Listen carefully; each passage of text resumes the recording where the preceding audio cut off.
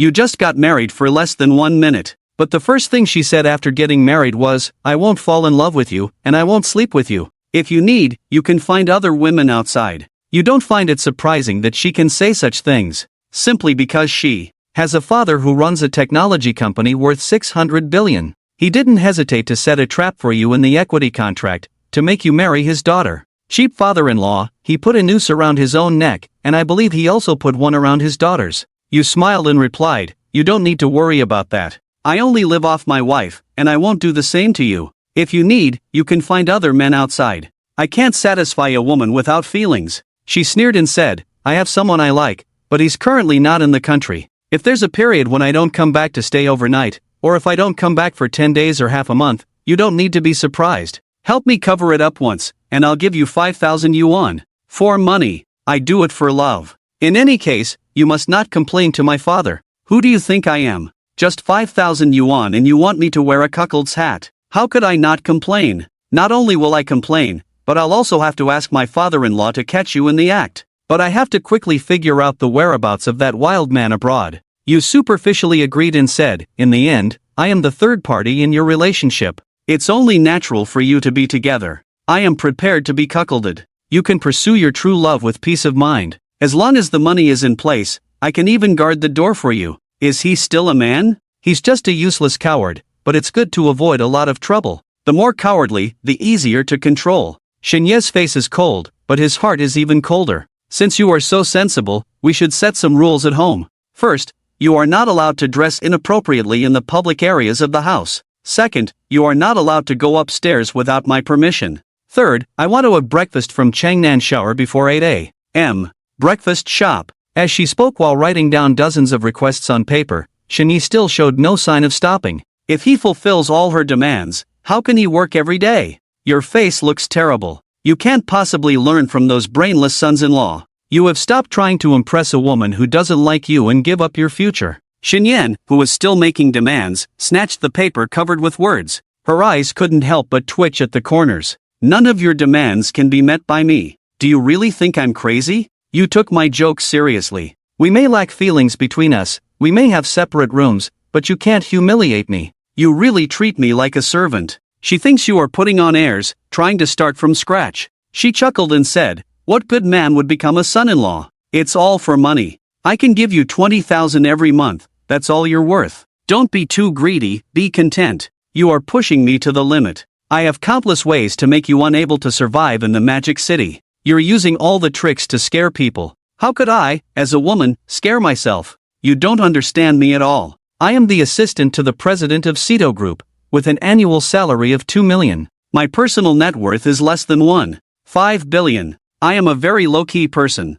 I don't like showing off my credentials everywhere, but you're forcing me to slap you in the face. What kind of man can boast more than her underwear? Xin Yi, you're definitely exaggerating. Your disdainful look can't hide anymore. It's fine to deceive young girls at nightclubs, but to me, these words just make you a joke. Our relationship can only last for half a year. Figure out a way to get my dad to agree to our divorce. I'll give you 5 million. 5 million in half a year. This money is a trap set by your father-in-law. Compared to the 3.6 billion penalty in the contract. What kind of contract demands a 3-year marriage and forbids seeking other women during that time? I bet her father uses the same terms for his daughter. As soon as you think of her being 30 and fierce, you can't help but laugh and say, it's not easy for you to hold back for half a year at your age. You're asking for trouble. Shinyi hates it when people say she's old. You take a deep breath, suppress your frivolous smile, sit up straight. I know you look down on me as a freeloader, thinking I'm just bragging. Regaining a bit of self-respect in front of you, you've completely misunderstood.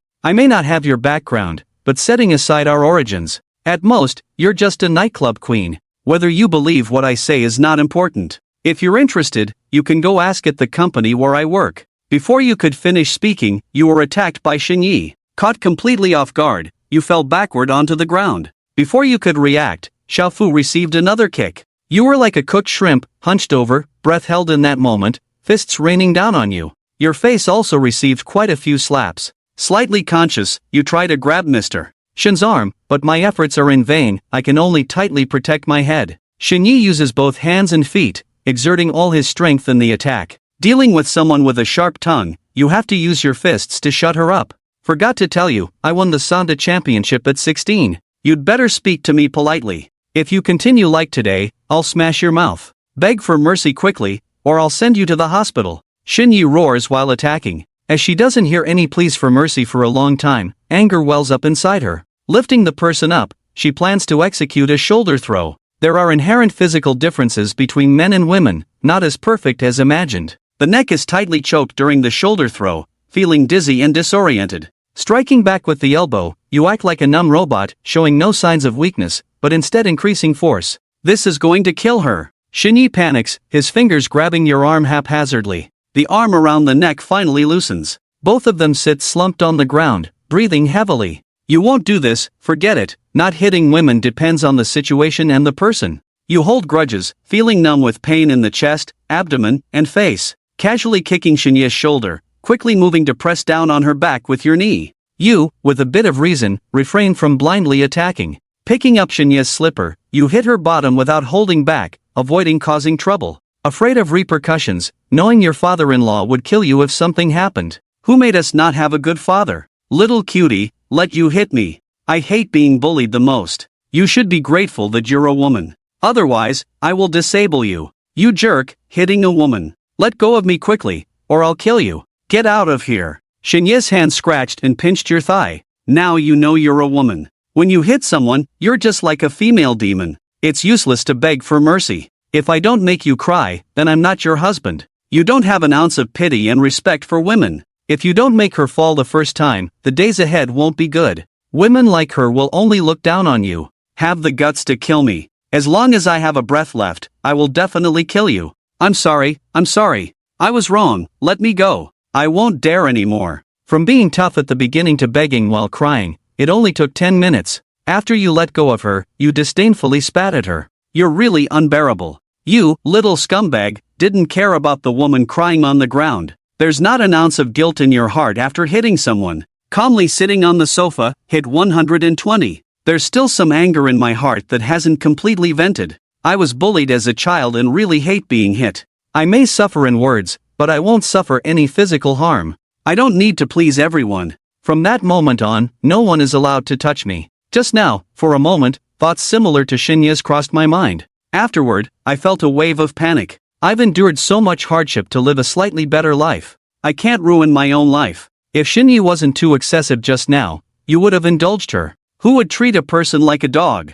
I couldn't help but take action. Since I did, I shouldn't be lenient. Petty fights will only make her think I fear her. With things escalating like this, Shinyi will probably use this as an excuse to demand a divorce. Her father will definitely hold someone accountable. Love or not, worst case scenario, I'll give up my shares. I can't afford such a large penalty. If it really blows up, she'll lose face.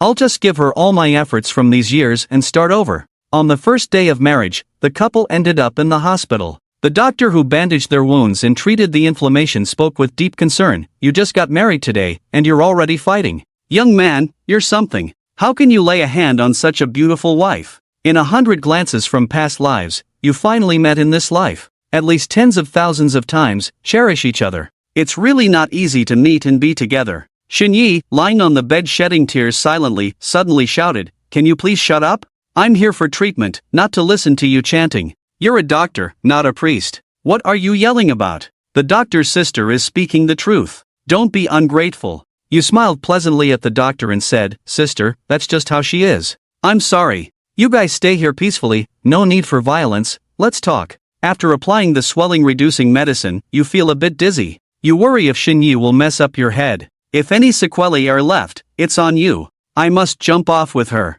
At this moment, you can't think too much, as there are more pressing matters to deal with. Managing a non-public tech company worth 600 billion, with a fortune of billions yet keeping a low profile, making her presence ignored. The old man is very unsure, not knowing how the father-in-law will vent his anger. I don't like the feeling of a sword hanging over my head. It's better to end it with a sword to the throat. Aren't you going to call your dad, get someone to back you up? Crying won't help. If I had your background, I'd call home for bodyguards to seek revenge. Shinyi looks up discontentedly, the tear-streaked face hurting. Am I, in your eyes, the kind of rich second generation who does as they please and bullies others? I'll take care of my own grudges, no need for others to interfere. This time, my aunt suffered. I admit I'm unlucky. Shin Jianqiu won't stand up for me, she has never cared about me from childhood to adulthood. If she cared, my life would be so miserable. Saying this, he cries to himself. You, who lost your parents early, hearing the rich second generation who never worries about food and drink say life is tough,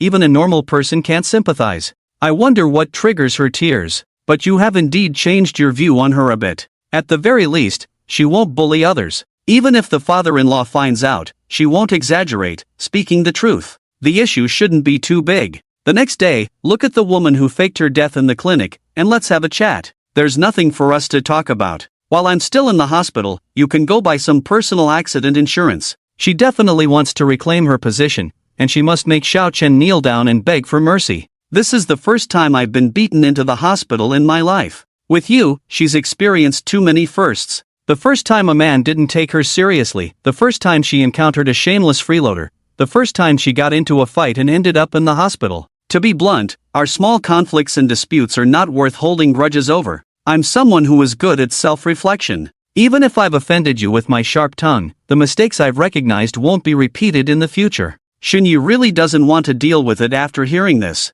She doesn't believe a word Xiao Chen says, but this bastard just keeps spouting nonsense. I really want to pull her tongue out. What did you do to make my dad agree? This is not accurate. It was she who set a trap in the equity contract. I had to compromise, otherwise, I'd be in trouble. Marrying you, I'd truly be financially free. Your tone sounds a bit aggrieved. This made Xunyi very angry. It seems like it's a big loss for Xiao Chen to marry her. You don't need to play the victim and act like it's all one-sided. It's a mutual thing. Don't make yourself sound so aggrieved. I'm almost the same as you. You were tricked, I was forced. You sighed and said, we are both pawns in our father's hands, hurting each other. Stop struggling, let's live a good life. You have no shame at all. The way Dad called you so smoothly, I bet you've been fantasizing a lot. Who wants to live a good life with you today? Xunyi coldly snorted, don't think that you can easily resolve yesterday's matters with just a few words. He is my dad, not yours. You are you, and I am me.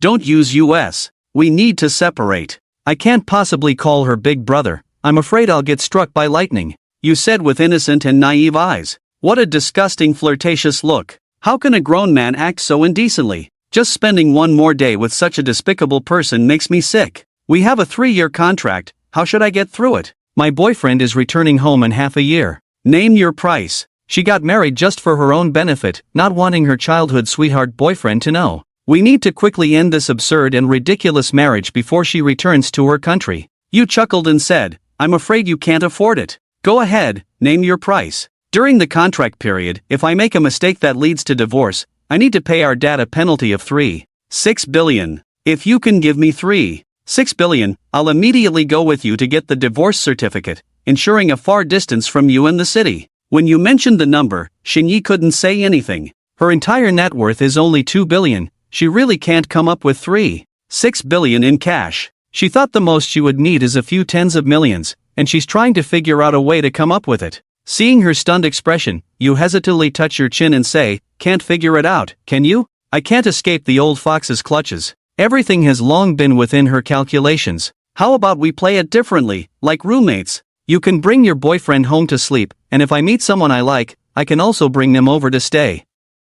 As a new era youth, I can accept living in one house with 2 families. This type of marital life should be unique worldwide, pioneering a new way of marriage. It really does make one yearn for it. Just that I haven't inquired about what kind of person she is at the company. I almost believe she was a scumbag. Before starting your business, you concealed your identity, worked at Sit-On Group for 2 months, and many acquaintances asked around about Xiao Chen's style. Because those ordinary employees are not involved with the higher-ups, they only received some one-sided evaluations. Whether there are any shares still needs confirmation. Some say she is handsome, some say she is excellent, almost like a Prince Charming. Many girls in the administrative department secretly admire her, but she has never been involved in any rumors at the company. Although she doesn't like Xiao Chen, she has to admit that she is very good-looking. A good man ruined by a big mouth. Xiao Chen talks nonsense all the time, teasing her out of boredom, but she doesn't take it seriously. This bastard is always setting her up. While others honeymoon in different hotels, experience different beds,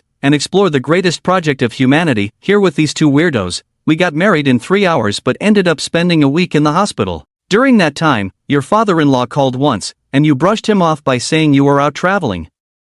The old man laughed happily on the phone and immediately transferred 100,000 renminbi to you, saying it was just a small token of her appreciation. But the money was quickly taken away without a second thought, 80,000 renminbi gone. You don't understand her actions. With a net worth of over 1 billion, you still can't let go of 80,000 renminbi. You're too greedy. Shinyi didn't know how to speak up. Seeing her in this state, there must be something inconvenient she needs money for. You tentatively suggest, suspecting in your heart that you might be spending money on a man, secretly using a woman's money. It's better to openly live off a woman like me. Your words hit a nerve with Shinyi, leading her to loudly deny your accusations. Without me, without you, why compare yourself to her? What are you? She leads a team at an international investment bank, earning 20 times more than you. My money is just for her to help invest. With such a high salary, she must have a good investment return on the projects she handles. She doesn't need your mediocre performance. You've just been through a shareholder incident, seeing everyone as a villain.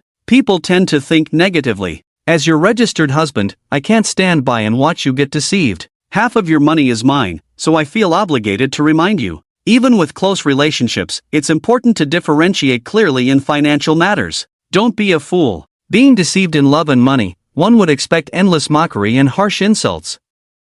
Unexpectedly, Shinyi remained silent for a long time, looking disdainfully at the woman who had not done anything, jealousy evident in her eyes. You didn't bother her. She went into the kitchen to prepare lunch. Noodles are the easiest food to handle. You often eat them, naturally becoming an expert in this area. She chose the simplest turkey noodles, boiled water, drained it, blanched a few vegetables, fried 2 eggs and placed them on top. Carrying the bowl, she went out and placed one in front of Shinyi, saying, "Just eat something simple, don't be polite." Shinyi rolled her eyes and said, "This is my home, I should be the one saying that. Half of the house belongs to me, what's yours is mine, and what's mine is mine. Marrying into the family is to live a better life. Whether you can gain someone's approval is not important." Speaking shamelessly with such righteousness, she is quite something. What kind of personality makes her show different faces in a day? Shinyi can't figure out what kind of person Xiao Chen is, which side of her is the real one. If she can't figure it out, she won't think about it for now. After all, there is plenty of time to understand.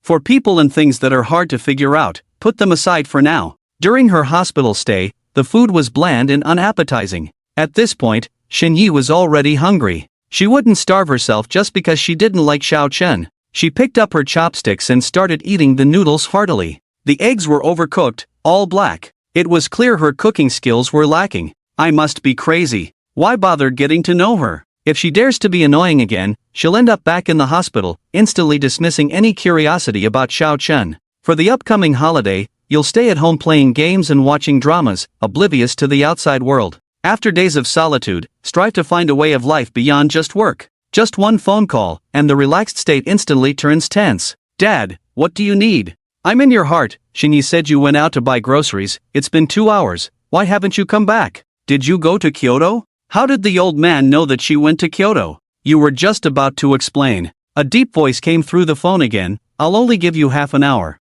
Without giving you a chance to speak, she hung up the phone. Then he looked at his daughter sitting on the sofa with a downcast face and said, "Tell me, what exactly is going on with you guys?" Shinyi suspects that it's that jerk Xiao Chen who's been tattling to Dad. "I've already promised you and Xiao Chen that how we live our lives from now on is our business. Please don't interfere. If you have time, look after your son more. I don't need your concern." No matter how amazing a person is, when it comes to dealing with their children, they can still be at a loss. No matter how powerful they are in front of others, no matter their achievements, at home, they are just a father. "Do you think I'm intentionally harming you? Isn't that true?" Shinyi looked at his father coldly. "You are my daughter, how could I harm you?" Shun Jianqiu said. Shinyi sneered and said, "Wasn't it you who killed my mother?" For an outside woman and an illegitimate child, it's not impossible for a man to kill his wife. Harming your daughter, you are just an emotionless machine. In your eyes, it's all about self-interest. You dictate what others must do, and if they don't measure up to you, you still find ways to apply pressure.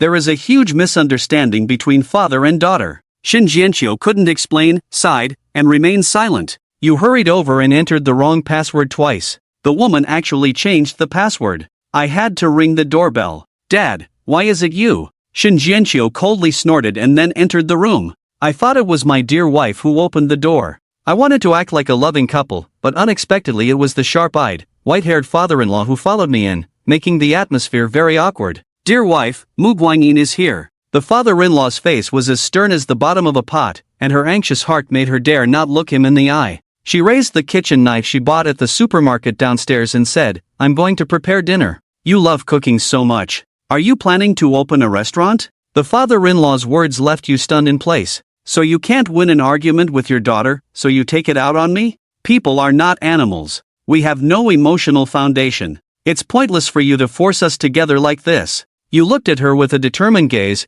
pretending to have a calm expression, but you were actually very nervous. The father-in-law frowned and uttered a shocking statement. "The two of you are really worse than a cat and a dog. Even two different species together can create a new species, but you two can't even develop feelings on your own, huh? Do I still need to hire a teacher for you two? Is this the usually serious old man? You really want to go over and pull on his wrinkled face to make sure it's not an imposter." Shinyi couldn't believe his eyes. "Are you speaking like a human? I am a person, not your pet to be controlled at will. Have you ever thought about what I want? You only think about yourself. You are too self-centered and never consider my feelings when you do things." Then, turning to you, he said fiercely, "I will never love you in this lifetime. You'd better give up on this idea. You are not worthy, don't even think about it. A toad lusting after swan's flesh." Xiao Qin felt wronged. "You are indeed beautiful, but not to the extent that I would grovel. I'm not holding back anymore. I'm not interested in you. Even if you lay in front of me, I wouldn't react in the slightest."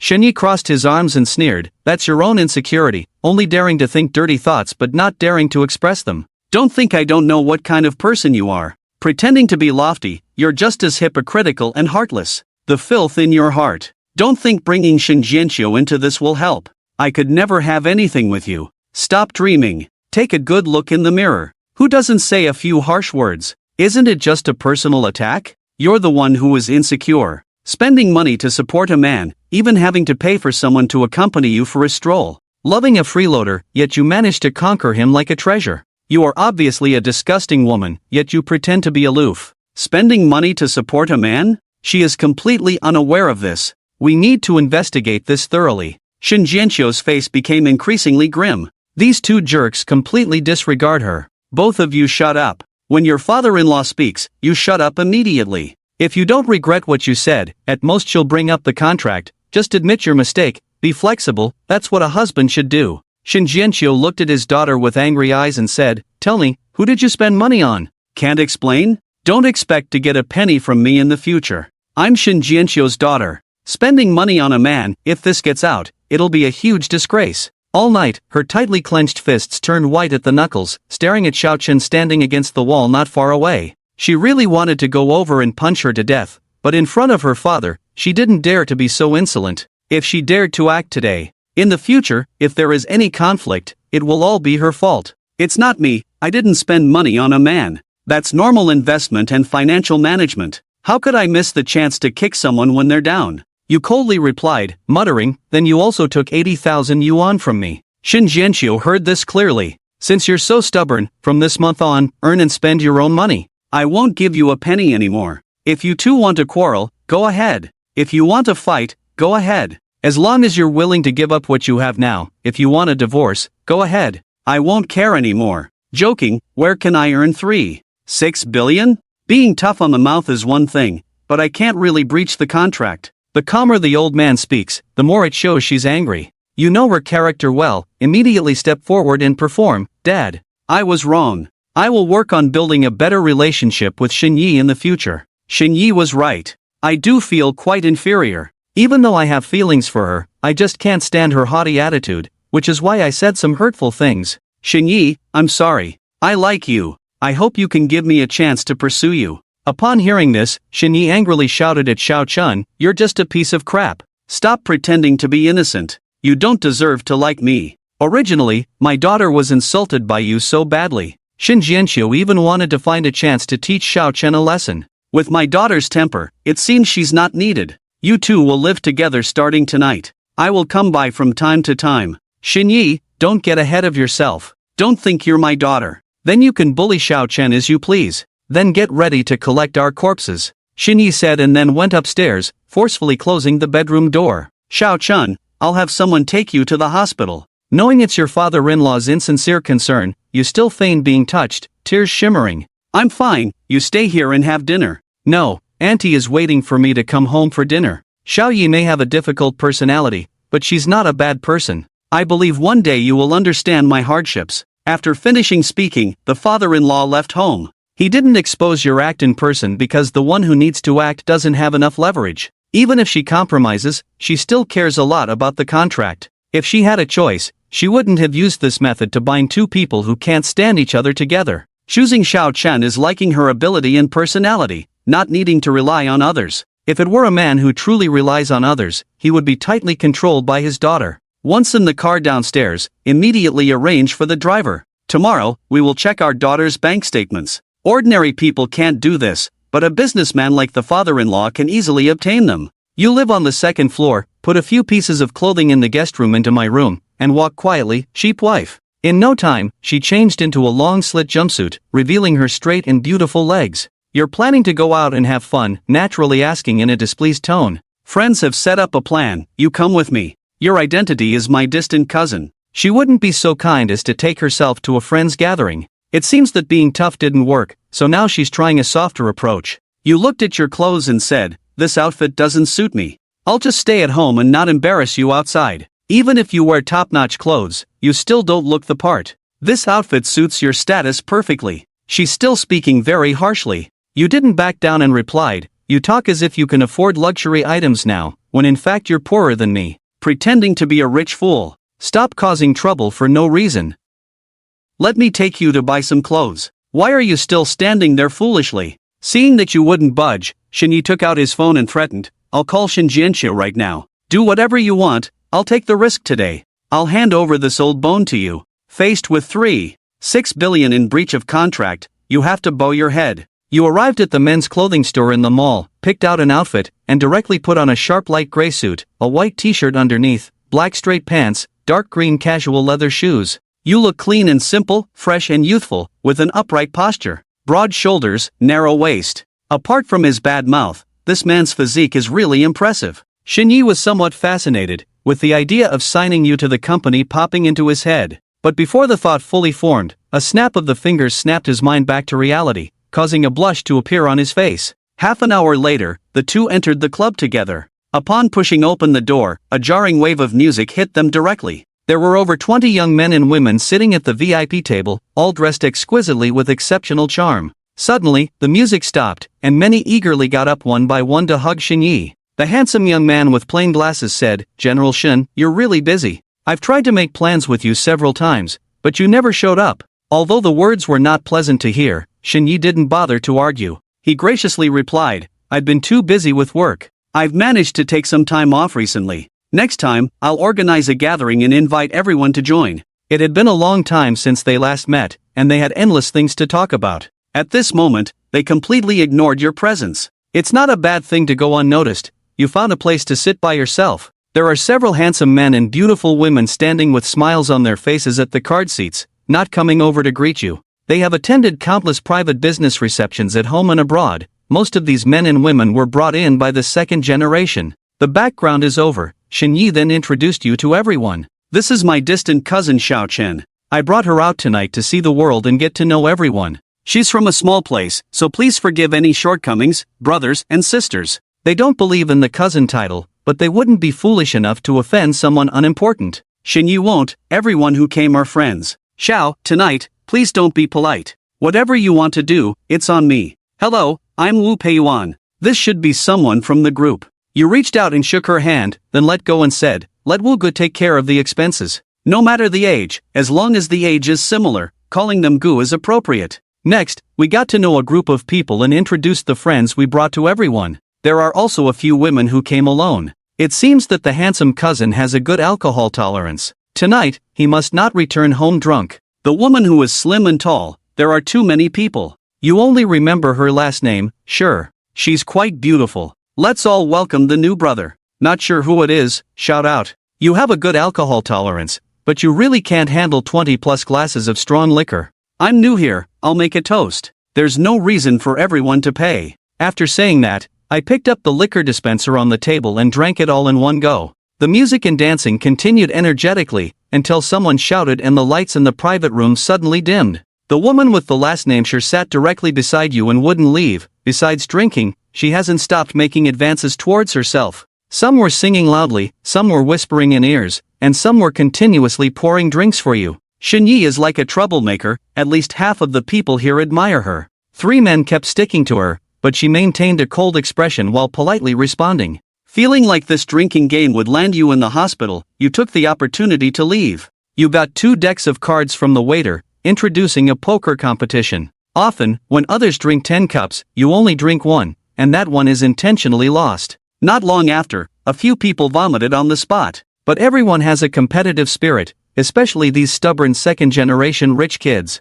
Once you took control, you drank less, which naturally made someone else feel challenged. A graceful beauty pouted and said she would be the banker, asking the handsome cousin to go easy on her. After speaking, she flirted with you. The cousin would be very gentle with a beauty like you, moving to the side to let her sit close to you. Since no one else wanted to play, it became a one-on-one game. The elegant lady with manicured nails shuffled the deck of cards repeatedly, flipping over 3 cards onto the table. You didn't make an immediate choice. Instead, you looked at the woman with flushed cheeks on the left, asking Miss Sure, which card do you think is better to place on top? Handsome cousin, you choose freely, I'll drink for you. The woman leans her cheek against your shoulder. At this moment, you glance at your wife, who is still socializing. The people who approached her before didn't notice what was happening with you. She greets them with a smile, her face slightly flushed, indicating she's had quite a bit to drink. You gently pat her face and say, "You're so kind. I can't bear to let you drink for me." Even though she's drinking on her own, you still feel a slight sense of guilt. The next round of poker is a breeze for you, making you more sober as you play. Surprisingly, you end up getting the elegant lady who is the banker drunk. At this moment, she holds onto your arm, leans in close to your ear, and with fragrant breath, says, "I have a room upstairs. Could you please take me up?" It's a clear hint. You ask me if I do it? Xiao Chen said I dare not. Why not send both of them up together? You can't flirt in front of others. Xiao Chen patted the woman sleeping soundly on the left. "Wake up, I'll take you upstairs to rest." She wants you to hold her. Shi Jinxian, the flat-chested little sister with long arms, hugged her neck, and the other side also hugged her. "Shi Jinxian, you fucking let go of your cousin." The big-chested beauty's tone was unfriendly. "Go Dandan, cousin is not yours, you mind your own business." The flat-chested girl hugged him even harder. "I have no other intentions towards you, cousin belongs to everyone, I just want to send you to rest." Xiao Chen hugged the 2 women with a slight force, one woman hanging on each side. In full view of everyone, he hugged the 2 beautiful women and left the private room. Someone reminded Shun Yi, "Your cousin is good, he got 2 in one go. My cousin has charmed countless women with just one face, he's from a small place, his advantage is all in his face," she said lightly, making Xiao Chen sound like a gigolo. But there was a feeling of being overshadowed in her heart, but she quickly shook off this thought. This was the unexpected gain tonight.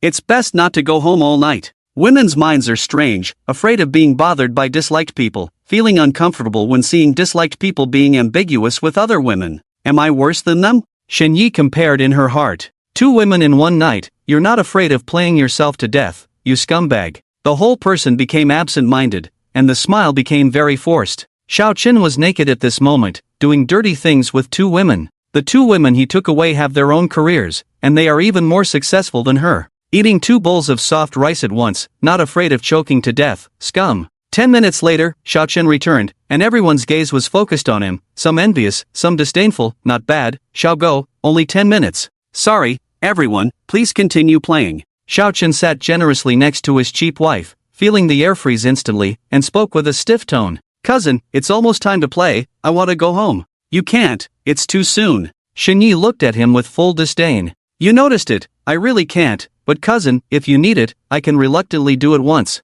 Xiao Chen lowered his voice. "Cousin, sing a song for everyone." The woman in a white pleated dress handed him the microphone. "It's boring to sing alone, how about you?" At this moment, the door of the private room opened. Shi Linlin staggered in. "Cousin, I want to sing with you first. Why are you coming down?" Gadandan, that perverted woman, hugged and nibbled me. The conversation was interrupted as Gadandan entered the room and clung to Xiao Chen. "Cousin, I want to sing with you." "Okay, let's sing together." Xiao Chen asked the sister sitting at the karaoke machine to help choose a song, meeting without ever having met before. After a brief prelude, Shi Linlin was at a loss. She couldn't sing, so she pouted and handed the microphone to Xiao Chen. Xiao Chen and Gadandan started singing and received applause. Fellow wanderers in this world, walking together on this path of sorrow. Perhaps it's unnecessary to know who I am. It's pointless to consider you again and again. Shinyi was envious, she couldn't sing, and she had refused all night. Xiao Chen's voice was deep, not as good as a top singer, but not inferior to a second-rate singer.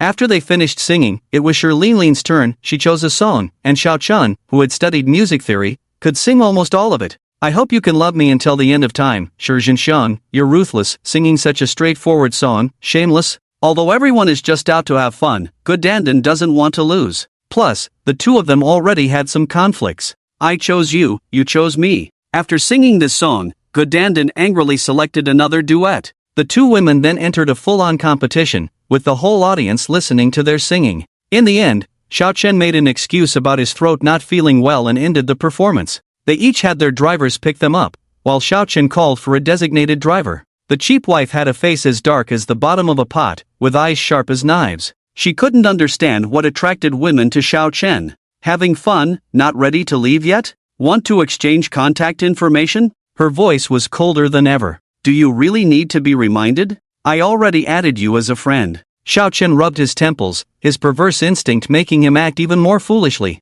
Why are you speaking so sourly? Are you jealous? Am I jealous? Am I jealous of you? What kind of joke is this? Shinyi coldly laughed and turned her head to look out the window. She was irritated, especially after drinking and staying up all night. Xiao Chen wasn't confident enough to make a woman fall for him at first sight. He was just a tool for women to compete with each other. He didn't want to let the cheap wife off easily. You're possessive. You don't want things you don't like to be touched by others. You're greedy, wanting to have the best of both worlds. Shut up, say another word and I'll throw you out of the car. Shen Yi glared angrily. Not daring to say any more provocative words, Xiao Chen smiled and locked eyes with her. What are you looking at? Be careful, or I'll gouge your eyes out and use them as balls. Shen Yi immediately looked away. She really disliked those always smiling peach blossom eyes. The atmosphere was tense, and they didn't exchange a single word for the rest of the journey. They each went to their rooms upon arriving home. Xiao Chen only took off his shoes and fell asleep on the bed. In the pink bedroom just a wall away, Shinyi couldn't sleep at all, feeling restless and pulling at her hair. Beast, get out. She suppressed her voice and forcefully pounded the mattress. Various chaotic thoughts swirled in her mind. She didn't know how to tell her childhood sweetheart, who was abroad, about her marriage. No man would accept it, except for Xiao Chen, for whatever reason. Sometimes she said she didn't need to rely on others, acting indifferent, but other times she said it was for money. He did marry her for money. It was out of helplessness, all part of his father's scheme. She didn't want to be at odds with him every day, but she was afraid of herself. Pa, how could I fall for him? I never will. At 30, she was no longer a young girl in her 20s, and she was truly afraid of a relationship without a resolution, unable to bear losing. She wanted someone to take care of her, to accompany her, to listen to her heart, to have a shoulder to lean on when she was sad, to softly say, I'm here, don't be afraid. Even with a strong emotional foundation, she feared the tests of time and distance. She could be polite to other men outside, maintaining her boundaries. But there was a very handsome man at home, constantly around her, and he wasn't just a show-off. The quieter the night, the more chaotic her thoughts became, with all sorts of ideas sneaking out that weren't there during the day, causing chaos in the dark. Suddenly, she said something very immature, you scoundrel, you've disturbed my peace of mind. The next morning, in the park, a person and a dog were running along the shaded path until more pedestrians started appearing. Xiao Chen, out of breath, found a bench to sit on. Does your mom usually take you out? I forgot you're a dog, you can't talk. After a short rest, they headed back home, with the dog leading the way, retracing their steps. The dog was no longer curious about the flowers and plants on the roadside. Perhaps it was truly tired and wanted to go home. Xiao Chen walked behind with a rope, encountered several young people walking to work on the road, constantly taking photos of them with their phones, greatly puzzled by this behavior, did not go up to ask the reason, nor did he stop them. He bought 2 breakfasts at the breakfast stall, lowered his head and saw Erha drooling. Xiao Chen bought it a beef pie. It is very practical, whoever feeds it, is the favorite, excitedly spinning around him, rubbing its head against his legs. I'll feed you when we get home, hurry up. Erha simply lay in front of the breakfast stall and refused to move. Hoof. Whoa, idiot. There's a dog meat restaurant ahead, if you keep howling there, I won't let you go home. The 3 words dog meat restaurant have a great impact. Although the eyes showed some resistance, they hurried home with their tails between their legs. Suddenly, there was a tabby cat in the house, with fierce eyes, well-developed limbs, short fur tightly against the skin, looking very strong. Xiao Chen saw a muscular cat for the first time. walking back and forth in the living room, full of dominance, muttering in its mouth, not afraid of the people entering the house at all. Erha, who was in front, crouched in the corner shivering, his dog face against the wall. "You're so big and you're afraid of a cat, go over and beat it to death." After a few tugs, Erha refused to move, whimpering softly in his mouth. Woo woo woo woo. The tabby cat walked towards them with a domineering stride, stopped not far away, arched its body, and the fur on its neck stood up. Meow meow meow. Hoo hoo. Erha, this kind of dog, couldn't count on it to do anything, so Xiao Chen threw a slipper at it. "You dead cat, barging into someone's home so arrogantly, be careful I skin you." "Who are you going to skin?" Just then, the cheap wife, wearing a knee-length nightgown, no makeup, messy hair, hurried over and picked up the tabby cat. "Why did you run home by yourself? Don't do this next time. What if a bad person takes you away?" Meow meow meow. Meow meow meow. The arrogant cat in her arms immediately turned into a cute little cat, rubbing its head against her chest. Shinyi originally wanted to sleep until the afternoon before getting up. The pet hospital called and said Meow Air was missing, so he hurried up without time to wash up. Fortunately, Meow Air sneaked back home by itself. He rummaged through the drawer to find a cat snack to feed it. They lived on the 12th floor, and no one opened the door for it, so the only place it could enter was the balcony. Xiao Chen muttered softly, "It's one thing for people to be perverted, but the cats they keep are also perverted." He picked up Erha and threw it out onto the balcony.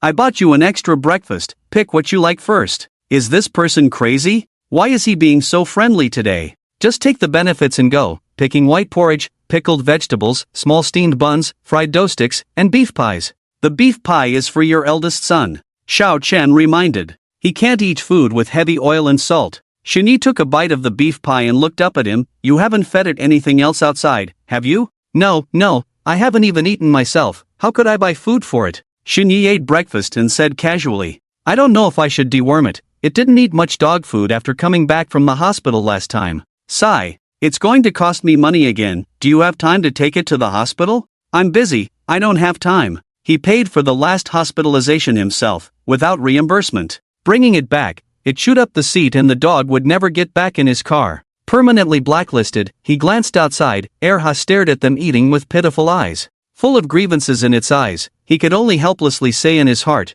"Your mom won't let you eat, I can't help it." He stole a glance at the cheap wife, with a bit of oil on her face and a little eye booger in the corner of her eye. No matter how high a woman's appearance is, not washing her face will have some impact on her beauty. You're really something, not washing your face, not brushing your teeth, just eating breakfast directly. Live comfortably at home, enough with the tiredness of pretending outside. Shinyi enjoyed her meal. She didn't get angry, didn't cause trouble, making Xiao Chen, who was used to being cheap, a bit uncomfortable. Today, she didn't act high and mighty, pretending to be cold. Naturally, she didn't think she had fallen for him. After the holiday ended, life returned to the pre-marriage state, each busy with their own work, with no chance to meet. Xiao Chen was transferred to the position of Deputy General Manager of the Business Department, responsible for the application of artificial intelligence in the market. Business trips became more frequent than before, often waking up in a different city after landing from a big dinner. After entertaining clients in Jiangcheng, catching the latest flight back to the Magic City, taking a shower at home,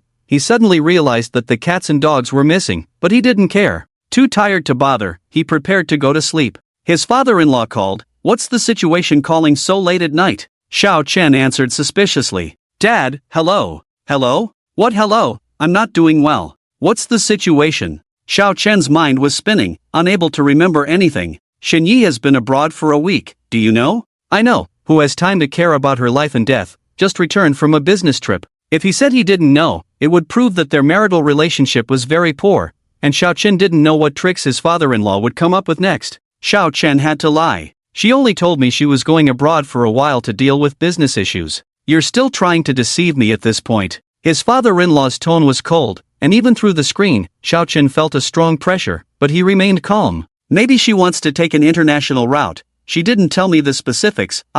You dare lie to me without thinking?" Xiao Chen didn't know what to say. His father-in-law continued to scold on the other end of the phone. "Her lousy company took millions from me to fill the hole, and now she's seeking an international route. You're a man, can't even handle a woman, you might as well go buy a blade from the Tuyuan store and cut yourself. How dare you let someone else wear the green hat and lie for her?" The scolding was very harsh, with a lot of profanity. Xiao Chen put his phone on the sofa without saying a word. After scolding him, his father-in-law continued to scold his daughter, and Xiaochen caught a crucial phrase, acting cheap like her mother. Could it be that his father-in-law was once cuckolded by his mother-in-law whom he had never met? The probability was high. A man like him, deprived of time and desire by 007, long deprived of satisfaction, easily tempted by young muscle, it was normal not to resist. Are you mute? I've been talking for so long and you're not saying a word? What could I say? What could I say? Dare I talk back? Making him so angry, it was probably because Xinyi went to see her childhood sweetheart.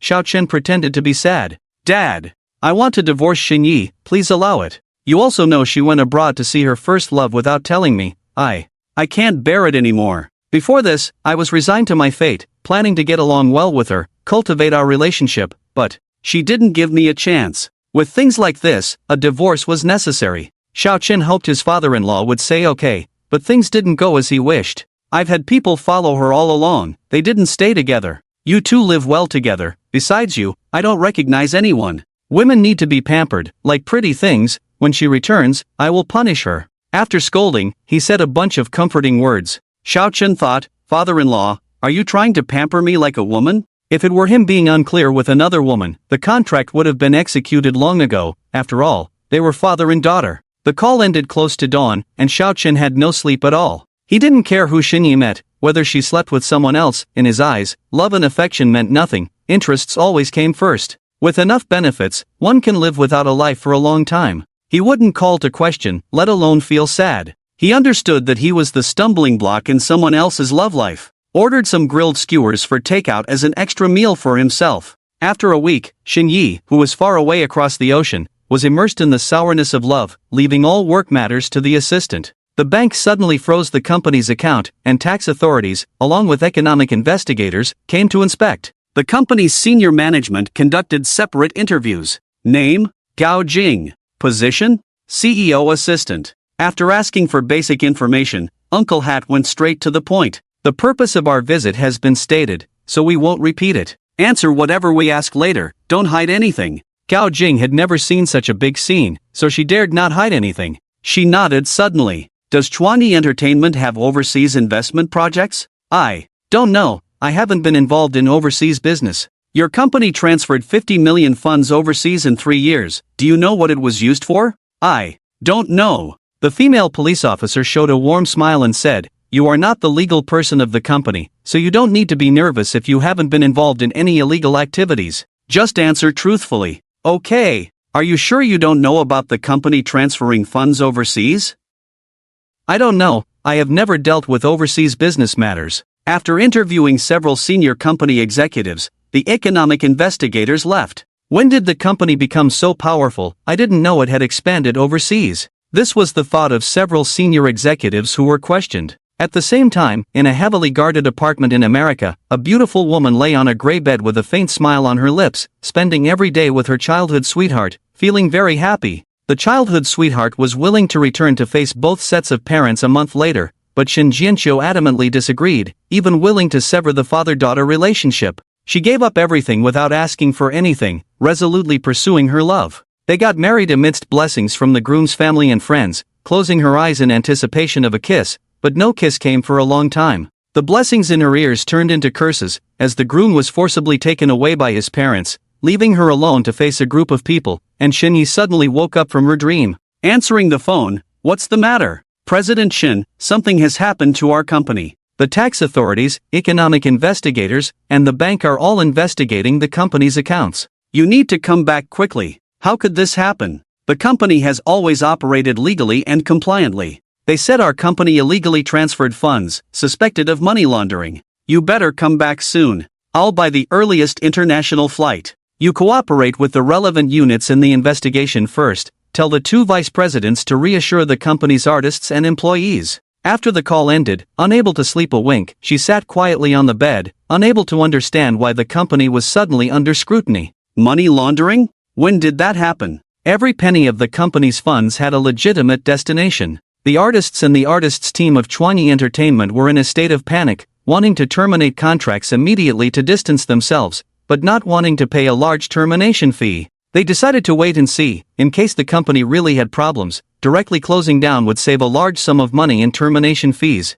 As the legal person of the company, Shenyi was invited to have tea as soon as she landed at the airport in Shanghai, providing a series of materials to prove her innocence. She went in the morning and came out in the afternoon. Damn, who the hell is slandering us? She believed that the company was maliciously reported, otherwise why would several departments conduct a high-profile joint investigation, and how could it suddenly end? After sitting on a plane for more than 10 hours, being questioned all morning, she returned home exhausted and threw herself heavily on the sofa. The house was a bit messy. It seems like it hasn't been cleaned for a long time. She knew that Xiao Chen's work was very busy. Before going abroad, he often left early and returned late, and the two had never met. The fast-paced work was something she couldn't bear, which was also why she started her own business. Xiao Chen in Kyoto had no idea that she had returned to the country. He was also unaware that her company was being investigated by the relevant departments in preparation for the global exhibition in half a month. This was the first time that Sea High Technology launched terminal equipment, and thousands of companies from around the world would attend the exhibition. The product being launched this time is a language digitization model translator that can provide simultaneous interpretation for one-to-many and many-to-one conversations, suitable for people from different countries sitting together to talk. Xiao Chen walked around the under-construction booth with his assistant. I have to rush back to the company tonight for a meeting tomorrow morning. I'll be away for about 2 days, so I leave this to you. Don't make any mistakes. Mr. Xiao, rest assured, I will do my best to complete the tasks you assigned. Huang Xiaoyun promised, full of energy as a recent graduate, eager for the opportunity to perform. Xiao Chen gave a few more instructions before leaving, not heading straight to the airport, but going to Kyoto University to meet a teacher. The two arranged to meet at the campus cafe. He deeply respected the dry old man in front of him, who had helped him during the early days of his entrepreneurial journey at school. He had also been instrumental in advancing the use of large language models in teaching, getting things done without needing to personally intervene. Xiao Chen acknowledged that he was not an outstanding person. It was often the support of outstanding individuals that had led him to his current life. The old man sought neither fame nor profit, living a simple and pure life. I came in a hurry this time, didn't have a chance to chat with you properly, didn't even have a meal. After this busy period, I'll stay a few more days to accompany you around. Xiao Chen said. Young people should focus on work, don't waste time on an old man like me. When I saw the products of your company, I was inspired. I regret not studying science and engineering when I was young. Work hard and strive to make your company the best in the world. I've met Shin Jianqiu a few times, he's a good person. The teacher finished speaking, took a sip of coffee, and left for work. Xiao Chen watched the teacher leave, then took a taxi to the airport. The teacher had a good opinion of his cheap father-in-law, but he didn't understand what was good about him. His father-in-law indeed had a way of running a business. He wasn't one to praise people easily, who would calculate against those around them. Just transferred to a new position, he was now on his own, feeling uncertain as he had only been involved in after-sales or communication meetings in the past, never having ventured into market development on his own. The company's business structure was changing, moving beyond just technical research and development to also include the production of end products. There were rumors that a separate BU business unit would be spun off in the future, facing extremely tough challenges. Currently, he was responsible for marketing in the field of artificial intelligence. In the afternoon at the airport, sunlight filtered through the clouds onto the busy runway, the golden light contrasting with the azure sky. Inside the airport's waiting hall, passengers sat or stood, some looking down at their phones, some resting with their eyes closed, and others chatting with companions, each finding their own way to pass the time. Moving through the crowd were ground staff in uniforms, wearing professional smiles as they patiently guided lost passengers and answered various questions. The broadcast occasionally announced flight takeoffs and landings, the clear and calm voice adding a sense of rhythm to the space. Xiao Chen rushed to catch his flight, taking a window seat and putting on an eye mask to rest. With so much going on recently, his mind was in chaos. As the light dimmed in the sky, the plane landed, and the flight attendant's reminder sounded in his ears. Xiao Chen removed his eye mask and walked out of the airport with the crowd, taking a taxi home. With only one thought in his mind, he hurried to take a hot shower and catch up on some sleep. Before leaving, the dirty and messy house was cleaned spotlessly, and the messy shoes at the entrance were neatly placed on the shoe rack. A woman wearing a housekeeping uniform and a headscarf was wiping the dust in the corners. Hello, I'm Miss Shin, the housekeeper hired to clean the room. The housekeeping staff stopped their work to greet. Xiao Chen nodded at her and walked inside to change shoes. You made the mess in the house, so you will pay for the cleaning fee. Before the person arrived, the voice was already there, and only after speaking did Xiao Chen notice her phone stuck to her ear. Dressed in pure white, with a faint smile on her face. It seemed that this trip to America made her very satisfied, as the person on the phone made her chat happily. Xiao Chen ignored her and looked at the housekeeper. How much? A total of 1,200 yuan. Show me the QR code. Xiao Chen scanned the code and made the payment, then carried the suitcase upstairs, casually threw it aside, quickly took a shower, and went to bed feeling like he would die if he didn't rest. His indifferent attitude angered Xing Yi, but he couldn't explode in front of the housekeeper. When they met again, Xiao Chen had changed a lot, with less youthful vigor and more maturity. The phone call continued. What's wrong with you? A nervous voice came from the phone. Ah, nothing, that annoying ghost I married is back from a business trip, Xing Yi said casually. In a month, I will return to take over the family business. I actually look down on the outdated factory at home. You are alone in the country, I'm worried, afraid that the lovely little pig will be deceived. Let's face both sets of parents together, I believe we can convince them. I have learned a lot of new management skills over the years, and I believe with effort, I can catch up with Uncle Shen. The two family businesses were registered a month apart, with their own company's market value less than a tenth of Sea-High's. Zhang Tianze always thought his father's management style was too outdated. He was confident that his own company, Jiang Sheng Technology, would one day surpass Sea-High Technology. Childhood sweethearts excitedly discussed their plans after returning to their home country over the phone.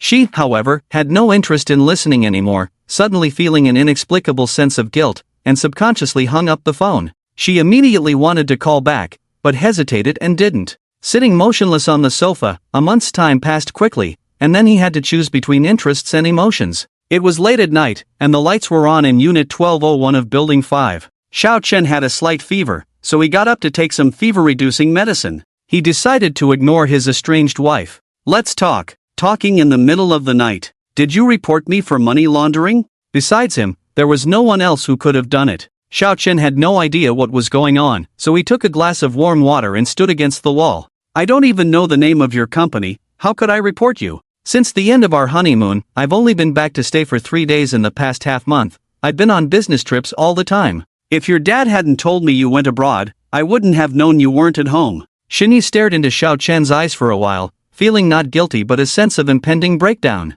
Suddenly, a suspicion arose in his mind, and he muttered to himself, "You're really ruthless, we had a few arguments, and you didn't care about our father-daughter relationship and slandered me. When you argued back, you didn't consider our father-daughter relationship either. Don't force him to give up the last bit of affection, you are not his opponent. Next time you go abroad, please give me a heads up. I won't stop you from meeting anyone, so your dad won't call me and scold me again." Xiao Chen finished speaking and went upstairs. Sea-High Technology attached great importance to the first product launch event, and Xiao Chen was the only deputy general manager of the business department participating in the meeting. As the person in charge of the terminal equipment market, he presented the business report for the month at the meeting. This month, we have discussed cooperation with 15 companies, including the 2 largest domestic e-commerce live streaming platforms, foreign trade e-commerce platforms, foreign trade enterprises, medical universities, and well-known institutions.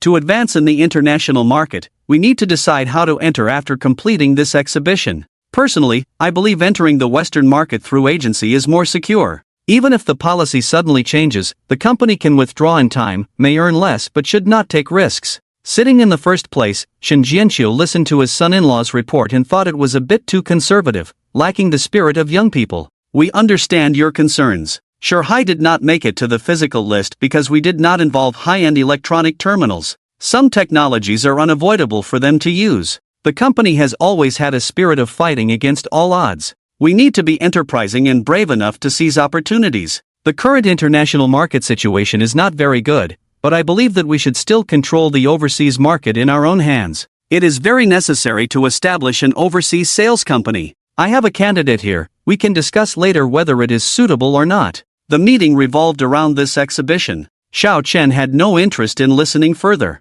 His father-in-law's seemingly casual words determined his future in the company. His concerns were defined as lacking ambition, going against the company's spirit. He felt uncomfortable but could not argue face to face. He decided to endure it and leave after 3 years. The board of directors, these old folks, did not oppose, which was unusual considering their usual style of endless arguments. These people were once his idols and respected figures, but suddenly he saw them in a different light. During the meeting, Vice President Wei Jigua decided that Xiao Chen would be in charge of this exhibition and present the products. The chief engineer will explain the product features, and Xiao Chen will write the marketing scripts. All personnel participating in the exhibition must undergo a week of training to fully understand the product features. Those who participate in the training must pass the assessment before joining the exhibition. The company's directors attending the exhibition must also participate in the training session and pass before attending. This is our first direct encounter with the market, and we cannot afford any carelessness.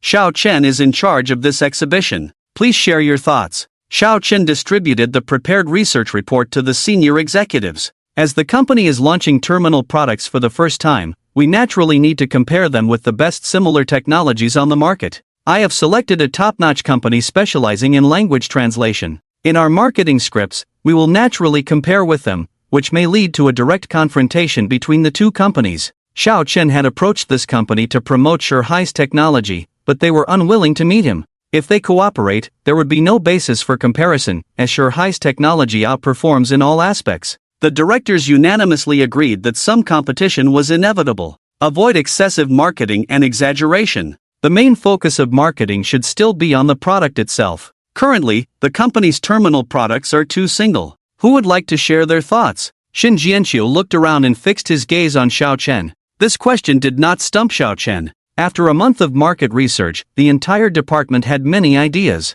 Develop more language translation products that are lightweight, convenient, accurate, and more intelligent. Currently, there are many translation products, but accuracy is an issue. This is a huge market that could bring in billions in revenue for the group annually. Language models can be applied to learning machines, computers, phones, cars, websites, and dozens of other fields. In international website communication, if you don't understand a language, you can translate it into your own language, and vice versa, with just a few clicks. Product introductions on foreign trade e-commerce platforms only need to upload images to generate content introductions, with different text introductions for different countries. For cars, as long as they are equipped with a language model, they can freely choose the language type without the need for the car company to specially develop language programs. At the meeting, the presidents of various business units made work reports, and the group vice president repeatedly emphasized the importance of the exhibition. Come to my office for a chat. Xiao Chen followed his father-in-law to the chairman's office and took a seat.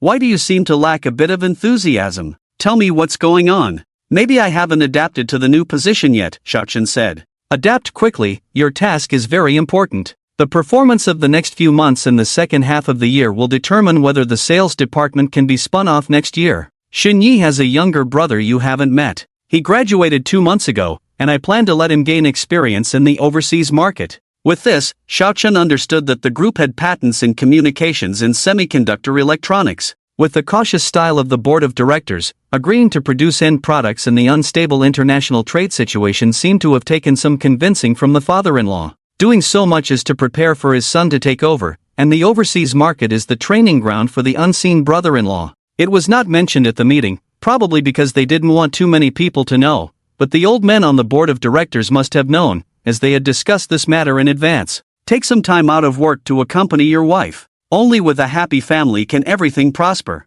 These days, I am training exhibition staff normally, no need to stay in the office overtime every day. Relationships are built outside of work. Forced melons are not sweet, let alone Xiao Chen thinks that Xin Yi, this kind of woman, cannot quench her thirst. He couldn't understand why his father-in-law insisted on them being together. I don't understand why you insist on forcing us to be together. Anyone other than me would be more suitable as your son-in-law. Another person would tolerate everything about Xin Yi. I can't do it. Shin Jianqiu interrupted, you're only telling me now that you can't do it. I was scared by the 3.6 billion. I may not earn that much money in my whole life, Xiao Chen said truthfully. You will understand the painstaking effort I put into this. It may not be fair to you, but I will make it up to you in the future. For Xin Yi, I can justify it to her. You can leave. Shin Jianqiu waved his hand, indicating for him to leave. Xiao Chen wouldn't continue to stay and make things awkward. He slowly lost respect for him as the benefactor turned into a cheap father-in-law. He couldn't harm Xin Yi, but Xiao Chen was innocent. The company's exhibition team is tentatively set at 20 people, including 4 engineers, 2 directors, and the remaining 16 employees from Xiao Chen's department. He and 2 engineers are responsible for training product explanations. Every exhibitor is required to fully understand the product performance and usage. They must be able to answer numerous questions about the design. Simulate the exhibition scene. Xiao Chen felt numb. He had no sense of purpose. Suddenly, he lost his passion for work. He really wanted to take a long vacation and go home. After work, he had no communication with Shinyi at home, and he couldn't muster the energy to argue with her. He went to the bedroom, took a shower, and prepared to rest. Lately, he had been very sleepy and had a poor appetite. In just 1 month, he lost 20 pounds. His once standard figure now had prominently visible ribs. Shinyi, who came in, was stunned to see his bare upper body. Are you sick? Why have you lost so much weight? I can't rest for more than 4 hours, and I can't eat. Once this busy period is over, I'll take a long vacation to rest, Xiaochen said as he casually put on a shirt. What do you need from me? Shinyi hesitated and finally said, my company needs some money. If you need money, just ask your dad directly, Xiaochen said. He cut off my financial assistance last month, and it's all because of your nonsense. You have to take responsibility. Shinyi looked around and found no place to sit, so she simply sat on his bed. If I could take responsibility, I wouldn't have to compromise for money. Who would be willing? Xiao Chen didn't finish his sentence, afraid of causing a misunderstanding. Why do I feel like you ignore me when I come back from abroad? Did we ever pay attention to each other before you went abroad? Xiao Chen retorted. I want to borrow some money from you to tide over until the movie is released, and then I'll pay you back. Shinyi said. It's more reliable to find a bank or friends in your circle than to borrow money from someone who's living off others. You've got the wrong person. Xiao Chen found her amusing, not understanding her thoughts. How could she manage tens of millions for others but borrow money when she needed it? I don't need a lot of funds. I don't need to find a bank or friends. I only need it for a short time, just 3 months, and I'll give you an extra 100,000 in interest. Xiao Chen, I don't believe you. If you could borrow from a bank, you wouldn't come to me. Since the conversation had reached this point, it was necessary to ask, how much do you want to borrow? Shinyi raised a finger, 10 million. I can't come up with that much money right now. Xiao Chen really couldn't come up with that much cash. Don't lie to me, on the day of the marriage registration, you said your net worth was over $1 billion. If it weren't for a loan due at the bank, she wouldn't have to shamelessly ask Xiao Chen for money. If she couldn't repay on time, the bank would lower her credit rating. So I didn't get to live off someone else, I have to rely on myself. Xiao Chen said, you're worth over $1 billion too, don't you have 10 million in cash? I invested my money, you can be straightforward. This time going abroad wasn't just to meet someone, it was also for money matters. Most of my cash is in stocks, I have high hopes for that stock, I can't cash out to help you, I can only come up with a few million. Xiao Chen agreed to lend money not because of her, but to help someone else. Lend it to me, still for 3 months, with an extra. Xiao Chen interrupted, no need to pay interest, tell me about the company situation. Are you really this kind? Shinyi looked at her suspiciously. Her face and skin looked smoother than when they first met, it seemed she was well moisturized in America, even the most beautiful woman needs a little poking. Xiao Chen quickly withdrew the disgusting image, I have conditions, I need to understand your company first before deciding whether to lend or not. A year and a half ago, I made bets with 3 institutions, if I can increase the company's revenue to 1 billion within 3 years, I only need to repay the investment with bank interest, if not, I lose control of the company. I've trained a few artists, but as soon as they gain some fame, there are scandals. Last year, the female artist who was exposed for bringing men home overnight and asking her husband to guard the door was from my company. Investments in movies, TV shows, and variety shows all ended up in losses. I used to think running a company was easy, but those who can make a company a top player in the industry are truly talented. Maybe I'm not cut out to be a strong woman, I'm more suited to be a housewife who eats and waits to die, a good wife and mother. Shinyi sighed in despair. You seem to have some misunderstanding about being a good wife and mother. Xiao Chen didn't have the energy to be stupid, so she set a condition. I have a very talented friend who can write and sing, a bit arrogant, but has never had the capital to support him. I want you to buy 3 songs from him, each song for 200,000. During the time in Kyoto, she was busy with work and had no time to visit her old friend. The difference in their lives was significant, as the saying goes, not afraid of not living well, just afraid of friends living well. Seeing him often might bring him pressure, so it's better not to meet. The 2,000 yuan left before leaving was a wedge, to make him compromise a bit with life. Dreams are ultimately not as good as life. He should have spent this money thinking about how to repay it. Without owing this money, with his pride, he would not agree to sell songs. His unknown artist's work cannot be sold for a good price, and no one is willing to sing it. The offer of 200,000 per song is very fair. He borrowed a few million, not sure if it was 2 million or 9 million, and still had to spend 600,000 to buy songs, spending an extra 500,000 in between, making a big loss. Shinyi was angry and said, You are taking advantage of the situation. If a song unexpectedly becomes popular, you will earn far more than the 600,000 spent. The copyright will be in your hands, so you won't lose out. Take a chance. Xiao Chen raised his chin and said to her, "The logic is there, but the fear of the unexpected is there, but there is no need to worry about losing money. It will take him a few months to repay." "How much can you borrow?" "Up to 6 million, not a penny more." Xiao Chen usually doesn't spend much money. In recent years, he has saved nearly 10 million from work bonuses and cashing out from previous stock investments. "Just solve the problem for me once, why do I have to ask another person again?"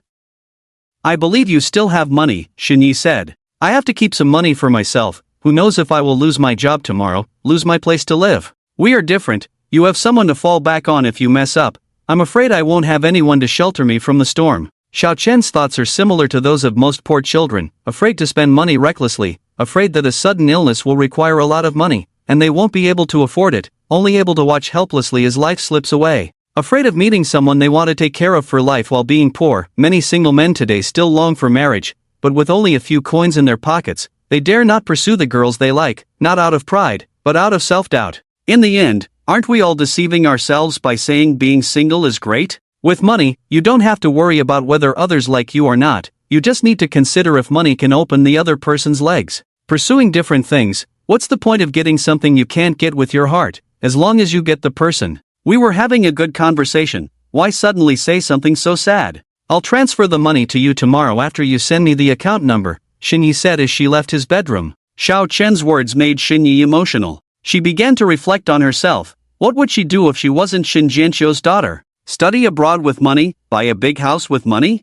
start a business with money? She had thought about seducing Xiao Chen before, but found it ridiculous. Girls like Gudandan and Lin didn't hesitate, let alone women who sell their bodies for money. Speaking of Cao Cao arrived. Gudandan and Lin sent messages asking, "Cousin, what have you been busy with lately? Why aren't you replying to my messages?" "Cousin has been busy with work lately, he looks tired." "I heard you went abroad, did you go to see your childhood sweetheart?" Lin even attached a smiling face. "Who told them about me going abroad?" Xinyi hadn't told anyone about going abroad, so how did her father find out? She felt like she was being watched, so she asked with suspicion, "How did you know I went abroad?" "Don't forget we were in the same college, I'm your junior." A classmate posted a photo of you shopping together on INS. Seeing the message from Lin, she sent back a picture of a man and a woman holding hands, looking at each other with a strained expression. Xinyi panicked. What if one day it was revealed that she had married Xiao Chen and even went to see her childhood sweetheart? Would she be criticized? The angle of the photo was very suggestive. Anxious thoughts filled her mind. The company was not doing well, her father had cut off her finances, and now the news of her going abroad was known to others and posted online. No one would listen to her explanation that Xiao Chen and I have no feelings for each other, we agreed not to interfere in each other's emotions. In a sense, Chinese people are still somewhat conservative in their thinking. Even the most shameless people do their shameless deeds in secret, not openly. "Damn it! You bastard, you almost got me into trouble." Immediately contacted childhood sweetheart. "Someone posted our photos from our shopping trip on INS, did you know? You called just to tell me this?" Xinyi didn't know how to respond for a moment, glanced nervously at the stairs. "I'm not divorced yet. If it's exposed, and I come to see you while still married, how can I face myself? Why worry about that? Anyway, we're getting divorced. I'm about to return to China. Once you're divorced, we can get married." The indifferent tone on the phone made Xinyi feel a bit annoyed. The prerequisite for getting married is to convince Xin Jianqiu first. As long as I dare to divorce without permission, I will lose my inheritance rights in the future. I don't want to give up my mother's share. Our marriage only lasts for 3 years. He thinks that in these 3 years, I will fall in love with the person he arranges for me. How ridiculous. Once these 3 years pass, or if one of us makes a mistake, I can immediately regain my freedom. I'll contact that person right away to delete the photos.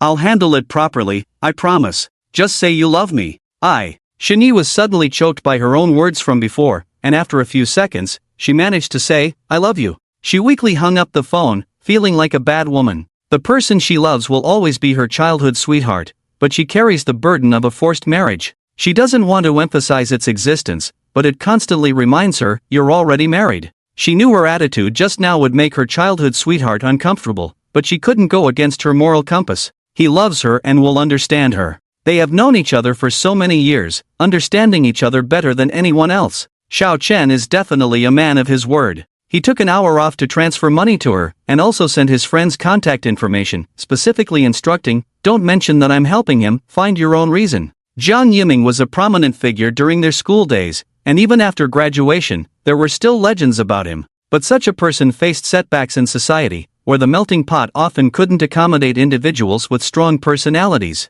As lunchtime approached, Xiao Chen randomly found a small restaurant, ordered a dish of twice-cooked pork, and suddenly saw a familiar face, smiling. "Didn't expect to run into you here. I didn't expect to see you either. Flirting with pretty girls and getting beaten up by your wife and sent to our hospital?" Many people were dining in the restaurant at lunchtime, and her words attracted numerous curious glances. Xiao Chen rolled his eyes at her and joked, "You said last time that you didn't care if I had a wife, and wanted to be with me. You should keep your word. I haven't slept with my wife for a month because of you. I've been faithful." The diners heard even more scandalous gossip and looked at them with disdain, as open extramarital affairs were a first for them. You bastard, stop talking nonsense, or I'll sue you for defamation." Xiao Chen still didn't know her name, mainly because the young girl was well developed, and he didn't want to look at her name tag. "By the way, I don't know your name yet. I can't keep calling you nurse outside." "What? A nurse? This young man sure knows how to play." Onlookers began to imagine various scenarios. A few individuals have tarnished the reputation of this industry, leading society to label the entire profession as having the worst reputation. A few years ago, 2 male patients bid to sleep with her, which eventually led to jealousy and a physical altercation between the two. The young nurse was well aware of the malicious speculations society had about her profession, and she glared fiercely at Xiao Chen without saying a word. A beautiful woman at the next table called out to her, "Vivi, our food is here, come back quickly." "Okay, Xianjie, I got it." The young nurse huffed and said, "My name is Zhang Wei." After speaking, she returned to her table. Xiao Chen, who has a thick skin, stuck to her like a piece of toffee, sat down next to her, and smiled at her colleague, saying, "I'm Xiao Chen, hello, beautiful." "I'm not called beautiful, I'm Lin Qian. I've heard of you, the scumbag who was beaten into the hospital by his wife. Vivi is a simple girl, don't even think about making a move on our Vivi. Am I that famous in your hospital? It's not uncommon for men to beat women into the hospital, but it's rare for men to be beaten into the hospital by women. We only encounter it a few times a year, the whole nurse station knows about it." Xiao Chen glanced at the shy little nurse and suddenly understood that this girl was spreading rumors. "How did she pass the internship at your hospital?" Zhang Wei raised her chest and said, "It's none of your business how I passed the internship, I just did." "Alright, you're quite something." "Of course, Vivi was just named an outstanding nursing assistant last month," Lin Qian said. They chatted casually and gradually became familiar. A few words between young people could bring them closer. Xiao Chen ordered 2 more dishes and suggested sharing a table so they could chat together. Eating together improved their appetites, and they fought over the bill. "Don't think you can shut me up by spending money." With a few words, he made others misunderstand that she was a bad girl, and Zhang Wei decided not to eat at this place again. "Don't worry, I'll find a way to shut you up," Xiao Chen said. "Let's add each other as friends, so you can find me directly next time you get beaten." Lin Qian opened her business card QR code. Xiao Chen scanned it and added her as a friend. "Goodbye, handsome, make sure to find me next time you're in the hospital." They rode a small electric bike back to the hospital. "Damn, do people like you really exist?" Xiao Chen cursed as he watched them leave. The exhibition was held as scheduled. In addition to showcasing language dialogue products, High Technology also introduced 3 new products, a language system and other technologies under the artificial intelligence model, such as autonomous driving and unmanned flight technology. Many new things were developed in a short period of time, thanks to the company's technology-oriented philosophy, with 30,000 engineers working on the products showcased at the exhibition. Drawing in 3 days, modeling in 2 days, and producing samples in 7 days. Such high efficiency was achieved thanks to high salaries and bonus systems. Good systems made people work consciously, while strict systems made people feel suffocated. The company's assessment mainly targeted the market and functional departments, with the research and development department focusing on rewards. Unless the entire project team failed to deliver results for a long time, they would be disbanded. In some key technical areas, results might not be achieved in 3 to 5 years, but once a breakthrough was made, the future returns would be several times the investment. The most feared thing for a technology company is making a wrong decision at the top level. At the exhibition, Xiao Chen and 2 engineers were the main presenters, while others provided support. Having too many presenters would make it chaotic, so Xiao Chen helped more than 10 foreigners try on the products. Introducing the products in Mandarin, he said, this language model can currently recognize 27 languages and is continuously developing more ethnic languages. To use it, you just need to set your device to your native language, and it can automatically translate what the other person says with a delay of 100 milliseconds. There are 3 ways to use it: through phone or computer connections. This is not just a simple translation device, but also a language learning machine. You can learn languages by setting the language you want to learn in the settings and speaking in your native language. Our device will automatically translate and teach you.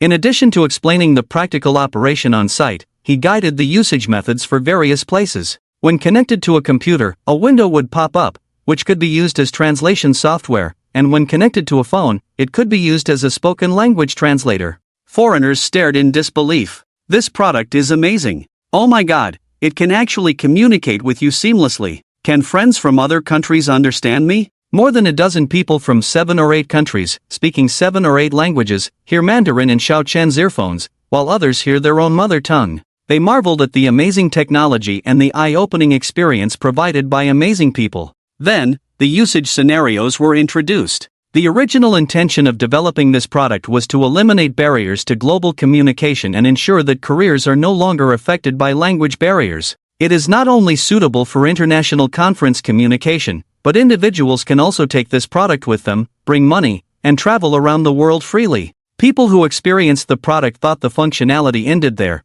but Xiao Chen began explaining the other additional features of the product. When the translation function is not needed, it is a pair of headphones with excellent sound effects. Please take out your phone and connect to our device via Bluetooth. Foreigners lingered, showing great interest in the product and wanting to fully understand and experience its performance. More and more people gathered around the Sihai technology booth, with many media personnel also coming over. Xiao Chen naturally did not miss this opportunity to attract attention. He provided them with devices and facilitated communication with people from different countries. The exhibition was turned into a communication meeting, delving into systematic models under appropriate topics. The language model introduced this time has 3 usage methods. In addition to terminal devices, another method involves installation via hard drive or connection to smartphones, tablets, and laptops. The last method involves authorization and cooperation with website platforms, with the system being developed to be compatible. Xiao Chen transformed into a teacher, explaining the amazing features of the large model and not forgetting to compare with competitors.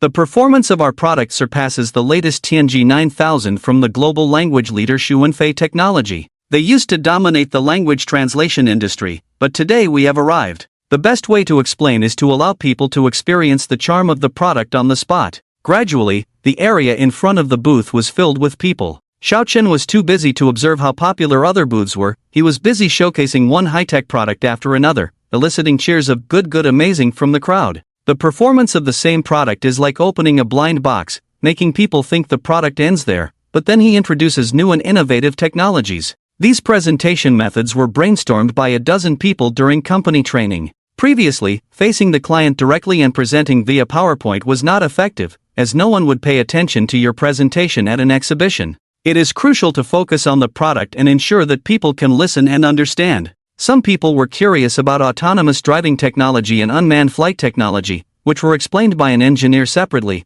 but today the main focus was on language large model technology. After understanding the product, on-site staff distributed water and snacks to the attendees before the exhibition, providing comprehensive service. Many self-media bloggers came to the exhibition and live-streamed their visit. For many, it was their first time hearing about Sihai technology, as the company had been low-key for decades, with few people knowing about it. Curious individuals searched online and found that this company holds patents for many electronic products used in daily life. Representatives from multiple overseas companies exchanged business cards with Xiao Chen, who arranged for them to be accommodated, as they could be potential cooperation partners or important clients. Lunch was served at the booth, where attendees could enjoy high-quality bread costing 30 yuan per piece. A total of 110,000 pieces were prepared for distribution. In terms of hospitality, Sihai exceeded 90% of its peers. The directors who attended the exhibition were visibly excited, with their main function being to visit competitors to network and establish connections. Some of the businesses were partners in other projects of the company. As a gesture of reciprocity, the directors visited Sihai's booth to learn about the products and exchanged pleasantries. Sihai ultimately chose to step out and face the market directly. The times are changing. It's not like before. We used to focus on research and development seriously, and physical manufacturers used our technology, paying us patent fees. Now everyone is developing their own technology. If we want the technology we develop to be recognized, we need a platform. We had no choice but to take this step. Vice President Lin Jiachan's words imply that they were not forced by others. If others don't do it themselves, we have to make our own end products. Competitors who came to the booth with smiles on their faces were actually criticizing behind their backs. Sehai simply launched a physical product with much higher technological content than theirs, which could be said to have overturned the entire industry and solved the industry's long-standing technical problems. If widely used, their original technological investment would suffer losses. The current market is not about feeding consumers what you want them to eat. In the past, there was no choice, but now there are too many good products. If there is even a slight flaw, the initial investment will be in vain. Xiao Chen did not force himself to talk to the big shots unless the board asked him to. He focused on his role as a product presenter. When foreigners understood, Xiao Chen suddenly came up with a selling point. With our product, communication partners are no longer limited by language within the country. They can look at the whole world. We solve communication problems for everyone, allowing them to freely seek connections. Without language barriers, as long as there is mutual consent, anyone can marry any nationality. Business owners engaged in international trade can communicate directly with customers, strengthening relationships without worrying about language barriers. Our product is priced at only 80% of the industry average, with far superior performance. New language models are continuously being introduced, with automatic updates in the background. Someone recognized Xiao Chen in someone else's live broadcast, saying, "Isn't this the guy who was pulling a dog to its limits?" Netizens have already come up with an advertising slogan: "Speak boldly, let the world hear your voice, open your heart, listen to the world's voice." Many competitors who experienced Sehai Technologies products became increasingly uneasy. If these technologies were applied to communication devices, it would be a fantastic selling point. Exclusive authorization may not be possible, but being able to cooperate before competitors is a good choice. Sehai Technology invested 10 million in this exhibition. On that day, 8 overseas companies signed long-term procurement contracts, totaling 500 million Milakabi coins. For domestic communication equipment manufacturers approached Xiao Chen and the board with cooperation intentions, wanting to jointly apply the language model to communication devices. This cooperation is quite challenging, requiring system compatibility. The equipment manufacturers and the Sehai team need to negotiate with system companies.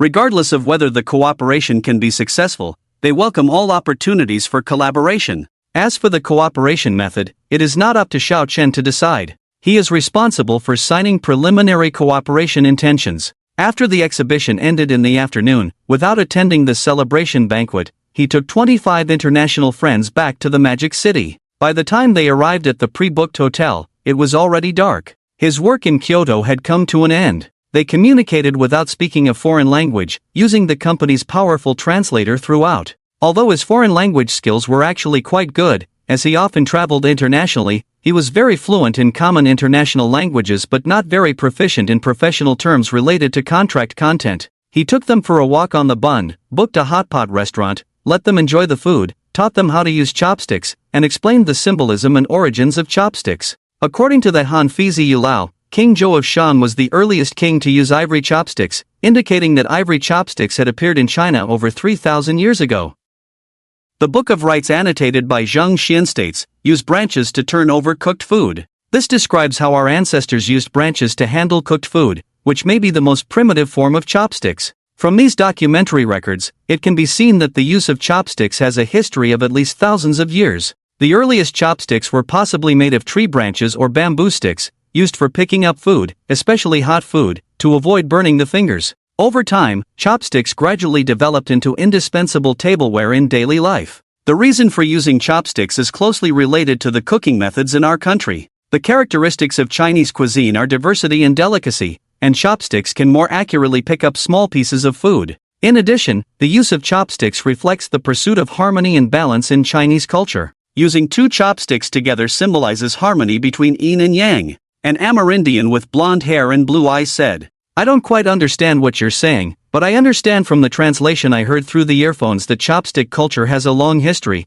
and each pair of chopsticks has such a story, which is really interesting. I will try to learn your culture well when I go back to my country." Not providing public chopsticks, Xiao Chen noticed that several foreigners looked uncomfortable. Western meals are served separately, and for the sake of hygiene, they sometimes eat with their hands, which may not be very clean. Some even buy vegetables from the supermarket and eat them without washing. He asked, "Can you guess why we use our own chopsticks to pick up food from a shared pot?" "Oh, this is a really interesting question. Does it have another long historical story?" A curious foreign woman from the United Kingdom, Ellie, said, "For couples to express intimacy and longing by sharing saliva through kissing, we are friends, not lovers, so we cannot share saliva directly.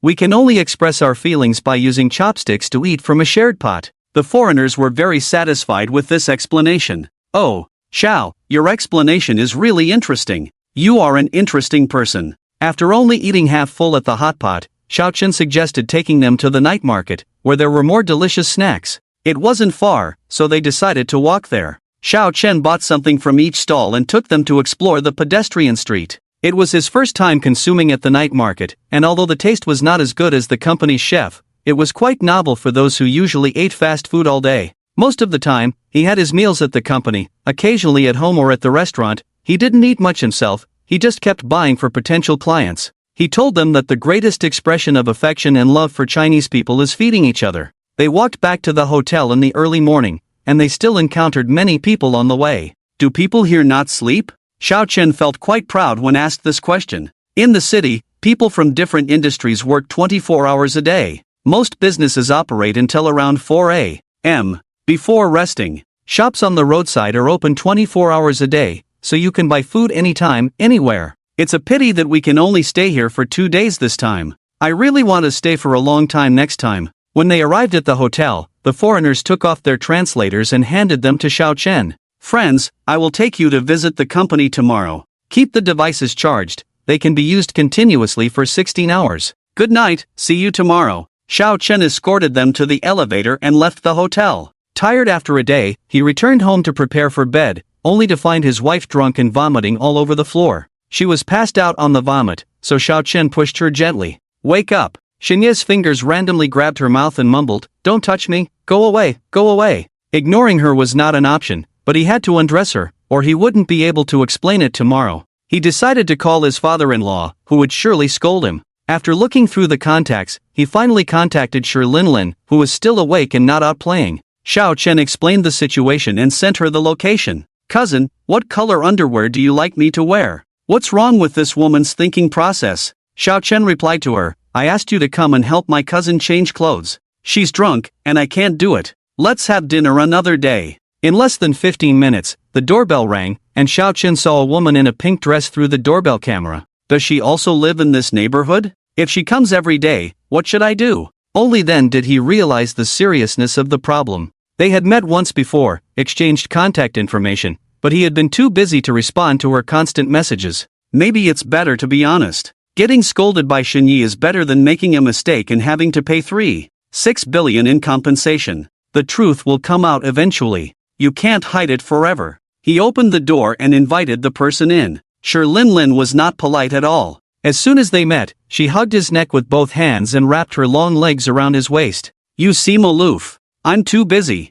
Let's take Xinyi upstairs first, and you can help her change clothes." Xiao Chen raised his hands above his head and didn't touch her, nor did he dare to look into her big, bright eyes. Despite being a bit flat, she was very delicate. "Cousin, you're the first man who has ignored me. I'm more interested in you," she said as she leaned in with her bright red lips, but Xiao Chen immediately blocked her with his hand. "Hey! I didn't ask you to come here to tease me. Hurry and take that drunkard back to her room." "Humph, how boring." Shi Linlin let go of him and looked at Xinyi with disdain.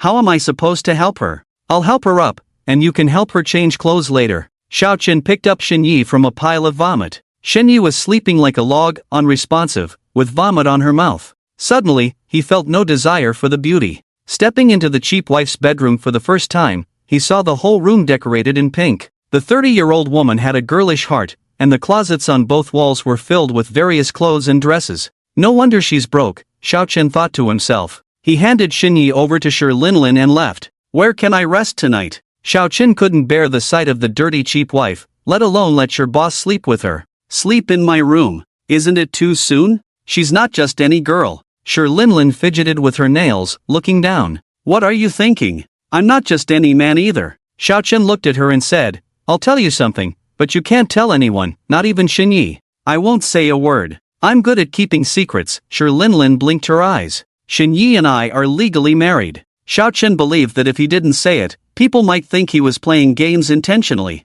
There's nothing between us, not even feelings, right? We were forced to be together. Xiao Chen sighed as he leaned on the armrest in front of him. No wonder Xinyi went abroad to see her first love. You can also find someone to date. Without a foundation of feelings, you will eventually break up. Cousin, think about it. She reached out to hold Zhao's hand, but he instinctively avoided it and said with a smile, prepare 3.6 billion for me, and I might consider being your meal ticket. I don't have 3.6 billion, but I won't refuse you if you come in. Shi Linlin blew him a kiss and closed the bedroom door. The night on the sofa was uncomfortable. Xiao Chen woke up after only 4 hours of shallow sleep. He lay flat on his back, quietly watching without disturbing anyone. It was getting light outside, and Meow Air was wagging its tail vigorously behind the glass door. At that moment, he understood why Xinyi kept a cat and a dog. When you feel lost and calm down, having a living creature quietly accompany you, a living creature that carelessly seeks to please, can be comforting.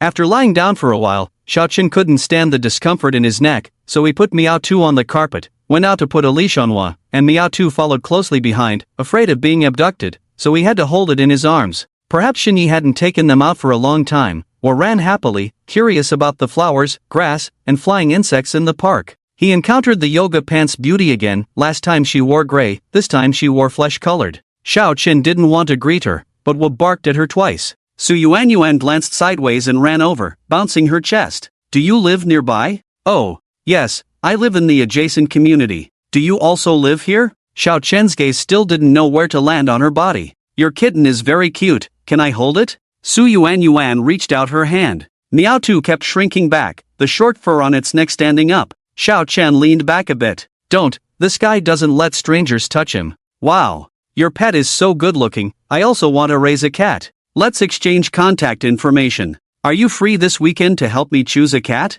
I don't have time tomorrow, I have to accompany a client around. Cats and dogs were raised by my wife before we got married, I don't really understand. Xiao Chen kicked Hua lying belly up in front of them. Get up and run another lap. Ah Wu. The dog was really a dog, reluctant to leave when there was a beauty around, acting pitiful and stubborn, even a light touch would make it howl loudly. It seems like you don't like me very much. You haven't looked at me directly on both occasions we met, and you want to leave without saying a few words, Su Yuan said, looking at his profile. I can't look at you directly because of your outfit. Who doesn't like a beautiful woman dressed in revealing clothes? Any man who can stand upright would have improper thoughts. Xiao Chen said frankly, dressing is my freedom. I wear what I feel comfortable in. Why can't you look at me? This woman is unreasonable. When did I say I can't look at her? Xiao Chen simply stopped running, dragging the pitiful dog lying on the ground to a nearby bench, wiping it clean with a tissue. Sit down and chat for a while. Regarding what you said about dressing being your right, not dressing is also your right, but you can't let everyone see.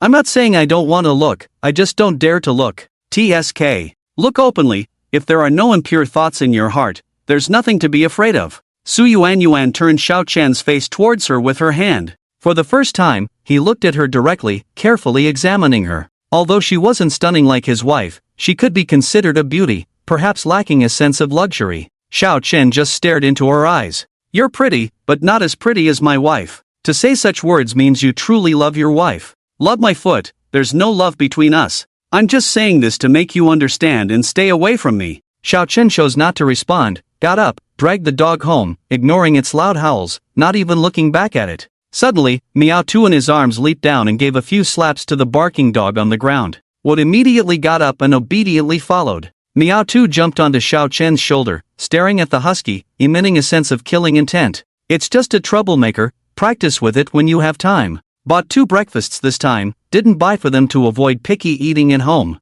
Their mother should hold them accountable. Gave them some feed when he got home, woke up Shi Linlin upstairs, got a clean set of clothes to wash up, and bathed them together. The first one to come downstairs was his wife. Xiao Chen squatted down to clean up the animal hair on the floor. Go upstairs and see why Shi Linlin hasn't come down yet. I bought breakfast for you guys. You bring a woman home to sleep, what do you mean? This reaction really surprised Xiao Chen. You got drunk last night, got yourself all dirty, and I couldn't help you change clothes, so I called her over to help.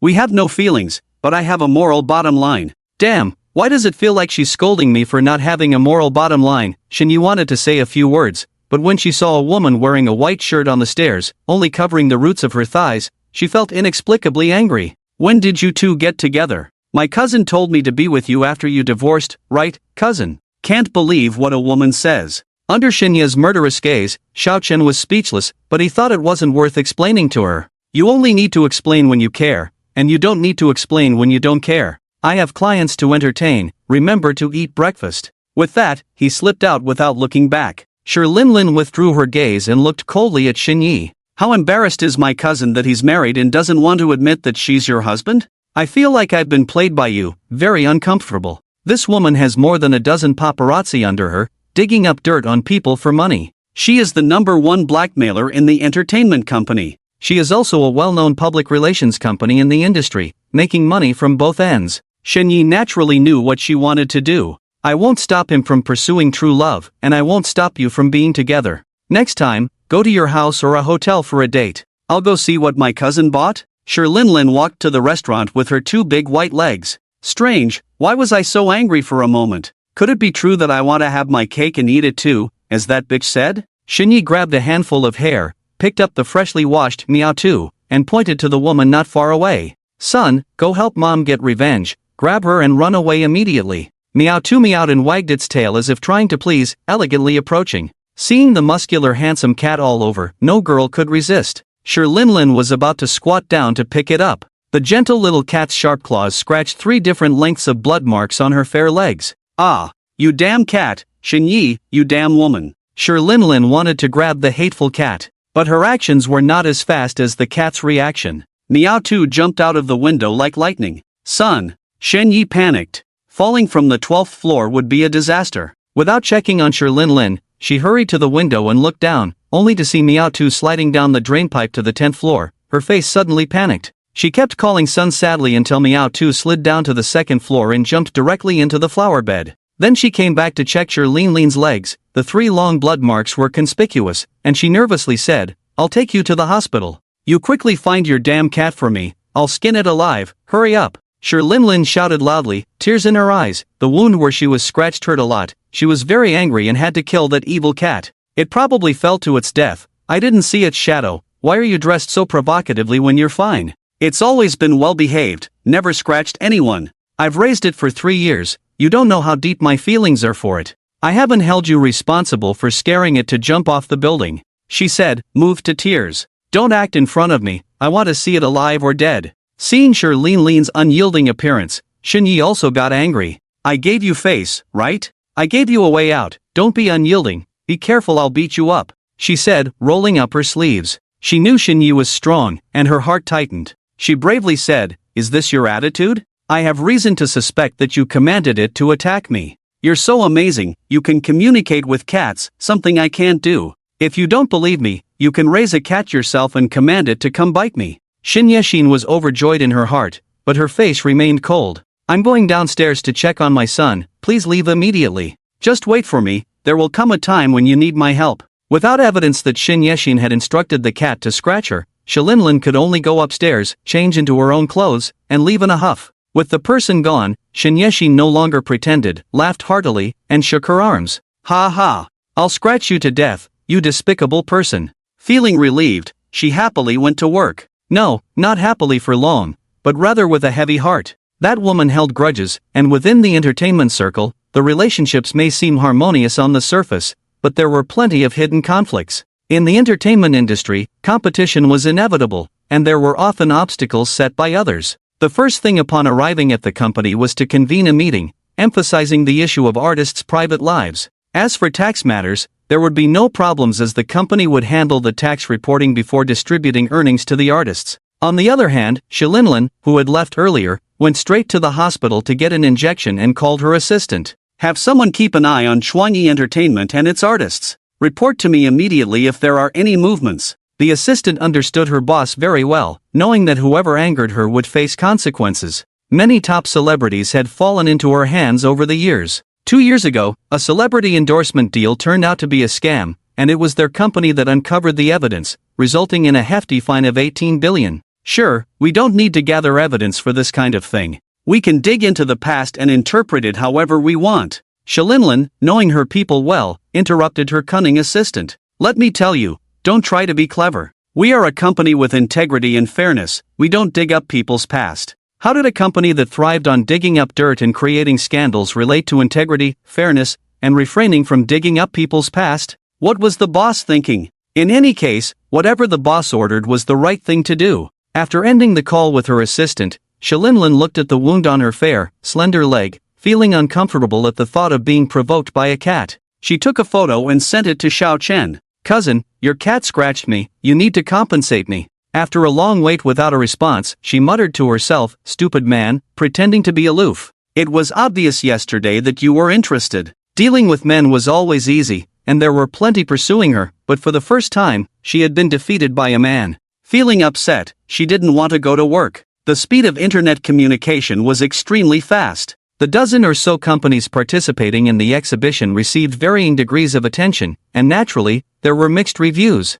Without holding a press conference, C High Technology directly showcased its products and emerged as a dark horse. Topping the charts, it even surpassed the scandal of a famous director's son sleeping with a married fan, a rarity in the tech industry. A tech blogger wrote an article overnight about C High Technology, presenting the company's development history and the fields it was involved in to the public. People always liked new and novel things. Instead of the same old marketing tactics, C High Technology focused on its products without excessive promotion. Perhaps because competitors didn't have time to hire paid commenters, many positive reviews flooded the related search terms. Most people said, this is how products should be presented, no need for a bunch of incomprehensible jargon to appear high-end. Xiao Chen, the person in charge of the exhibition and the presenter, gained significant popularity. As for the two older engineers who were also presenters, they were overlooked by netizens. Riding on this wave of popularity, the company opened its first social media account and posted 10 videos in 2 hours, with most of the footage showcasing the company's accommodations and cafeteria. At the same time, invite the media and netizens who want to learn about the company to visit the company together and taste the delicious food in the company cafeteria. The cheap father-in-law asked someone to inform Xiao Chen to register a social account, but he already had one, with the username Xiaohaizi and no posts, at level 0. Occasionally, he would go online to look at beautiful women. He changed the account name to C High Technology Artificial Intelligence Business Unit Xiao Chen without any title. He asked overseas company representatives if he could film them, got permission, and used his phone to record a video of him and the overseas company representatives visiting the research and development company together. Of course, no devices were allowed in the secure area. The confidentiality level of Class A places is very high. Even company executives have to be checked before entering. Unauthorized personnel must apply 1 day in advance and be accompanied by someone. In the morning, he met with several communication companies, responsible for guiding the overseas company representatives to visit the research and development company, introducing them to artificial intelligence models and the company's various high-tech patents. Xiao Chen felt a sense of accomplishment when explaining his technology products to foreigners, especially seeing their surprise and disbelief, with constant exclamations of "Oh my God!" In the past, domestic technology companies couldn't hold their heads up in front of foreign technology companies, but now the tables have turned. Although there is still some gap in key areas, this gap is gradually narrowing. In the near future, we will have what others don't have, and we will also have what others have. Before noon, he returned to the headquarters cafeteria for lunch, followed by a meeting with company executives to discuss specific cooperation matters. The company executives value the overseas company representatives, and all the top executives of the company are present. The 8 companies have the same goal, and their schedule is tight. They agreed to negotiate together, and Xiao Chen discussed the prices with them throughout, getting serious when it came to interests. These 8 overseas companies are buying in bulk to resell back home. They understand the technological core of the products, which are not expensive. With the rise of international short videos, many foreigners learning Chinese are entering the market. It is easy for media personnel to gain more attention in the Chinese market. They need to use these devices, which can be worn on terminal devices, connected to tablets for translation or copywriting software. Such products are sure to be bestsellers. The discussions revolve around large quantities and favorable prices. The final price depends on the seller's acceptance, and with various tariffs, the price is only double that of domestic prices. No one mentions securing the agency for the first cooperation, and the company does not have such a plan. This cooperation is an attempt to open up the market and save on advertising costs once the product gains popularity. Xiao Chen signed the contract with the cooperating party, and the deal was 500 million higher than the intention contract from yesterday, originally 1.5 billion Almerica coins, now changed to 500 million. The company is preparing to organize a cooperation banquet, but they declined, saying they would save it for the next cooperation. Xiao, the contract is signed. We are friends. Remember to contact me when you have the chance to visit my country. Some of you are big bosses of the company, and you are my thighs. Xiao Chen hugged each of them and said, your friendship is more precious than the contract. 3 foreign girls around 40 kissed him on the cheek. After exchanging pleasantries, the company arranged 2 coasters to take them to the airport. Xiao Chen personally accompanied them to the airport and returned to the company after they all flew away. There will be a meeting immediately. Sitting in the business class of the public bus, he edited the video he shot and muttered to himself, this time, don't give me a raise. Other corporate executives who come to work at the company say, I don't care about the salary, I just care about whether I can learn something.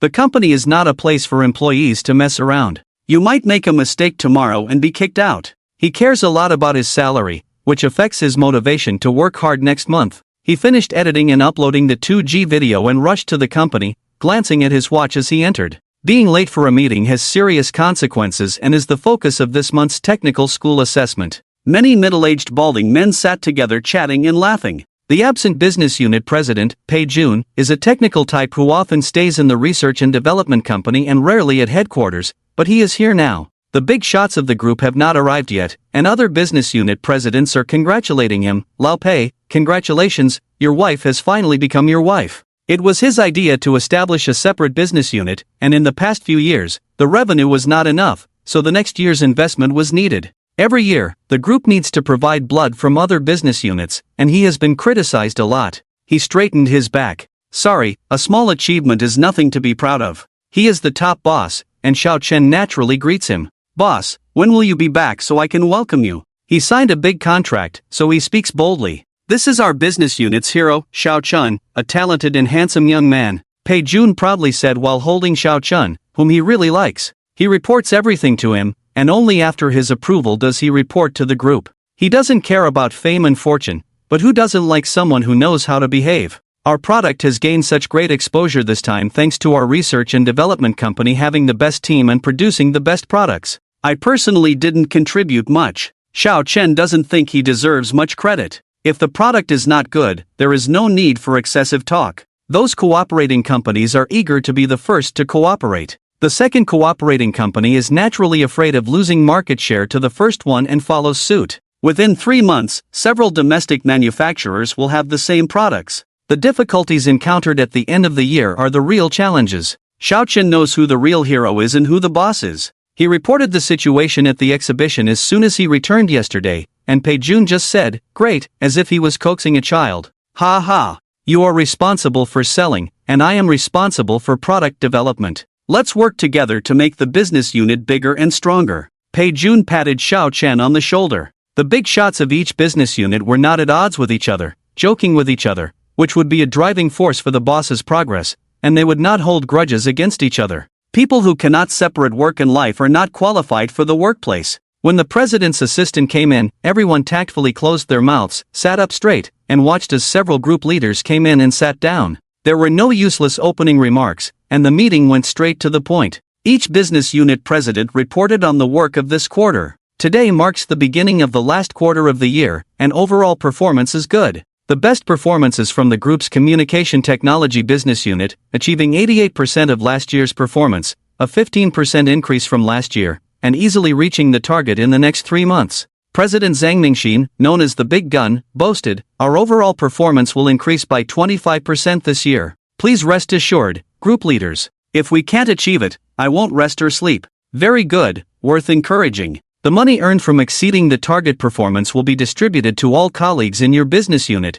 as well as in other business units, said Shin Jianxiu. A qualified boss is willing to spend money on employees. The board of directors is not greedy, they only earn money within the target performance and distribute the excess to employees. When faced with such situations, everyone works hard. According to market analysis, the annual target performance is constantly adjusted, which concerns the issue of equity appreciation for many people. Those who are engaged in research and development work harder than anyone else, with over 60% of engineers holding equity. Under such incentive mechanisms, no one dares to complain about the demands put forward by the big shots. Anyone who dares to mention difficulties will immediately leave. As it is often said, a job without difficulties does not need people. After the senior executives of the old business unit report their work, it is the turn of the youngest artificial intelligence business unit, where Pei Jun is in charge. In his case, Xiao Chen will summarize the work he is responsible for every day, reporting important matters on the same day and less important matters in the weekly report. As a technical manager, Pei Jun focuses on reporting research results, briefly mentioning market-related work. He understands what he is good at, peacefully developing awesome products and letting Vice President Xiao Chen sell them. Understanding one's positioning in the workplace is crucial. When encountering enterprise leaders who enjoy internal conflicts and allow credit grabbing, it is best to turn a blind eye. However, C-High is different. Most of the management team comes from a technical background, where precision is valued in both speech and actions, and grabbing credit haphazardly can lead to warnings. The directions proposed by the senior management during meetings must be strictly followed, and any difficulties encountered can be reported, but complaining before taking action is considered giving up. This was also one of the reasons why Xiao Chen did not explain or argue against his disagreement with his father-in-law's ideas before the exhibition. Of course, it was a matter agreed upon by several old folks in advance. They are the decision makers, and if they say you can't do it, then you can't. Business units, as second-tier departments, are just the execution layer, and they must do whatever it takes to achieve the goals set by the higher-ups. In the words of the senior management, you don't need to worry excessively about things that are not your responsibility, just focus on doing your job. When facing a startup or struggling enterprise, high-level executives say this. Xiao Chen naturally has various reasons to refute. However, C-High has built a multi-billion-dollar giant under such principles, indicating that the company's system is sound. High-level meetings are efficient, concise, and do not delve into details. Detailed issues are usually discussed within the business unit after receiving tasks. Xiao Chen thought that the meeting would address matters related to the overseas BG business unit, but it was not mentioned at all, nor was the topic he was most concerned about, salaries. After the meeting, everyone immediately returned to their positions. The assistant to the CEO stopped Xiao Chen. Vice President Xiao, the CEO wants to see you in his office. Please lead the way. Xiao Chen did not think that being Shen Jianqiu's son-in-law would make any difference. He did not consider marrying someone like Shen Yi, a wealthy beauty, as an honor. Whether or not there was a free ride did not affect his life. Even if he was really living off someone else, he was the most dominant and tough one. But 6 billion made him hesitant. The assistant led him to the reception area and left. Shen Jianqiu leisurely made tea, looking thinner than usual with more dark spots on his face. Shen Jianqiu poured a cup for his son-in-law. I've been thinking about staying with you for a while. Ah, what's wrong? Don't you welcome me? I'll bring a male nanny to take care of your life. Shen Jianqiu sipped the tea slowly. This tea is very fragrant. I wonder how long it will last. You're not even 70 yet, no need to be so pessimistic. People in their 80s and 90s still run marathons. Why don't you invest in a biotech company specializing in anti-aging? Xiao Chen suggested. The world ultimately belongs to you. As long as life is exciting enough, I don't care about its length. I am content. He suddenly said something so pessimistic, making Xiao Chen feel uneasy. Are you feeling unwell? If there's any discomfort, seek treatment. If any part is not working, replace it. If domestic options are limited, go abroad. I'm fine, just feeling a bit inadequate in recent tasks, just expressing a sigh. I've been with Xiao Yi and her father for 30 years, never really understood my daughter well, so I want to spend some time with her. Your father-daughter relationship is like fire and water, always arguing every day when together. When you're gone, I can't share a room with her. How about I stay in a hotel outside, to provide you and Shen Xiao Yi with a space for father-daughter bonding? Xiao Chen could imagine the upcoming smoke-filled home. He didn't want to get involved in their family matters. No need, I want to enjoy family happiness. If it weren't for your brother just graduating, I would push him to get married and have children immediately. The company has entered a stable phase. He wants to pave the way for his son and slowly step back to let others manage it. Sometimes I can't understand entrepreneurs of your generation. You don't buy sports cars, don't chase after girls, don't wear luxury items. Why do you make so much money? Xiao Chen felt that if one day he felt he had earned enough money, he wouldn't work anymore, planning to live a life like a waste. Shen Jianqiu said, we are getting old. We have the heart but not the ability. You also don't chase after girls. It's rare for someone to succeed at your age without being flashy. This is one of the reasons I admire you. Another is that you remember people's kindness. You are not hasty in your actions, it's both a strength and a weakness. Maybe now I'm just a bad old man in your eyes, but in the future, you and Xinyi will be grateful to me. If you and your daughter can live together without arguing, I will be grateful to the heavens. Xiao Chen said. I'm going back now, there are a few documents to handle, we'll go home together tonight. As soon as he left his father-in-law's office, he immediately called his wife, sounding impatient when she answered. What's the matter? Hurry up and say. Are you talking to a big creditor with that tone? Xiao Chen's tone was displeased. I'm annoyed, just spit it out. Your dad wants to move in with us, what should we do? I can make an excuse to go to the film and television city, wait for him to leave and then come back. I'll go back now to pack up, you move things to my room when you get home. He couldn't understand the deep resentment between the father and daughter that made them incompatible. She agreed to marry someone she didn't love for the sake of inheritance in the future. If she were really tough, she wouldn't spend her dad's money while going against his wishes. Xiao Chen knew his words would anger her but still said, I think the old man has a problem, saying a bunch of nonsense, looking very unpleasant. No matter what, he's your dad, even if you want to avoid him, you should see him. As expected, Xinyi was immediately provoked. What does it have to do with you? Do you really think you're my husband? Xiao Chen's temper flared up, his voice raised. I don't want to argue with you. You're acting like a big idiot, getting angry over a few words. You handle it yourself, anyway, you have the final say. If your dad is not satisfied, it's not my problem. Dealing with a daughter with a strained relationship is more headache-inducing than dealing with a son who squanders money. Let's meet at home. I'm heading home now, Xinyi said before hanging up. Some popular minor celebrities in the company were exposed with some minor scandals. This must be the work of that despicable person, Lin Lin. It's all because of the jerk with the surname Xiao that things go wrong when people are called to the house. The fake couple returned home one after the other. Xinyi clapped her hands. Miao Er jumped into her arms. Truly my good son. Pets, no matter how much you love them, shouldn't be taken to the level of a mother-son relationship. Xiao Chen felt she was a bit abnormal, just like Miao Er. Did you hurt him? He looked at the photos and information sent by Lin Lin. At that time he was with clients, so he didn't reply, just replied that others thought he was perfunctory and impatient, sat down to chat. He didn't have time for that, said he was busy. Even a boss of a company had time to chat, where could he, a worker, be so busy? Simply reply when you have time. I often forget to reply. Oh, are you feeling sorry for me now?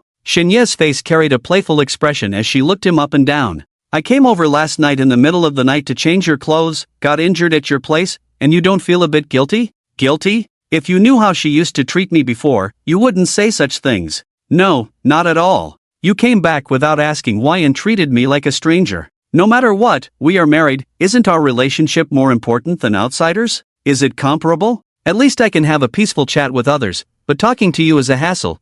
Lin Lin is not the main purpose, Xiao Chen said. Well, let's not talk about this for now. I'll apologize to her another day. Why not talk about it? You need to explain why you told her about our marriage certificate? Are you blind or something? Anyway, I think if we say it out loud, we can still be friends in the future. If it's exposed, how will she think and react? When he said it at the time, he didn't see any shock in Lin Lin. She seemed to have guessed it in advance, and being seen through by others is not foolish. The dumbest person is the one who tries hard to cover up when they are already exposed in front of others. It's better to be honest and make people think you are at least an honest person. Friends? How many of those people we met that day are real friends? Everyone is just superficial friends, hoping to bring down each other's companies. Only foolish people would think they are friends, and your two cousins are not reliable. Lin Lin, that dead airport, relied on her background to make enemies in the circle. Godandon runs an internet celebrity agency, and two top anchors were ruined by Lin Lin's digging up dirt. Do you really think no one was behind the scenes pushing the lipstick brother incident? Why did they happen to record that particular sentence? Xinyi looked at him as if he were an idiot. How could he not understand? He didn't know what Lin Lin was up to. He only knew that people in their circle had some background. Don't look at me like that. Those who can be dug up and ruined are not good people. It makes me think she is a righteous girl. Xiao Chen deliberately said these words to provoke her. Are you blind? Where's your brain? Eaten by dogs? Xinyi cursed through gritted teeth. I'm her mother, the paparazzi leader, the trendmaker. She stirs up public opinion, and she also calms it down. Clearly, she's the bandit leader. Xiao Chen felt it was wrong for the business tycoon father-in-law to suddenly want to enjoy family happiness. Packing up his luggage, Xiao Chen's wife, who was changing shoes at the entrance, said, Are you sure you don't want to say goodbye before leaving? You want this father, I'll give him to you. I don't have time to cultivate useless father-daughter relationships. He decisively pulled the suitcase and left. She left, without any nostalgia. Sometimes she really wanted to take a watermelon knife and cut open Shinya's pig head to see what was inside. Her career was a mess, and her temper was out of control. This so-called family was completely handed over to him to face the father-in-law. Xiaochen withdrew his gaze, quickly went upstairs to pack up things from the guest room and put them in the master bedroom, then drove back to the company. When he arrived at the company, it was just closing time. Surprisingly, the father-in-law left on time. 2 cars drove back home one after the other, and the driver accompanying them dropped them off and left. Back home, Xiaochen followed behind, looking at the frail and stooped figure, and said, "She's gone on a business trip for a few days. She's not at home." "It's okay, I'm not leaving after a few days. Take me to the room to have a look." The guest room had been tidied up, the bedding was changed. The room was a bit simple, with nothing but a wardrobe and a bed. "If you need anything, just let me know." After walking a few steps, the father-in-law looked very tired. After all, he was getting old, the hero's twilight. "Later, someone will be arranged to take care of my daily life at the villa over there. Can you open the door for them? I want to rest for a while." "Okay, I'll be downstairs. If you need anything, just call me." Xiaochen left the room, suddenly feeling that being an ordinary person wasn't so bad. At least his children were in front. He should understand that Xinyi was deliberately avoiding him, even knowing everything about her trip abroad. No, the old man wouldn't arrange for someone to follow his daughter, right? Could there be someone monitoring me too? Fortunately, he hadn't done anything out of line. He prepared to go out to purchase some daily necessities. At this moment, his phone rang, and Xiao answered. "Why do you have time to call me? I recorded a few songs in Magic City a while ago. I'm planning to return to Kyoto tomorrow. Do you have time to meet up? I can't go out for now. Send me your location, I'll come to see you later." He would have to wait for the caregiver for his father-in-law to arrive before going out to meet. "Okay, can you give me a call when you have time?" There was no hint of a poor person suddenly making tens of thousands happily in his tone. This spirit of not finding joy in material things made him feel inferior. He's really a strange guy. The luxury residential area was well equipped, with a huge shopping mall just across the street. Xiaochen drove there in just 3 minutes and bought all the necessary supplies in less than 20 minutes. On the way back, as he entered the basement level of the residential area, his right eyelid suddenly twitched uncontrollably. He rubbed it with his hand, muttering to himself, "When the left eye and right eye twitch, it's all good luck. Big deals come one after another, and good luck is all coming towards me." As he parked the car, he saw 2 women and a man standing at the doorbell, with 2 huge suitcases beside them. The 3 of them were middle-aged, with one woman looking gentle and not particularly beautiful but very dignified. She looked rich in her attire. The other man and woman were dressed more casually, with the man looking honest and the woman well-groomed but with a sharp face. "Are you going to 1201? The elegantly dressed woman asked. "Are you Xiao Chen?" "Yes." The faint smile on the woman's face disappeared. "I am Shin Jianxiu's partner, Zhang Ya, also considered your mother-in-law. No one would like someone who might potentially take away their son's property in the future." Xiao Chen politely greeted her with a smile. "Hello, please follow me upstairs." He opened the door to let her in first. "What's wrong with you, young man? Can't you see these big suitcases? Can't I lift them?" The man clearly knew his identity but still spoke in a disrespectful manner, showing his disdain. Xiao Chen glanced at the sharp-faced woman and immediately dismissed the idea of helping her. The middle-aged man carried one suitcase to the elevator and then went back for the other. "If you can't handle it, retire early. Don't just take money without working," Xiaochen said calmly. "How can you speak like that? How did Xiao Yi marry such an uncultured man?" "Because I'm handsome." Before the woman could speak again, several people came out of the elevator, glared at him fiercely, and quickly walked to the elevator. After Zhang Ye entered, the others followed, and the elevator doors closed without waiting for them. The honest middle-aged man looked around and said to Xiao Chen, "Sir, Lu Ma has been with Miss since she was young. Please be polite when talking to her. She likes to complain in front of her employer." "What's your name?" "Li Zhong, you can call me Zhong." "You are older, so I'll call you Uncle Zhong in the future," Xiao Chen said. No one was home to open the door, so Zhang Ye and Lu Ma waited outside for 7 to 8 minutes. Lu Ma complained to her mistress, "What's his attitude? He really thinks he's the son-in-law of the Shin family. That kid clearly doesn't see a lady in his eyes, making you wait so long." When they heard the elevator door open and saw Xiao Chen coming out, Zhang Ye immediately changed her tone to be sharp and sarcastic. "Can you hurry up? With your sharp-tongued look, I really don't know where you get the nerve to live off others. The sharp-mouthed monkey cheeks are 10,000 and 8,000 miles away from him. I really don't know how she dares to use this word." Xiao Chen couldn't be bothered with an old woman, opened the door and changed his shoes first. The slippers are in the cabinet, you can take them yourselves. After the few people changed their shoes, Zhang Ye sat on the sofa, Lu Ma stood beside her, conforming to her wicked stepmother image. Xiao Chen put the purchased supplies in the kitchen, helped Zhong Shu send the luggage into the side room, and made a slight noise that woke up the old father-in-law. Here? I woke you up, you can continue sleeping. Xiao Chen saw that the old man's eyes were a bit red, slightly moist, and cloudy. Could it be that he was crying? At this time, Zhang Ye and Lu Ma also entered the bedroom, and Zhang Ye walked over to sit on the edge of the bed. Why don't you go back home? I'm worried about you living alone. Since you've been with me, you've never lived alone. Are you saying that you have never lived alone or that my old father-in-law has never lived alone? Xiao Chen heard this as he walked out the door, feeling like a double entendre, pointing fingers and scolding. They look like two generations together. The old father-in-law was 65 years old, and this little mother-in-law looked like a plump young woman in her 30s, actually around 42 or 3 years old. After a while, Lu Ma and Zhong Shu went downstairs immediately to prepare dinner in the kitchen, leaving the room for the couple to be alone. With a pre-arranged appointment, Xiao Chen said goodbye and left. Immediately, an unhappy voice rang out behind him. Ha! What's wrong with this soft rice man? Leaving the guests at home and going out to see friends. I've never seen such a clueless guy. You better keep quiet, or Mr. Shen will hear you and scold you. Zhong Shu cautiously looked towards the kitchen. Look at you, after 10 years at the Shen family, you're still just a cook, hurry up. Li Zhong didn't dare to offend Lu Ma. She entered the Shen family when Shen Yi was 5 years old and was liked by the previous and current Mrs. Shen. Usually, she didn't have to do anything at the villa, accompanying the lady to attend gatherings of wealthy women, buying clothes, doing maintenance, completely treating herself as half a mistress, bossing around the other servants. What surprised Xiao Chen during this meeting was that his friend's mental state was much better than last time, with short hair, styled, clean-shaven, full of vitality. There was less decadence and self-doubt on his face, he looked more composed and cheerful, dressed more elegantly. Money truly is a man's aphrodisiac. He gave him a big hug as soon as they met. Haven't seen you in over a month, looking handsome. I've always been at the forefront in terms of being handsome.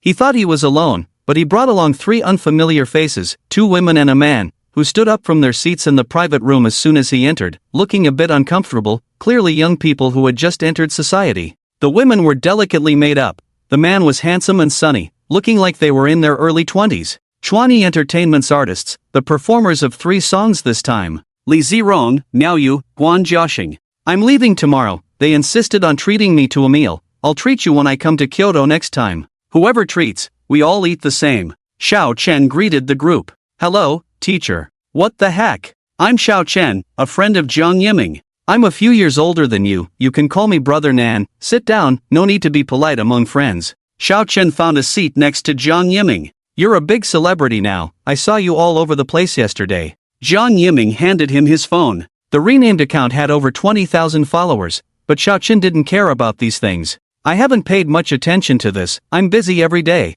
Got off work on time today. Brother Nan, please order. Miao Yu handed him the menu on her phone and whispered, her ears turning red. Xiao Chen didn't take it. Order whatever you want, I'm not picky. We're all friends at the same table, no need to be nervous. Brother Nan, you're so handsome. Li Zirong is bolder than his peers. I wake up every day and look in the mirror twice, to see if I look a bit more handsome than yesterday. Xiao Chen wanted to boast a bit more, but then the phone rang, and he saw that it was his father-in-law calling. Dad, I'm here. The trembling voice on the other end interrupted his next words, and Xiao Chen responded, I'll be back soon. His friend noticed the stiff expression on his face. What happened? Everyone is having a good time, but I have an urgent matter to attend to, I have to go handle it right away, see you next time. Xiao Chen didn't wait for them to speak and quickly left the restaurant. Encountering rush hour traffic, it was very congested, and he estimated it would take an hour to get home. He called his father-in-law to explain the situation. I won't be coming home, I'll go straight from here, you have the driver send me there.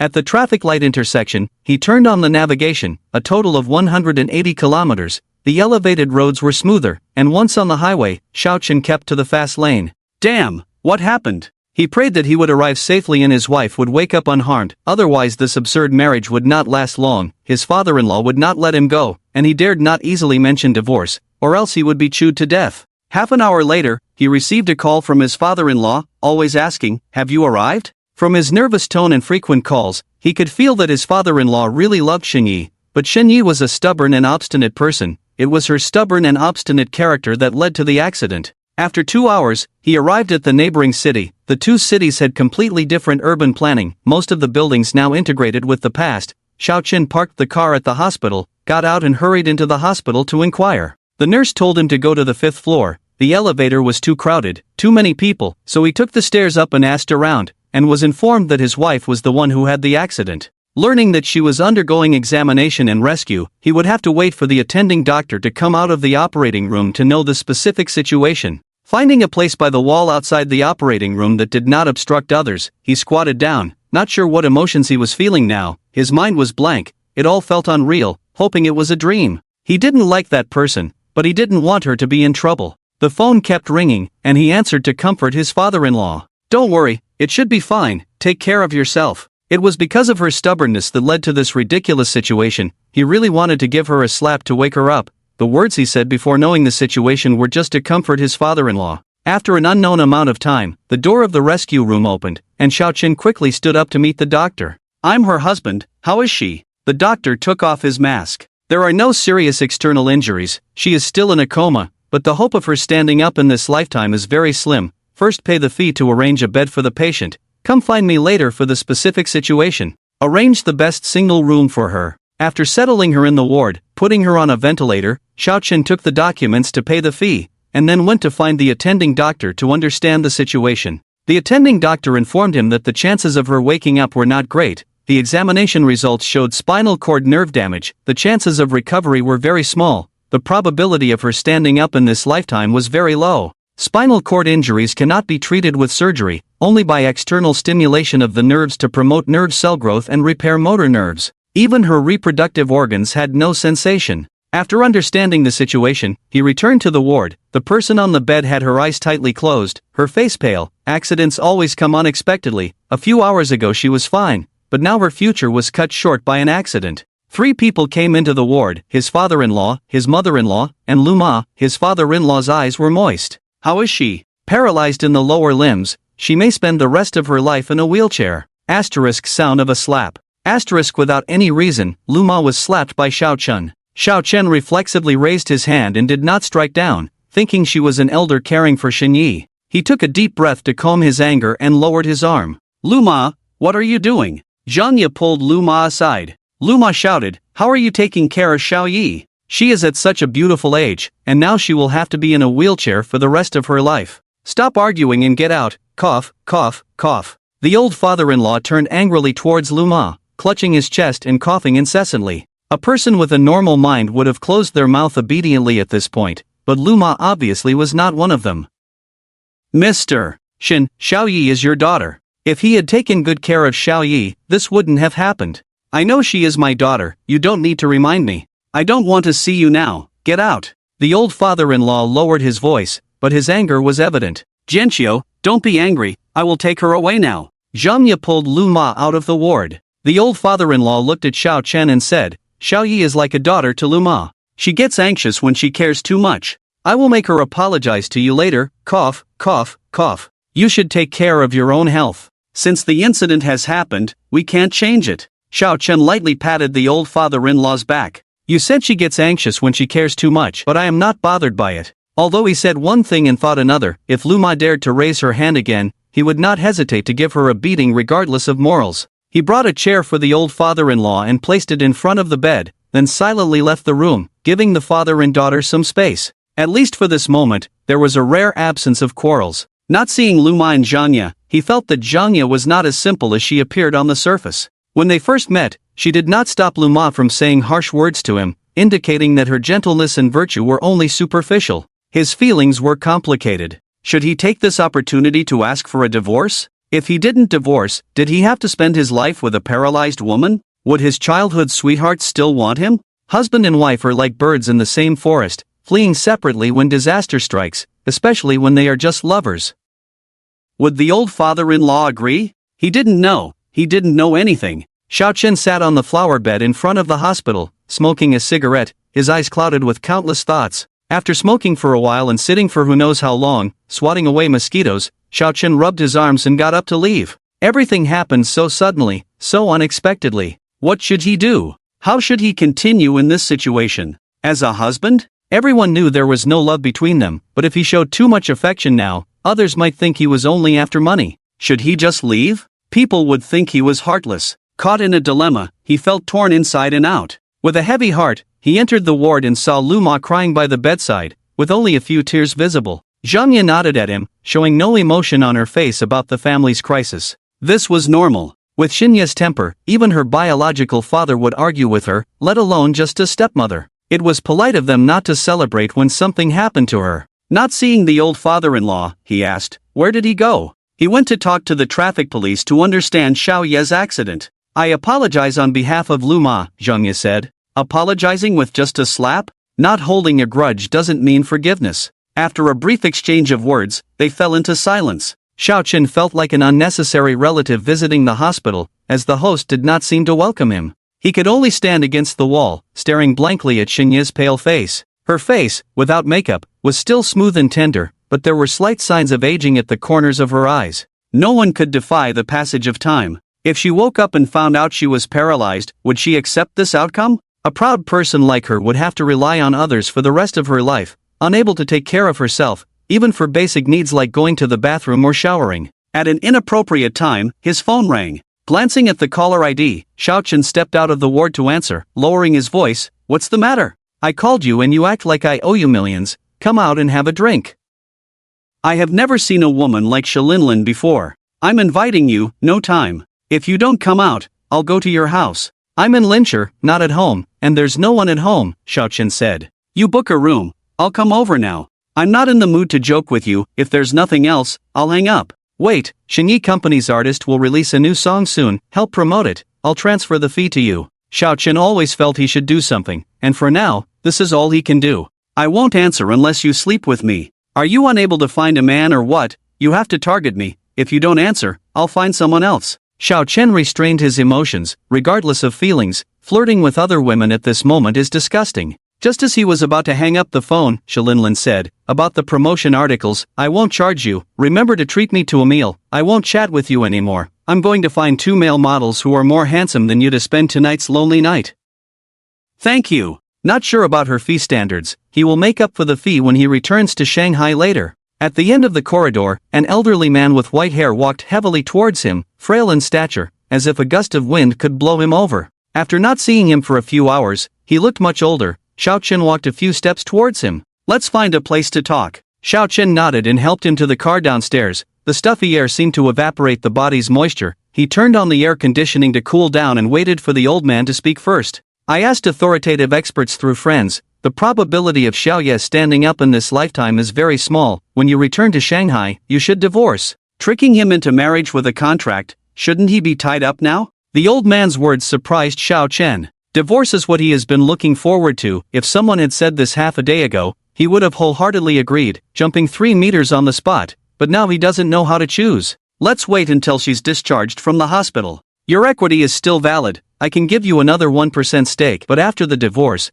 you must take good care of her, treat her like a sister. Tears welled up in the old man's wrinkled eyes as he spoke. She has family, you are not old. Xiao Chen was puzzled. Except for me, everyone who is good to her is superficial. I have cancer, not much time left. Except for my personal doctor and a dong, no one knows. Xin Jianxiu's voice choked up. He had suspected that something had happened to him, had a psychological expectation, but when he heard the word cancer, he was still shocked. Money couldn't cure everything, and a big shot like him had no way out after arranging his affairs. He didn't trust his current wife and son. If he did, he wouldn't have entrusted his daughter to him for care. When did this happen? Half a month before our first meeting. I've been taking medication for these years. The investment at that time was not impulsive or really impressed by the project. It was a test for him. He had already been targeted at that time. Xiao Chen looked bitter. Are you sure you're not mistaken? You are a kind child. You don't love her, but you won't actively hurt her. I just hope she can have someone to take care of her in the second half of her life. Live decently or just live. Xiao Chen did not rush to give an answer. Will there be a woman in the future who doesn't mind having his ex around? At the beginning, there may be a sense of novelty and not mind. No one can guarantee that there will be no conflicts in marriage and family for a lifetime. Even if there is no emotional attachment to the ex, no woman can accept the presence of another woman next to her husband. Consider me a dying man begging you. The old man looked at him with cloudy eyes. Xiao Chen said, she has a childhood sweetheart overseas, why do you still force us to marry? mentioning that bad seed, Shin Jianqiu was full of anger. The Jiang family has no good people at all. It's because of his existence that I forced you to be together. Letting you take care of her is also for. Forget it, anyway, that kid is not a good person, just as hypocritical as his father. Cough. Don't be angry, you're coughing again. Xiaochen patted the old father-in-law's back. Taking out a bottle of water from the trunk, he handed it to the old father-in-law, waiting for him to stop coughing, then sat quietly for a while before returning to the ward.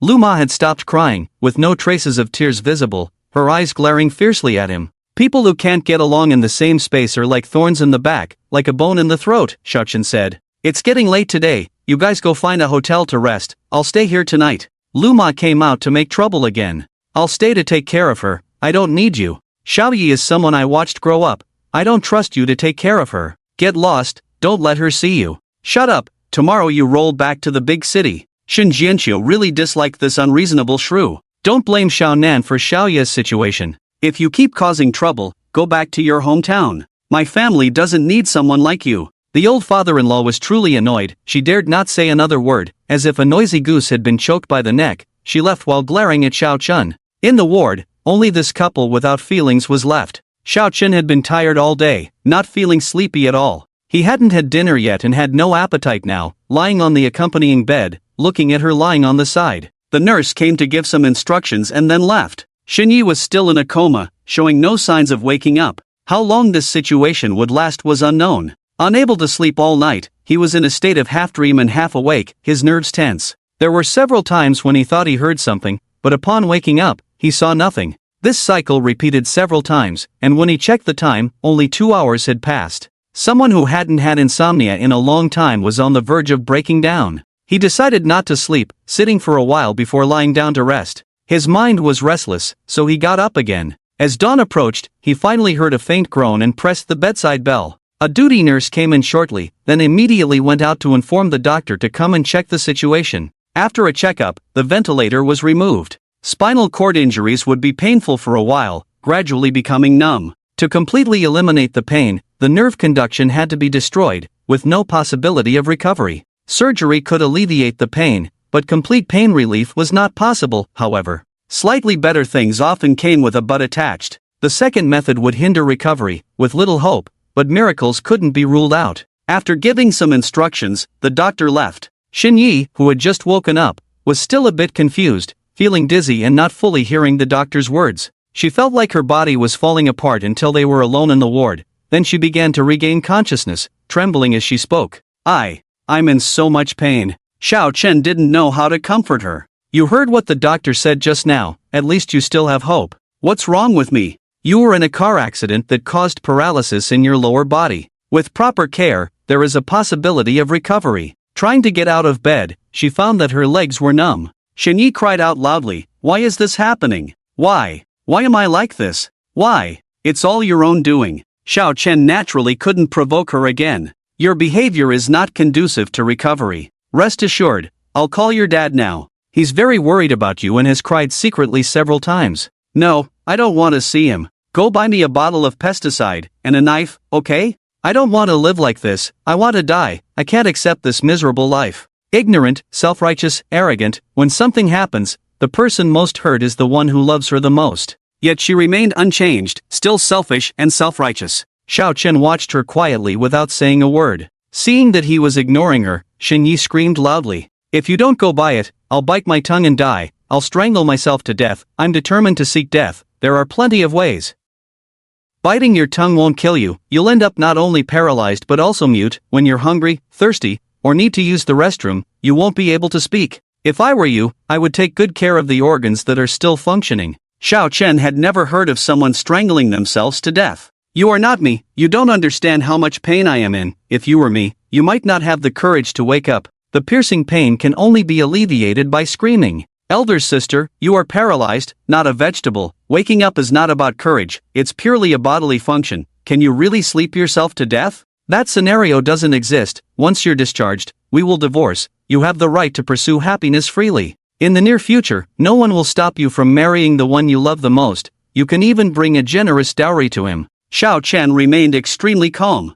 Freedom, pursuing happiness, have nothing to do with her anymore. Without freedom of movement, how can one talk about freedom, talk about happiness, becoming a complete waste? Shinyi found it difficult to accept reality, and burst into tears. Crying won't help, it's better to reflect on the past and plan for the future. It's late at night, the hospital needs to maintain absolute quiet. After speaking, a strong urine smell was detected. Xiaochen wrinkled his nose, lifted Shinya's blanket and saw that her pants were wet. He wanted to scold her, but she really couldn't control it. He called the duty nurse to handle it. The person who could afford to stay in the 80,000 special care ward for a day was not simple. Xiaochen didn't let people help for free. He gave a small red envelope without any money inside. Prepare some diapers, it will save you a lot of trouble. The nurse called someone else to help, changed the sheets, took 2 banknotes without hesitation, and left. A profit-making unit, not a guaranteed job. If someone offers a reward, there's nothing wrong with accepting it. The crying of the sick beauty on the bed became hoarse. Tears still couldn't be stopped. She felt embarrassed, unable to control herself physiologically, feeling nothing. Cry all you want, cry until you go blind. I'll feed you shit every day, feed you what you poop out, and I'll bite your tongue so you can't taste anything. Some say comforting words may not always work. She was fragile and on the verge of collapse at the moment. Comforting words seemed to pity her. Proud people don't need pity. Treating her differently would only make her feel like a waste. She needed to face it with a calm mind. Shinye's voice was hoarse and emotional. I don't want to live. Buy me a bottle of poison. I'll give you the company, please.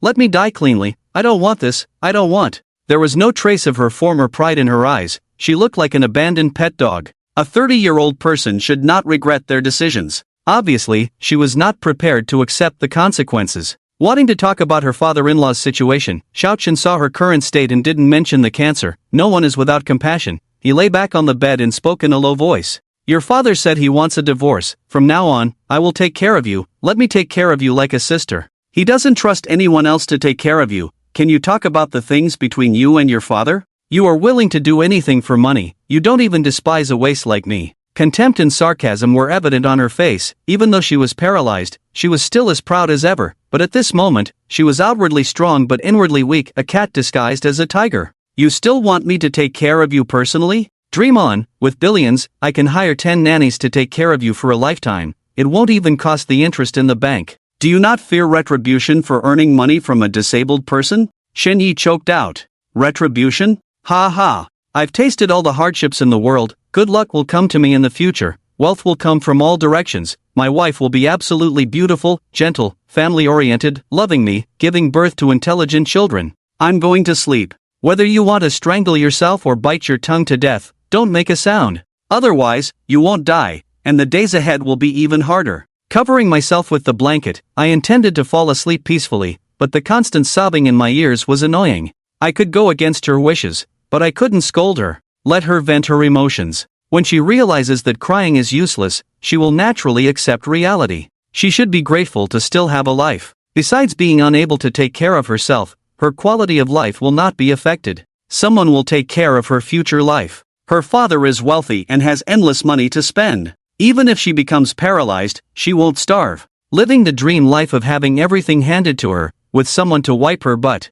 Childhood sweethearts reunited in a dream, her childhood sweetheart coming to meet her alone at home. Xiaoye is like this, and you still have the heart to sleep. Smack. A heavy slap landed on the side of her face, ringing in her ears. Xiaochen instantly woke up, glaring at the sharp-tongued woman in front of him, raising his hand without hesitation to knock her to the ground. Yesterday, I didn't argue with you when you were being nosy, but that doesn't mean I won't fight back. In my eyes, there is no distinction between respect and disrespect, young and old. Mrs. Lu was stunned for a moment, rolling on the ground. He hit someone, the soft rice man hit someone, someone come quickly, he hit an old person. Xiao Chen got out of bed, grabbed her hair, and slapped her mouth, looking down at her. Can you shut up? Otherwise, I'll kill you, you old b******.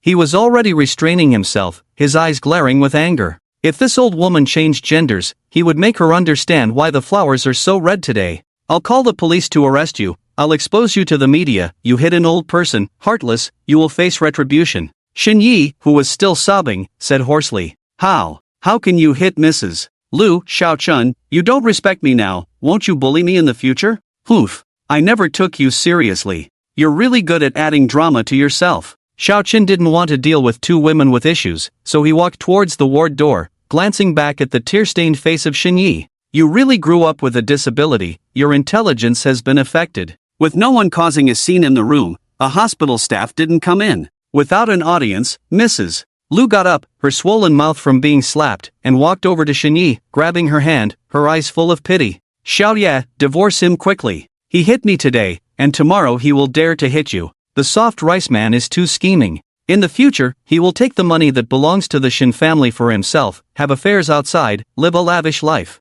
I will take care of you like a daughter. Mentioning a person like Xiao Chen, Shinye's eyes filled with hatred. They were the ones who harmed her. Shin Jianxiu and Xiao Chen were the culprits who harmed her. Without this absurd marriage, she would have lived a good life, not having to hide and avoid such incidents. I won't divorce him. I'll drag him to death. My happiness in this life is gone. Why can he get married, have children, and a happy family? Without meeting him, I wouldn't be like this. I want him to feel guilty for the rest of his life. It's all because of him, all because of him. After crying for hours, her voice came out hoarse and small, filled with resentment. In despair, people always need an outlet, something to support hope. Yes, it's all his fault, Mrs. Lu asked softly. Are you hungry? I don't want it, Mrs. Lu, my life is over, what should I do? Shinyi said, starting to cry again. It's okay, child, it's okay. Mrs. Lu will always take care of you. Mrs. Lu will never leave Xiaoye. Mrs. Lu held Xinye's hand tightly.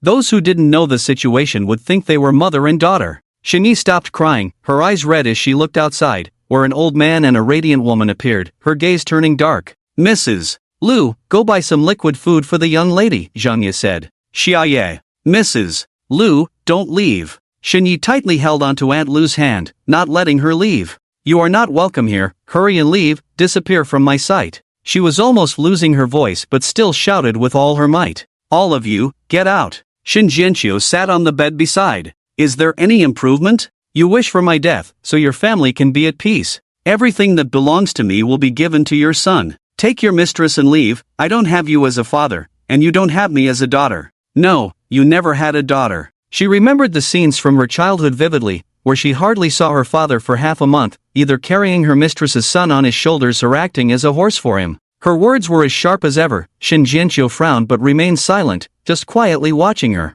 If she's not your biological mother, she won't spoil you. She couldn't stand it as soon as they met. Shinyi, you don't know what's good for you. It's not your father's fault. What's with your attitude? Even if you're stubborn, there should be a limit. Shut up, I told you to leave. Are you deaf? Shin Jian shouted with all his might, only to start coughing continuously. Xiaoye, talk to your father nicely, don't argue. I'll come back to see you later. Aunt Lu pulled her hand out and quickly left the ward. Zhang Ye knew Shin Jianxiu's temper. They had been together for over 20 years without ever defying his wishes. She glanced at Shin Yi on the bed with a gloomy look and walked out. In the ward, only the father and daughter were left, one looking exhausted, the other full of resentment. Shin Jianxiu knew his daughter had misunderstandings about him, some of which were destined to remain unexplained. I think Xiaonan has already told you everything. Live well, Dad will arrange everything for you. I know what you hate about me, it's okay. As long as you can live with that hatred, let it be. Don't be hypocritical in front of me. I know what kind of person you are. You were absent in my past life, and I don't need you in my future life. Xiao Qin stepped into the ward with one foot, then stepped back out, clearly hearing her words. Who gave her the courage to say such things? Without her father, how could she survive like this? Words are always sweeter than songs, but actions are a mess. Managing a company valued at $1 billion, unable to produce even 10 million in working capital, how can you boast? The atmosphere of the father-daughter conversation in the room was not very harmonious. Shin Jianxiu was accommodating his daughter, speaking in a gentle tone that he had never used before. He used to be very strict and had a high temper, but now he was a humble old father trying to please his daughter. I really wanted to burst in and say, give up on her, there's no saving her. Let her fend for herself, starve for a few days and see if she's still stubborn. She never understood that her father brought her not only wealth but also her appearance. Without a good father, those rich, powerful men who admired her would have found a way to play with her long ago. The term socialite requires a sufficient background to be clean, otherwise, it's just a socialite commonly known as a mistress. Fate, are you still holding on to me? Why did all my efforts only bring me the phrase, the time has not come? The phone ringing interrupted the conversation between the father and daughter, both looking at the person outside the door. Xiao Qin took his phone and quickly walked to the end of the corridor to answer where no one was around. You called me so early, is there something good? She couldn't even give a good attitude. This woman, Lin, always spoke so bluntly. I wrote a post yesterday, and the response was great. Remember to treat me to a meal when you come back. I just listened to those 3 songs, they're all great. Analyze them from your professional perspective, can they be a hit? They must be a hit, with me personally handling it. You probably don't know my reputation in the industry, right? Lin chuckled proudly. You're just a paparazzi leader, the top black fan in the entertainment industry, and the head of one of the best public relations teams. A shameless entertainment media that plays both sides. She had just helped herself, and Xiao Chen acknowledged this favor, giving her full emotional value. You are so beautiful and lovely. What impressive title do you have? Tell me and surprise me. She said, it's meaningful for you to find out yourself. Lin started to tease. Go online and check out my achievements. No matter how big of a celebrity you are, you have to obediently call me teacher when you see me, and you have to smile. Even the most popular fresh meat, if I want to see them, it's just a phone call away. Choosing a place with no one around to answer the phone was the right decision. The first time they met, she seemed like a silly woman, coming up to play poker and drink with him, getting herself drunk. When he almost couldn't get them back to the room, she and Godanden were not the kind of women who just talk, they were absolutely daring. It's not common for a girl to put a man's hand on her chest the first time they meet and try to maintain a distance in future interactions. If it weren't for his persistence, he would have been too lazy to chat with her. He accepted her help, patiently chatted with her and made excuses to end the call. While having breakfast, he casually checked social media, wanting to see if there were any reports about Shinya's car accident. Since he didn't see any reports about the accident, it must have been the father-in-law's doing. Otherwise, in the era of short videos, even a dog on the street would attract attention, let alone a car accident.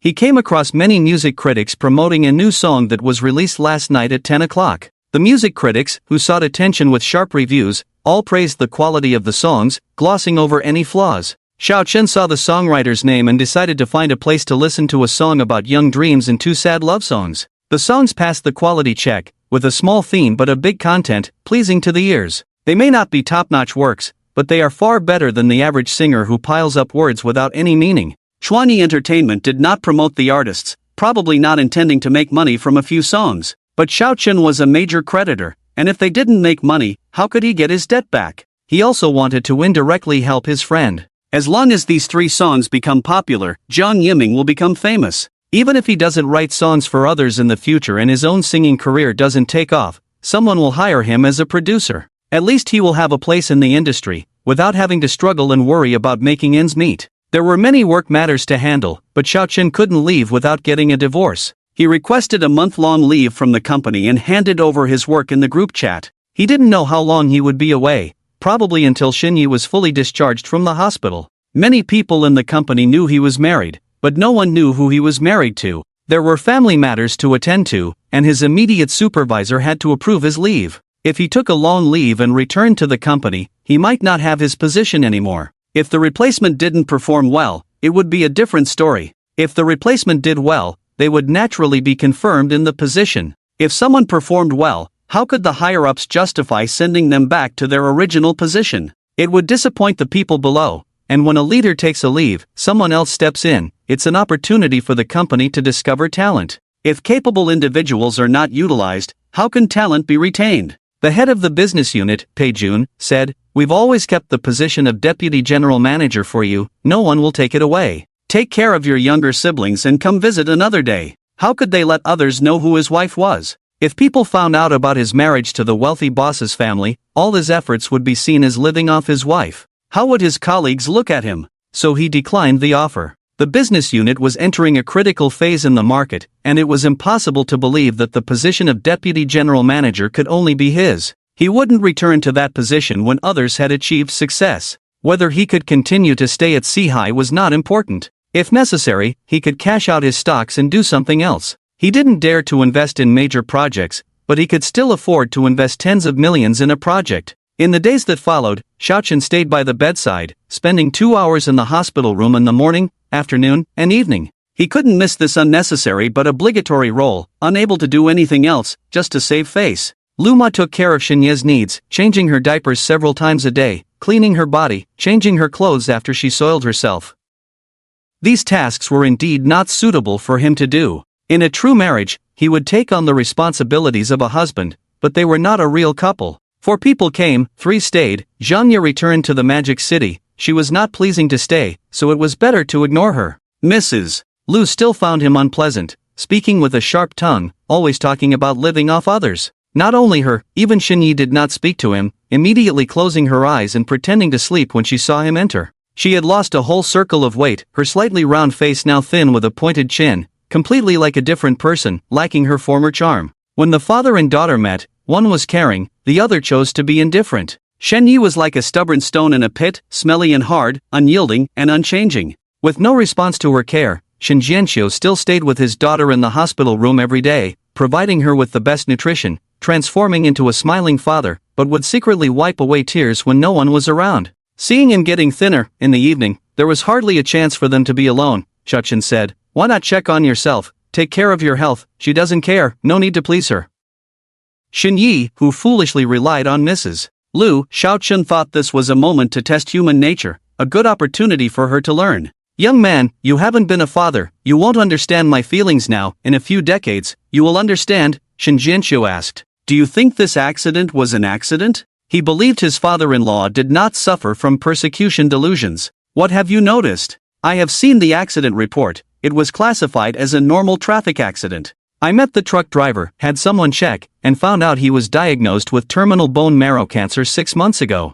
Business competition wouldn't lead to harming loved ones. Xinyi was not a senior engineer at Sea, her company was struggling, there was no need for competitors to deal with her in extreme ways. Do you have any suspects?" "No, I just find the situation suspicious. Why would a wide road have a car driving on Xiaoye's side? I have arranged for someone to investigate the people around him. Whoever harms my daughter, I will take them down with me." Feeling a suffocating murderous intent from his father-in-law, an entrepreneur who emerged during turbulent times of public security, almost none of their hands were clean, first ruling out murder by competitors. It was even less likely to be a competitor of Sea, nor the board of directors. Everyone had their interests, it didn't matter who was in charge. His father-in-law's position at Sea was not even as high as a senior engineer. The company had a complete system. As long as the system was not disrupted, it could operate normally without anyone. As for whether their family had enemies, he didn't know, couldn't judge. "I hope he doesn't suspect me," Xiaochen thought to himself, stealing glances at his father-in-law. Seeing him looking into the distance, his anxious heart finally settled, afraid he wouldn't find anything. In a moment of impulse, he would rather make a mistake than let it go.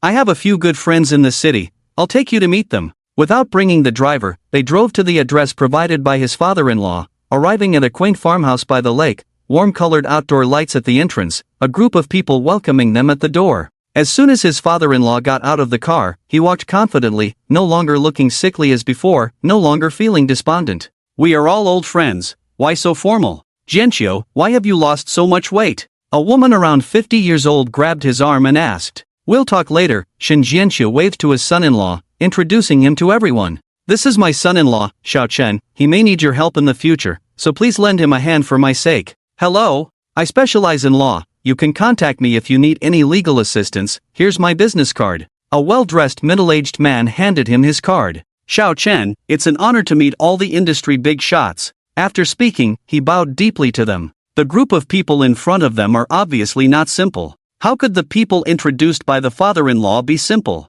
There are bank presidents, top lawyers, financial securities, media tycoons. 10 elderly people have achieved high success in their respective fields. They respect the father-in-law very much and treat him as their big brother. They all share a common identity, they are all graduates of Kyoto University. Graduating from a prestigious school is different from graduating from an ordinary school. The social circle is different. Maybe you didn't feel anything in the first 10 years after graduation, but after 10 years, when you look back, the person who was once poor next to you is likely to have achieved great success. These senior brothers and sisters are of the same age as the father-in-law, some are 5 to 10 years younger, and some are even 20 years younger. 2 of them are only a few years older than Xiao Chen, brought by others, and are just starting to make a name for themselves in the industry. People from prestigious schools have a characteristic circle culture. Once you enter this circle, if you encounter difficulties in your future career, it's not a big problem to speak up. The older senior brothers and sisters are willing to help for free. The father-in-law originally came from a prestigious background in Kyoto University and has a liking for circle culture.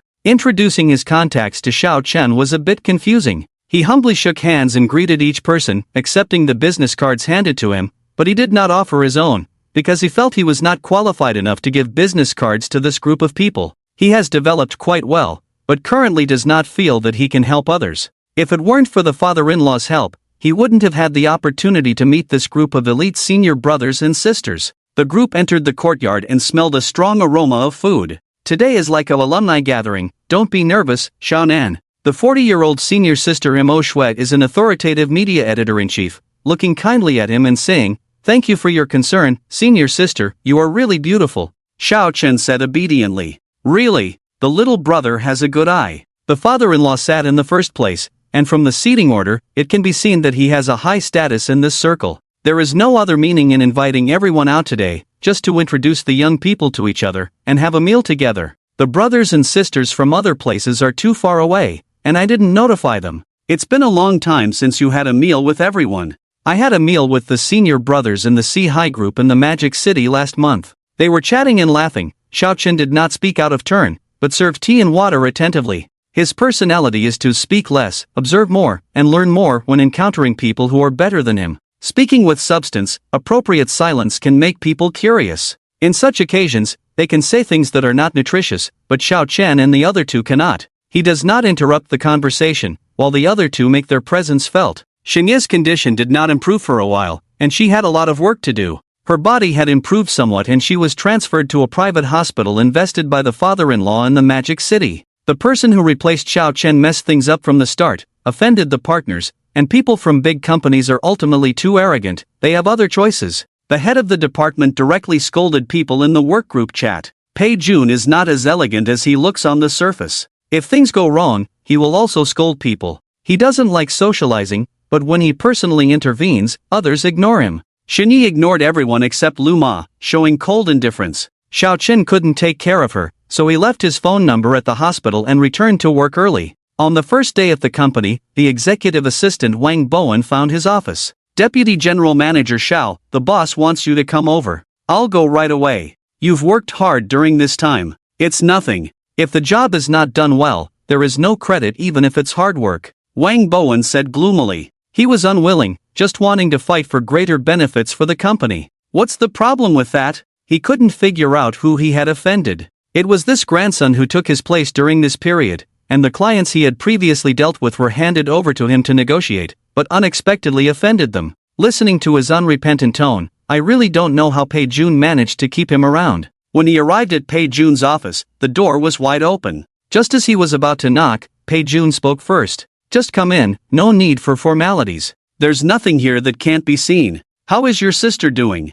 She can't stand up for the rest of her life, that's how it is. Xiao Chen found a place not far from him to sit down. Don't lose heart. If there are any issues with the treatment costs, you can talk to your brother, and I'll organize people to donate. No need, we have enough money. Xing Yekai didn't lack the funds for treatment. With her father-in-law's wealth, she could easily get hundreds of billions even if she took half of the property, more than enough to spend. I feel really embarrassed to call you back at this critical time. Jixing is crucial for the first step in entering the automotive intelligent driving field, Pei Jun said. Even if this hadn't happened, I would have come back to work early. Xiao Chen said. I can't do much by staying in the hospital to accompany her. It's a critical time for money, and with a nanny taking care of things, it's not a problem. Pei Jun took out a cigarette from the drawer, threw one to Xiao Chen, and leaned back. I don't know how Wang Bowen offended someone. I personally intervened, but they didn't give me any face. I hope to strive for cooperation as much as possible.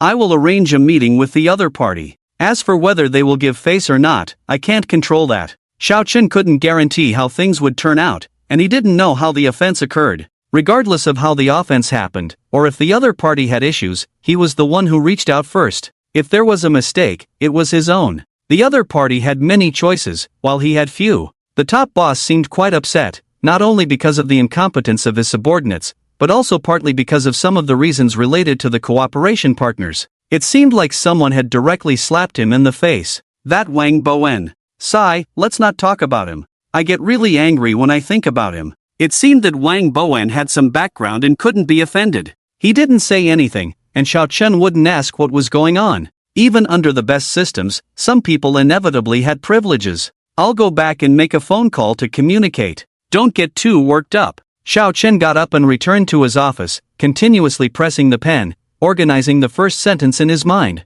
After a few minutes, he called the person he had contacted before, but the person on the other end answered in an unfriendly tone. We already have a cooperation partner in contact. Mr. Xiao, please don't call me again. I'm not calling for cooperation. I want to apologize. I had some family matters to attend to and took a month off. When I heard that someone had offended you, I immediately cut my leave short and came back. After he said this, the person on the phone immediately softened his tone. I'm not a petty person. I don't care anymore. I know Mr. Su is not petty. We made a mistake and naturally need to apologize. Whether this cooperation can succeed is not important. We can cooperate next time, and even if the deal doesn't go through, we can still be friends. It was important not to offend people, whether the cooperation was successful or not. Keeping good relationships was crucial in the domestic market, and Xiao Chen maintained a humble attitude. With you being so understanding, Mr. Wang Bowen and Mr. Pei Jun won't make me angry. In my opinion, you should be the one to lead the business unit. He couldn't say that his boss was incompetent, nor could he say that the other party was wrong. He just went along with it. Someone who could badmouth their own boss in front of others might do the same to him. Mr. Pei is a technical expert, a very skilled engineer, not good at communication, straightforward in temperament, and direct in speech. Please bear with him. Do you have time this weekend? Let's go play golf together. Xiao Qin did not give people an immediate chance to refuse, just asked if they had time. If people were not clear about what he wanted to do, they would directly refuse. By stating the purpose, he gave the other party a choice. He classified the dissatisfaction of others with their immediate superior as he is a technical expert. Communication skills are the problem, better than attitude problems. He did not explain for Wang Bowen that he had not reached the point where he needed to be defended, giving the other party an angry target. Everything was caused by him, the only one wrong was Wang Bowen, and it could only be his fault. Others directly stated their purpose. Su Feng was not good at directly refusing. It was very comfortable to be with Xiao Chun. This kid knew how to grasp the scale. There was a moment of silence on the phone. I'll ask the assistant if there is a schedule. Wait for me. Okay. Then came the sound of the phone being placed on the table, and the footsteps gradually faded away. Xiao Chen had a habit of investigating the target company before contact, knowing what they needed, what the responsible person liked, and understanding it clearly. The footsteps came again, clearer and clearer. Brother, do you have time this Saturday afternoon? Don't drive, I'll have the driver come pick you up. We'll go together. Okay, Su Ge, let's settle it like this. We'll contact you then. Xiao Chen replied happily. Goodbye. After speaking, he hung up the phone in 2 seconds. Golf courses on weekends are not always available. It's 4 days away from Saturday, and you need a membership card, starting at $1 million annual fee, which made Xiao Chen a little worried. He had been on business trips with clients a few times. He was reluctant to spend so much money on a membership card, and the other party was just a department head. He really didn't understand how these people could have such extravagant hobbies. When there is something, of course, the organization is the first to be contacted. The immediate superior is a technical guy. Besides technical research and researching his wife, he has no interest in other things. He said that if he could secure it, the department could bear the cost. Brother, I'm not almighty. Who can guarantee that we can secure it? They are already in contact with other companies. I can only try my best to save it now, at least fight for a chance to compete with them. Xiao Chen was a bit speechless. Then there's no need to pay attention to him anymore. Let him go wherever he wants to cool off. Without Zhang Tofu, I can still eat meat with hair on it. Change the target. Nowadays, either the car companies have very powerful partners, or they develop independently. There are not many left. Others cooperate happily. Who will flip the table and cooperate with you? It was a bit difficult to communicate with him. The immediate superior thought that their technology was awesome. Not cooperating was their loss, but cooperation between the two parties was based on equality. Since it didn't work here, he had to ask his father-in-law for help. With an entrepreneur like him coming forward, it had to be done, and the places that attracted people were the ones with enough rich people. The father-in-law acted quickly and arranged for him to get a membership card for the golf course and clubhouse on Saturday afternoon, along with a divorce certificate. You are free now, you can pursue your happiness. You are not young anymore. Holding the red divorce certificate, Xiao Qin felt mixed emotions, but he still went to see Xinyi for 2 hours after work. She still ignored him and left after talking to herself for a while. He didn't feel like he had wronged her in any way, but he just wanted to feel justified. He booked a restaurant to meet with Lin Lin. Just as he hung up the phone, Gadandan opened a video call. This woman sends a message every day, not as straightforward as Lin Lin. What's going on today? With a puzzled look, he answered the call and saw a delicate face sitting on the boss's chair, with a prominent chest. Cousin, long time no see. I helped you out, won't you invite me to dinner? What do you mean? When? Explain it clearly. You. Shalinlin said you asked her to find me to help promote a few new songs, but when she messaged you, you ignored her. I arranged for someone. No, that despicable person deceived me. Gadandin muttered with a resolute look in her eyes. Shalinlin, we have a new grudge between us. I am so grateful to her, I was ready to go and offer myself. I booked a restaurant. How about this, you come over and we go see her together. Xiaochen hung up the phone and sent her the location of the restaurant. The less in doubt a woman is, the more scheming she is. At least Shalinlin is that kind of woman, he thought, all flesh, no brains.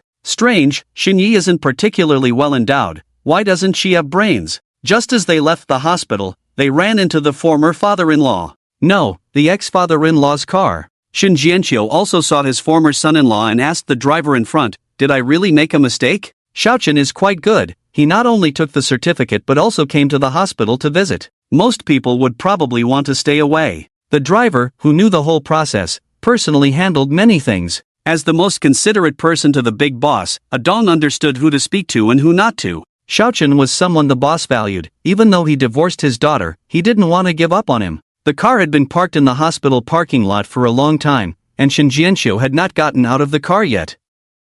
He spoke, I should have introduced you to him before. In the future, you help me. Well, it's up to you. After speaking, he pushed open the car door and got out. Promises cannot withstand the test of time. If he is not around, would Adong be loyal without any benefits? Adong watched the boss's back and muttered softly, Boss, rest assured, Adong will supervise Xiaochen well and not let Nis be bullied. As soon as Shin Jianqiu entered the hospital, the dean came up with two people. He didn't like to waste time on such socializing. Laogua, you do your thing, no need to accompany me. The dean, who had prepared a bunch of words, smiled awkwardly. It's okay, no rush for now. I came to see my daughter, I come 3 times a day, do you have so much time to waste? It's uncomfortable for you to accompany me, you really don't need to, go do your own thing. After speaking, he entered the elevator. The shareholder spoke so bluntly that if he didn't wake up, he really didn't need to work. The dean was tactful and did not follow. The relationship between father and daughter did not improve. Shinyi saw her father and felt that he was no longer her father. You and Xiaochen are divorced, you are free now. His words stung Shinya's sensitive nerves like needles. She turned her head abruptly and shouted, Free? Where is my freedom? Is sleeping freedom? I am already useless, I have no connection with freedom. Why should you decide when to marry and when to divorce? I don't want a divorce. Although you are divorced, he will continue to stay and take care of you. Dad will make him promise to take care of you for a lifetime. He will marry and have children in the future, you can't delay him. If he still had decades ahead, he wouldn't entrust his daughter to Xiaochen. Unable to accept the fact that the detestable person divorced and used their family's money to marry another woman, and in the future, his whole family would be in front of her every day, which was more unbearable than killing her. If she was not happy, he shouldn't be happy either. Bound together like this, tormenting him mentally every day, wanting to hit or kill him as he pleased, living was no different from death. I demand that you remarry us now, quickly, or don't see me again. Daughter, we can't delay someone else's future. Do you think having a marriage will keep him by your side? If he needs to find a woman, he will find one. Having someone to take care of you is enough. Shin Jianqiu would not let her have her way. Am I your daughter? When I was healthy, you forced me to marry. Now that I am disabled, you think I am useless, helping outsiders to despise me. I hate Xiaochen, and I hate you even more. It's because of you that I've been forced into this situation. None of you are good people, all you care about is self-interest, only gains and losses. Shinyi shouted with tears in her eyes, and people passing by outside could hear her. A young male doctor was called in, and without even looking at the old man, he approached Shinyi with concern and said, Miss Shin, behaving like this is not conducive to recovery. You need to rest. At this moment, Shinyi was like a mad dog, finding fault with everyone. None of your business, get out, who let you in? You want a free meal? Fine, I'll let you lick me clean later, and then we can get married immediately. The young doctor was at a loss for words for a moment, looking toward Shin Jianqiu. Mr. Shin, get out, come back when you're called. Shin Jianqiu didn't even lift his eyelids, waving his hand to signal the doctor to leave. Okay, I'll leave first, call me if you need anything. Seeing the young doctor's attentive appearance, she maintained a smile on her face despite her harsh words, and Shinyi sneered twice. Men are really shameless. Even in my current state, they still have the desire to freeload off me. I don't want anyone else, I just want Xiao Chun. If you don't remarry me, be prepared to collect my corpse.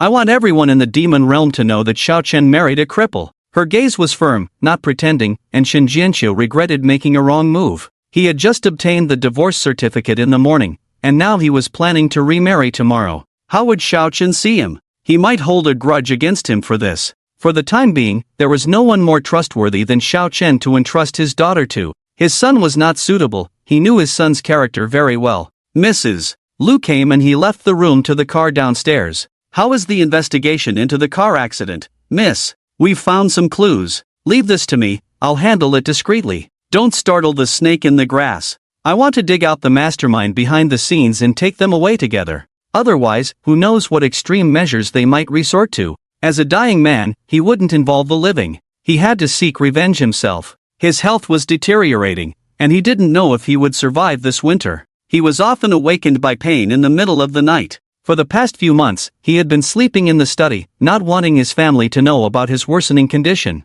He couldn't define the woman beside him. The company had to be handed over to partners for management earlier. Seahai was not just a Seahai, it was the Seahai of 80,000 employees. He couldn't force his son into the position. Before stepping down, he had to pave the way for his son. His son's future depended on his own efforts. The atmosphere in the room was calm and peaceful, but the two of them were tense. They glared at each other for 20 minutes, and Xiao Chen cut a piece of steak and put it in his mouth. You two will be in trouble if you don't eat soon. You promised to treat me to a meal, why did you bring her alone? Shi Linlin turned her round eyes towards him, looking very displeased. We're all friends, we're eating together this time. I'll treat you separately next time. Why should you treat her separately? Treat me first, then her. She's got nothing special. What right does she have to be ahead of me? You're going too far, Xiaodandan. Shi Linlin's small chest was not the reason, and her gaze fell on Gudandan's chest. It's a waste if you don't produce milk. You have it, I have it, what you don't have, I have.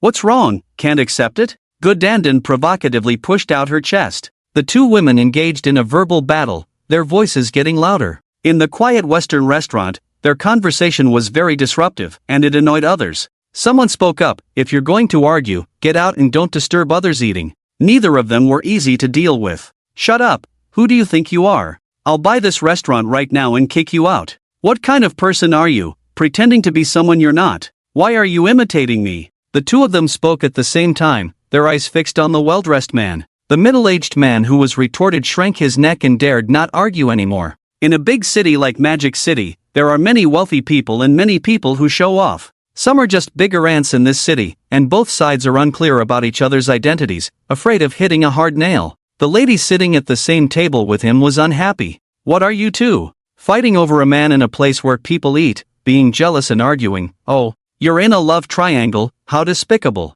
When it involved herself, Xiao Chen just glanced at the woman and continued eating with his head down. He didn't want to argue publicly with others. He now has some reputation and can't tarnish the company's image. He doesn't have much personal influence, but it's different with Seahai Group. Colleagues will take the opportunity to hype up and tarnish Seahai's reputation. He can't bring negative impact to the company because of personal matters. You're really bold to provoke these two women. Quietly giving a thumbs up to that lady in his heart. Oh, you have a one-sided love, you're innocent. Is the uncle in front of you your real father or your stepfather? Gudandan's words made the woman blush with embarrassment and anger. You wench. She sat down angrily, her face dark and almost dripping with water. Ah, feels so good. Gudandan saw that the two people were indifferent to the situation. You two are not righteous. I'm arguing with someone, and you're just eating by yourselves, no loyalty. Linlin's mouth was full of food, and she mumbled unclearly, dog egg, you're really good at playing with influence, speaking with authority, hitting the nail on the head, observing meticulously,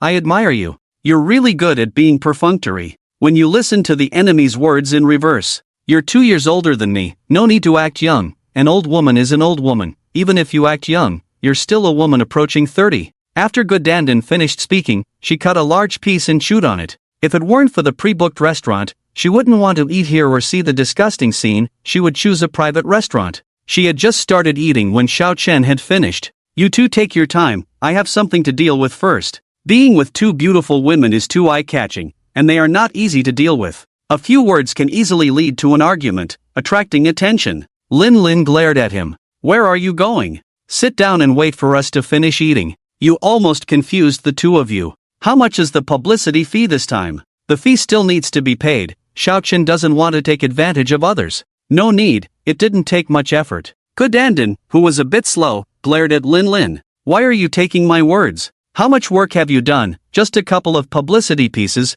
What credit do you have? Clear accounts between close friends. The fee still needs to be paid. I don't want to take advantage of others. If you don't take the money, I won't dare to ask for your help next time. Whether you want to take advantage of me is not important. I want to take advantage of you. Lin Lin flirtatiously threw him a glance. Xiao Chen gave her a big eye roll. Have a good chat, stop flirting. It's already past the mating season in October. He turned to Gudandan and asked, what about you? 500,000, remember to contact me directly next time, we can cooperate. By the way, are you a shareholder of Chuanyi Entertainment? Lin Lin probably didn't tell her about his marriage to Xinyi. Xiao Chen replied, I'm not a shareholder, I'm their creditor. I hope Chuanyi can make money quickly and pay me back. 3 songs can bring them at least tens of millions in profit. Do you know the person who writes songs? I want to buy a few songs. Gudandan has 2 singing anchors in her company but can't find suitable songs for them. Compared to Lin Lin's neuroticism, Xiao Chen prefers Gudandan's reserved personality in front of others. At least she appears normal in public, while Lin Lin doesn't care about her behavior in front of others, and their personalities are quite different. I'll contact him for you, but it depends on whether he's willing. He's quite stubborn and not easy to talk to. Asking Jiang Yiming to write songs is probably difficult. That guy won't worry about food and drink for at least a few years and won't easily agree. Xiao Chen didn't want to promise too much. Cousin, why are you so nice to Dog Egg? Sure. Lin Lin, this dead woman, leaned over, holding her throat. Xiao Chen felt goosebumps all over his body and gently pushed her away. If you were half as normal as her, I wouldn't have to be rude to you. Sure. Lin Lin sat up straight and disdainfully said, humph. She's just pretending to be serious on the surface. You can pretend to be serious, but don't be so flirtatious that people can smell it 3 kilometers away. Gudandan wiped her mouth casually. Sure. Lin Lin, not one to be taken advantage of, prepared to fight back, but Xiao Chen covered her mouth and pulled her away. They left the restaurant, and Xiao Chen let go of her, allowing them to argue further. Tomorrow, they would have to appear online with the headline, shocking. 2 women fight over a man, jealous words spoken. With her dark hair pressed against his chest, Xiao Chen held out his hands. That's enough, stay away from me. Let me lean on you for a while, I also want a solid chest. Cousin, you must be very strong. Gudandan looked at Xiao Chen with disdain, rolling her eyes. She admired Lin Lin's shameless spirit, always flirting shamelessly. You really fit the role of a female dog. Lin Lin still clung to Xiao Chen's chest, closing her eyes. Dog Egg, you've eaten, it's time to leave. You're not the main focus tonight, don't ruin the mood here. Cousin, ignore her, come with me for a walk. Gudandan pulled Xiao Chen away, leaving Lin Lin without support, causing her to fall to the ground, tears welling up instantly. Cousin, I think I broke my leg. Oh my ancestors, can you stop teasing me? With so many people passing by, Xiao Chen didn't want to attract a crowd. He quickly helped her up. As he pulled Lin Lin up, she clung to him completely, looking up at him pitifully. Cousin, my foot hurts. It's probably broken. I'll call an ambulance for you. Gudandan really took out her phone to take her to the hospital. Who was she trying to act weak for? I'm almost fine, I'll be okay soon. Cousin, help me to the car. Let's go. Knowing she was pretending, Xiao Chen wanted to leave quickly. He supported her shoulder with one hand and walked towards the car. He had an inappropriate thought that being with a woman like Lin Lin would bring more joy, being carefree, thick-skinned, not easily angered. She had a story, but after spending time with her, she wasn't as she appeared on the surface. This inappropriate thought was blown away by a passing breeze. He was a reserved person, perhaps longing for something he didn't have, just a moment of novelty. Xiao Chen stood in front of the flashy red Porsche, looking helplessly at the woman clinging to him. All right, you should let go of me now. I'm a married man, I don't want people to speculate. You're already married? Gudandan, who followed, asked. You both know each other. Xinyi is not my cousin, we're the same age. Although divorced, Xiao Chen didn't want to remarry and be labeled as a freeloader. He didn't desire a strong woman as his partner, he wanted a simple, silly, and funny girl to spend his life with. He wanted to come home and see someone, not deal with the calculations of a strong woman. These 2 women were not the kind he could see anytime, anywhere, they were probably too busy to meet once in half a month. Seeing Gudandan's displeased expression, not out of unrequited love but anger from deception, Xiao Chen immediately said, My marriage is not easy to explain in a few words. I didn't mean to deceive you last time. You're a smart girl, you should be able to imagine the reasons. After saying that, he untangled her hands from around his waist. It's late, go back and rest early, friends. He pinched Godanden's cheek as he left without hesitation, muttering to himself as he looked ahead. Not explaining clearly will bury hidden dangers for oneself. We can't be deceivers. The two women remained in place, and Godanden asked in a low voice, you knew all along? Not long ago, I just found out that you shouldn't act so affectionate. As a best friend for more than 10 years, I know you well. You are not someone who is in love. Sure, Linlin stroked her chin, pretending to be mysterious. I can't be best friends with a dog, Godanden sneered. Speaking like this is meaningless. Anyway, Xiao Chen is very different. If you can't seduce him, could it be that you're not capable? You have nothing good to offer. What can you use to seduce him? Godanden glanced at her chest and pointed to the Maserati parked nearby. She guessed why Xingyi introduced him as a cousin to others. She didn't say she liked Xiao Chen, she just wanted to get to know him. Tonight, she gave up. Being friends is quite nice. As more and more technology companies earn a large amount of money and invest in independent research and development, patent companies that fail to hold others' necks in the field of irreplaceable technology patents will face market pressure within 3 years. The senior management of C-High Group felt a sense of crisis. To expand into overseas terminal markets, they cannot rely solely on patent fees to survive. They cannot rely on just a few existing terminal products. They must establish a matrix of terminal products to compete in the market. The meeting room was in constant session, and Xiao Chen was tired. All he could think of were the faces of the board members. The overseas branch was established, and overseas patents were merged into the overseas branch, under the responsibility of Shinjun, the unseen younger brother-in-law who was appointed as the general manager of the branch. Either he is outstanding enough to convince the board members, or his former father-in-law provided enough benefits, or the board members gave him face. All three situations have some truth. Firstly, the former father-in-law's health is deteriorating, and someone from the board will be chosen to succeed him, which is an exchange of benefits. Secondly, children from wealthy families are exposed to their parents' industry at an early age, and they must have achieved something to earn the board members' appreciation.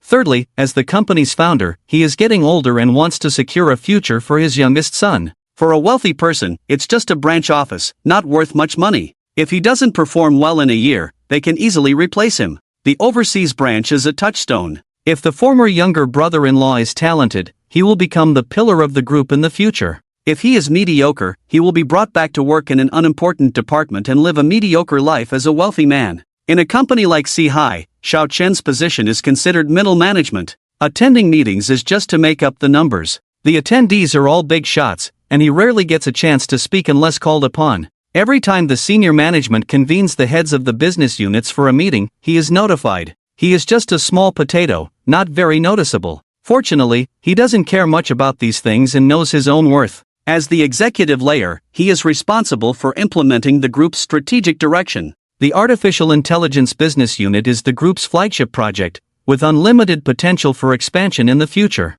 The other business units that rely on patents for survival are also eager to enter the terminal market. The heads of the business units feel the crisis and have submitted proposals to the senior management in advance. Vice President Chen Yanan said, "Our harsh winter is approaching. We need to change our past survival mode. The R&D department must quickly gain a competitive edge in key areas, create technological differentiation, and find ways for each business unit to survive. In the next 3 years, we will not pursue an increase in revenue, but profits must increase. We are facing a group of formidable opponents. If we can't beat them, it's not embarrassing. Let's speak up early and brainstorm solutions together to overcome difficulties. If you have problems, speak up, don't keep them to yourself, as problems cannot be covered up." The vice president in charge of human resources said, "I have received the personnel needs reported by each business unit and department, and have arranged for recruitment. We will fill the positions as soon as possible. We should try to cultivate talents internally and not rely solely on high salaries to poach talent from outside." The tone of communication from the executives should be as gentle as possible to make employees feel a sense of belonging. The group recruits about 10,000 people through campus recruitment every year, but less than 1/10 of them can be converted to regular employees. The Human Resources Department responsible for recruitment is under great pressure, constantly shouting about staff shortages. Failure to fill positions in a timely manner leads to project delays, and blame is shifted to the HR department. Some people leave due to lack of ability, while others cannot handle the high-intensity work, especially engineers in research and development, who work an average of 12 hours a day. Engineers who can fulfill a 3-year contract at CHI are treated as honored guests when they move to other companies. Those who are eliminated are not inferior, and it is not shameful to lose among a group of talented individuals. Some of the recruits can be described as geniuses who have caused trouble since childhood, excelling in various competitions. Xiao Chen, on the other hand, can only be considered average. During a boring meeting he attended, a flood of sensational news appeared outside, with several photos from different angles posted online with a headline that caught attention. Shocking. CHI Technology Vice President caught between two women, catfight breaks out, kissing in the parking lot. The content was a scathing criticism of a scumbag's behavior. While he personally did not attract much attention, being associated with a company that is currently in the spotlight is different. There were mocking comments, with some saying, "No wonder he can sell the product so well, he must have experience in charming girls." Some even raised concerns about the company's values, believing that a company led by a lecherous executive cannot produce good products. A popular online influencer deliberately released a video on the matter. Xiao Chen, one of the parties involved, ignored the rumors. Since the company did not ask him to clarify, he did not waste time on it. Stepping on the boats of two young ladies, the media really dares to exaggerate, and netizens really dare to speculate. He was very busy during this period, with heavy tasks at hand. Senior management demanded that the annual sales target of 20 billion must be achieved by the end of the year, with only 1 quarter remaining and a 40% gap to fill. Xiao Chen was frantically seeking targets to visit, even skipping the opportunity to visit Xinyi in the hospital. His former father-in-law returned to the suburban villa, leaving Uncle Zhong to stay here during the day and go home at night. Only he, a cat, and a dog remained in the house. The usually lively two pets were now sickly, except for their good appetite, which made him suspect they were ill. They only showed affection when eating, then quietly lay in a corner after being full, completely ignoring him, creating a very distant relationship. Great, now there are 2 more people in this house who hate me. On Saturday morning, after walking the dog, he went to the hospital. The news reached Xinye's ears, and she greeted him with sarcasm when they met. "You're quite something. As soon as I'm disabled, you immediately abandon me and find 2 women to support you. Can't you survive without a woman? Can't you earn a living with your own hands? Must you rely on women?" Faced with Xinye's misunderstanding, Xiao Chen did not explain. He simply responded, "It's as if you're giving me money. If you didn't provide for me, why wouldn't I find someone else? Why should I rely on others? Working is so tiring. I have to rely on my handsome face and strong back to survive in this city. I want to remarry you. Just because I'm disabled, you can't abandon me. Otherwise, you'll commit suicide?" Xinyi remained silent, her eyes filled with anger. It seemed she admitted it, and Xiao Chen continued, "That won't work on me. You have food, drink, and clothes. Someone feeds you in bed. Why not live? Seeking death all day long, why don't you take action?" He didn't believe Xinyi would really commit suicide. People who talk about it all the time lack the courage, while those who truly intend to do it act silently. "Even someone like you despises me. What's the point of living? Don't act like you love me so much. Take care of yourself. The doctor said you can be discharged next week." Xiao Chen peeled an orange, broke off a small piece, and regardless of whether she wanted it or not, he offered it to her. "Do you want to go out for some fresh air? I'll push you out. Even lying in bed all day, you'll get restless. You don't need to pretend to be affectionate here. A scumbag is still a scumbag. I want to go out, and someone will push me out. He is at the center of the storm. Who dares to go out with him, thinking of her as a bleach, wishful thinking? Lu Ma? No, there is a young doctor at the hospital who has been very kind to me, coming to give me warmth every day. He said he is willing to take care of me for a lifetime, and I am considering whether to accept." Xinye's face showed joy. What is there to consider? When someone is willing to hold on to you when you fall into the abyss, that is true love. It's good, accept it if you like. He really hoped Xinyi could find someone willing to take care of her. Even if one day her father is no longer there, Xiao Chen would still be willing to support her, but not as a husband and wife. Don't care about the past, but you must start with a clear heart. People whose hearts are not free should not waste time on them. Don't foolishly think that your personality charm is necessarily stronger than others. In the end, you will end up with a lot of wounds. People who drive Mercedes-Benz and BMWs will never lack love. I want to remarry and date him again. This bizarre idea surprised Xiao Chen greatly. When did she learn not to have shame? In a flat tone, "Be a person, I have never offended you. If you really do this, I will make you wish you were dead. Eventually, one day you will have no one to rely on. You can't beat me, at least in terms of health, you have already lost." Not seeing him furious, Shenyi was somewhat disappointed. In this life, you can't think of getting rid of me. You provoked me first, you have to take responsibility to the end. Don't push all the blame onto others. Did I ask you to go out and hide from your father? Did I ask you to collide with a big truck? No, you are too self-righteous, thinking you are extremely clever, but in reality, you are a fool who can't see yourself clearly. Xiao Chen blurted out what he wanted to say, feeling much relieved. You. Shenyi angrily pointed her finger at Xiao Chen, unable to speak for a while. You. What about you? Aren't you very tough and capable? Xiao Chen provocatively leaned her face over, her palm slapped over and immediately retracted her head. Get up and hit me, if you're so tough, get up and chase me, why can you only boast but not stand up? The annoying and arrogant face in front of her kept provoking her, unable to hit her, unable to win the argument. Wah. Get out, I don't want to see you. Shenyi cried loudly, using crying to vent her emotions as there was no better way. Who are you? Get out quickly, don't disturb the patient's rest. Xiao Chen turned around and saw a young man in a white coat, looking very handsome, his lips curled up. Mind your own business, are you the hat uncle? Why are you so nosy? How can someone who looks like a dog speak so vulgarly? The young doctor was so angry that he couldn't say a word. Unreasonable. He quickly went over to wipe Shenyi's tears with a tissue, his movements gentle, with an indescribable tenderness in his eyes. I will inform the hospital security not to let this person in again.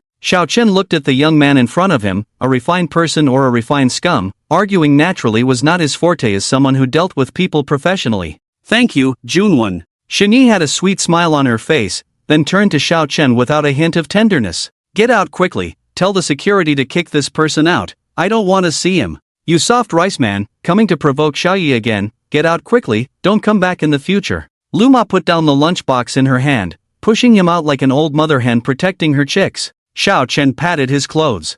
I don't want to come over, who cares about coming to see you, I won't come again in the future. By the way, have someone go take care of the cats and dogs at home, I will find a house to move out soon. Wait, didn't Shenyi always like her childhood sweetheart? How could she be taken down so quickly? She is so fickle. She has been married for a few months and her disgust towards me has not diminished. Does that guy have no charm at all? Xiao Chen was puzzled. The detestable person left, and Shenyi immediately changed her face towards the young man who was trying to please her. In the future, without my consent, you are not allowed to approach me. Don't think I don't know your intentions. Neither you nor my ex-husband are good people. Xiao Yi, what are you saying? Dr. Xiao comes to care for you every day. Such a boy is not easy to come by. He is much better than that useless man who lives off women, Luma said as she took food from the bedside table. Xiao Yi, you misunderstand me. I don't have the intentions you mentioned, Xiao Junwen said, pursing his lips before leaving the ward. After everyone left, Shenyi spoke up. Luma, do you think anyone would genuinely like a useless person like me? They just see that my family is wealthy and think I will inherit a portion of the property. I want. She didn't finish her sentence. If she were to say she didn't want any of Shin Jianxiu's property, relinquish her inheritance rights, those who claimed they wanted to take care of her for life would abandon her. What's the point? What can a woman who has lost sensation in her reproductive organs do when brought home? She would just spend money, have no value at all, not even the basic value of desire. Childhood sweetheart returned to the country, contacted her, but she didn't reply, she blocked him. A life like mud shouldn't drag others into the swamp. Tears the size of beans fell into the food in front of her. Oh, little ancestor, don't cry. Be careful not to hurt your eyes. Luma hurriedly wiped her tears. Lu Mama, my life, my love, all gone. In the future, with Lu Mama taking care of you, protecting you, no one can bully my little Yi, Luma said earnestly. The golf appointment was cancelled, Mr. Su's assistant called to say he couldn't make it, so they rescheduled for a dinner party in the evening. Xiao Chen went home to play with the cat and dog, both of them lazy and unwilling to do anything. If the owner hasn't been home for a long time, maybe they can sense that something is wrong. Their emotions reached a peak. Xiao Chen held the husky's face. Brother. No, let me hear you say a few words. Faced with the reluctant dog, he just said, oh. You can't be like this. In the future, if you two have no food, you can come to me. Forget it, you don't even have the chance to go out. Xiao Chen let go of the dog, picked up the cat and put it on his lap. Oh, go eat shit. What do you eat? Catch mice? The mice in the neighborhood have been poisoned. I can't explain it to you, just like your mother, only muscles, no brains. After spending a few months without developing feelings for people, she ended up with another enemy. Instead, she developed feelings for the cats and dogs. If they stayed, Shinyi wouldn't be able to take care of them, and she would be depressed, especially the active husky. How about I buy you two, follow your mother. She can't take care of you. She's very temperamental now. Dogs like you who like to act stupid are easy to beat. Moving is not just talk. While there is still time, Xiaochen contacted the previous landlord, the same house they lived in before. He went to sign the lease agreement, paid a year's rent in advance, and the used pots and pans were still there. The refrigerator and washing machine were included in the rental. He cleaned the house inside and out, going round in circles and back to the starting point. At least one person could have some peace. He bought a few pots of plants from the flower market and brought them home. He received a call from Wang Bowen, who wanted to meet Mr. Su in the evening. Who told you I'm going to see Mr. Su tonight? Xiao Chen asked sternly. Don't worry about how I know. Just remember to take me with you. Speaking arrogantly, Xiao Chen was immediately displeased. I'm treating someone to dinner. Why should I take you? Are you going to pay the bill? Mr. Xiao, whether you're unhappy or not, you have to take me with you. This is Mr. Pei's wish. After saying that, he hung up. This bastard is probably the son of the company's chairman. There are two Wangs on the board of directors. I wonder which Wang is trying to take credit or achieve performance. No one knew about the meeting with Mr. Su on Saturday except for the former father-in-law and his assistant. How did Mr. Pei know? Did Lu Qing tell him? Lu Qing, who is he betting on among the directors? The waters of Sea High are not calm. The former father-in-law thought he had hidden his illness well, but perhaps it was only his own perception. Others had long understood clearly. Those old cunning foxes couldn't hold back and started playing power games, instantly feeling no sense of belonging to the company. Many failed companies have internal struggles within the founding team, with everyone's focus only on the eldest brother's position, neglecting the outside world, becoming narrow-minded. For decades, the directors of Sea High seemed peaceful, most likely because the former father-in-law was suppressing them, or perhaps he had made certain compromises to pave the way for his son. Those old foxes were born actors, performing for decades. Are there really people who do things purely? Not necessarily, there are a few, but most people ultimately pretend to uphold righteousness in front of others, aiming to secure a future for their descendants and continue to make the family prosperous. Sea High has tens of thousands of shareholders. It's not a one-man show. Whoever takes the lead, if they fail to bring benefits to the small shareholders, their position will be unstable. A big reason why many can continue working at Sea High is that they don't have to engage in political maneuvering. The once powerful tiger is now a sick tiger, and those who have been suppressed by him for decades are tired of it. It's time for a change. I don't care anymore. If I can't continue, I'll sell my shares to the company and cash out. Working is simply for money, not for emotions or future development. It's just a pie in the sky given by the upper echelons. After divorce, without contractual constraints, one can leave anytime, anywhere. Xiao Chen hesitated to ask Pei Jun, but then decided it wasn't necessary. At most, they would have an unhappy argument, both playing the role of a tiger in sheep's clothing. He wasn't afraid of losing his job, had no pressure from car or house loans, had some savings, and could settle in any city without worrying about making a living. He never thought of working at a company for a lifetime, didn't care about achievements, as long as the money was deposited into his account after completing the work. The former father-in-law is still at the company, not openly showing the conflicts. If he were gone, internal conflicts would intensify. Should he remind him? He, being so astute, how could he not be aware of the actions below? It's just that he currently doesn't have the energy to manage it, being seriously ill and nearing the end of his life. His former nephew needs him to pave the way, and his daughter had a car accident, enough to make him worry. The farthest point visible from the balcony is the building opposite, adorned with a variety of colorful clothes. From the sun at its peak to the setting sun, Xiao Chen observed. He messaged Wang Bowen a location, changed into a more formal outfit, and left. He would rather spend some time waiting for others than be reminded by a phone call and rush to prepare. He wouldn't call to confirm the time, as if someone said they would come. Without a call, they wouldn't cancel the meeting. Anyone with a brain wouldn't call to ask, "Are you ready for the meal?" They wouldn't lack that meal. Not opting for a particularly luxurious hotel, he chose a private restaurant that seemed a bit old-fashioned, with a simple exterior and antique interior decor. He reserved the largest private room, making a grand gesture. Uncertain how many people Mr. Su would bring, but definitely not just himself, Xiao Chen ordered 6 bottles of wine, 9 dishes, giving the opportunity for others to order, and told the waiter, "Prepare according to this, serve when I notify." Sitting quietly in the empty private room, organizing the upcoming conversation, it shouldn't be too businesslike, but not devoid of it either. At the very least, It should provide some comparison. Spending tens of thousands on a meal shouldn't be in vain, it should have some effect, to extract information about the company they are in contact with. The vibration of his phone interrupted his thoughts, opening the message, "I'll be there at 10 o'clock. You don't need to come. Do you think others have plenty of time to wait for you? Who do you think you are?" Xiao Chen was very angry. How could such a brainless person have been recruited by C-High if not for connections? Sure, here is the translation of the source text to English. Sure enough, the threshold is set for those without power and influence. He's just a vice president of a second-rate company, thinking he's a big shot. You may fear him, but I, Xiao Chen, do not fear him. Wang Bowen's words were arrogant and disdainful. Xiao Chen had not interacted much with him before and was unsure of his character. This guy probably wants to die, let's not bother pretending. Suppressing his anger, Xiao Chen called Mr. Su and asked if he had time. Mr. Su gave him a specific time, but Xiao Chen had to wait another hour. He called Pei Jun. Pei, what's wrong with your assistant? There was no need to worry about saving face at this point. He offended someone and wants to go apologize.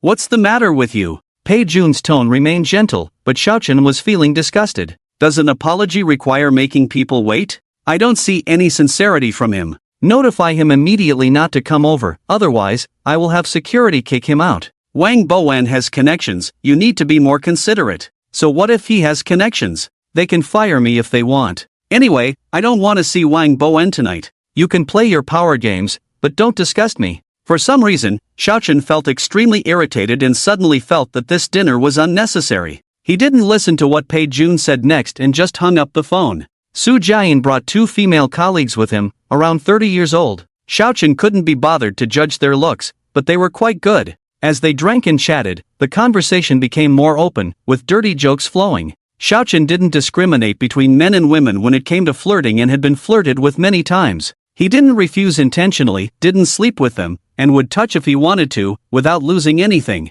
The discomfort was on their part. He was indifferent to desires, preferring a timeless feeling, and hadn't met a girl like that yet. The two ladies were good at creating a lively atmosphere, singing and dancing. It didn't matter how well they danced, a compliment was all that was needed. After the apology wine was drunk and the meal was almost finished, drinking more would make it impossible to go home. Xiao Chen stumbled over to Su Jiayin, his eyes cloudy and speech slurred. Su Ji, I'm really sorry, it's my fault that you were disgusted by someone. Brother, this matter has been resolved. I'm not a narrow-minded person and won't dwell on such trivial matters. Su Jiayin patted his back and said, Su Ji is magnanimous, but I still feel a bit guilty. Xiao Chen explained why he didn't call the person involved over. But the next moment, he was slapped in the face as Wang Bowen walked in. Su Jiayin, I just said a few things you didn't like, is it necessary? We don't need you here, leave now. Xiao Chen saw trouble brewing and immediately interrupted. You're using the company's money to eat and drink, extravagantly under the guise of socializing.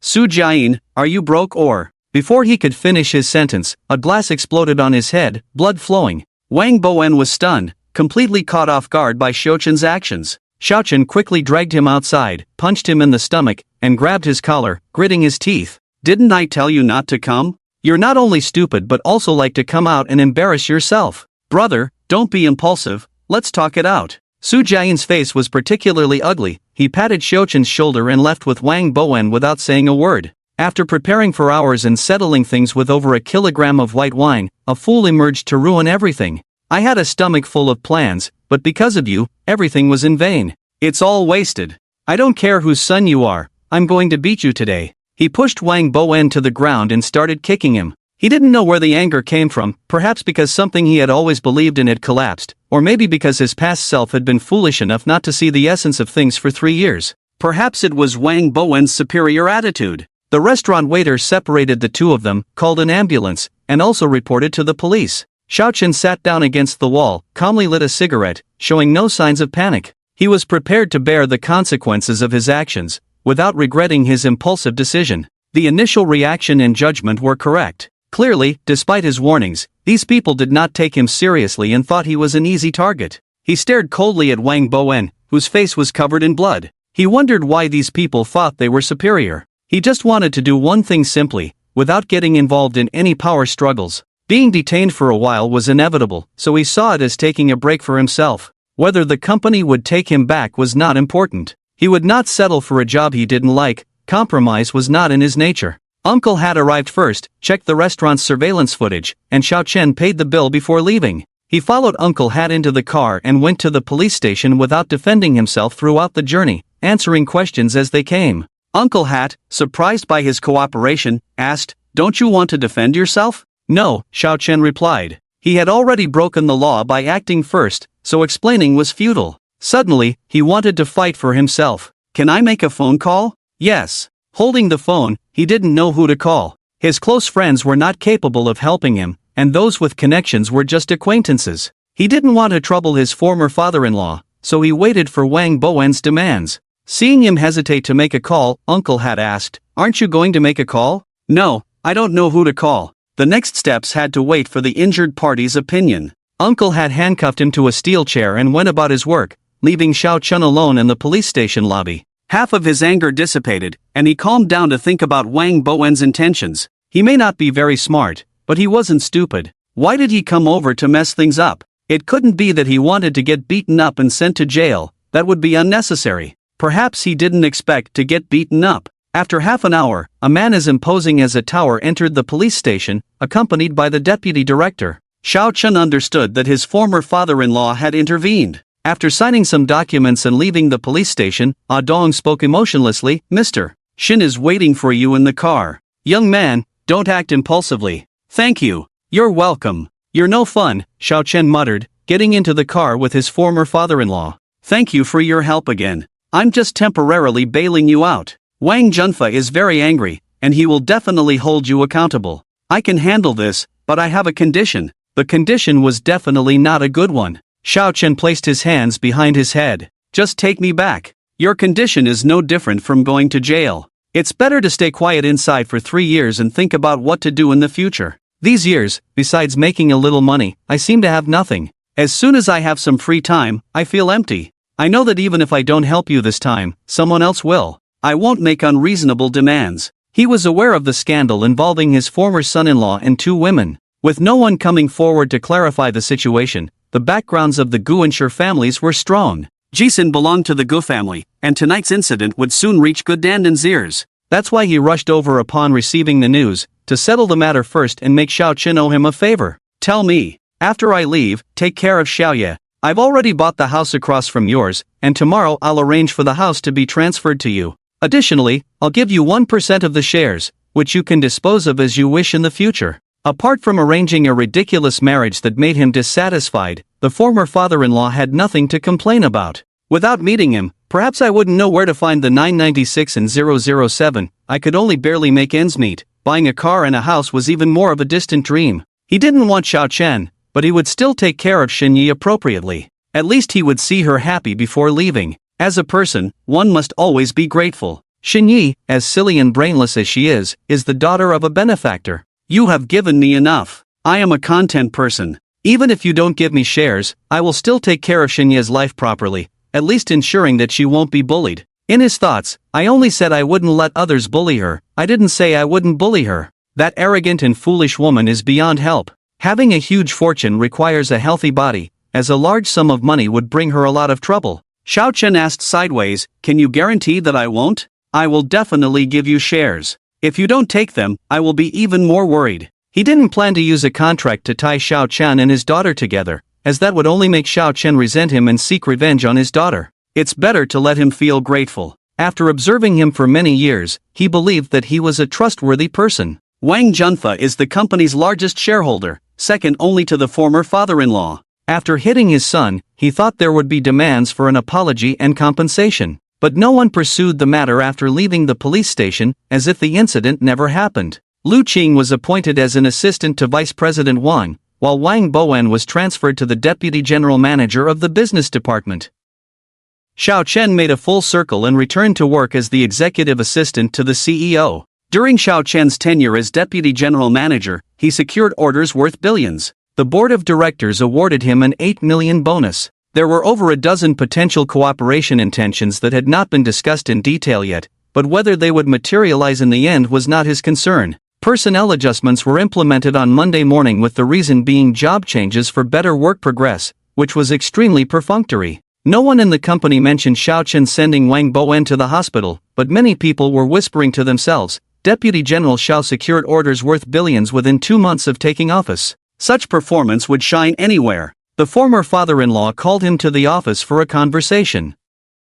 They are eyeing your position. It's no big deal to pay a price for hitting someone, especially since you don't care. I have already thought about leaving C-High. The recent changes have been too drastic, and I can't adapt for a while. I thought it would be a pure land, but it turned out to be a cesspool. The future of C-High is worrying. Xiao Chen looked at the desk with his eyes, seemingly indifferent but actually feeling that something was amiss. My generation's mission is coming to an end. I can't control where C-High will go in the future. I'm tired. You can work here with peace of mind for now. After toiling for a lifetime, in the end, it's all about securing a future for your children. C-High is not just about Wang Bowen. Xiao Chen believed that the former father-in-law knew that other business departments also relied on incompetent connections. Before I retire, I will return the identity of the employee shareholder representative to the employees. C-High will never become a one-man show. Xiao Chen understood the former father-in-law's intentions. He planned to reform the board of directors before retiring.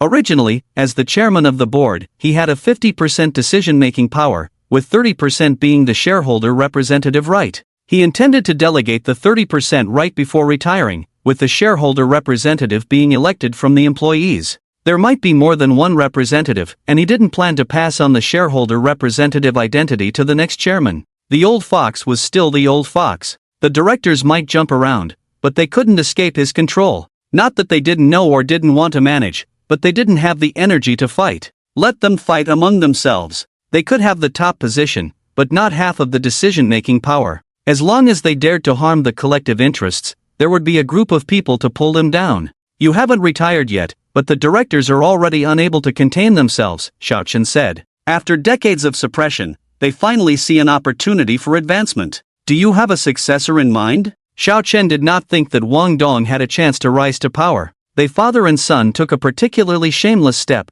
damaging the company's interests. No one brought it up, but everyone remembered. Yes, President Zhang is relatively young, energetic, and does not like internal strife. Wang Junfa thinks he is almost certain. He first let him be a moving target to attract firepower from others, let them compete and fight, and finally give them a big surprise. Xiao Chen picked up the teacup on the table and tasted it carefully. His former father-in-law was deep in his thoughts, thinking more thoroughly. No, before overturning the previous speculation, he should have communicated with the directors in advance about retiring. Knowing that he is on his side, Wang Dong wants to rise to power. At this critical moment, Wang Bowen suddenly targets him. Wang Dong is not a fool. Could it be? He suddenly raised his eyes and stared at his former father-in-law. Old man, Wang Bowen targeting me doesn't have anything to do with you, right? The corners of his eyes twitched involuntarily, and he picked up the teacup to cover it. I have been getting closer to Wang Dong recently, and I hinted at something to him, giving him hope. It's better to expose the hidden problems of the company before I retire, handle them once and for all, and ensure stability for the next 10 years. It became clear to him that as an assistant to the group's president, he should have been arranged to a director position in a certain first-level department of the group. Why was he demoted to the position of president of the business unit? It was to make people think he was not on their side. His former father-in-law hinted at the meeting that he was conservative and not enterprising, showing these signs to make people think that his former father-in-law had long been dissatisfied and that's why he was demoted. The former deputy general manager of the business unit was transferred, and Wang Bowen had already set his sights on the deputy general manager position. Suddenly blocking his path to advancement, he was naturally unhappy. Just when he finally found an opportunity to replace him, the first thing he did was mess it up. He was foolish, lacked tolerance, and couldn't stand others being better than him, so the apology dinner was his personal behavior. The old man saw through everything. The several old men on the board of directors had worked together for many years,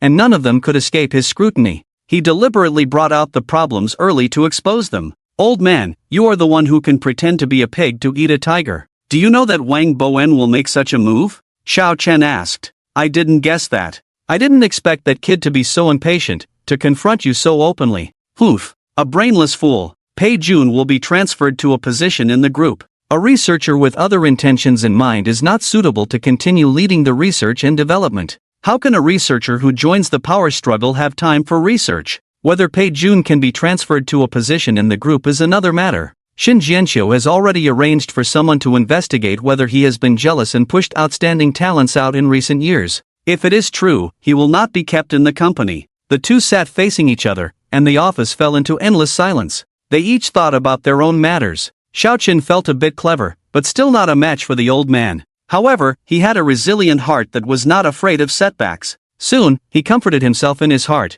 It's not that I'm not smart enough, it's that they have more resources in their hands. Even if they openly target me, I have no power to fight back. I'll go to work first. A lawyer will come later to help you with the transfer of the house. Consider it as a home I'm giving you. The equity will be transferred to you after a while. Don't worry, there won't be any contract traps this time. What is this for? Xiaoqun felt particularly stupid after asking. Of course, it was for his daughter. To have you take care of my daughter, not exactly taking care, just to ensure she is not bullied, to have someone stand up for her. As for her property, I need to consult about it, can't give it all to her at once. Shin Jianqiu was sincere this time. Can't you just not do it? No. Aren't you worried that without restrictions, I will take the money and not work? Xiao Chen asked. Kid, I understand you, better than anyone else. You don't need to act in front of me. Anyway, you don't want to stay in Sihai, take advantage of my not retiring yet. If you want to make trouble, go ahead, but only within a small range, it cannot affect the lower level. Shin Jianqiu believes that people in high positions are not as valuable as an engineer. I am not a troublemaker, once things pass, I don't hold grudges. Xiaoqun sat steadily on the sofa, leaning back. Retire early to take care of your health, even if you live one more day, or even just an hour. For all. Wait for a while. The old man is stubborn like a mule. Their father and daughter have similar temperaments. Shenyi inherited the personality, but unfortunately did not inherit the brains. Xiaoqun knew that a few words of advice would not work, so he did not speak again. He probably meant to wait until the overseas branch made achievements. If the former nephew-in-law is diligent for half a year, if not, even if his father dies of exhaustion in his position, he won't be able to help. He has never seen anyone, never heard of any legendary stories about him, only knows that he has a powerful father. Will he inherit his father's sly and cunning nature? Xiao Chen did not politely decline the house given by his former father-in-law, but followed the lawyer to transfer the property to his name at the real estate bureau. He likes money very much, but understands the saying a gentleman loves money in a proper way. He will not claim ownership of the 30 million house, deduct the 6 million lent out from the future evaluation of the house, and return the remaining money to Xinyi. The borrowed money must be repaid. It's not like he has so much money that he can't spend it all.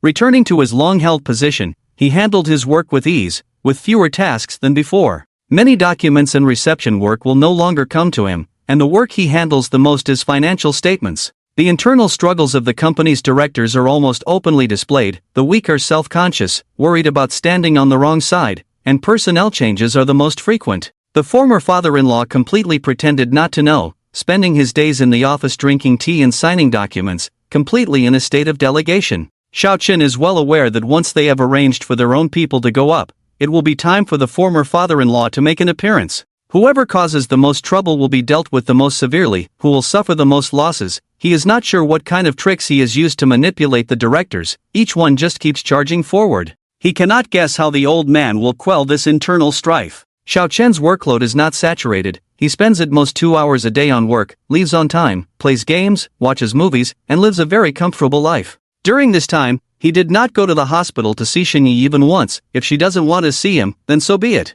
Why bother forcing himself to see her, losing his temper and getting into an argument with her? On the morning of the day she was discharged from the hospital, which was a Saturday, the former father-in-law did not work overtime, so Xiao Chen naturally did not go to the company to work overtime. He did not have the same enthusiasm as before, and there was no work that required him to work overtime. He received an invitation from the former father-in-law to go together to pick up Xinyi from the hospital. Seeing the person who had been missing for many days, Xinyi looked at him mockingly. "Oh, you're still here, I don't have money to support you." Xiao Chen picked her up and put her in a wheelchair. "If you can't argue with me, then don't force yourself to feel uncomfortable. It's better to speak calmly and peacefully." "I can't speak calmly and peacefully with you, just looking at you makes me sick." The person wearing a diaper actually called him sick, Xiao Chen retorted. "At least I didn't soil my pants." With just one sentence, he hit her sore spot. Xinyi couldn't argue back and had to resort to physical action, scratching Xiao Chen's hand with a few bright red marks on the back of his hand.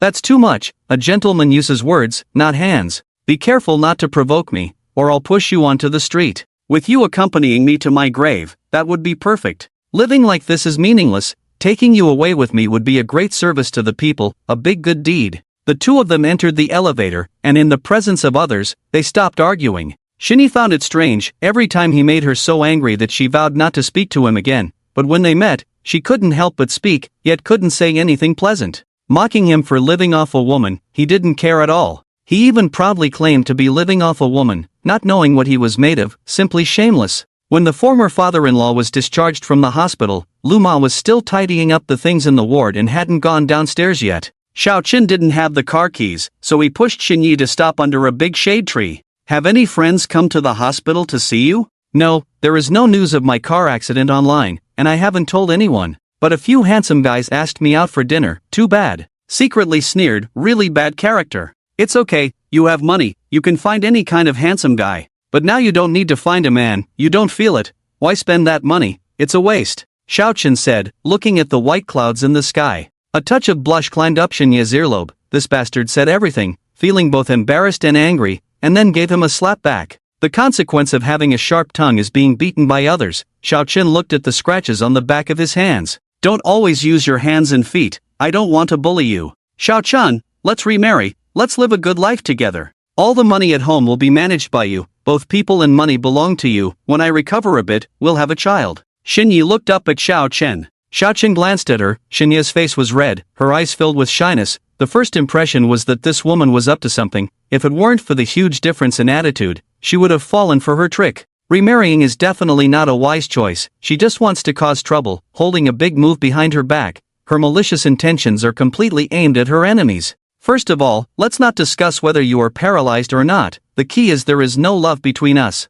If we had feelings, even if you were paralyzed, I would take responsibility to take care of you for a lifetime. The problem lies in the lack of emotional connection. You didn't give me that feeling of love at first sight, otherwise, I would willingly be your lapdog for a while. It's not that you're not pretty enough, that feeling is not brought on by appearance." Thinking back on the few brief encounters before the wedding, Xiao Qin looked at her with a clean gaze. Xinyi looked lost. "I understand, I was delusional. How could a woman like me catch your eye? You look fake without shedding a few tears." How could Xiao Qin be swayed by her words so easily? With no trustworthy person around to take care of her, the former father-in-law will handle her assets in a trust, such as necessary large expenses for illness, hospitalization, personal living expenses. There will be specified amounts. Before she can freely dispose of her assets, her goal is to have control over her wealth. Remarrying to retaliate against him is also a goal. Remarrying will not be a simple matter of getting a certificate, she will definitely demand to sign an unequal treaty, such as not being able to flirt with other women.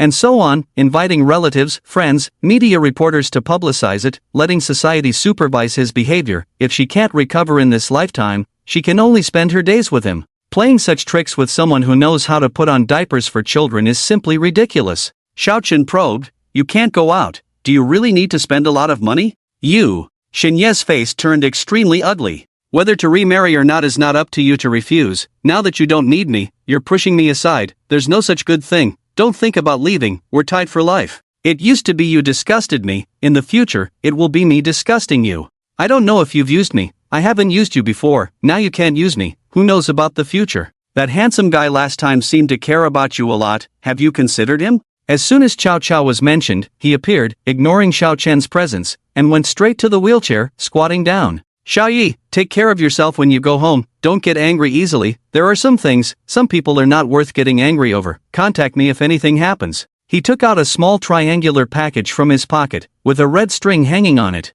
"Take this, my mom went to the temple a few days ago to ask for a peace symbol blessed by a venerable monk. Master Dingen has many followers, ordinary people need to wait in line for half a month. Wing Jun, this is too precious, I can't accept it, take it back. Thank you for taking care of me during this time." Xinyi pushed his hand back. "It's not precious, take it, I will send you a message every day, remember to reply." Xiao Wenjun stuffed the peace symbol into Xinye's hand, stood up and faced Xiao Chen. "Treat her well, otherwise, someone will compete with you. She may not be valuable to you, but she is a treasure to others." "Damn, has this guy watched too many domineering CEO dramas?" Xiao Chen smiled faintly at him. "There is a kind of love called platonic love. Love is pure, elegant, not tainted by materialism, two hearts together, no need for physical intimacy, Mr. Xiao, you are too worldly," Xiao Chen said calmly. "I am indeed worldly, love also needs worldliness, people have desires, intimacy is a way of expressing emotions, love cannot be without economics, companionship, intimacy, care, protection, and respect. Your idea of love is too idealistic, you don't even believe it yourself. This kind of love can be with 100 women at the same time, you cannot devote yourself wholeheartedly. Perhaps hitting a sore spot, Xiao Wenjun's face turned red. I didn't. His explanation was weak and pale. Xiao Chen bent down, took the peace symbol from Xinye's hand, and stuffed it into Xiao Wenjun's pocket. Trying to deceive billions with something worth less than 300, you are greedier than me. Pushing Xinye forward, Xiao Chen stopped and looked back at Xiao Wenjun standing still. Remember your identity, don't believe in superstitions. In thousands of years of history, human suffering is resolved by humans themselves, not by divine power. If there is another time, I will have a chat with the health department director. Mrs. Lu looked at Xiao Chen with disdain. There was no need to argue with an old lady. As long as she didn't lay a hand on him, her attitude didn't matter. She could take care of Xinye wholeheartedly, that was her only value. The house was very clean, the shoes on the shoe rack were neatly arranged, cats and dogs surrounded Xinye, especially excited. Niatu jumped onto Xinye's lap, constantly rubbing her hand with a burlap bag. Xinye rarely showed a sincere smile when she saw the cats and dogs she had raised for several years. Thank you for taking care of them so well. I moved out last week, they are not my responsibility, Uncle Zhang will come to take care of them during the day, Xiao Chen said. The smile immediately disappeared. Who allowed you to move out? This home is open to you, come and go as you please. What do you take this place for? Suddenly shouting startled everyone. Being the head of the household, a home is not a place where you come and go as you please. If you come, you can't leave, that's a bandit's den. Xiao Chen said calmly. Don't sweet-talk me, move back here immediately. We will remarry tomorrow, otherwise, I will make you regret it for the rest of your life. Xinye's tone was unquestionable. The old father couldn't bear to see it and tried to comfort her. Don't force Xiaonan, from now on, you can call each other brother and sister, he will take care of you as a younger brother, don't make a scene. From marriage to divorce, nothing was my choice, do you want me to die to be satisfied? Her emotions were unpredictable, she was fine when she came back, but one sentence made her angry, truly spoiled and fearless. Xiao Chen said, apart from remarrying, I can agree to any condition you have. Alright, promise me that you will never touch another woman in your life. If you violate this, all your property will be mine, sign and seal. Xinye said coldly when he didn't respond. In this lifetime, you can only be my man. Dad, I have never asked you for anything, now I only ask you to let Xiao Chen remarry me. She couldn't stand Xiao Chen being happier than her, since everything was already ruined, might as well destroy it together. Shin Jianqiu couldn't let his daughter act recklessly, he dared not force Xiao Chen. If he forced him, in the near future when he was no longer around, Xiao Chen would retaliate against his daughter. It's impossible, we can't harm Xiaonan, give up on this idea. Calculating all their lives, wanting to exchange sincerity for sincerity before dying. Are you still my father? Why do you always refuse to let me have my way? Xinye shouted hysterically, veins bulging on her neck. Arguing between father and daughter, Mrs. Lu stood silently on the side, hesitant to intervene, afraid of angering Shin Jianqiu and getting fired. At her age, where could she earn tens of thousands of yuan a month? It's because I let you have your way that things have turned out like this. You still haven't reflected on your actions, blaming all your mistakes on others. You are my daughter. Don't think I don't understand your little schemes. Xinye maneuvered her wheelchair to the stairs. Xiao Chen, take me upstairs. The two elderly people at home really couldn't lift her, only he was a young man. Xiao Chen wanted to leave as soon as possible, so he picked her up from the wheelchair and carried her into the bedroom. Hold me for a while, don't leave, look into my eyes. Xinye hooked her arms around his neck, trying to be affectionate. She was a bit childish, probably watched too many scenes from the daughter country and Journey to the West. Xiao Chen held back his laughter. You are really bold. With a little better acting skills, I might have fallen for it. He broke free from her grasp and left the room without any nostalgia. At the stairs, he heard Mrs. Lu's voice. Mr. Shen, Xiaotie is your daughter. What if that beast Xiao Chen does something to her? Shut up, she is my daughter. It's none of your business. All you need to do is take care of her. Get your salary on time every month. Do what you are supposed to do. Don't have any other thoughts. Shin Jianqiu wished they would do something. The former father-in-law was a good man. Xiao Chen deliberately made a noise to interrupt their conversation, then looked downstairs at the thin old man and said, I'm going back first. Poof. Mrs. Lu snorted and quickly went upstairs to Xinye's room. Move to the opposite side as soon as possible, all the furniture and household items are ready, you can move in directly. The former father-in-law suddenly said, move in today, I'll arrange for someone to move with you. Without any hesitation, he called someone, determined to have him move in today. Once the house is given, he must move in, no room for negotiation. Thinking it would be better to be closer, able to understand Shinye's situation at any time, she was currently being targeted by someone, unable to resist. If he didn't move now, he would have to move in when the former father-in-law was gone, so he agreed to move. Xiao Chen felt that Mrs. Lu's patience with Shinye wouldn't last long, changing diapers every day, wiping her bottom, who wouldn't be disgusted, even relatives might not be able to accept it, let alone just a hired old lady. Seeing the deadpan face of Adong again, not even a greeting when they met, he quickly helped him tidy up in the apartment. Xiao Chen didn't have to lift a finger. This move was very forceful, afraid that he wouldn't want to move in. The apartment was not going to be returned, signed a 1-year contract, the landlord wouldn't refund the rent. People nowadays can't earn much money, it's not easy to rent out a house. Are you paralyzed in the face? Xiao Chen asked. No, Adong replied expressionlessly. Then why have I never seen you smile? Because I don't want to smile. Xiao Chen put his hands behind his head and lazily said, you are really boring, with the same expression on your face all day, as if everyone in the world owes you money.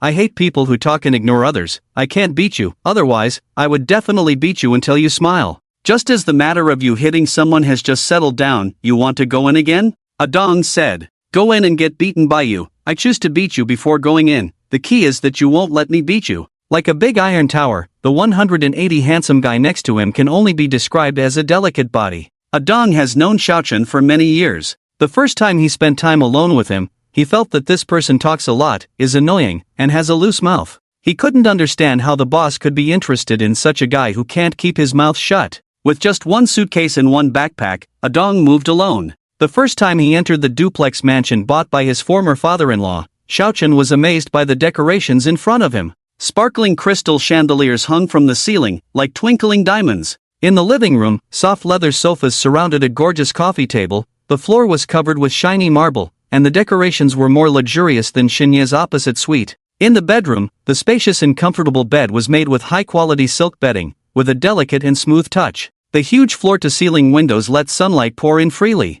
In the bathroom, exquisite sanitary ware and a luxurious massage bathtub were all available, even small items like toothbrushes and toothpaste. He thought the house would be luxurious, but it exceeded his expectations. Xiao Chen lay in the dry bathtub and sighed. This is the life people should live. Day after day, every day is the same, without the beauty of a painting or the excitement of a great adventure. The only thing that annoyed Xiao Chen in his mundane life was his ex-wife calling him at 3 a.m. every day. She would call with a pitiful voice, begging him to chat with her more, saying she was bored and wanted someone to talk to about her feelings in the middle of the night. Xiao Chen had grievances and anger that he couldn't express. He thought that her daily calls without meeting in person could help him understand her life and hoped she would form a habit, as a way to adapt to their future life. For more than 10 days, he answered her call at 3 a.m. sharp, chatting with her for half an hour, sometimes even an hour, discussing Shakespeare, Jesus, chatting about various topics, and her mood. He knew she was deliberately causing trouble, but he couldn't bring himself to get angry with her.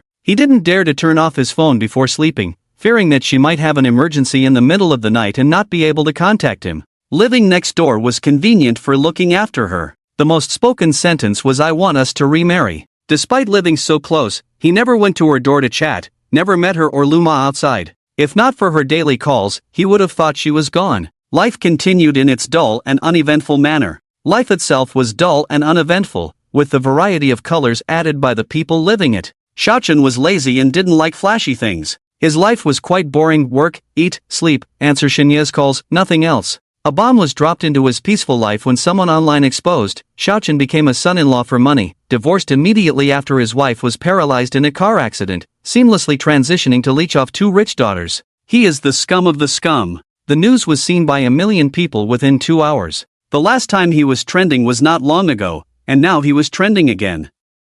The 2 incidents were linked, with some boldly speculating that he caused the car accident on purpose for a new love interest. Many people agreed with this view, even tagging the security bureau. People who were dissatisfied with their own lives turned into righteous knights, cursing him one-sidedly and venting all their frustrations in the comment section. Xiao Chen's personal reputation hit rock bottom, and the company was also affected by public opinion. The official social media account received tens of thousands of comments in an hour, forcing them to come out with a statement, temporarily suspend Xiao Chen's work, investigate thoroughly, and provide a response to the public. Public opinion was like a fierce tiger, and within half a day, major media outlets were reposting the news. Official media accounts also took a clear stance, with all kinds of derogatory words visible in the comments section, even cursing his ancestors. Fortunately, Xiao Chen is not a fragile person in his heart. He does not care about the insults and sarcasm of others. He is not a celebrity, not an internet celebrity. Whether others like him or not is not important to him.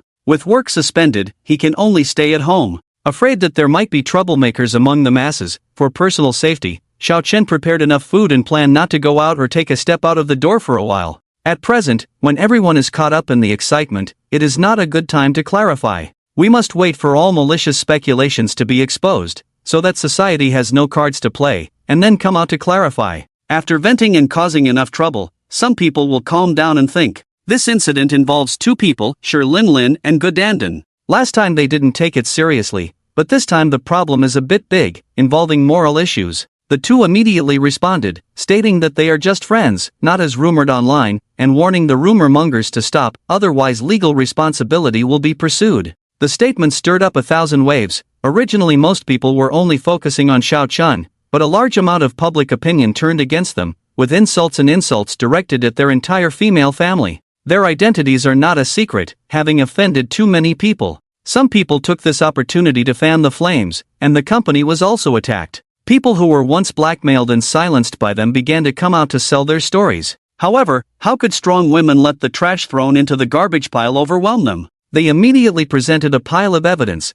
and the comeback of the notorious celebrities was short-lived. Godanden contacted Xiao Chen. When did Xinyi's sister have a car accident? Did you get divorced? Yes. Xiao Chen answered calmly. When asked about the divorce, she had already made it clear that she didn't want to get involved and intended to protect herself wisely. People who play for attention will not miss this opportunity for attention. They are used to shifting all responsibility to others and becoming victims in the eyes of the public. He didn't want to involve them, nor did he expect them to be loyal. It would be fine to just be superficial friends in the future. Perhaps his words surprised Godanden, who remained silent for a long time before speaking. You are really heartless. Think what you want. If it affects your life, blame me entirely, and also tell Lin. I'm sorry it affected you. Xiao Chen didn't want to explain. He guessed that this move was made by his ex-wife, who was like a stubborn child. He had no evidence to question her, and that vile woman definitely had more tricks up her sleeve, all aimed at tarnishing his reputation.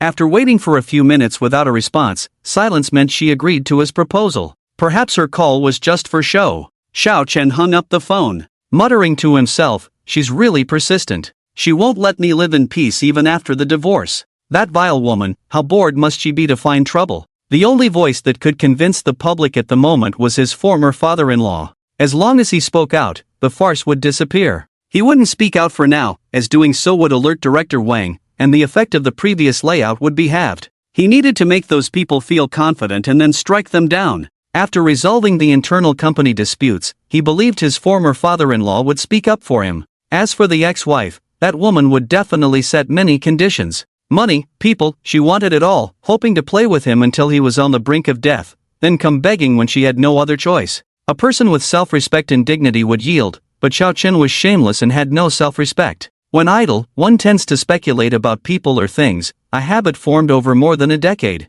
When encountering something, whether related to oneself or not, one likes to predict the outcome. Sitting quietly by the French window, lighting a cigarette and watching the sunset, chaotic thoughts stuck in the mind like a lump of paste, making it hard to calm down. Speculating always encounters obstacles. After a simple dinner, lying on the sofa staring blankly at the dazzling crystal lamp above, slowly falling asleep and dreaming, at 3 o'clock a biological reaction occurred, feeling as if there was a phone call coming in, waking up on time, but there was no call that night. The phone placed on the table in front of him vibrated. Xiao Chen reached out and picked it up. There was an unread message. He rubbed his sore eyes and opened it. This is the last time I disturb you. I won't do it again. Goodbye forever. You are free now. Be with your beloved as you wish. Are you sick? It sounds like a farewell message, Xiao Chen said as he immediately dialed her number, but no one answered after several attempts. He quickly used his fingerprint to open the door, but the door lock was physically locked from the inside and couldn't be pushed open. Frantically ringing the doorbell, it was 3 a.m.,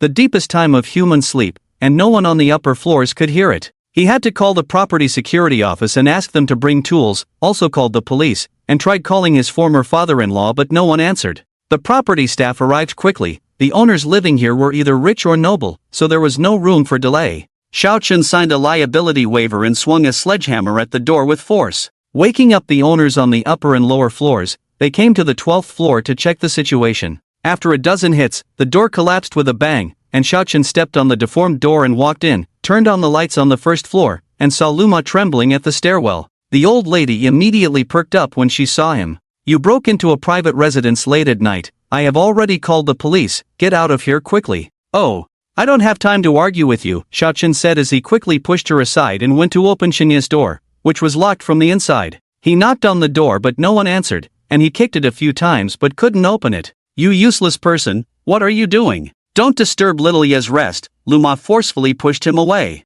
"I don't have time to explain to you," Xiao Chen shouted to the security guard downstairs. "Master, let me use the sledgehammer. He's just a freeloader who made it to the hot search, abandoned his paralyzed wife. You are all accomplices, drag him away quickly." Luma blocked the security guard from going upstairs. The property staff looked at each other. They were too nervous and rushed just now. They didn't associate him with the scumbag Xiao Chen mentioned online. They glanced at the signature on the liability waiver. The property security was afraid he was seeking revenge. Xiao Chen opened the chat interface and showed it to everyone, then looked at Luma. "Shenyi sent me this message, didn't answer the phone, no response at the door. If something really happened to her and you obstructed, can you bear the responsibility? You don't need to worry. If I really do something dangerous, you can take me down to the judicial authorities. The police are probably on their way, but life can't wait." Xiao Chen took a few steps down and lifted the sledgehammer to break open the door. The scene in front of them shocked everyone. Shenyi had a deep red wound on her wrist. It looked terrifying, blood was still flowing out, and she was in shock. Fortunately, there was a doctor among the owners who helped temporarily stop the bleeding. "I guess it didn't hit an artery, but it took a bit long. Temporary shock, don't panic, take her to the hospital immediately." Almost caused a tragedy. Luma was completely stunned. She should have been crying and wailing, but she stood there stiffly, trembling, forgetting to act. If someone had died, Mr. Shin wouldn't let her off. Xiao Chen carried Shenyi downstairs, and Luma immediately followed him. Just as the police arrived, one person stayed to question the property security and owners, while the other drove Shenyi to the hospital. There were few cars on the road in the early morning, and the official vehicle had a smooth journey without any traffic lights. The emergency room doctor immediately arranged for the operating room. Luckily, the problem was not too serious as it was discovered in time. Before coming to the hospital, they had stopped the bleeding. Although the cut looked large and scary, it didn't hit an artery, so there wasn't a major issue, just temporary shock. Everything happened just as the neighbors had predicted.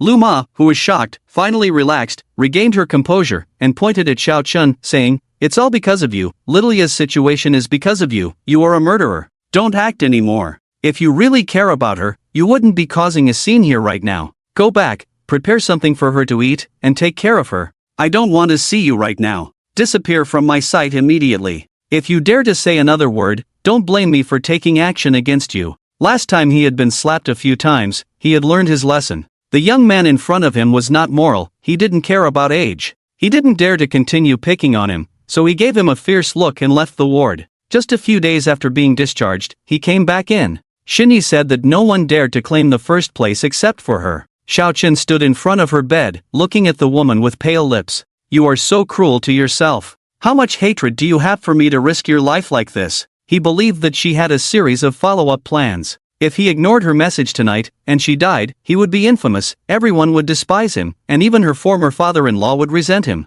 She was really bold, using her life as a pawn, a bit crazy, no, very crazy, just to keep him and seek revenge. She missed a step. She didn't expect that Luma, that stupid woman, would almost get her killed. Uncle Hat called him out to make a statement. After all, no one was sure about the speculations made by netizens. He asked about what happened tonight, what Shinyi was doing on the day of the accident, who he contacted, where he was, and who he was with. He spoke without reservation, giving a brief overview of their relationship. Xiao Chen, wearing a bloodstained shirt, returned to the ward and stood in front of her, staring blankly. He couldn't understand why she had to make herself look so unrecognizable, possessing a face and background that countless people envied. Yet she had a paranoid personality. Only 3 hours away from dawn, but it felt incredibly long. Everything was dark in front of him, his mood sank to the bottom of the valley. When the sunlight pierced through the steel and concrete jungle, everything suddenly became clear, and the depression in his heart dissipated instantly. The former father-in-law called him back, cursed at him after hearing the situation, and hung up.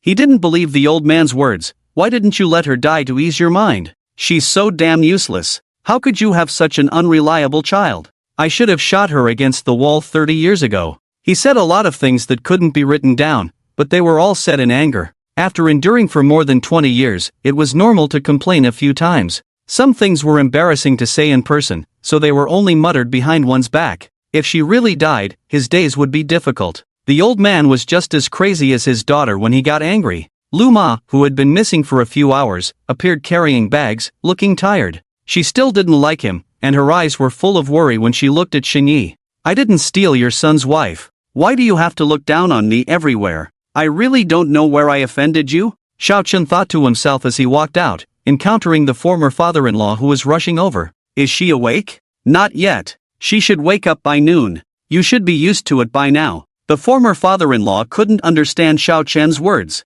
Your daughter is so reckless, you should be used to it by now. There's no need to be nervous. I'll have Anong take you back to change your clothes. Don't go out recently. Explain the situation to the public in a few days. Shen Jianqiu believed that Xiao Chen could withstand the pressure from the outside world, patted his shoulder, and entered the ward. Being at the center of public opinion, Xiao Chen was extra careful when he left the hospital building. He walked with his head down towards the parking lot, when suddenly a group of people rushed out and threw eggs and rotten vegetables at him. Someone even kicked him in the chaos. Spit and punches were thrown at him. Scum, scoundrel, disgrace to men. Fortunately, it didn't last long. When Anong and the hospital security guards came over, the crowd immediately scattered and ran away. Xiao Chen got up, wiped the spit and egg liquid off his face. I hope your hospital can give an explanation. I will report those people to the police. Scum deserves to be beaten. You should be grateful that you weren't beaten to death in a society under the rule of law. The security guard muttered quietly, but Xiao Chen heard it and stared at the security guard. Even if I am scum, as long as I don't break the law, it's just a moral issue. Even if I break the law, it should be punished by the law, not by private revenge. I have reason to suspect that you assisted the thugs in coming in to attack me. I will preserve my right to pursue you. Wen Chang, you are fired, the head security guard said sternly, then turned to the dirty Xiao Chen. Young people are ignorant and talk nonsense. We will never tolerate anyone committing crimes and will definitely cooperate with the Public Security Bureau in handling the case. The security captain also disliked Xiao Chen, but out of work duty, he didn't want to escalate the situation and let the hospital leadership know. He wanted to quickly calm down the anger of the other party, but who knew this young man had eaten soft food from a powerful and influential rich woman? Xiao Chen suspected that this was premeditated and there was a mastermind behind it. He wouldn't take this lying down and sat on the ground, refusing to move. Donggu, contact the Public Security Bureau. I need a medical examination. There may be one or two confused people among the crowd, but there couldn't be a dozen in a group. No need, no need. If something happens on my turf, I will contact the Public Security Bureau right away. The security captain arranged for people to carry Xiao Chen into the hospital for examination. He personally contacted the Public Security Bureau to provide video evidence and cooperate in investigating the group of people who broke into the hospital to attack Xiao Chen. Adong informed his former father-in-law about the situation and used his connections to quickly capture the group of people. The leader said, a young man gave them 20,000 yuan to beat up Xiao Chen, promising to give another 10,000 afterwards. The Public Security Bureau used a strategy to lure the people out and confirmed that Lu Ma was the mastermind behind the scenes. Xiao Chen, you framed me. I am innocent. I am just an ordinary nanny. Why would I hire someone to beat up that scoundrel? Public security comrades, I am really innocent. The old lady wailed and rolled on the ground, claiming innocence. Mr. Shen, Xiao Yi needs me to take care of her. Please say something quickly. I can't leave with them. If I leave, no one will take care of Xiao Yi. I am venting for Xiao Yi. The former father-in-law ignored Lu Ma. Lu Ma was taken away by the public security personnel. Fortunately, Xiao Chen only suffered minor abrasions, not enough to warrant a sentence, at most a detention of about 10 days. I never thought Lu Chuiyi would do such a brainless thing. Normally, I turn a blind eye to her actions at home, but this time she really crossed the line. Is it possible that she did it to vent for Xinyi? Xiao Chen asked. You don't need to test my attitude. I can still distinguish right from wrong. Xiao Yi has become like this today because of me, because of her own responsibility, and the only one without responsibility is you, who got involved in our father-daughter issues. After talking for a while, seeing that the former father-in-law looked very tired, Xiao Chen brought a chair for him to sit down. You sit for a while. I'll go home, take a shower, change clothes, and come back. The old man was terminally ill, suffering from illness, but his mind was still sharp, which is why he became a big shot. It is not clear whether Mr. Xiao Chen is married. I always thought he was single and maintained a friendship relationship. There has never been any crossing of the boundaries of friendship between us. If I had known he was married, I would have kept my distance to avoid causing a series of misunderstandings. The two women clarified in similar public statements that they have a carefree and easygoing personality, with fewer boundaries in their interactions with friends.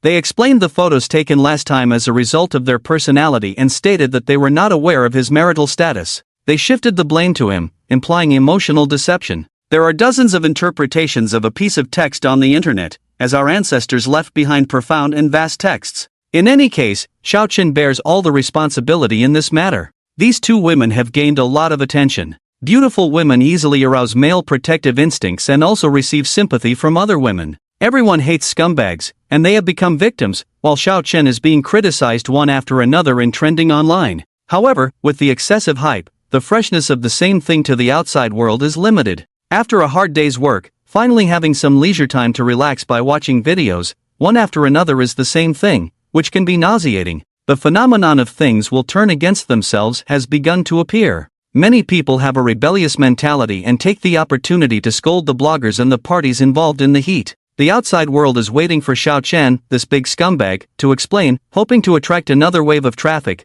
but has not received any response for a long time, allowing the outside world to mock, insult, and suspect him, without affecting his breakfast. He wrapped himself tightly and went back to the hospital, coincidentally meeting his ex-wife who had just woken up, her lips pale, and the first thing she said was, "You all came down with me, how nice." Xiao Chen glanced at his ex-father-in-law, only to see his dry face twitching uncontrollably. Xiao Chen did not approach or speak, acting like a silent human signboard. The ex-father-in-law saw his daughter wake up and couldn't help but relax his brows. "What's so hard to understand that you have to go to extremes? It's a pity, I didn't die." Xinyi looked lifeless. "There are no longer people I care about in this world, why live? It's better to let me die and be done with it." "Who said no one cares about you?" Xin Jianqiu looked at his former son-in-law. "Xiaonan hasn't slept all night since last night. If he hadn't broken the door, you would have really." "Dad, I can't imagine." The ex-father-in-law finished speaking with tears streaming down his face. "What are you doing?" Xiao Chen saw his ex-wife looking at him and managed to squeeze out a smile.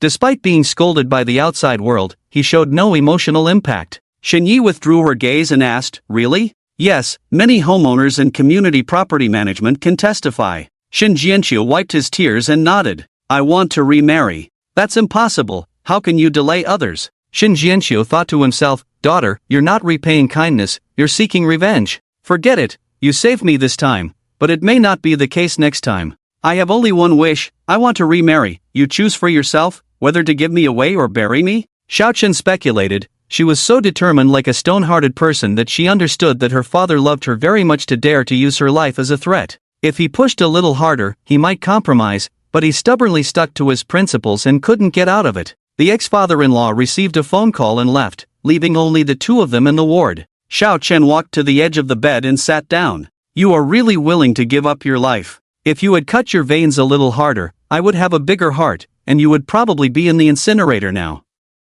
Do you think you are my savior? Otherwise?" Xiao Chen retorted. "Then marry me, let's have a grand wedding. You cunning little person, put away your little tricks. You may not be very smart, but you are full of schemes. I can take care of you for a lifetime, but I will never marry you." Xiao Chen put away his smile, his gaze deep as he looked at the birds leaping on the branches outside the window. "Maybe I'm more realistic. Love and people always have to be reciprocated. Without love, people can't be used. Why should I remarry you? I want a healthy, stable family. Since I was 14, I have had no family. There is only me left in this world. You won't understand my longing for family, but I am the kind of person who would rather have nothing than settle for less." For the first time, he saw pain on her face, and Xinya's slight touch was fleeting. "In the past, I thought that as long as I had money, I could ignore everything, but now, I am afraid of having money and afraid of not having money. There is no one with enough security around me. She choked up as she spoke. Xiao Chen hesitated, not knowing what to say. Xinyi urged, "Say something, say it quickly." "I'm speechless. You bastard, go to hell. I curse you to be single for the rest of your life and die alone." Xinyi reached out to grab him and beat him up, but he was too far away. Brother has money and looks, can't find a lifelong partner, just find someone good and useful. Xiao Chen almost said her most sensitive word. Unable to continue talking to shameless people, Xinyi looked around. Not seeing Lu Ma, she needed Lu Ma to take care of her life, and not seeing Lu Ma made her very uneasy. Where is Lu Ma? She's been detained. Why? She had someone hit me, probably will be detained for about 10 days, Xiao Chen said. It's definitely because you provoked her first. Hurry up and get someone to release her. I can't be without her. Xinyi glared at him as if her eyes were about to shoot fire. I shouldn't have expected you to have a brain. If you had a little bit of brains, you wouldn't still be wearing diapers at 30 years old. Ugh, I misjudged you, Xiao Chen said indignantly. Xiaoya, Lu Mama made you worry. The old lady had changed into a new outfit and rushed in energetically, carrying a thermos in her hand. Xiao Chen asked, how did you get out? Of course. I didn't commit a crime, why can't I come out? Lu Ma walked directly to Xinyi and said, I made some chicken soup for you to nourish your body. Girl, don't do such stupid things next time, worrying me to death. She affectionately tapped Xinyi's head with her finger. They got along like mother and daughter. If it weren't for the age gap, Xiao Chen would have thought of the cliché of a wicked nanny switching children. Oh, can you guarantee that you weren't caught on camera or recorded when you hired someone? Lu Ma was momentarily stunned but quickly reacted. It has nothing to do with me if someone hits you, don't casually accuse people. She had only been in for a few hours, and someone had made soup, indicating that someone had arranged for her release after leaving. Could it be her former father-in-law? The former father-in-law had no need to put on a show in front of him and then release her, even if he didn't use his connections to investigate. Xiao Chen couldn't say anything, he wouldn't do thankless tasks. The old lady was detained for more than 10 days without anyone to take care of Xinyi, so she was released just in time to take care of Xinyi. It wasn't a big deal anyway. Xiao Chen didn't want to dwell on it. In the internet age, the speed of spreading new things is fast. Enthusiasm and curiosity are also short-lived, with new and novel things replacing old ones every day. The rumors about Xiao Chen's affair had died down. Without the title of Vice President of Sihai Technology, no one would care about an ordinary person's affairs. The company's public statement of investigation and confirmation had not taken any action. Apart from suspending him, no one had been assigned to investigate, intending to use the tactic of delay to downplay the incident. There was no need to moralize about employees' personal lives. Another piece of news about a heartless Phoenix man beating a 60-year-old lady once again put Xiao Chen in the hot search. The informant claimed it was information provided by a nurse at the municipal hospital, without specific names. The 60-year-old lady who was beaten was Lu Ma. Sihai Technology was facing a new product launch. The directors had to have a closed-door meeting, planning to abandon Xiao Chen. There was no room for error at this critical juncture. Wang Junfa said, Xiao Chen's work ability is beyond doubt, but his personal behavior has affected the company, so we have to reconsider whether to employ him. I personally think we should provide sufficient compensation and terminate the labor contract. Inappropriate. What if the situation turns around? It's better to send someone to investigate, give an explanation to society and to the employees, Vice President Zhang Yuxiang said. No need to send someone to investigate. This is someone maliciously spreading rumors. The focus should not be on such a trivial matter at this time. Isn't the new product about to have a launch event? We can take advantage of the current popularity, Shin Zhenxiu said. President Shin, isn't this too risky? Vice President Wang Funing expressed concern. I am very clear about the causes and consequences of the matter. I can guarantee that nothing will go wrong. The personnel adjustments in the company had come to an end, and Shin Zhenxiu felt that the time was right. Only 1 month left until the end of this year. Let's take this time to set our goals for next year. In previous years, the chairman set performance targets, and everyone unanimously agreed. Making money was a collective effort, so naturally no one would interfere irresponsibly this year. In the past, you set the goals, and everyone signed off on them for communication down the line. Shall we continue with the old tradition? Zhang Yuxian was the only director who didn't make a move, as he was keen to see the other old guys fail. Since everyone has let me set the goals, I will set performance targets for each department. Whether you do well or poorly, there will be corresponding rewards and punishments. Shin Zhenxiu set next year's sales targets for each business unit and marketing department, 5% higher than the targets set in previous years. He also required the department heads involved in the year-end meeting to sign a pledge, which would be used for future assessments. Performance evaluations were not just about deducting performance and criticizing. It could lead to dismissal. With a system in place, there would naturally be rewards, with 50% of the profits from growth points distributed to employees. Following industry development is the main theme. We cannot be both feudal and comprador capitalists. Since we are a technology company, we should contribute to the country's technological development. The upgrade of the manufacturing industry cannot be achieved without us. First talk about the future vision, then talk about the grand goals. The investment in research and development should increase by 20% each year. Only continuous investment can maintain our current position. We are not aiming to surpass others, just to avoid falling behind. After laying the groundwork, the directors did not truly agree with the set goals, but no one was willing to be the first to voice dissent. In the past month, there had been frequent personnel changes. If someone spoke out against the decisions, others would ask, if you know that person is not capable, why do you still support them? No one could answer such a question, and no one dared to say, he is more outstanding and deserves a chance to grow. The company's goal is profitability. Who would give you time to learn? Anyone who opposes is simply asking for trouble. Next year, the company should focus more on the market. In the past, we neglected marketing and focused solely on technical research and development, believing that good technology would naturally find a market. However, the market is filled with competitors. In recent years, our competitors have excelled in marketing. When they compare products, our technology may be superior, but our market share is not as high. The company lacks visibility and influence, Zhang Yuxiang said. The eyes of the directors, who had been looking down, suddenly widened. Shin Jianqiu said, share your thoughts. Zhang Yuxiang replied, integrate patented technologies into packaged solutions for licensing. Whenever a patent that cannot be replaced is used, the entire set of technology solutions must be used, not just one. Firstly, this can help popularize the patents. Secondly, it can increase revenue. Will this approach lead to dissatisfaction among our existing clients? It may be seen as coercion. Wang Junfa said, cooperating companies can be given certain discounts. For companies with their own research and development capabilities, how many opportunities do you think we have to make money from them? Domestic companies focus on the supply chain and do not always respect patents.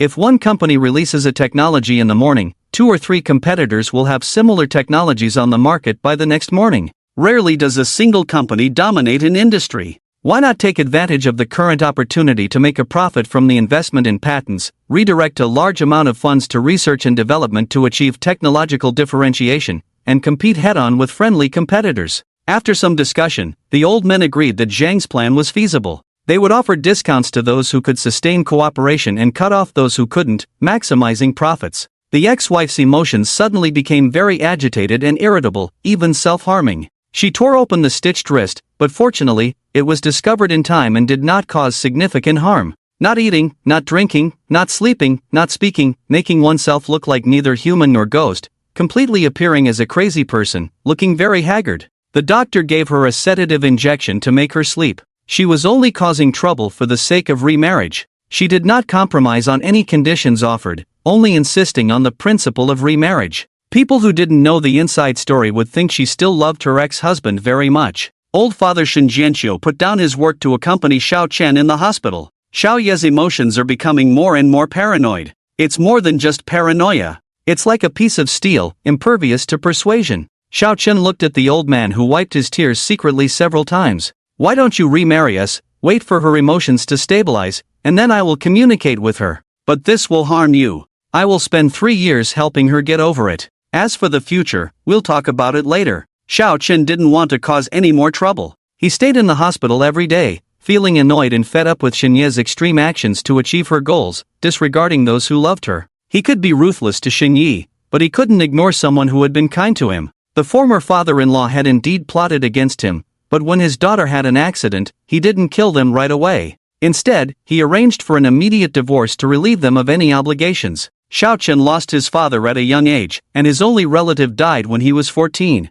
He felt the long-lost affection in Shin Jianqiu. If his father were still alive, he would probably care for him as Xinye's father cared for her. I hope you will take care of her in the future. Even if you have no feelings for her, you can start a new family. Please, don't let her end up on the streets. I have already let her down enough, not giving her enough care. Shin Jianqiu choked back tears, his eyes no longer sharp as before, clouded and unclear. The conditions that were originally set will be given to you. This time there will be no tricks. Contracts are only useful when people are alive. Once they're gone, there's no more constraint. It will make you resentful. At this stage of life, I want to open up. I entrust Xiaoye's future to you. After speaking, he bowed deeply to him. It's my voluntary choice. I will take care of Xinyi as a sister. As long as I'm alive, I will never let her be bullied. He wasn't doing it for personal gain or for Shinya's life or death. He just wanted the old man in front of him to spend his remaining days in peace. The former father-in-law was efficient in his actions, and in less than half an hour, the former father-in-law became the father-in-law.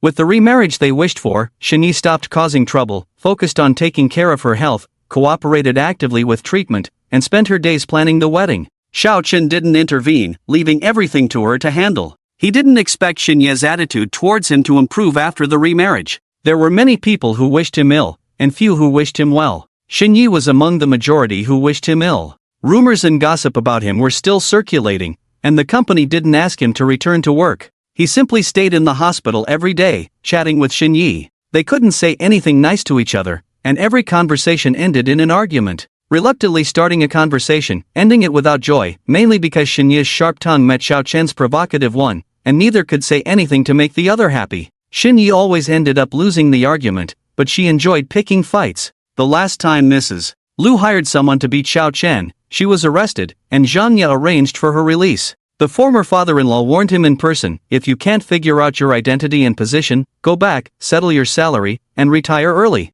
Since then, he spent less and less time in the hospital, only delivering 3 meals a day, offering perfunctory care and a few words of concern. He no longer taunted Xiao Chen as before, deliberately looking for trouble. After hiring a caregiver to look after Shinyi in the hospital, whether Mrs. Liu was there or not didn't matter. Someone else could do the dirty work for her, cleaning up after her, and she was happy to have someone else do it. Over the past decade, living a life similar to that of an employer, earning tens of thousands of yuan a month, commanding a group of servants, having money and power, who would be willing to be an old lady who washes people's bottoms. She is just a maid who works for money, not a real mother. How could she have the patience to take care of others all the time? The warm care is just temporary. If it hadn't rained lightly all night last night and suddenly cooled down, I wouldn't have realized that it was already November and winter had arrived. Xiao Chen put on a coat, a mask, and a hat and went to the TV station. His popularity has decreased a lot, but he still fears being recognized on the way. Various media outlets have been wanting to interview him face to face.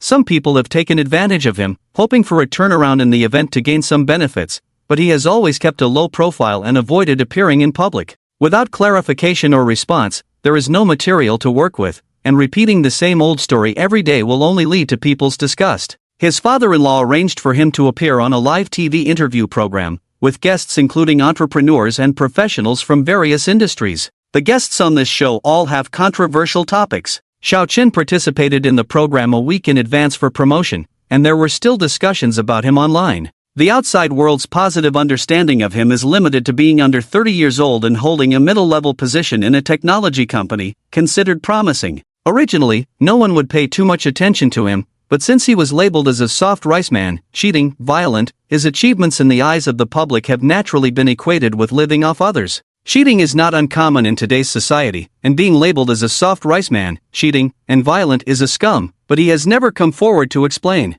The outside world is more curious about what kind of scum would live off others while cheating on 2 people at the same time. Those who pay attention to this part are just for entertainment, as everyone has a heart for living off others. The TV station leaders learned that they had invited a guest with high popularity and controversy, and they were all smiles. As long as the program stands on the side of the public, asking questions that the audience cares about, the guests they invite will not mind being criticized. Xiao Chen met the program group, the director, and the host, briefly went over the script, and waited for the broadcast time. The host read a segment of the advertisement, then introduced today's guest. Xiao Chen appeared generously on the screen, sitting upright with a maturity that did not match his age, and greeted the camera. As a man who is currently in the spotlight, I believe many people already know me, so I won't introduce myself too much. As soon as he appeared, the barrage was full of highly offensive words. The host, dressed in a women's suit, frameless glasses, hair tied back, sharp chin, thin lips, looked sharp and acidic, with her legs together.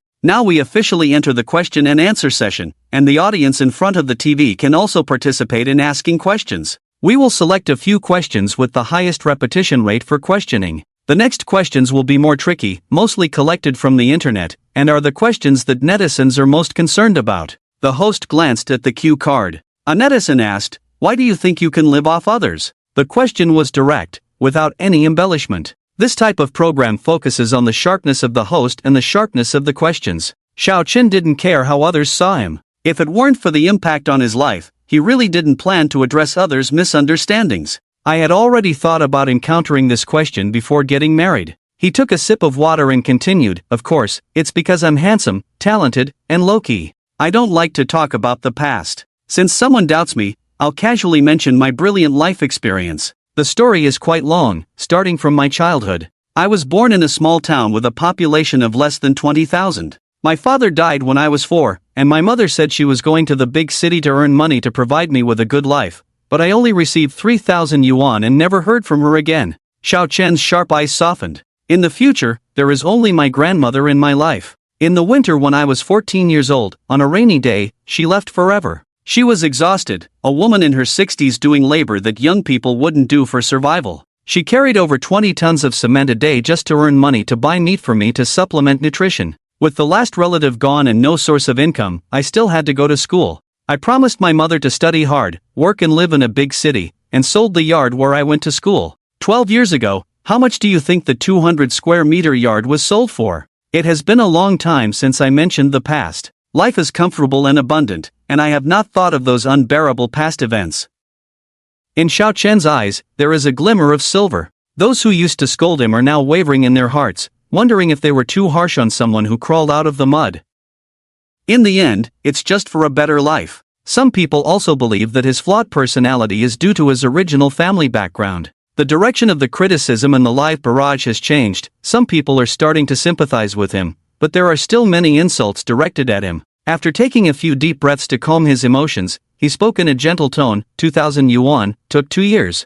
I did not mention my background to seek sympathy. I do not need sympathy. If the company did not arrange for clarification, I would not have paid attention to external voices at all. If I don't like a voice, I simply won't listen to it. Wow, this guy is so cool. His words upset many people. Not everyone watching the live broadcast was there just for fun. Many media outlets were waiting to capitalize on the situation, immediately arranging hot search terms such as the impact of an unfortunate childhood on a lifetime and Xiao Chen's original family background and its influence on him. Xiao Chen, sitting in the studio, naturally did not know about this. He talked about how he met Shin Jianxiu, expressed gratitude, and discussed the projects he did during his school days. Before marrying into the family, I had accumulated some wealth on my own. I did not need to rely on others to change my life. Let me give a tip to the audience in front of the TV on how to rely on others. First, you must have solid skills to enjoy the softest meal. Joining the company was not because I applied for a job, it was the chairman of the company who invited me to be an assistant. He thought to himself, this can also help dispel some of the negative effects of relying on others. Saying that he did not rely on others, but his father-in-law gave him shares and a house, this is definitely relying on others. The host would not allow Xiao Chen to monopolize the conversation. She did not want to be just a foil and had never seen a guest take over the flow of the show. She interrupted, due to time constraints, let's move on to the next topic. The host flipped through the cue cards. Did you marry for money or do you really love your wife?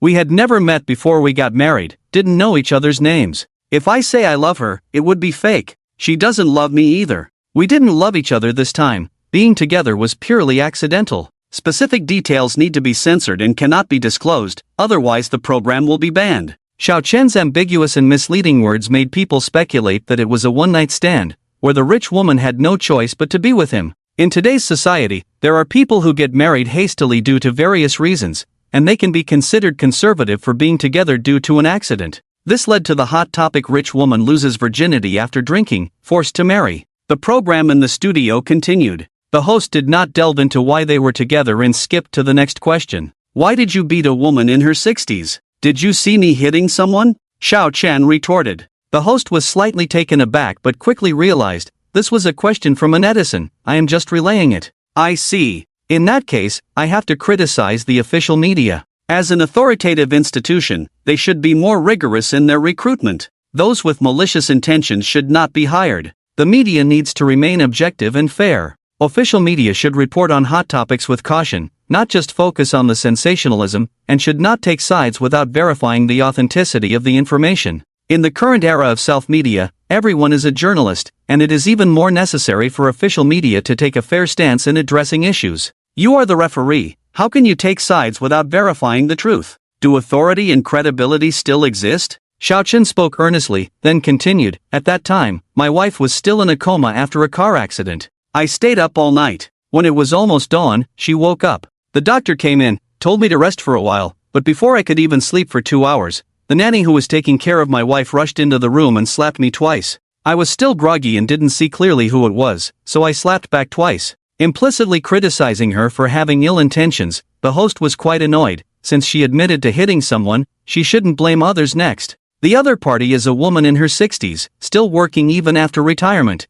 which indicates financial difficulties in her family. How could you bear to strike her? Or is it that you don't see the lower class, and maybe she hit you out of excessive concern for your wife? May I ask how much your monthly salary is? Xiao Chen did not directly answer, but asked in return. It's not convenient to say. The host was unsure of the meaning behind his question and dared not answer. Xiao Chen chuckled lightly. It's okay if it's not convenient to say. Let me tell everyone then. I have a salary of 500,000 a year, with 2 months of vacation. Before my wife's accident, she had 12 servants in our suburban villa who catered to her every need, such as having coffee, shopping, and beauty treatments.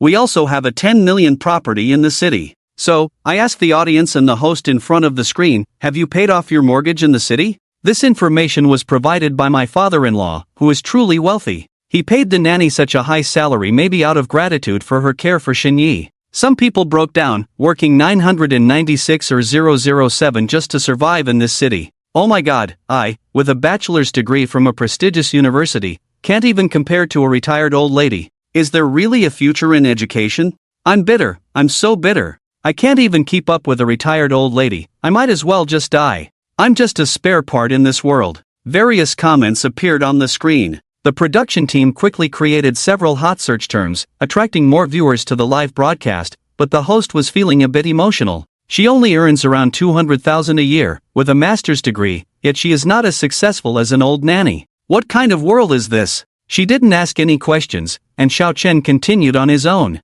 I believe many people are self-doubting and self-denying. Social value is not determined by how much one earns. Focus on cultivating yourself, and someone will recognize your worth. I didn't start with a salary of 500,000. I worked in the same position for 22 years. Now, my wife is paralyzed, incontinent, and since I am busy with work, the task of taking care of her naturally falls on the nanny, who has to endure cleaning up after her. Some may say they would do it for 500,000, but only after living comfortably for over a decade, accumulating some assets, and not having a strong desire for money. Suddenly having to handle feces, change diapers, and bathe someone, how many people can do that in the long run? Even if you pay money, you cannot trample on someone's dignity. It's already the 21st century, how can you still have this old-fashioned way of thinking? The host regretted her words, realizing that as a program host, she shouldn't challenge the guest with personal biases. But it was too late for regrets, as Xiao Chen didn't give her a chance to make amends. Look at you, criticizing from your own standpoint again. The person who raised me never laid a finger on me. If I let someone do that to me, wouldn't I be disrespecting my grandmother? You can choose to pursue legal action. The host, who was used to being in a position of authority, encountered such a guest for the first time and was somewhat confused, expressing her dissatisfaction with the guest openly. A reminder came through her earpiece. Stay focused, don't let him lead the conversation. You should ask me why I did that, instead of telling me what to do. The host couldn't hold back his smile, and Xiao Chen continued, I don't want to waste national public resources. Law enforcement officers are very busy. We can privately communicate and mediate on this small matter. The back and forth travel expenses are also money. After being reminded by the director, the host came back to his senses and pretended to look at the cue card. You just said your wife is paralyzed in bed and needs care in daily life. So why did you choose to divorce immediately when your wife was paralyzed in a car accident? This is a question from netizens. We will soon have a wedding to make up for the regret of the previous marriage. We will get to know each other again. As for me having relationships with 2 wealthy women, it's because I have a fair complexion that people find attractive, Xiao Chen answered without any hesitation. A person stared at the live broadcast on their phone and couldn't help but curse, bastard, lying without blushing, who understands you?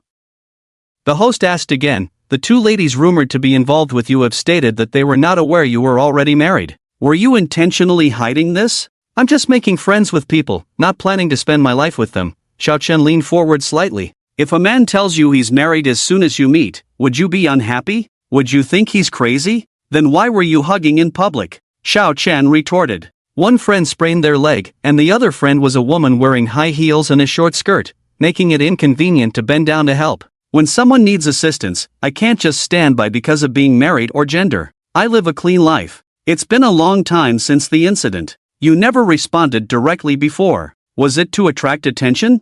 I must be despicable to have so many people curse at me, Xiaochen said. After a tough night, the host wanted to end the interview. There were no guests asking questions back to back. The live broadcast couldn't be stopped midway, so they could only communicate during ad breaks. The director approached Xiaochen, hoping he would speak without hostility towards the host. Xiaochen agreed, but whether he could do it depended on the host's behavior. After a 15-minute break, the live interview continued. Without excessively explaining the online rumors, which were not a big deal to begin with, as long as the rumor spreaders didn't continue spending money, the hype would naturally die down. The host kept asking tricky questions, but Xiaochen always managed to steer the conversation to other topics, not giving the answers they wanted. The production team stopped intervening, as they had no contract with him and had to let him speak freely. With no host intervention, Xiaochen chose to answer questions from the barrage confidently and calmly, without the initial nervousness and unease in front of the camera. It was as if he was used to being in front of the camera every day, shouting 1 2 3, go live. I'm just luckier than most people, seizing opportunities, making money, and achieving success. The next few years will be just an ordinary worker. True talent is what will take you far. Everyone has their moment of glory, some in the early stage, some in the middle, some in the later stage. I belong to the early stage, and my future life will be full of ups and downs. I dare not take any risks. He attributed his personal achievements to luck, the support of influential people, and thanked the school for its openness and inclusivity, as well as all the benefactors who helped him along the way. From the old Wang who ran the coffin shop in the small town to the teacher who guided him, to the investor Shen Jianxiu, each person mentioned had a story with him. Without boasting about his own excellence, with his background, achieving such results could be considered a chosen one, but he remained humble while most people would have been arrogant. The insults and the barrage gradually disappeared, replaced by praises of his humility, talent, and composure. Seeing the scrolling barrage, Xiaochen thought to himself, you think I enjoy pretending?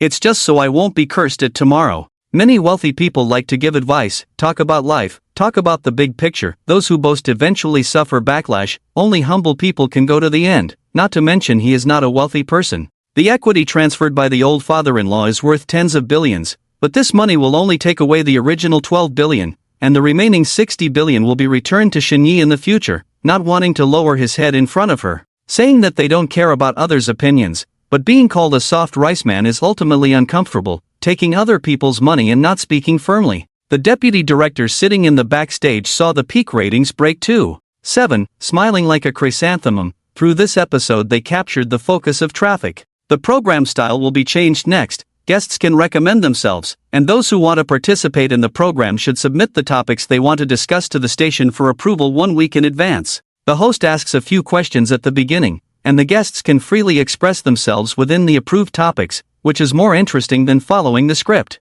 The more explosive the guests' views, the more attention they can attract in social discussions. As long as the guests do not touch on sensitive topics, they can freely express themselves, and it is not the program production side that will be criticized. The host has become a foil. Xiaochen supported half an hour of the program alone, and this episode finally came to an end. The host said a few lines from the cue card, thanking the title sponsor. The deputy director personally came over to express his gratitude, saying that those with time can come to their program at any time, and guests who have both popularity and something to say are eager to come for more than a dozen episodes. After exchanging some polite words and promising to keep in touch, they exchanged contact information. Before leaving, he bowed deeply to the program staff. Thank you all, goodbye. Coming out of the TV station, he went straight to the hospital, where he saw a pair of resentful eyes as soon as he entered. Xiaochen walked over to cover her with a quilt. I'm really impressed by all the trouble you've caused for the sake of remarriage. You've endured all the scolding in just over 10 days. Don't slander me without evidence, it has nothing to do with me. I can't think of anyone else besides you. You used shameless and despicable means to get my beauty. Xiaochen pinched her face, feeling a bit ambiguous, coughed twice to cover it up. What would you like to eat tonight? We did remarry, but please keep your distance and don't make any intimate gestures without permission, otherwise, I will sue you for molesting a disabled person. Shen Yi wiped the places where Xiaochen had touched with her hand, sounding very disdainful. Pa! Xiaochen spat on the 2 fingers that touched her face, wiped them with a tissue, and said, I accidentally touched something dirty. I'll ask the nurse for some alcohol to disinfect it later. Are you deliberately trying to provoke me? She wouldn't believe it if he said no, she did so many things just to make him look bad. Xiao Chen said nonchalantly, yes. I hope you get really angry. I can inherit all your property, but besides a pile of shit, you have nothing else. After knowing each other for a few months, she had some understanding of the bastard's character in front of her. He loved to provoke people. The angrier you got, the more pleased he was. Shen Yi forced a smile. That might disappoint you, I'm already bad enough. There's nothing that can make me feel worse. I will wear you out in the future, and when I die, I won't leave you to harm others in this world. Don't say unlucky things. I still like the idiotic and arrogant you. Otherwise, winning an argument with you wouldn't be satisfying. Xiao Chen lay on the bed beside her. We've been living together in the same room for almost half a month. Have you ever fantasized about me? Ha! You're not charming enough in my eyes. Shen Yi smirked coldly. You've survived so far by being shameless, right? He didn't retort, just stared at her face, and finally saw the traces of time. The most beautiful woman is like a piece of porcelain, with a slight flaw that stands out. Lying down every day, without makeup or maintenance, 30 years old is the watershed between a young woman and an ant. You can't just lie down every day. Do you want to go out for a walk? Want to go out, want to go shopping like a normal person, but don't want people to see her paralyzed, also afraid of sudden incontinence. She can't accept the strange looks from others. Several times in her dreams, she could walk normally,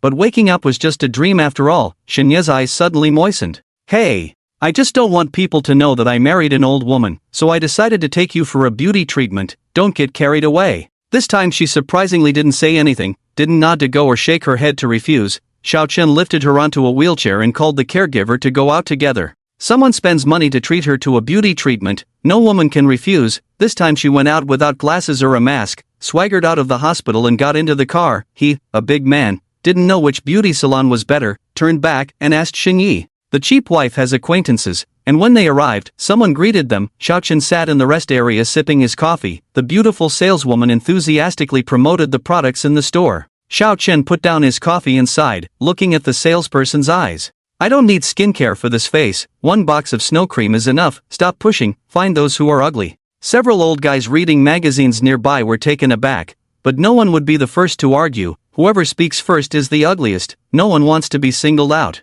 The guy in front of him relied on his good looks to talk nonsense. The salesperson didn't dare to stay any longer, continued to promote, might say something offensive, found an excuse to leave. Xiao Chen took the initiative to chat with the big brothers next to him. The little girl has no eye for talent, got the sales target wrong. We don't need beauty treatments, don't we? The people who were originally not very fond of him immediately smiled at him. Getting older, pot-bellied, why spend money on a face? Men have money and are always 18-year-old boys. We men don't need to rely on our faces to live. The more things we care about, the slower our progress. Little brother Xiao Chen, nice to meet you all. Chu Tianwu, Man Jicheng, Guoshu, Tang Jie. The 4 introduced themselves. None of them had titles, dressed casually, but the watches on their wrists and the belts around their waists were all luxury items. As a popular man, Xiao Chen didn't believe that these people didn't know him. The 3 didn't ask him about recent events out of curiosity, indicating that these people were not the gossip type at all. One of them, Guoshu, was someone he wanted to get to know. This person used to be a big shot in the automotive manufacturing industry, mainly supplying engine parts.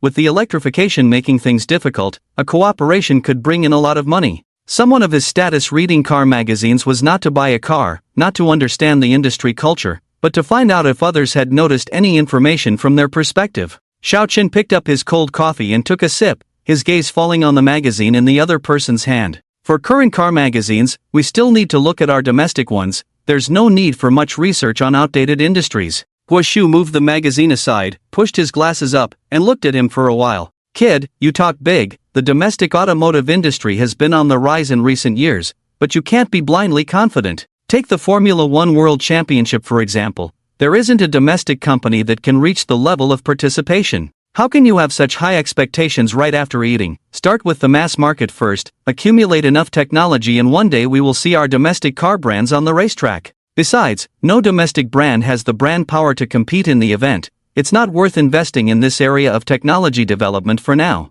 Xiao Chen also frequents forums, always encountering stubborn people who only see the negatives and not the positives. Guoshu was stunned for a while. President of Ols Automotive Power Technology. Hand over your business card. When someone gives you their card, there will naturally be something to talk about next. Xiao Chen glanced and put it in his pocket. I haven't been on duty for about 10 days. I forgot to bring my business cards when I went out. Later, I will call you. I have interacted with several executives from your company. You are too young. Hua Shu stopped pretending. It was meaningless to continue pretending.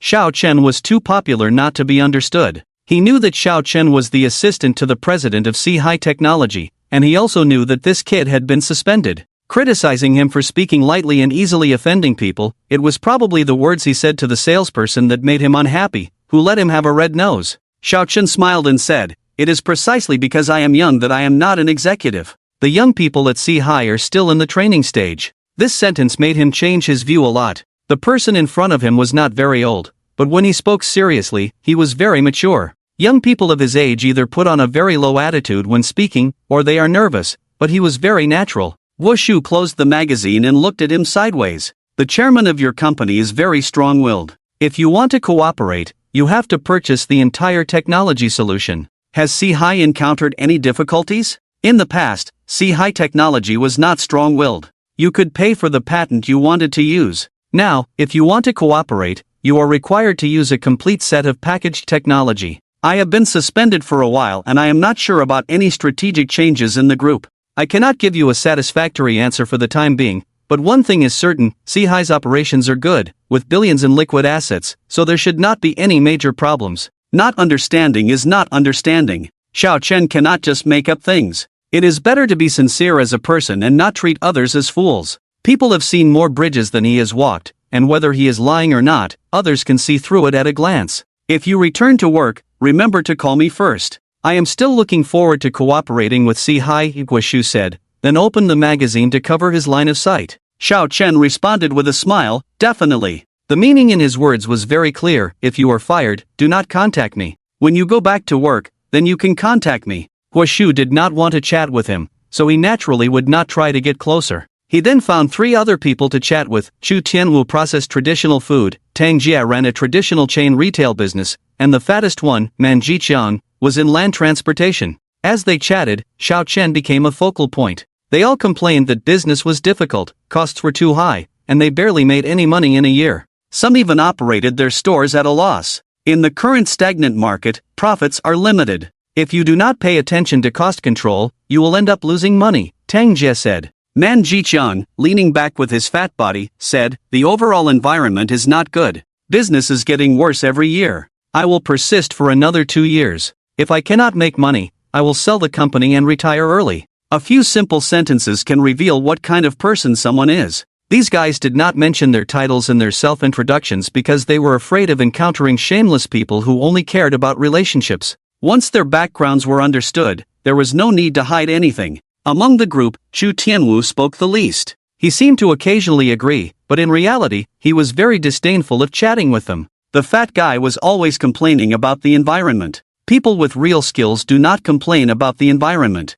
The overall environment is not bad just for you. If your competitors are making money and you are not, you need to find the reasons within yourself. When the group was chatting lively, suddenly a loud voice came. Who brought the cripple who peed in their pants? The voice was loud enough for everyone to hear. Xiao Chen quickly walked over and glared at the woman. "You better shut your mouth and take me over there." Xin Yi was a person with very strong self-esteem. If everyone knew that she had peed in her pants, she might not be able to bear it. She dirted our precious sofa. This loss. The woman's unyielding attitude made Xiao Chen very impatient. "Stop talking nonsense. Take me over there quickly. First, pay the money. Go to hell. If you don't believe me, I will make sure your store goes out of business. Bring the payment code over here. No one knows where Xinyi is. You can't search room by room. The female body maintenance area does not allow men to enter at will. In case someone is doing intimate maintenance inside, entering rashly will create even greater misunderstandings." At this time, the store manager came over without first understanding the situation, and bowed to apologize. "I'm sorry, I apologize to you for the behavior of the staff." She knew that the people who could afford to spend money here were not simple. Xinyi used to spend hundreds of thousands of dollars here every year. Store manager. "Shut up." The store manager glared at the technician in the store, inquired at the front desk, and said to Xiao Chen, "I'll take you there." Passing through a pink-lighted passage, walking to the second-to-last room, Xiao Chen pushed the door open, and Xinyi was lying on the sofa wearing only disposable boxers, with a towel covering her upper body, tears streaming down her face silently. The room was filled with a strong smell of rotten eggs. Xiao Chen asked the store manager to bring the caregiver who came together, and then stood against the wall outside the room. Sorry, today's expenses are on me. The store manager had some understanding of the background of the members in the store and didn't want to offend them. I can afford this amount of money. You calculate the loss. When I leave later, I don't want to hear any unpleasant sounds. His voice was very cold, blaming the store for not training the staff well. The technician could have asked the front desk to know who brought the person in, always feeling that the technician was deliberate.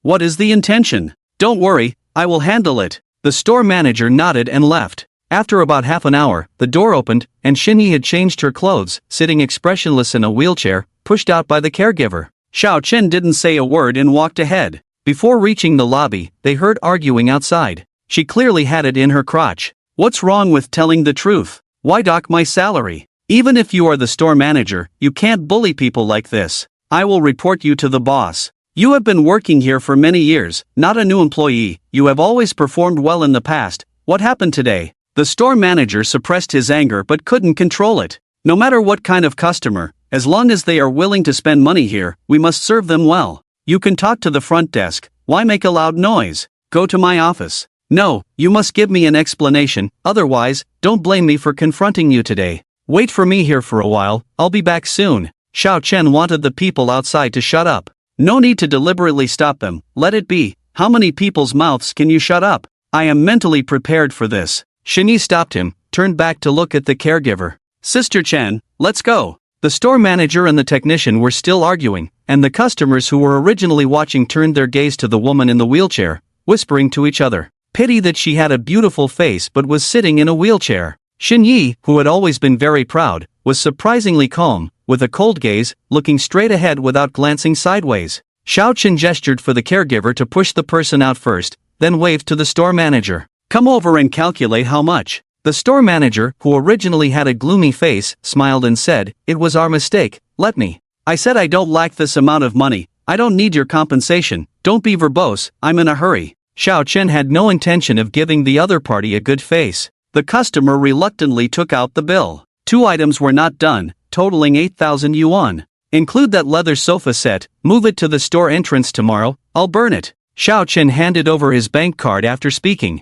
No need, the person below doesn't understand, don't argue with her. The store manager still maintained a smile. She is not ignorant, she is too good at seeking benefits for herself. Xiao Chen was certain that the technician must have been instructed by someone. Training for employees in service industries such as KTVs, bars, and beauty hospitals with annual fees of tens of thousands of dollars would be very strict. The gaze was withdrawn from the technician and turned to the store manager with a bright smile on his face. Without swiping the card, Xiao Chen impatiently said, What I said is not funny. You don't need to keep smiling. I'm not joking with you. Hurry up and swipe the card. Okay. Finally, 20,000 was swiped. I'll be there at 12 o'clock tomorrow noon. Xiao Chen signed the bill and walked out. The customer didn't look good, but the store manager shamelessly escorted him to the car. He watched the black sedan enter the traffic flow before retracting his gaze and immediately called the boss to report the incident in detail. The person on the phone said, Transfer the involved employee to the branch in the neighboring city.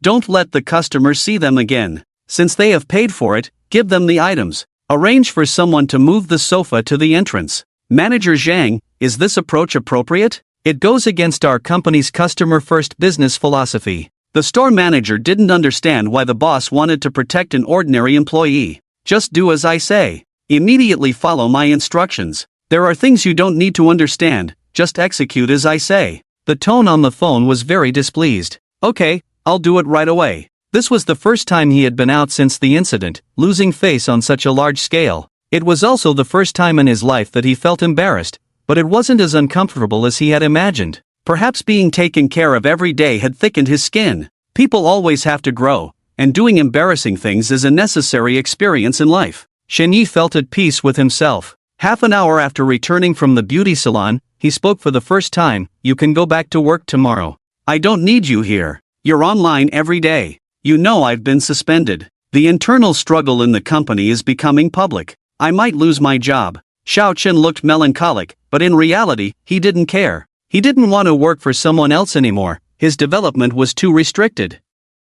Hoping the company would fire him and provide a large compensation, This was also the reason he didn't overly explain the rumors during the live interview. After a period of idleness, he didn't want to return to his previous job. Perhaps the absurd marriage had already planted the idea of leaving. He wasn't sure when he started feeling unwilling to work, he just didn't want to anymore. Xinyi, who had been silent for a long time, said, "Why don't you work at my company?" She hadn't told her partners about her paralysis yet, but they would find out sooner or later. She wanted people to know that she used to act freely, hoping he would cheat in divorce, but now she had to impose moral constraints on him. At least his misconduct would be kept secret, and she didn't want the whole world to know. Working is just jumping from one pit to another. I want to start my own business, be called a boss, even if I only earn a few tens of thousands a year. I don't want to continue working for others. I can give you shares without restricting your freedom. Xinyi wanted Xiao Chen to manage the company for her. Once her partners found out about her paralysis, she would lose control of the company. He wasn't a tech guy who couldn't code or do research. Without enough money for technology, the quickest and easiest way to make money was in the entertainment industry. As long as he had a large fan base willing to pay, he would make a lot of money. How much stake do you have? 37%. Give me 27%. Giving away shares for free was worth a try, a practice run. If he asked for too little, the rewards might not be optimistic if things took off. He had big ambitions. There were several projects in Xuanyi Entertainment that could make money once activated. After supporting it for so long, Xinyi said seriously, "I can't give you that much, at most 7%. Without capital injection into your company, it probably won't last long. If I'm not mistaken, your last trip to America was to collect debts under the guise of a secret meeting, right? Even the children of wealthy families wouldn't mindlessly lick boots. Can you solve the company's short-term funding problem?" Xiao Chen couldn't possibly use her own money to fill the hole. Her company might end up in a mess, to be honest. "No. Where do you get the courage to make such a bold request? I need you to entrust all matters to me, including recovering the money you lent out or the investment returns." Xiao Chen paused and continued, "If one day you recover your health, I will return the company to you, but I won't take any less of what I deserve." "Do I have no charm in your eyes? When you were healthy, I had no thoughts, but now if I do, damn, I must be really twisted." Xiao Chen faced even the most beautiful woman with a calm heart, wondering if there was something wrong with her. Worried that she might be overthinking, she immediately tried to remedy the situation. "I should say that I haven't met any women who interest me at the moment. Maybe there's something wrong with me psychologically. That woman who abandoned him after he abandoned her, who vowed to love him forever, ended up abandoning him. Despite being hurt by others, he hadn't lost hope of building a family in the future, regretting that he hadn't met someone who truly made his heart race." Speaking and acting accordingly, holding grudges was a characteristic of Xiao Chen's, even remembering being kicked by someone 10 years ago, let alone something that happened yesterday. He bought a bottle of strong liquor, poured it on the genuine leather sofa, and set it ablaze. The surrounding shopkeepers were watching through the glass doors. Yesterday's events were no secret, spreading within an hour, with many colleagues coming over specifically to take photos, planning to spend money to manipulate public opinion. The manager of the beauty salon still wore a humble smile. The boss had made a wrong move this time, and colleagues had already decided how to manipulate the situation. "Why don't you sit in the store for a while? Remember to clean up here later, don't take money without working, I hold grudges." Xiao Chen didn't even look at her, and said to the workers he had called over. He wanted to test his yesterday's speculation by burning the sofa, not because he had a problem in his head, but simply to vent his anger. Those in the service industry feared causing a scene that would damage their reputation. No one came out to stop or explain, as they stood to gain a lot from the situation and didn't care about a small loss in the present. They didn't even consider him worth their attention. After getting in the car, he didn't rush to leave, watching the crowd busy extinguishing the fire not far away, muttering to himself, "My father-in-law, you thought you could hide your illness from many people, but it's like the emperor's new clothes. You're running around naked. There are no walls that don't let the wind through." When he died, his inheritance would naturally go to his children, the only people with conflicting interests, with Xinyi being her stepmother and her half-brother. The other party understood that Xinyi had a strong sense of pride, and their goal was to make her feel so ashamed and humiliated that she wouldn't want to live anymore. After all, the risk of resorting to murder for money was too great, so they focused on psychological manipulation. But who would have expected Xinyi, the dead woman, to suddenly have a change of heart? Xinyi committed suicide before the property division, benefiting Xinjun, but if the property was divided and Xinyi was no more, Xiao Chen would be the legal heir. Doesn't this mean she had already been targeted by someone? I need to investigate thoroughly. I have to rely on my father-in-law for this, I'm still weak. Xiao Chen gripped the steering wheel and drove home, not wanting to stay at the hospital any longer. as he had already arranged for a caregiver to move in and take care of him. Staying in the hospital for too long makes me feel like I'm sick. It had been a long time since he had seen the cats and dogs, and he didn't know how they were doing. Xiaochen had someone change the locks at Xinye's house, he had his fingerprints recorded, and upon opening the door, he was shocked by the terrible hygiene conditions inside, so he stepped out to confirm that he had entered the correct room. The floor was littered with shoes, the genuine leather sofa was riddled with holes, and there were clumps of sponges scattered all over the floor. There was a puddle of foul-smelling water and a pile of dark feces on the floor that didn't seem to have been left there today, and there were melon seeds and peanut shells on the coffee table. Woof woof. As soon as he saw him, the dog immediately wagged its tail and came over barking. It has lost weight, its originally smooth fur has become messy, and there is an unpleasant smell on its body, as if it hasn't been bathed for a long time. Maybe it has fleas. Xiaochen kicked it away with disgust. You are a real dog. Just like Lu Chuiyi. He immediately called his father-in-law. Has Lu Chuiyi returned to the suburban villa? No, wasn't she supposed to take care of Xiaoye's 3 meals a day? The house is a mess. If she's too old to do anything, give her some money and arrange for retirement. Xiaochen's voice had just fallen when he heard the sound of the door opening. He turned around and saw Luma humming a tune, casually kicking her shoes on and dragging them in. Is this how you manage the house?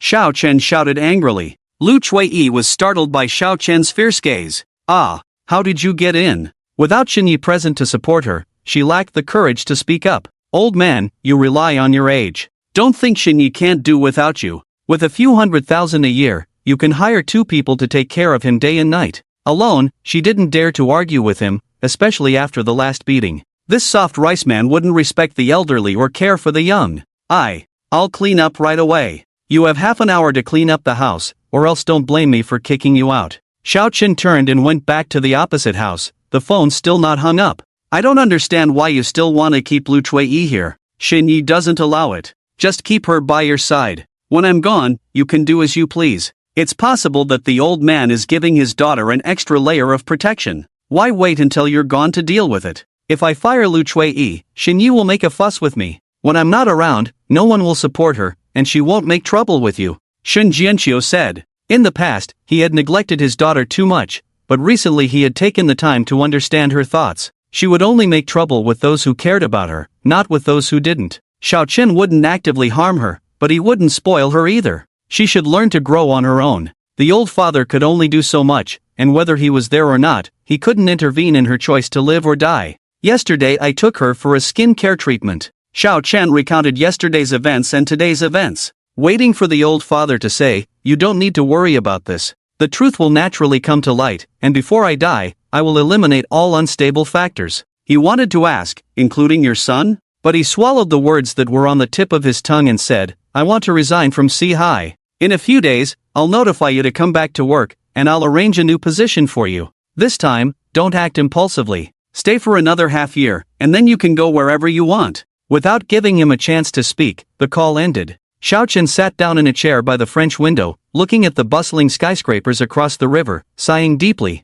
In the end, I'm still too poor. They don't take me seriously. It's okay. Holding onto the money without guilt, I can justify it as what I deserve. There is a hierarchy of disdain in all social classes. Those with billions look down on those with hundreds of millions, those with trillions look down on those with billions. The wealthy are not necessarily respected by those with achievements. No matter how much equity they give, no matter how rich they are just employees with thicker arms. With a net worth of over $1 billion in a small 18th-tier county, he could be considered someone important. In a metropolis like Shanghai, there are several supermarkets and several houses in prime locations that are wealthier than him. Xiaochen thought to himself, I need to have my own business. I need to become wealthy. After resting for a while, he got up and went to the house opposite to check. The old lady had somehow hired 3 people to clean, while she sat on the side cracking melon seeds. Xiaochen looked at her and said, you pay for the housekeeping you hired. Humph. They were specially arranged by the madam to come and clean the house for Xiaoye.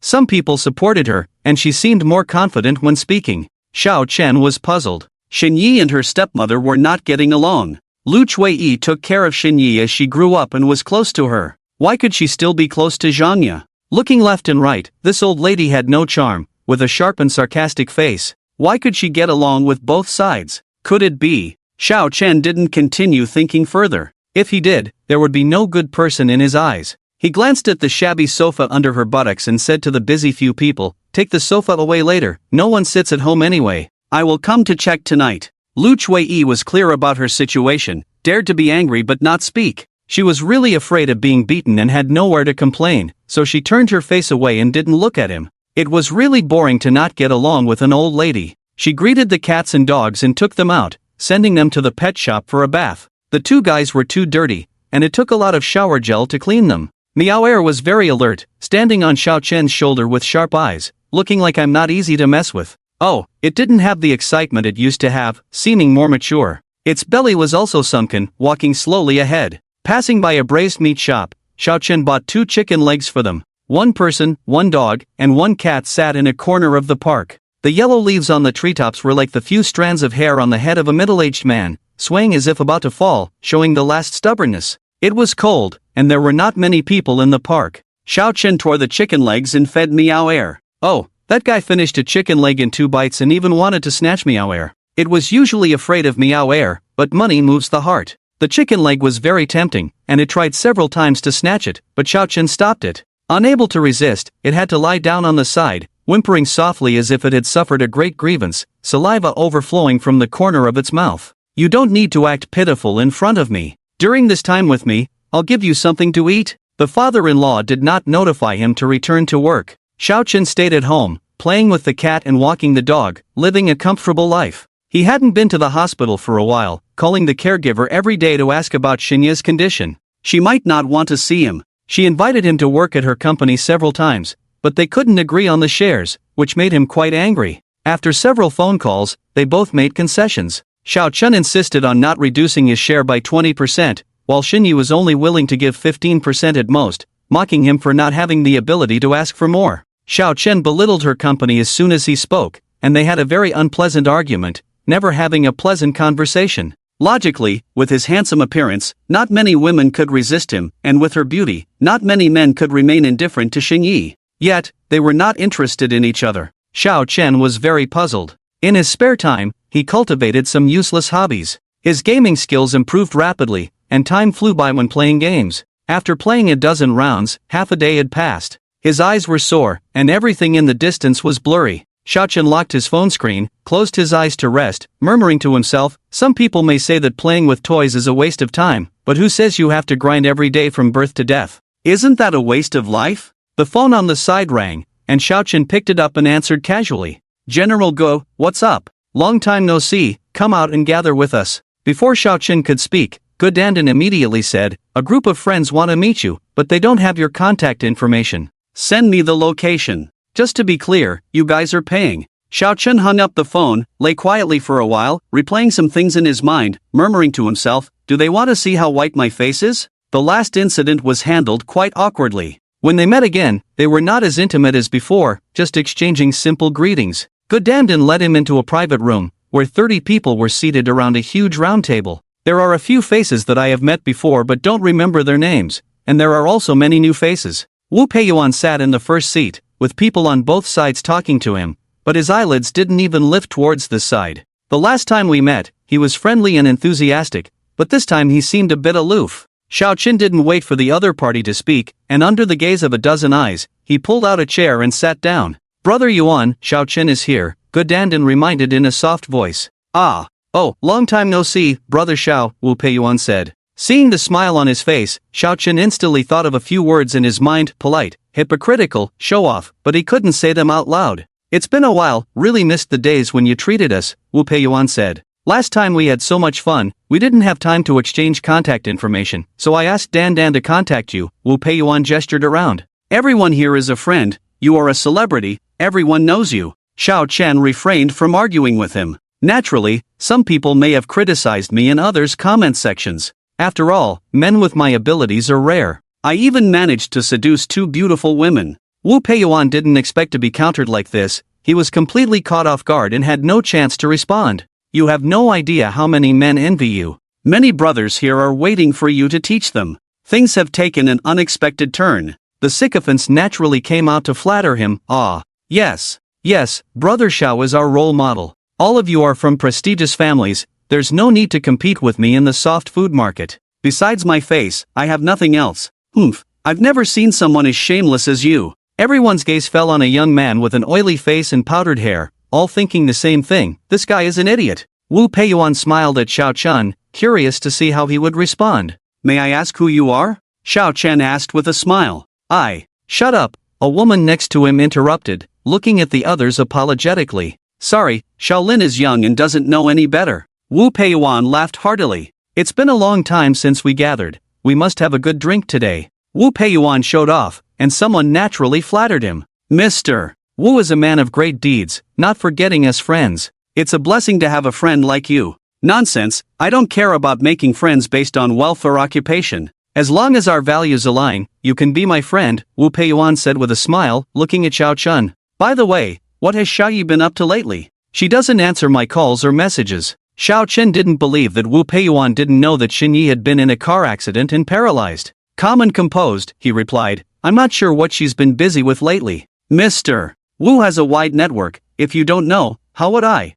Brother Xiao, you're really good at joking. I don't have much of a network. Compared to Xinjianxiu, I'm far behind, Wu Peiyuan said, walking over and pulling him towards the person on the left. Li Meng, give up your seat for Brother Xiao. The young man didn't hesitate at Wu Peiyuan's words, but Xiao Chen stopped him. No, I'll sit at the end. I can eat anywhere, even if it's just porridge, I can eat my fill. Xiao Chen never forgot to mention that he lives off women, never giving others a chance to mock him. He wasn't afraid of having a low status, but he was afraid of not being recognized. He had a clear understanding, and if someone used this as an excuse to make things difficult for him, it would show their lack of maturity, lack of character, and lack of dignity. People with strong self-esteem couldn't do what he did, they would try to save face, but the more they tried, the more they would be looked down upon. Xiao Chen's self-awareness didn't allow others to easily take advantage of him. As the meal officially began, he was toasted one after another, praising his brilliant presentations at the exhibition, and some even asked deliberately, Xiao Xiong, I heard that you secured billions of foreign trade orders at the exhibition, and the position of vice president was replaced by someone surnamed Wang. I really feel sorry for you. Let's help you reclaim your status another day. In this era, the capable rise to the top. If I could secure hundreds of billions in orders, I would be strutting around the company, and even the chairman would have to bow to me. Xiao Chen's expression was resentful, looking insincere. Apart from Godandan, everyone took turns toasting, but Xiao Chen pretended to be drunk, speaking incoherently. Can't drink anymore. If I drink more, someone will die. Without finding an excuse to leave halfway, he wanted to see what the ultimate goal was. Everyone has drunk enough, let's move on to the next round, Wu Peiyuan asked. Alright, Zero. Everyone stood waiting for Wu Peiyuan to leave first, while Xiao Chen lay on the table like a dead dog. Next round, Platinum Palace, the seats are already arranged. Help the drunk people sober up. Wu Peiyuan walked confidently towards the door from his seat, but Xiao Chen suddenly got up, stumbled, and grabbed him, then spat in his face. Wu Peiyuan couldn't dodge in time, his face covered in vomit. He tried to control his emotions, and someone immediately came to wipe his face, pushing Xiao Chen away. You freeloader, are you looking for trouble on purpose? Xiao Chen struggled to get up from the ground. I'm sorry, Brother Wu is a good person who treated me to dinner and drinks. Why would I do something to him? With saliva and undigested vegetable leaves still hanging from his mouth, it was nauseating to look at. The young man with a Korean-style haircut was indignant. You, Xiao Wen, I'm fine. Wu Peiyuan patted the young man who wanted to pick a fight. You help Xiao Chen, take everyone ahead, I'll find a place to freshen up and join you soon. Brother Peiyuan, that guy just vomited all over you, why do you still want to hang out with him? The young man was reluctant, but under Wu Peiyuan's stern gaze, he reluctantly helped Xiao Chen out. Others left quickly, each finding a designated driver to go ahead, leaving Xiao Chen, Xiao Wan, and Godandan behind. Xiao Chen leaned his weight on the young man, spat on his shoes, and asked with a dazed look, Brother, what's your name? You're not qualified to know me. Even high-ranking people like Wu Peiyuan call me brother, are you of higher status than him? Xiao Chen muttered. Ignoring him, the young man continued, You didn't want to help me just now. You despised me, looked down on me. With just a glance from Master Wu, you backed off. Why do you force yourself to do things you don't want to do? Ignored again, but with puffed cheeks, it was clear he was angry. Xiao Chen kept talking, Brother Wu, why force someone who almost worships you like a father to do something he doesn't want to do? He seemed like a brainless fool, speaking incoherently but hitting the mark with every word. The young man couldn't take it anymore and pushed him into the hotel's green area outside, ready to kick him. Xiao, I see you're asking for trouble. Rolling up his sleeves, he was about to confront him. Gudandan sternly scolded, Xiaowen, you're not qualified to lay hands on him. Help him up and apologize. Hearing Gudandan's voice, it was as if he was under a spell. Dan, he's just a freeloader. Why do you all protect him? Xiao Chen was eager for the kick to land, testing how important he was in his father-in-law's eyes before deciding whether to continue being grateful. Just apologize when asked, no need for so much nonsense. Xiao Chen tried to get up several times, stumbling and falling near Xiao Wen's feet, almost saying, step on me. Xiao Wen was angry but dared not step down. Xiao Chen kept shouting, You hurt me, take me to the hospital quickly, I need to go to the hospital. Muttering, he took out his phone to make a call. I apologize to you on behalf of Xiaowen, you were just drunk, not injured, Gudandan said as she struggled to help him up. Xiao Chen was too heavy, so she shouted towards Owen on the side, hurry up and come help. Under Gudandan's pressure, Owen had to lower his head and apologize, understanding one's position is crucial in this circle. Although Gudandan's status was not as high as Wu Peiyuan's, it was still much stronger than his. After saying I'm sorry, Gudandan carried Xiao Chen on his back into the club. Thank you for all. You are handsome and kind-hearted. Xiao Chen's words sprayed into the other person's ear. Can you please keep your mouth shut? Oh, you are so humble, you can't even handle the truth. There are not many people like you in this world. Xiao Chen kept rambling, sounding like a drunkard in the eyes of others, until he finally stopped talking when he entered the private room. Several people gathered around, and one person poured a glass of wine. Xiao brother, let's drink, we must have fun when we go out. Wu Go is afraid that his friends won't have fun. Tonight, I'm happy to meet you guys, I'm willing to die for a gentleman. Xiao Chen clinked glasses, then collapsed on the sofa unconscious. Xiao brother, wake up and drink, I'll take you home. Someone pushed him a few times, each slap on his face getting heavier, but he showed no signs of waking up. A few people come and take Xiao brother to the room upstairs to rest. Xiao Chun, who was snoring heavily, was carried into the room by several people, thrown heavily onto the bed, and someone took the opportunity to kick him a few times. Useless thing, if Wu Gu didn't stop me, I would have killed you, enjoy yourself tonight. Xiao Chen was not sure who was messing with him,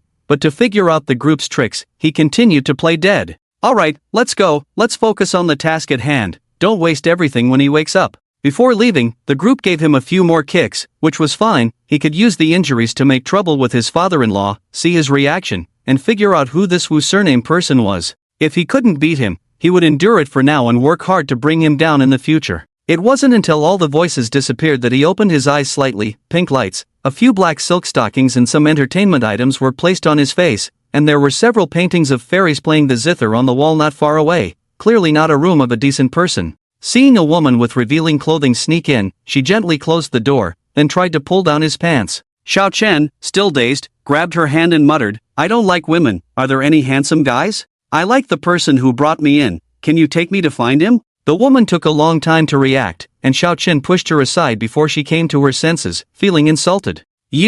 Are you crazy? If women don't interest you, why are you interested in men? Am I not pretty? Am I not beautiful? Xiao Chen looked at the woman just centimeters away from him. Beautiful, very beautiful, but I don't see any reaction to women. I've seen many psychologists over the years, but treatment hasn't worked until tonight. When I saw the handsome guy who brought me in, I felt something, I had a reaction. His eyes were particularly sincere, saying it was the first time in over 20 years that he felt something for someone. Sister, I know you don't like abnormal men like me, Sai, I don't want to be like this either. Maybe I'm destined to have no relationship with women in this life. Damn it, you're wasting my time, just go to sleep, I'll stay here with you. The woman said as she began to take off the few pieces of clothing she had on. No, I don't want to sleep, I need to pee, can you help me to the bathroom? You are really troublesome, encountering someone like you while working, what a waste of your handsome face. Reluctantly, the woman helped Xiao Chen up from the bed and they went into the bathroom together. Do you need me to unzip your pants for you? No need. Xiao Chen pulled his arm out of her embrace, showing no signs of being drunk, his eyes clear and sharp. Tell me, how much did they pay you? I don't understand what you're talking about, I just took money to sleep with you. No matter how much they paid you, I'm willing to pay you double. Xiao Chen carefully examined the woman in front of him. Do one more thing for me, and I'll double it again. If you want to sleep, then sleep. There's no need for conspiracy if you don't want to. The woman turned to leave. Xiao Chen grabbed her. Our conversation was just recorded. I could report you for prostitution. The woman looked at him with a smirk. Not a hint of panic on her face, Xiao Chen leaned against the bathroom wall and slowly spoke. I know you're not afraid of threats. If I don't delete the recording, I may not be able to leave the club, but do you think you can provoke me? I hold grudges, and I always seek revenge. Once I suspect something, I won't let it go. Even at my worst, I'm still better than a prostitute like you. The woman bit her lip and asked, what do you want? Unable to get an answer, Xiao Chen said, even if you don't tell me, I can guess what they want to do. I just wanted to confirm my suspicions through you. If you don't tell me, it's fine. Time will prove it. If things don't go well, you probably won't get paid. I'm giving you a chance to earn more money, but you don't appreciate it. After saying that, he pushed the woman in front of him and started to leave. The woman suddenly grabbed him. Give me 20,000 yuan, and I'll tell you right away. Xiao Chen, with his back to her, said, I need to see if what you're saying is worth 20,000. Someone offered me 10,000 yuan to sleep with you and take pictures. She was just a very unimportant character, easily replaceable. Why do rich kids play such low tricks? What's your name? Lin Lin. Who in this place would give their real name to a customer? Xiao Chen said, leave a phone number, and I'll send you the money tomorrow. Not wanting to leave evidence, in case the club gets raided for prostitution, and if there's a transaction record, they might call him in for questioning. After exchanging contact information, Xiao Chen held her chin and gazed deeply into her eyes. You're really beautiful, it's a pity that I don't like women. Lin Lin turned her head to the side.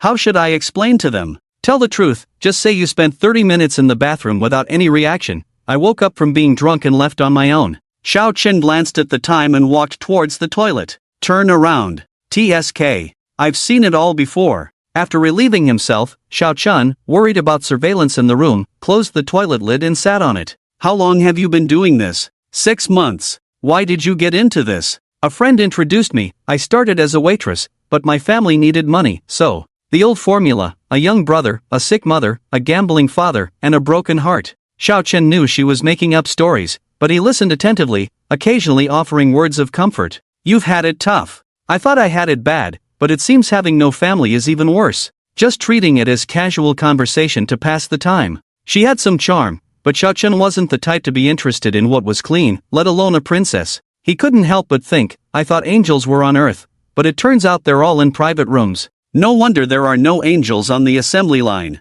Seeing that the time was almost up, Xiao Chen stood up to leave, but Lin Lin grabbed his hand. Wait a moment. She quickly left a lipstick mark on his face. Acting needs to be more authentic. Then she smeared lipstick all over his face. It must be said that people who make a living in such a chaotic place are cunning. Xiao Chen immediately restored his dazed look as he left, his steps unsteady, his left hand on the wall searching for the elevator, but he couldn't find it at the end of the hallway. Turning around unexpectedly, he saw a woman with whom he was supposed to drink tonight, her legs wrapped around the waist of a blonde man, passionately kissing. It wasn't her oily-faced companion, but the blonde man dressed somewhat like a young master in a club, sighing, children from wealthy families really know how to have fun. Xiao Chen deliberately approached. He chuckled and said, hello. The two people who were passionately kissing immediately separated upon seeing a drunken fool. The woman turned her face to the side, and the blonde man politely asked, Sir, do you need any help? Where is the elevator? You're going in the wrong direction, go right to the end.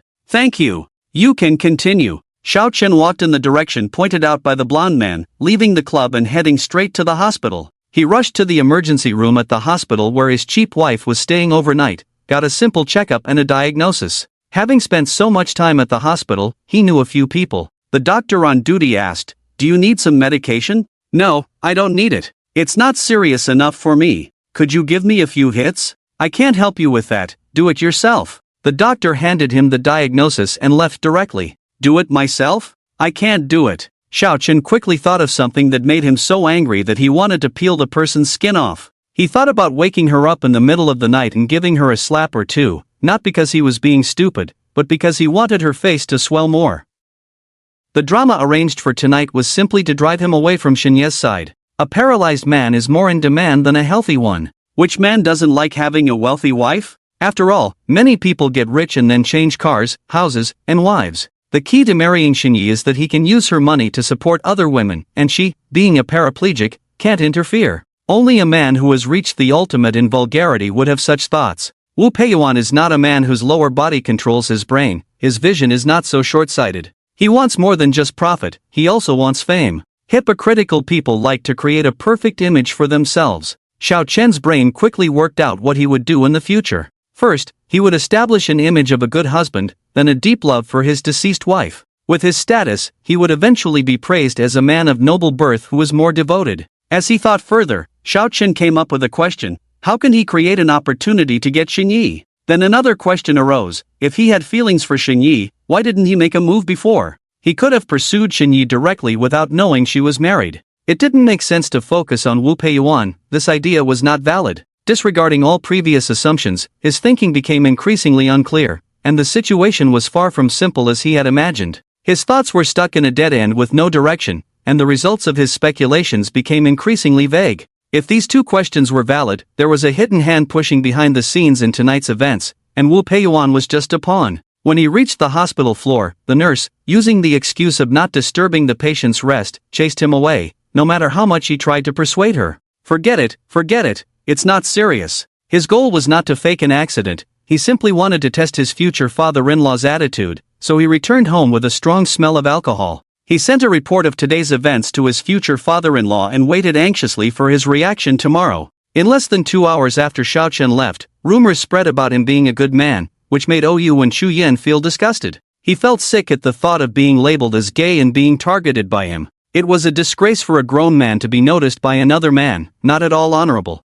Suddenly, he felt that his several good buddies with whom he usually hung out were not safe. Who knows what kind of secret preferences they might have in private. In the past, they used to get drunk and squeeze onto the same bed, but now he dared not sleep with men anymore. Spending money to hire people didn't work out. Wu Peiyuan had no gossip thoughts at all. Whether Xiao Chen was a good man was not important. He was full of anger. Playing halfway quietly sneaked upstairs to use it by himself. After nibbling for a while, suddenly thought of something. He widened his eyes and asked the woman beneath him, "Did you brush your teeth just now?" "No." Wu Peiyuan indirectly licked Xiao Chen, instantly dissipating his desire, pushed the woman away, scolding, "Get the hell out of here, why didn't you brush your teeth?" Inner thoughts: damn, it's not easy to earn a bit of money from you. Lin didn't avoid it, entwining like a snake. "What's wrong?" "I was just joking, why are you angry? I brushed my teeth, brushed many times, you can rest assured, my mouth is clean, don't believe me, smell it, it's minty." Saying that, she breathed towards him. Wu Peiyuan, feeling upset, grabbed her head and pressed it down. With a heart in turmoil, but lacking the ability, barely crossed a water ditch in front of the door. Unable to figure out what was on his mind, Xiao Chen didn't sleep particularly well all night. In the morning, he received a call from his father-in-law and went to see High Technology to meet him. Upon meeting, he expressed his own speculation and asked his father-in-law for help in analyzing it. After all, experience is the best teacher. The thin, dry eyebrows furrowed tightly together, and after a long time, there was some movement. He took out his phone from the drawer and dialed a number with a serious tone. "Arrange for me to meet Wu Hao, tell him to bring his son." The fewer words spoken, the more serious the situation. He looked at Xiao Chen and asked, "What kind of explanation do you want?" The sudden question from his father-in-law caught Xiao Chen off guard, and after a 2-second pause, he asked back, "By offending people this time, will the retaliation be more severe when you are no longer around?" How could he not understand Xiao Chen's little scheming? He sneered and said, "The thief has already entered the house, do you think they won't rob you just because you're friendly and don't resist?" Seeing no response, Shen Jianqiu continued, "If we don't pursue it today, we will be targeted in the future. It's better to step on those people while I'm still alive." Xiao Chen believed in revenge, not caring about tomorrow. Take revenge on them and demand compensation. Is that too much? Not too much, vent your anger. But before venting, it's important to ask about their background. What is the background of the Wu family? The Wu family's background is nothing special, just an OEM enterprise with a market value of several billion. Wu Peiyuan has a younger brother who took over the family business. He works for an international financial conglomerate, responsible for domestic market investments, and has managed several highly profitable projects. He became a partner of the Greater China District Company a few years ago. Among the group of people last night, there must be several with stronger backgrounds than him, but willing to center around him was not due to family background influence, but purely based on personal strength to conquer. He should be about the same age as Xingyi, indeed a remarkable figure. What are those people's intentions? Xiao Chen asked. That's not something you should be concerned about. Stay away from those people in the future. Shen Jianqiu completely ignored the young man who pretended to be confused while understanding. All he wanted was a promise. "I'll introduce you to a few people when the time comes. Even if I'm not around, they'll have to think twice before messing with you." "Should I resign then?" Xiao Chen probed. "The time has not come yet. The overseas branch's sales performance is very good. The headquarters of the branch is located in a foreign country where investment does not require strict procedures and there are not many restrictions on fund sources. Achieving results in a short period of time is not surprising, there must be some assistance behind him. Young Master Shin is really amazing, achieving good results in such a short time. Xiao Chen hypocritically flattered a few times and found an excuse to leave. He likes to idle away his time pondering other people's thoughts, unable to help but think about it. With nothing else to do, he even started pondering his father-in-law's thoughts. The company is currently placing special emphasis on the market. The father-in-law has entrusted such an important market to his son who has just graduated, with the natural goal of helping his son establish himself in the company. With his father's support, all he needs to do is secure a few major orders to boast for a lifetime. That's the background, making countless outstanding talents become mere background figures. With achievements and moral integrity, returning to the main department in the country will receive support from the majority of people. See, high technology is not a dictatorship of a few directors. There are tens of thousands of small shareholders below. No matter who becomes the leader, they dare not exclude Shinjun. Deep down, they sigh, it's great to have a powerful father. Young people always have the thought, who loves who is inferior? Give me the resources, and I can do it too. Xiao Chen is equally unwilling. His determination to leave High Technology and start his own business is even stronger. The regrets his father couldn't give, he will have to compensate for in the future. He cannot let regrets pass down through generations. Xiao Chen naturally won't go back on his promise to give Lin Lin something. He took 20,000 yuan and arranged to meet Lin Lin in a relatively secluded place to avoid further rumors. With a plain face and a strong appearance, hair loose, dressed in simple clothes, with a hint of innocence, she resembled a girl next door, completely unrecognizable as a girl working in a club. Xiao Chen didn't want to have too much interaction with her, so he handed her an envelope and turned away. Am I so disgusting to you that you don't want to talk to me? Not really. Leaving the industry early is better than staying in the current job. Xiao Chen turned to her and said, going back to being a spy? Lin Lin self-deprecatingly said, I don't have a high education, can't find a good job, have thought about being a good person, but this face brings me endless troubles. Why not set a price and let those who want it have it? Indeed, without education, without background, a good-looking face cannot be a bonus, but a burden that troubles life. Xiao Chen couldn't discern the truth of her words. Jobs like modeling, internet celebrity, etc. are also possible. With your looks, you can easily earn a few hundred yuan a day. It's easy to go from frugality to luxury, but hard to go from luxury to frugality. Lin Lin raised her wrist. This watch costs 80,000 yuan. I can earn that much in 10 days at most. Sometimes, attending certain parties for one night is enough. The industry you mentioned, I may not be able to afford a watch in a year. Xiao Chen is not a saint and doesn't have a liking for persuading fallen women to reform. Life is yours to live, I can't interfere with your choices. What I said earlier was just a suggestion, with no other meaning. What you do in this era is not important. Living decently is important, even if you live like a dog in private, you must shine in public. Perhaps it's not you who's wrong, but the people who have pushed you onto this path. I relayed your words. Those people often come to our club. If there's any news about you, I'll tell you first. You're not as bad as they say, and you don't dislike women. You respect me, Lin Lin said firmly. Having mingled in the social scene for years, Xiao Chen knew he couldn't deceive her with his fabricated words. It's not about respect, just not looking down on her. If she didn't cooperate last night, he would have just left. I can't offer you any benefits, so why help me? Lin Lin sincerely said, I hope that when you become successful, you'll lend me a hand. Although I don't want to lower my quality of life, I don't want to live my whole life with the reputation of a prostitute. I will grow old, and my value will only last a few years. In the industry, there are predecessors who have worked for over a decade, spending money recklessly, not saving up, and unable to marry a good man.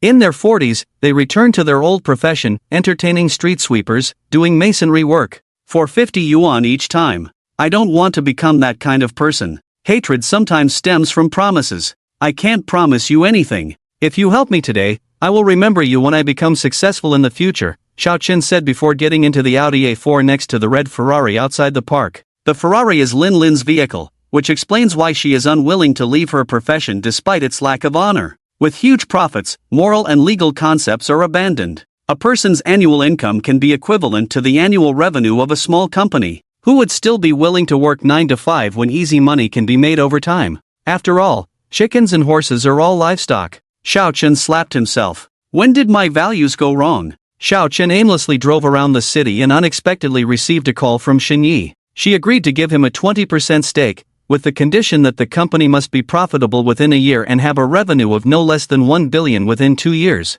If these requirements are not met, the shares will be returned to her, and a penalty of 10 million will be paid, forming a gambling agreement. Her demands seemed like a dream. Without understanding her company's situation, Xiao Chen would not agree rashly. Coincidentally, there were a few young actors who were not popular despite starring in several dramas. They had been practicing for half a year to debut as a group. Xin Yi needed Xiao Chen to assess whether they met the debut standards. As she couldn't appear at the company, she entrusted Xiao Chen to investigate and decide whether to gamble with her. The office of Chuangyi Entertainment was located in a bustling area compared to Sihai Technology Building. Although they hadn't made money, they maintained a good facade. Xiao Chen was greeted by Xin Ye's assistant, a young woman in her 20s named Dai Meng, who showed him around the entire company. The company had 2 floors with 800 square meters, which was considered relatively good in the industry. There were around 30 people working in the office. Xiao Chen asked, "How many artists does the company have?" Dai Meng replied, "There are 13 artists with some level of fame, including 4 who are preparing to debut as a group." Xiao Chen continued, "How many male actors are there?" Dai Meng answered, 5. Xiao Chen inquired, "Are they well known?" Dai Meng responded, "Some of them are." Xiao Chen asked, "What is the overall business value?" Dai Meng said, 50 million. Xiao Chen further asked, "How many ongoing projects are there?" Dai Meng listed, 2 movies, 2 web variety shows, 2 web dramas. Xiao Chen couldn't discern whether Dai Meng's words were scripted without seeing the operational data. However, he could tell from her words that the company's operations were poor, with a total business value of only 50 million, which was less than what a top artist could bring in. 8 out of the 13 artists were preparing to debut as a group. They planned to launch a girl group in the first half of next year and a boy group in the second half. In order to make money quickly, they were trying various methods to increase their fame. Xin Yi, a graduate of a prestigious school, wouldn't have let the company's operations deteriorate to this extent. After Dai Meng's introduction, Xiao Chen didn't ask further questions as he knew she wouldn't reveal any confidential information about the company. Xiao Chen said, "Take me to see the group the company is preparing to debut." Dai Meng suggested, "The preparations are still ongoing. How about I take you to the CEO's office to rest for a while?" Xiao Chen replied, "Take me there." He followed her into Xin Ye's office, which was clean and well maintained. Dai Meng asked, "Would you like coffee or tea?" Xiao Chen declined, saying, "No need to prepare." He sat down in the boss's chair behind the desk, where there was only a desktop computer. He observed the layout of the office, noticing lush green plants on the windowsill, a bookshelf filled with books and valuable figurines, and a large fish tank on the wall to the right of the entrance. The office layout was more luxurious than his father-in-law's. In summary, it seemed superficially extravagant. A small stage set up temporarily looked quite decent, with 4 girls who were very delicate and beautiful, which was not surprising. After all, to enter the entertainment industry, having a pretty face was essential. However, a deliberate action before the self-introduction made Xiao Chen dissatisfied. After watching 2 songs, to be honest, Xiao Chen thought in terms of musicality, he could easily write 10 songs in a day. His mind was filled with the words, It's hard to evaluate. When the music stopped, Xiao Chen did not speak immediately, and the other people remained silent as well. The students stood nervously on the stage, stealing glances at the handsome man sitting among the group. His expression was not good, looking embarrassed, which made the students very nervous. The most frightening thing was when the air suddenly quieted down, that kind of deathly silence would bring about an indescribable fear and pressure. Compared to the students, the teacher responsible for training them was even more nervous. He stood below the stage, his hands clenched into fists, palms slightly sweaty. His gaze was fixed tightly on the students, not daring to relax in the slightest. Knowing the significance of this performance for the students, if they did not perform well, it would not only affect their confidence but also potentially have a negative impact on their future development. Therefore, he hoped more than anyone else that the students could perform at their best level and show their best side. However, faced with such a tense atmosphere, he couldn't help but feel somewhat inadequate. Dai Meng reminded, "Mr. Xiao, you can give feedback on their performance." Xiao Chen looked around at the people, his eyes revealing confidence and determination. He squinted slightly, seemingly contemplating how to better convey his thoughts. Then, he asked, "Do you want me to be more straightforward in my expression, or a bit more subtle?" Xiao Chen's voice was clear and powerful, allowing everyone present to hear his question clearly. His expression was genuine and honest, showing his sincerity and frankness. He did not rush to give an answer but waited for the response of those around him, as if giving them enough time to think and choose. No one dared to explain anything, although there was some dissatisfaction in their hearts, as these people were arranged by the boss. After a moment of silence, Xiaochen spoke again, unabashedly saying, "I think sometimes being more direct might be better. This can avoid unnecessary misunderstandings and speculations. However, if you all feel that being more subtle is easier to accept, I can try to express myself in that way. After all, our goal is to understand each other's meanings." His words carried a firm stance while also showing respect for others' opinions. This balance made people curious and expectant about how he would continue to communicate with those around him. This undoubtedly became a focal point of attention. Xiaochen moved his body slightly and said, "What I see is not just the simple problems these girls have, but the whole team from top to bottom, inside and out, has various issues. Look at these dance moves, stiff like wood, lacking any beauty, and listen to these song choices, plain and unremarkable, lacking passion and infectiousness. It feels like a puppet with its soul sucked out, limp and powerless. You are creating a stage for entertainment. You must create an aura of 40 people with just 4. His tone was filled with disappointment and dissatisfaction, causing everyone present to lower their heads. Xiao Chen did not stop there. Those teachers who are teaching them, they really should put more effort into it. In daily teaching or training, if any problems are found, they must be pointed out promptly and without hesitation. After all, only by doing so can these students better understand their own shortcomings. At the same time, as students receiving training and learning, they should also work harder. Never think of being lazy or taking shortcuts. Otherwise, when the 10-year contract period expires, they may still be a group of unknown, ordinary people. On the stage, tears shimmered in the eyes of 4 girls. 2 of them couldn't hold back and shed 2 crystal-clear tears. Xiao Chen showed no emotion and continued speaking. "My words may be hard to accept, but since I have seen it, I cannot just watch and should give the most honest evaluation without reservation. Frankly speaking, for each of you, your individual characteristics are not prominent enough, even to the point of lacking any distinctive features, and the self-introductions you have made seem too greasy and unbearable, making it hard for people to look directly at you. To be honest, even you might feel embarrassed after making these self-introductions, right? After all, such performances are indeed unlikely to leave a deep and positive impression on others. In my humble opinion, the most appropriate course of action for now is to temporarily hold back and not rush things. If we are truly determined to embark on this path, we must prepare several excellent and high-quality works, quickly gain attention, and have a full 2 months to focus on honing our skills. Good luck, and I wish you a bright future." No one interrupted throughout the entire process. Xiao Chen finished speaking and did not say anything more. After waiting for a few minutes without anyone speaking, he bowed and left. He did not think there was anything wrong with what he had just said. Being responsible means telling the truth. Encouragement is for those who are self-aware and talented but unrecognized,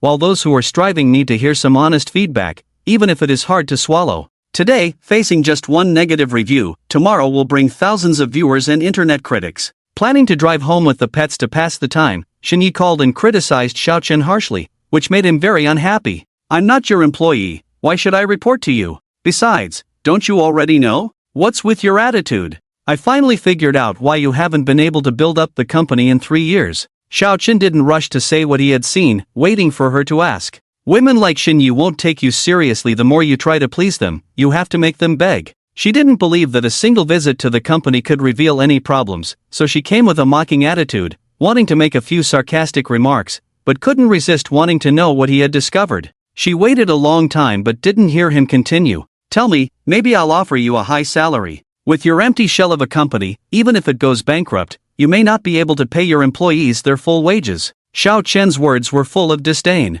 "You always speak the truth, Xinyi." Grinding her teeth, Xinyi asked, "Are you going to tell me or not? Knowledge payment, transfer 500 yuan to me, and I'll tell you." Beep beep beep. Xiao Chen saw that the call had been hung up, so he had nothing left to play with. Not a single pleasant word was spoken, and none of the dozen or so people present dared to step forward to explain, indicating that Xinyi ran the company with an iron fist, suppressing employees from speaking the truth, causing them to numbly follow her instructions, which is terrifying for a company in its development stage. Trolls are never likable, but every team needs a few dissenting voices. These people can constantly remind those in charge to keep a clear mind, reflect on themselves in defeat, and not lose themselves in success. She learned the model of C-high technology and became a fourth unlike. The direction mentioned at the meeting is naturally something that has been debated countless times by the upper echelons and decided upon, with the lower-level executive departments being proficient in their business. Even if the boss's proposed direction is not perfect,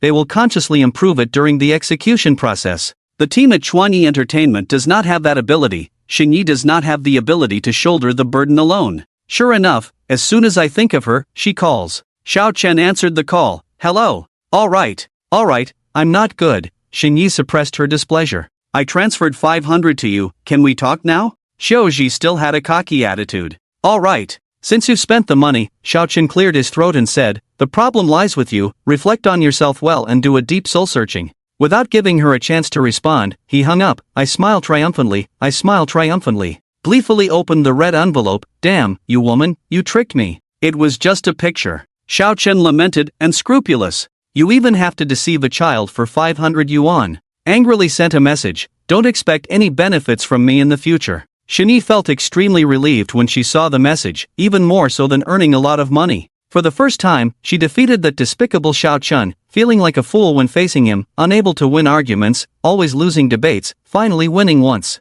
Fortunately, I am smart and didn't actually transfer the money to you. Putting down her phone, she picked up a book nearby and looked content. Unable to do anything, she developed a liking for reading. She had bought many books in the past but didn't have time to read them. Now with plenty of time, she wanted to accumulate more knowledge and find a job she could do at home. Perhaps the power of words helped her quickly move on from the past, accepting her paralysis and having the courage to face reality. Even if she could never stand up again in the second half of her life, she wanted to find a way to live with dignity and not fall into decadence. She began planning for her future life, setting a goal to read one book a month. She would first learn and then determine what she wanted to do in the future, as the company was no longer under her control.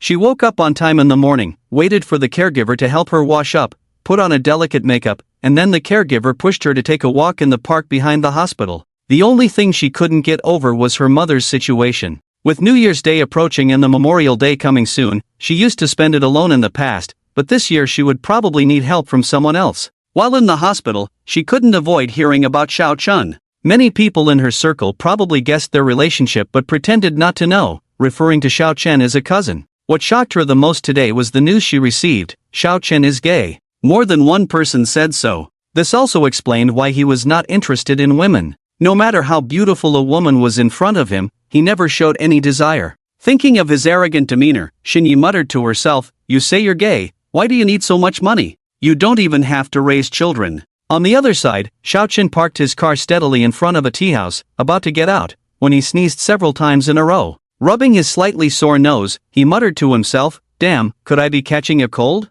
This is really unlucky. Despite exercising every day and having decent physical fitness, why did he suddenly start sneezing? Was it because he didn't sleep well last night and his immune system was weakened? Or did he dress too lightly when he went out today and got cold from the wind? Lost in thought, he got out of the car. By this time, the sun was setting, casting a beautiful sunset glow in the sky. Standing at the entrance of the tea house, he took a deep breath, trying to make himself feel more comfortable. The evening temperature was 10 degrees lower than during the day, so Xiao Chen wrapped his coat around himself and quickly walked into the tea house, explaining his purpose at the front desk and following the waitress upstairs to the wooden staircase. The tea house looked very simple from the outside, and it was hard to imagine that the Wu family would arrange to meet the father-in-law here. The tea house had excellent soundproofing, located in a bustling street, where no noise from outside could be heard. As they walked towards the private room at the end of the corridor, the waitress raised her hand to knock on the door. Soon, the door opened from the inside, revealing a cynical face that startled the waitress.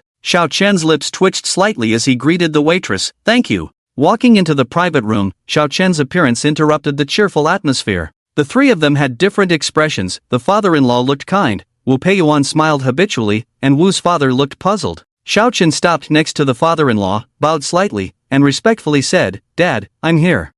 Please have a seat, Shen Jianxiu said without lifting his eyelids. All right. Xiao Chen took off his shoes and sat on the tatami mat, without any other movements or words. This is my son-in-law, Xiao Chen, Shen Jianxiu said indifferently. Wu Hao smiled and said, he is indeed a talented person. Anyone who catches Shen Lao's eye must be talented. Young people are not simple. Brother Xiao, it's not easy to win Xiaoya's favor. I'm 31 years old and still unmarried. I'll have to ask you for advice on how to win a woman's heart someday, Wu Peiyuan joked, making their relationship seem closer. Seeing the current atmosphere, the father-in-law probably didn't mention last night's incident. Xiao Chen seized the opportunity and said smugly, that's right, how can you win over a woman that many people can't catch without a few tricks? Shut up. Shin Jianqiu reprimanded, picked up the tea on the table, and sipped it slowly without saying another word. Xiao Chun, feeling like a child who had done something wrong, lowered his head and remained silent, trembling all over. The Wu family looked at each other, and Wu Hao said, "Brother, don't be angry.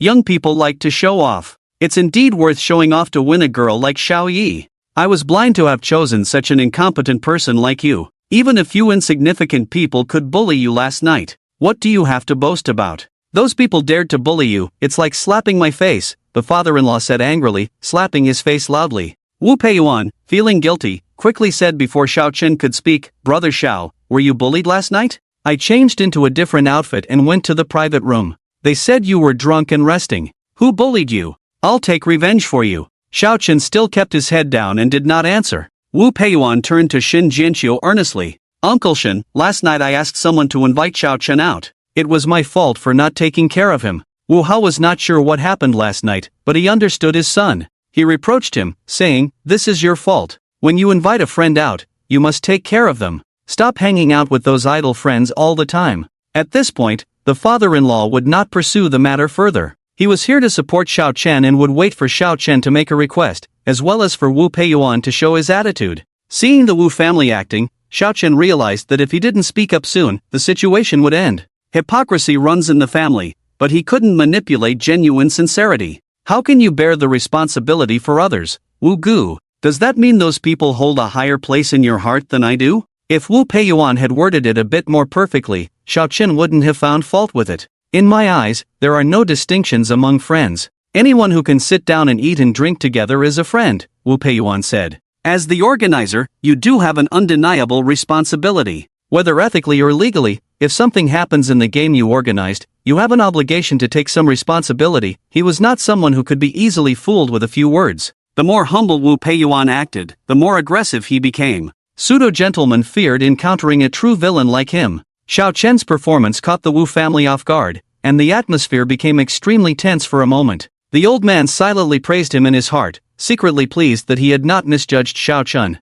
Xiao Chen had been quite ordinary in recent years, but that did not mean he had always been that way. If one did not understand his past and true nature, he would not be valued. He did not expect Xiao Chen to completely disregard his reputation. Wu Peiyuan still maintained his iconic smile. "Brother Xiao is right, I have a part of the responsibility, and I will not shirk the responsibility that I should bear. I will definitely compensate for the harm you have suffered. I was kicked 4 times and slapped 6 times last night. Are you going to take the blame for someone else?" Xiao Chen took out the hospital diagnosis report from his pocket and placed it on the table in front of him. "This is the diagnosis report issued by the doctor. See if I am lying." Wu Peiyuan did not expect Xiao Chen to pull this move on him. He reached out to pick up the diagnosis report on the table for confirmation when suddenly Wu's father spoke up. "Bring those people from last night here to apologize to Xiao Chen." "Dad, what are you standing there for? Go quickly." Wu Hao, with a fearful expression, sat drinking tea with an indifferent attitude.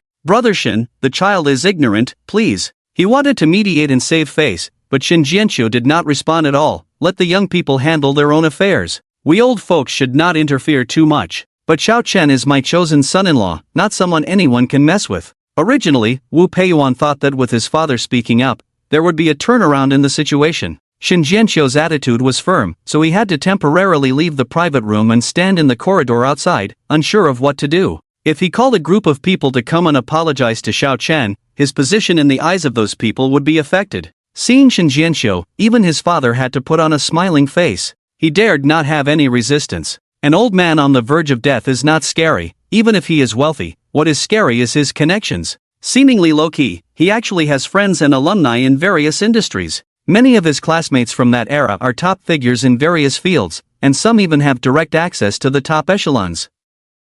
The leader of the city must respectfully call him senior, and anyone who dares to mess with Xiao Chen will be informed that Xiao Chen is not valued, and if rumors appear online, they will be suspended from work and not called back for half a month. After the last gathering, he had someone investigate Xiao Chen and found out that he had married Xin Yi, but Xin Yi introduced him as her cousin at the gathering. Combining the two incidents, someone belittled Xiao Chen in front of him, which gave them the courage to mess with Xiao Chen. Unexpectedly, he was played by Xiao Chen. If he did not bring those people from last night, they would not be able to leave, and if they did, the next day someone would come to the Wu family factory to find some problems and shut it down for rectification. Xiao Chen, you've gone too far. Is that so? The sudden voice startled Wu Peiyuan, his eyes sharp, but quickly replaced with his iconic smile as he turned around. I am contacting people to come over. Brother Xiao, just wait patiently. We have completely fallen out now. You don't need to put on that hypocritical smile anymore. Xiao Chen's face darkened as he grabbed Wu Peiyuan's cheek.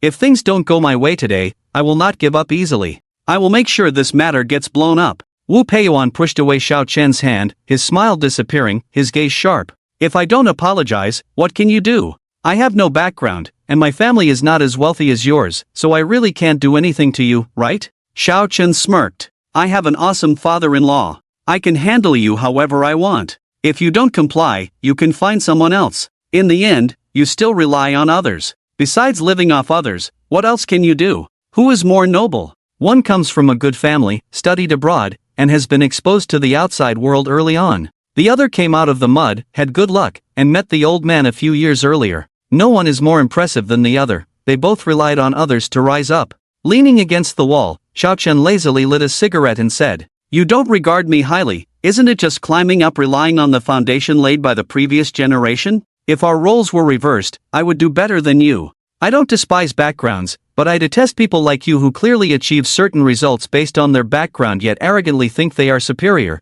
looking down on everyone with a disdainful attitude. Wu Peiyuan stared at Xiao Chen's profile and really wanted to punch him. No matter how well a young person cultivates their inner self, they can never completely eliminate the subconscious actions they want to take. How should he get through today? After finally establishing a leadership position in the circle, having a group of devoted fans.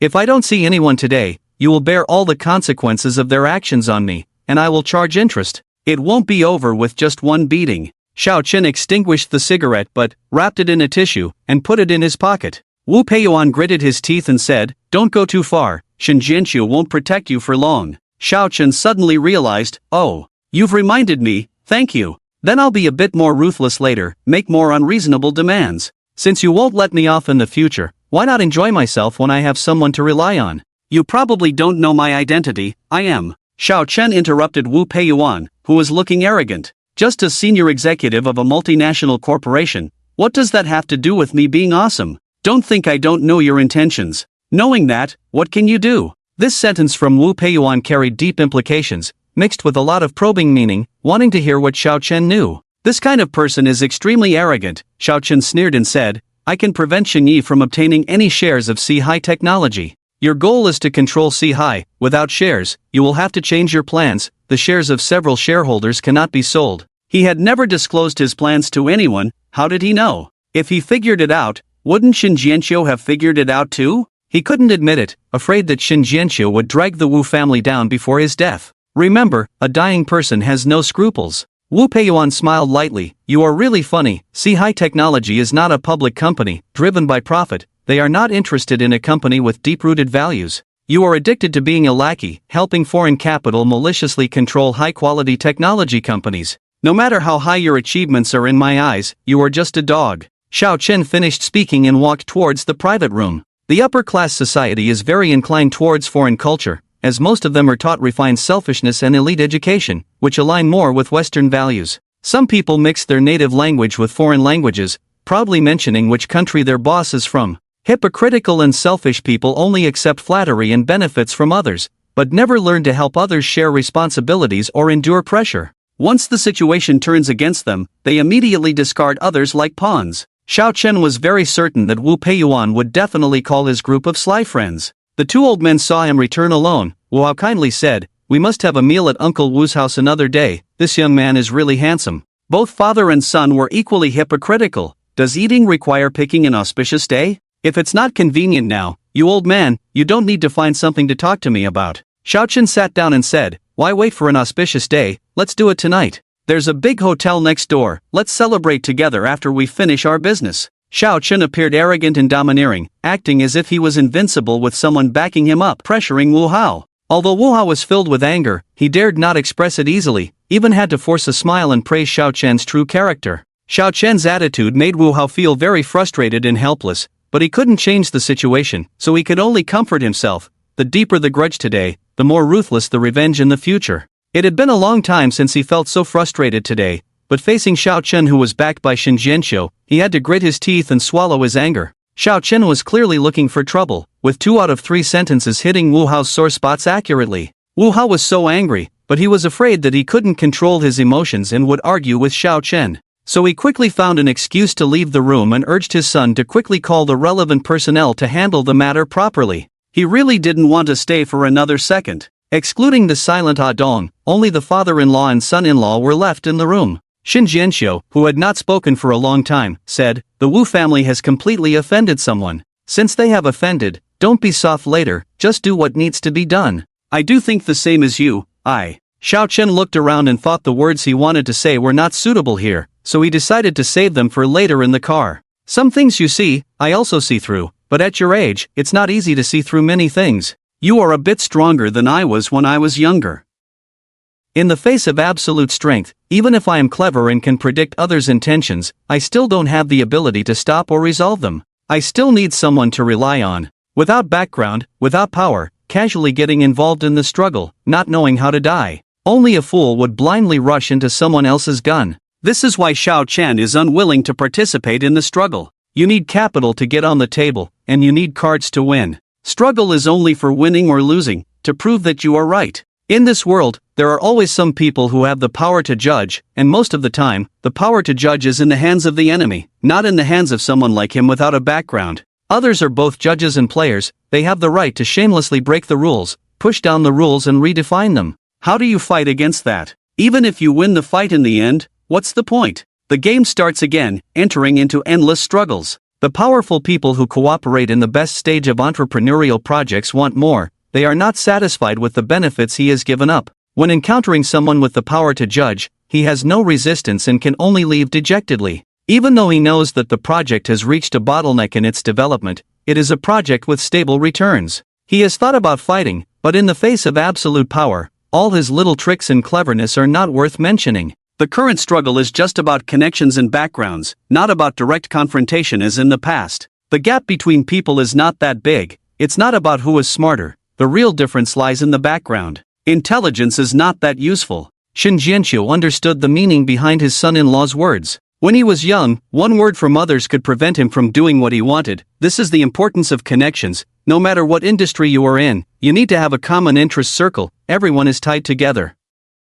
In this circle, you either truly reach the top, benefiting others, or you serve tea and seek protection. But if the person protecting you evaluates your value at any time, they will sell you off immediately if someone offers a suitable price. I will introduce you to the people in the circle. Your future depends on your own abilities. I don't like to hand my fate over to others. Forget it. I don't have a hobby of being a slave to others. Xiao Chen wanted more. As long as he had enough resources in his hands, his status in the circle would be high enough. Shin Jianxiu laughed and said, "I hold shares in 10 companies outside of High Technology. These shares can be held by you. Let's talk more directly in the future. No need to beat around the bush. Aren't you afraid I'll swallow up the shares? You'll end up choking yourself." He had been mingling in the world of fame and fortune for decades, and he was no longer willing to trust people. This era is no longer an era of exchanging hearts for hearts. Xiao Chen originally wanted to live his whole life without calculating, but he ended up providing opportunities for himself. Alright, he got trapped again. How could the clever Xiao Chen not be aware that he was being calculated again? Every day he falls for it, either falling for it or on the way to falling for it. He wanted to test his father-in-law's attitude, but the old man took the opportunity to put a yoke around his neck. Am I just a naive person? Old man, you are the sophisticated hunter. I admire you. Xiao Chen gave a thumbs up to his father-in-law. No wonder the old man always let him be naive without stopping him, as if he was giving him no choice but to fall into deeper enmity. Offending the Wu family and a group of second-generation individuals, with no backing, they could easily manipulate him. Xiao Chen said, "Don't impose any weird restrictions on me again, or I would rather die than compromise. Not this time. I believe you are a grateful person, and the old man is not a malicious person. I only ask that Xiao Yi not be bullied." Shin Jianxiu had many things he couldn't say at the moment, but he would explain everything to him in the end. It can't all be about calculations. After knowing him for 8 years, he understood Xiao Chen. Rules alone couldn't restrict him. He needed both grace and authority. This kid, usually low-key, actually had deep thoughts. Who would guess others' minds for no reason? Without a knife in hand, there's no need to fight with others. Push him a bit, hand him a knife, and he will become a different person. Holding shares in other industries is that knife, as well as a ladder into the circle. The father-in-law and son-in-law had their own thoughts and didn't speak again. Xiaochen cursed in his mind. The old man was cunning, and he cursed himself for being foolish. Just when he finally removed the yoke from his neck, he was trapped again, but this time he could negotiate terms. The Wu family finally returned, the two pseudo-gentlemen with warm smiles. If it were before yesterday, Xiaochen would have thought these people were cultured, but now he saw their true nature, and their smiles were disgusting. Uncle Shen, I have booked a table for a banquet at the hotel next door, please join us. The father-in-law showed no reaction, so Xiaochen asked, has the person to apologize arrived? A few people couldn't make it back from out of town today, they didn't participate, but those in the city have already arrived. Wu Peiyuan said sincerely.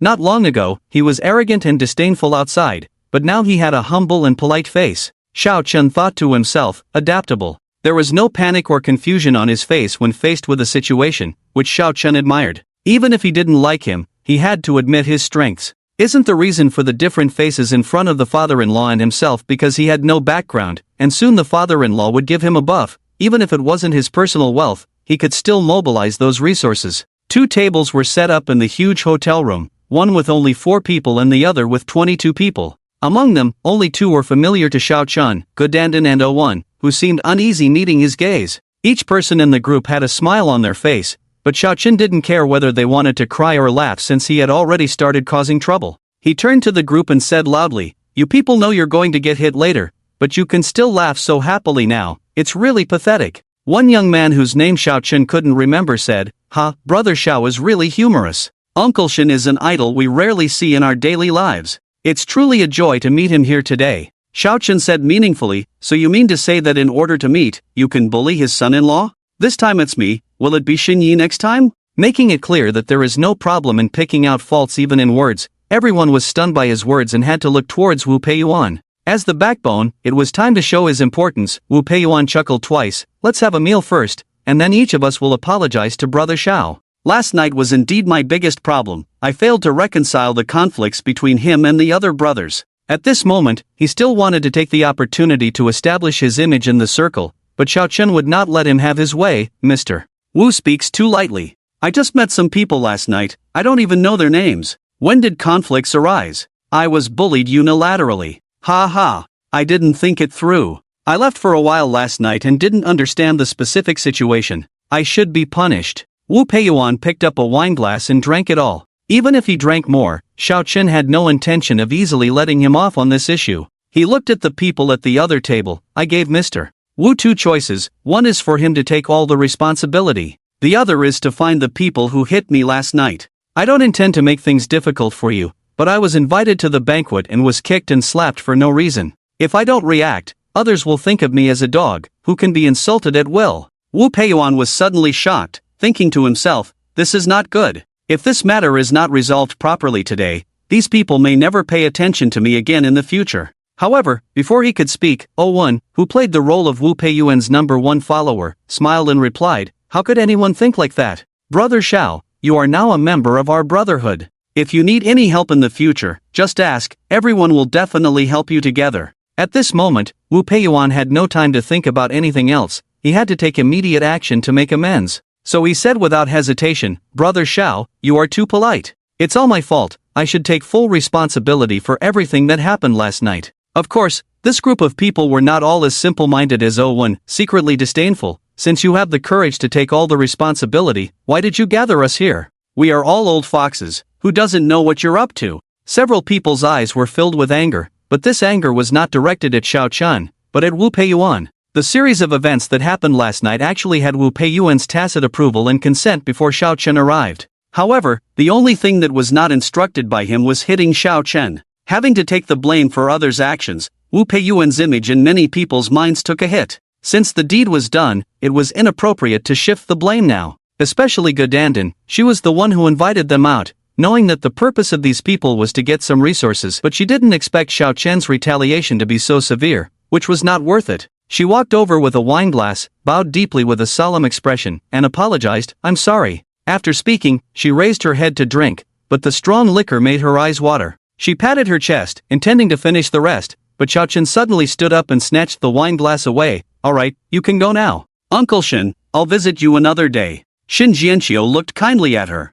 Dan, the old man has to criticize you a bit. Don't go messing around in those messy circles for no reason. Niece, remember that. Goodbye. His daughter is even more annoying, but he has nothing to say. The Gu family has a background, but it is far from comparable to Shin Jianxiu. People have come out from the big courtyard, and there are many people above. Some people took the lead, and others brought wine one after another. Some girls obviously couldn't drink, and Xiao Chen didn't make it difficult for them. But when it came to Owen, he wasn't so easy to talk to. This kid sent him upstairs last night and kicked him at least twice. Owen, Wu Xiao said you sent me upstairs last night, and I was beaten. Did you beat me? This person is the main event, deliberately targeting with another purpose, grabbing his collar and speaking in a voice that two people can hear. With a gentle expression on his face, Owen's face became extremely gloomy, the veins on his forehead bulged, and his eyes revealed an uncontrollable anger. He clenched his teeth tightly, and his cheeks trembled slightly from exertion. He forcefully opened Xiao Chen's hand holding his collar, his voice filled with suppressed anger. If I did something wrong, I will naturally apologize. If you want to do something, it's up to you, but please don't insult people. It's absolutely impossible to do those things. Fine. Xiao Chen clapped his hands and said several fine in a row, then shivered with cold. Last night, more than 10 people poured me drinks. I drank 1.5 caddies of high-proof liquor. Since you are willing to take all responsibility, then you should drink. Let's make it an even 15 caddies. I won't force you. If you drink yourself to death, don't come looking for me. Oh, almost forgot. You kicked me 4 times and slapped me 6 times. You should accept that too. I don't ask for much. You should drink as much as I did last night. You can refuse. You. Don't go too far. Owen clenched his fists, feeling powerless at the moment. Except for Wu Peiyuan, no one cared who would take responsibility. Everyone hoped someone else would shoulder the blame. All eyes were on Wu Peiyuan's performance. Brother Xiao, let me show you. Wu Peiyuan picked up a bottle of wine that had just been opened on the table, tilted his head back and poured it into his mouth. After drinking, his body softened and he leaned against the wall behind him. Wu Hao immediately got up from his seat and checked on his son, looking nervous. Shen Lao, I have to take my son to the hospital. I'll come to apologize another day. Go ahead. With Shin Jianxiu's permission, Wu Hao quickly called the driver, and the two of them helped his son out of the room together. However, surprisingly, not a single so-called good brother stepped forward to help from start to finish. These people seemed to have their own thoughts, each playing their own little game. Some watched coldly, as if it had nothing to do with them, some seemed pensive, calculating something, and some even showed a hint of schadenfreude, giving people a chill. At this critical moment, these friends who usually called each other brothers appeared so indifferent and selfish, it was truly lamentable. Xiao Chen smiled and said, "You're quite good at pretending." But the plan couldn't continue as planned. A change in strategy was needed. The main target was gone, and the remaining small fry weren't worth the trouble. These people often gathered together, and they knew each other's drinking capacity very well. Unexpectedly, Wu Peiyuan would find a way to escape like this, and this incident revealed his true colors. Before Xiao Chen could make things difficult again, each of them picked up a bottle of wine to drink. Xiao Chen stopped them, saying, "You are all good friends, there's no need for this. Those who hit me yesterday should each give themselves 2 slaps, and also give me some compensation. I won't hold it against you. However, except for Owen. He was completely oblivious, a good young master actually acting like a dog for a foreigner. He must apologize deeply. The person he wanted to deal with had escaped. There was no point in causing more trouble. The desired effect had been achieved, so why not leave some room for oneself? These people were not stupid, they were only together for their own interests. 2 people stepped forward from the crowd. "Sorry, we lost our minds for a moment." After speaking, they unhesitatingly slapped themselves in the face. Xiao Chen stopped after 2 hits, just a gesture. It's okay for friends to make mistakes occasionally. "Xiao brother, let's exchange contact information and get together another day." Xiao Chen opened his friend's QR code for this group of people to scan. "Remember to call me for any future activities, Sai.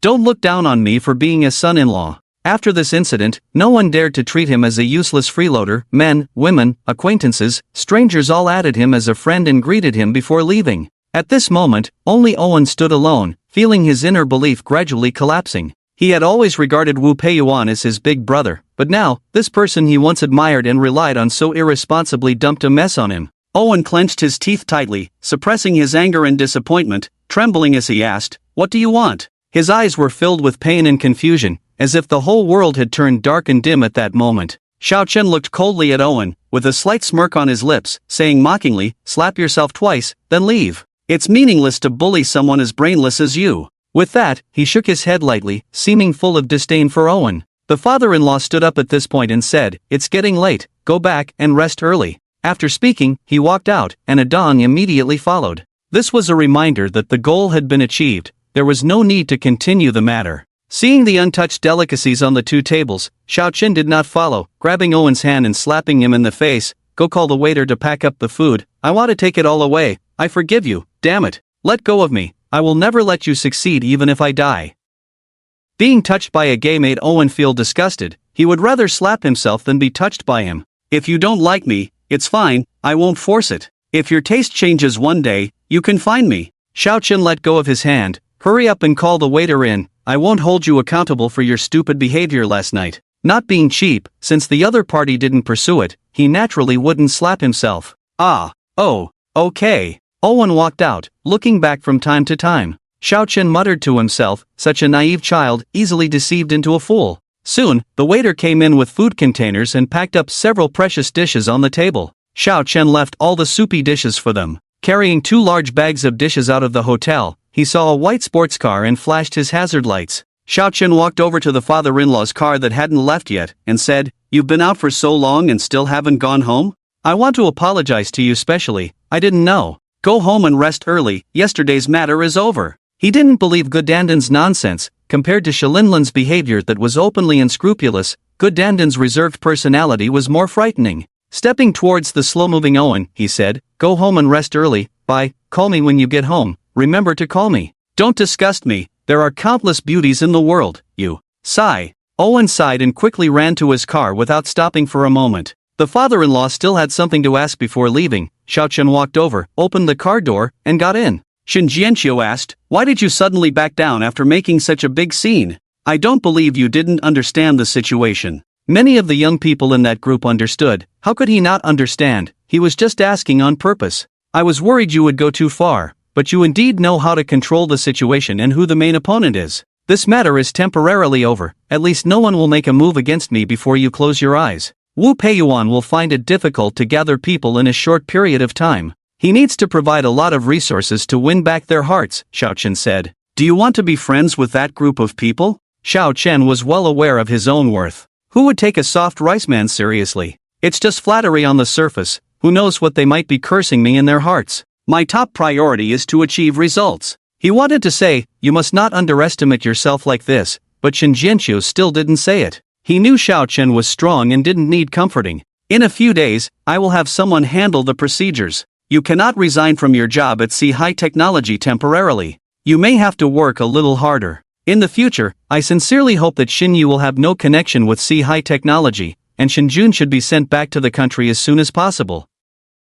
In fact, Wu Peiyuan is just a small role playing the lead. The real manipulator is eyeing Sea High Technology. Following the usual tactics of international capital, we cannot rule out that they may resort to despicable tricks to achieve their goals. Xiao Qin openly expressed his speculations. What he considered, Shin Jianqiu had already thought about it. Whether he said it or not was not important. If he said it, it proved that he was highly trustworthy and straightforward. Greedy people would hope that Shinjun would get into trouble abroad, so they could take control of all family assets, or even actively collude with outsiders to seize the family's property. The father-in-law was pleased with his straightforwardness. "I did not misjudge you. I will not hesitate to give you what you deserve. Go ahead boldly, I believe you will do better than me, but unfortunately, I won't be able to see that day." After chatting in his car for a while, Xiao Qin got out of the car and drove home. He had done nothing all day, just causing trouble until late at night. The cats and dogs at home were hungry and restless. As soon as Xiao Qin returned home,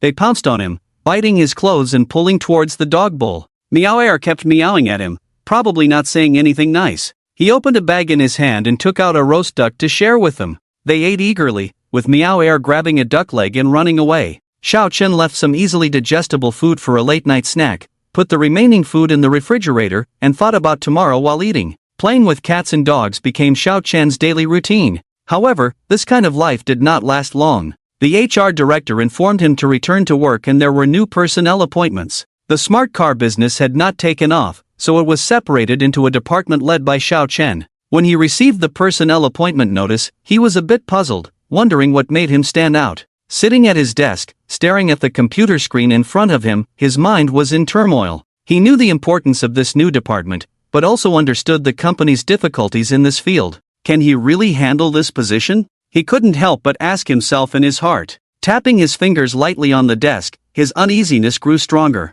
He recalled his every little detail at the company. Although he worked hard, there didn't seem to be anything particularly outstanding. Day after day of repeating the same work, it seemed like his work ability had improved, but in reality, there was no progress. And now, the company was entrusting him with such an important task, which made him feel both excited and nervous, as it could prove his own value. Taking a deep breath, he tried to calm himself down. This was a challenge, but also an opportunity. If he could successfully lead this department out of its difficulties, he would have a certain influence in the industry. Even if he were to leave High Technology in the future, there would be plenty of companies extending olive branches to him. Whether for re-employment or entrepreneurship, there would be people who appreciate him. But if he failed, he would at most be a wealthy man, trying out someone else's company, and if he couldn't handle it, he would be replaced. Xiao Chen no longer thought about irrelevant matters. He stood up, walked to the window, and looked out at the cityscape outside. He told himself that he couldn't back down. He must give 100% effort to do things well.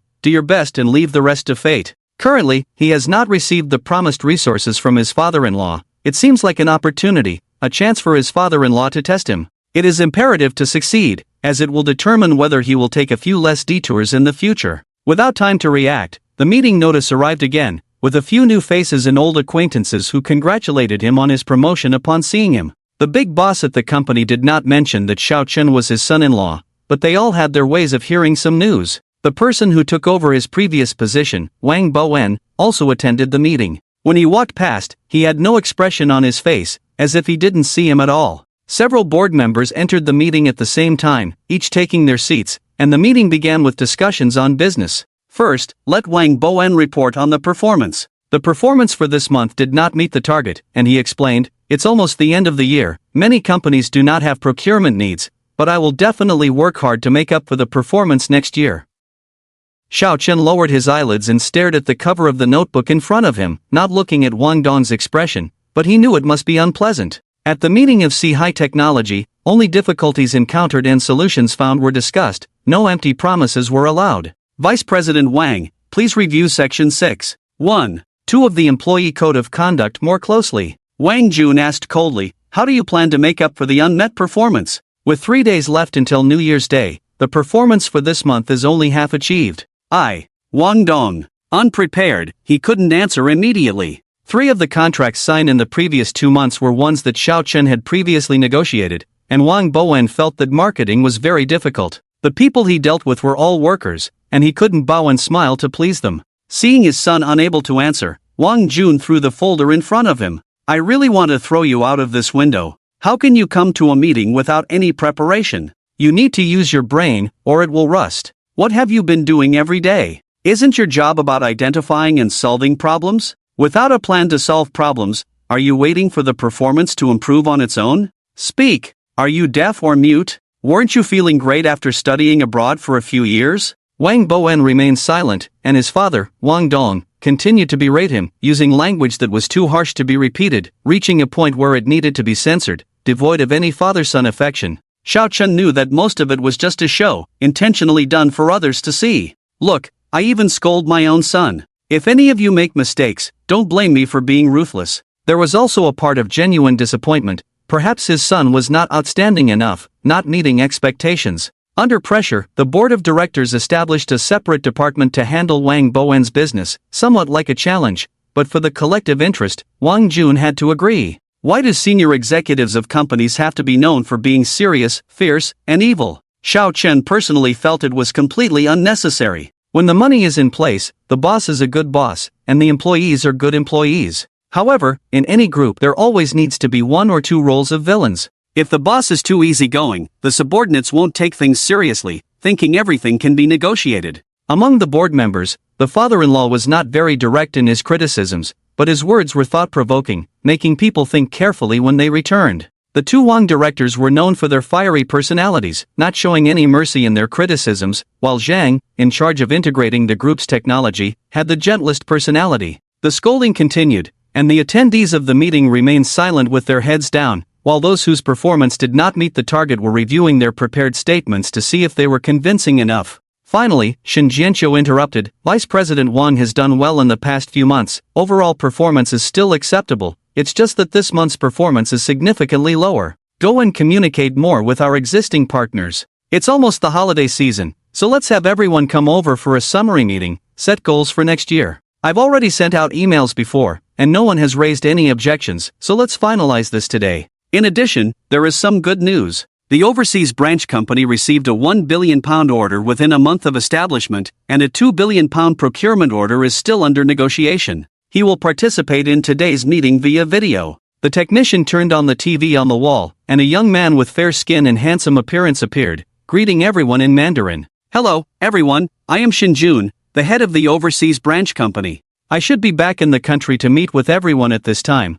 but there are 2 business negotiations ongoing. The young man on TV was confident and composed, giving off a seasoned professional vibe rather than a rookie in the workplace. He's handsome and wealthy, isn't he the Prince Charming in many people's hearts? It's evident that the father-in-law has good genes, and the mother-in-law hasn't had plastic surgery. Xiao Chen was shocked. I hope I'm not really starting to like men? That's terrifying. He broke out in a cold sweat on his back in the middle of winter. He needed to find time to see a psychologist. It had been a long time since he had any thoughts about the opposite sex, which was fine, but he needed to get checked just in case. If there's really a problem in my mind, am I the top or the bottom? Ugh, I'm definitely the top. No, I like younger sisters. Xiao Chen thought randomly. It wasn't until the young man finished reporting on the branch company's performance that Xiao Chen snapped back to reality. For a slightly reputable car company, I personally think it's unrealistic to secure exclusive cooperation rights with a certain brand. Few people would entrust their fate to others.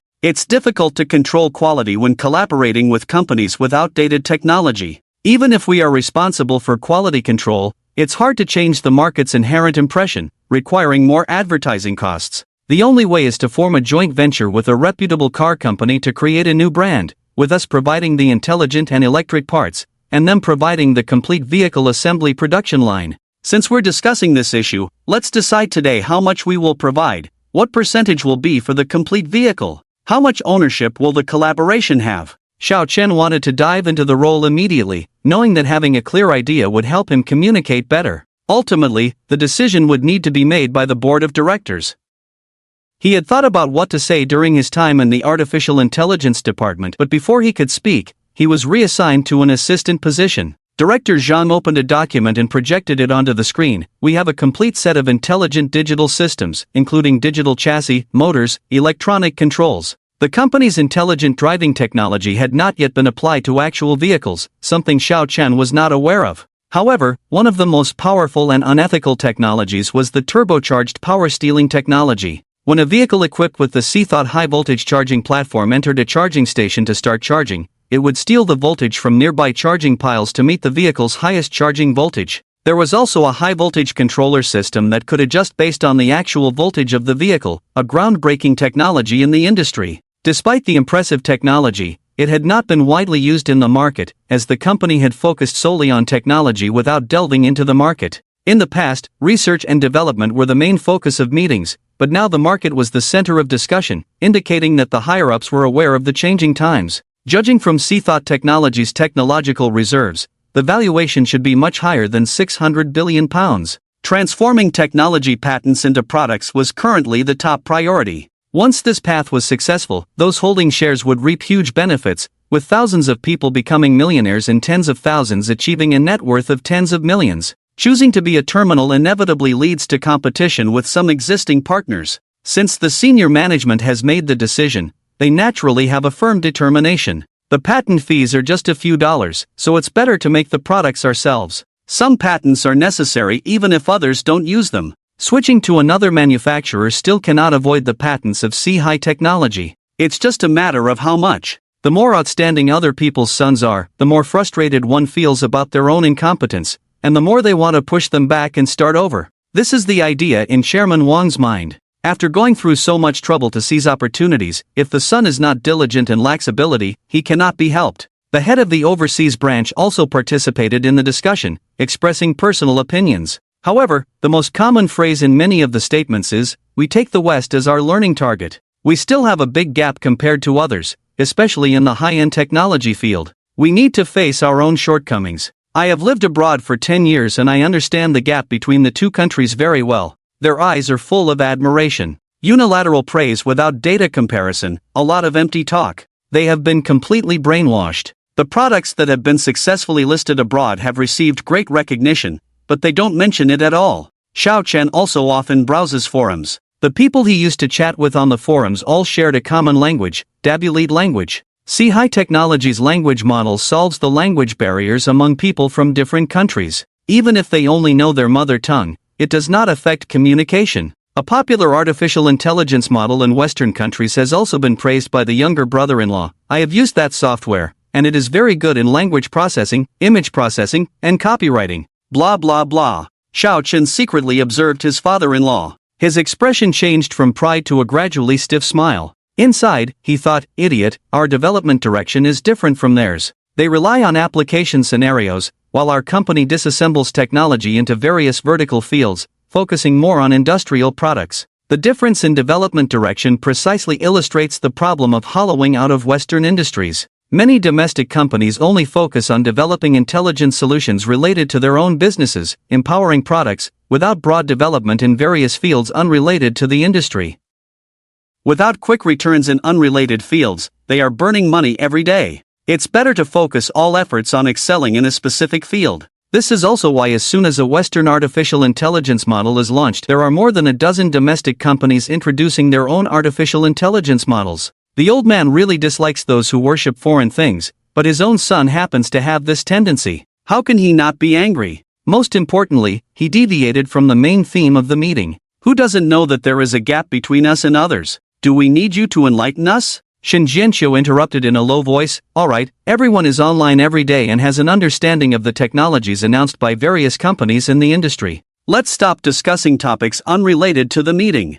From a single screw to a high-end processing chip, there are price data for everything. Placing the data into the model quickly provides the unit price for each component, the total cost of the entire product, and the price of the entire vehicle. The total cost of the technology is 80,000 yuan. General Zhang introduced what was used. The total price of the vehicle is 200,000 yuan, not including labor, space, water and electricity, and equipment depreciation. Xiao Chen said, it's a bit high. These technologies can only be applied to cars priced around 300,000 yuan. At this price point, a complete intelligence solution can be used. The price is relatively low compared to peers, General Zhang said. I personally believe that if we are going to do it, we should do the full range, not just optional packages. Intelligent driving is the soul of the brand. Why buy a brand without a soul? Xiao Chen wanted to ask if there were any smaller scale solutions, but then he thought, why would others cooperate with you if they already have smaller scale technologies? Many people suggested different opinions, saying,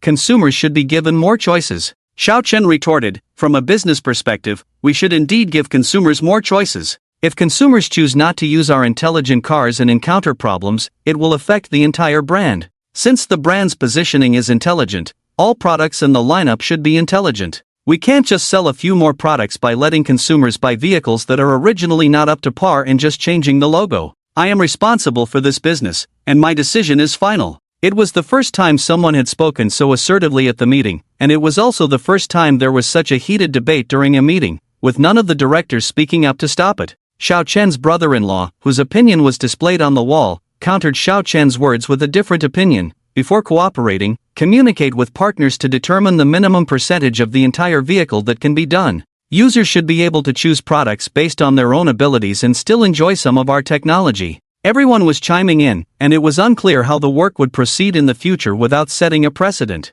Xiao Chen clearly had no patience to continue this discussion here. This was the first time he stood up for his position to fight for greater freedom. Since I am in charge of this business, no one else should interfere. If you want to widely apply the company's patented technology to products, you can choose to supply it to other brands. His words made the senior executives think. It was indeed possible to do both. Let brand manufacturers choose what they want to purchase, and splitting the business to provide supporting services was a good option. As for whether to focus on intelligent driving or customization, there was no conclusion for now. The issue was stuck here, as the senior executives had not discussed this before the meeting. Xiao Chen suddenly brought it up, and his father-in-law redirected the topic back to the meeting agenda. This meeting lasted longer than any other, covering overall sales data, giving criticism where needed, and rewards where deserved. As the year-end approached, it was time to distribute bonuses. Discussions on this topic took a long time, as the hard work of the year was all leading up to this moment.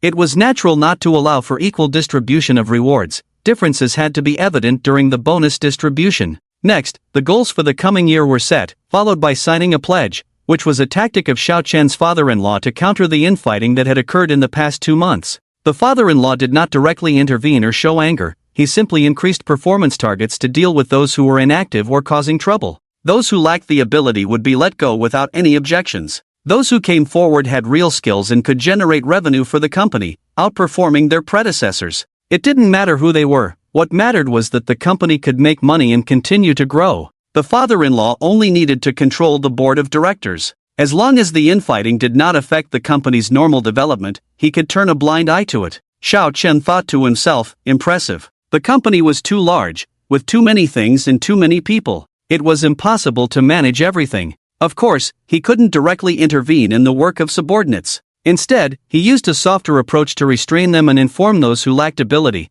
If you want to advance, you will be given the opportunity, but you must pass the test first. Even if those people were ultimately dismissed for not meeting performance targets, no one would say anything. The directors were also astute. How could they not understand that this was a deliberate test for them? By saving face and not directly intervening, as long as the people they promoted were not capable, there would be thousands of shareholders watching. In the future, no one would dare to cause chaos. With high goals came punishments, but also high rewards. For teams that exceeded the target by 10%, a set of houses would be given at a discounted price of 35 million. There were many enticing rewards, and employees loved being rewarded with money. As long as they were showered with money, they would eagerly agree to whatever the boss asked, excited as if they had been injected with chicken blood. In reality, many people were thinking, how the hell am I supposed to meet such high performance targets? Even if they were unhappy, they had to hold it in front of the bosses. Several directors took turns presiding over the meeting. The meeting continued past lunchtime, with the leader always saying, I will only mention 3 points, but in reality, it was 1, 2, 3, 3. For 3 hours without finishing. The focus returned to the newly established department, and Shin Jianxiu said sternly, all departments must cooperate with the automotive business department. If President Xiao needs someone, chooses someone, it is not allowed to refuse. Worried that subordinates below might act against their will, the workplace is not lacking those who are lazy for their own convenience and unwilling to let go of capable subordinates to other departments. Firstly, they do not want their former subordinates to be on equal footing with them. Secondly, they do not want to lose a capable and obedient person. Xiao Chen had no excitement, only pressure. The more resources given, the greater the pressure. Everyone's eyes will be fixed on one place. If he fails to perform, the company does not need to terminate the contract. He himself will have no face to stay. Until 3 o'clock in the afternoon, the father-in-law invited them to the cafeteria for a meal. The employees and the bosses of Sihai Technology ate separately, not in a separate room, but the same food was served. This was done to avoid affecting the employees' meals. Can you imagine being able to eat voraciously in front of your boss? The several bosses who usually eat together did not come, only Xiao Chen and the father-in-law ate in the room. The old man ate very little and stopped eating after a few bites.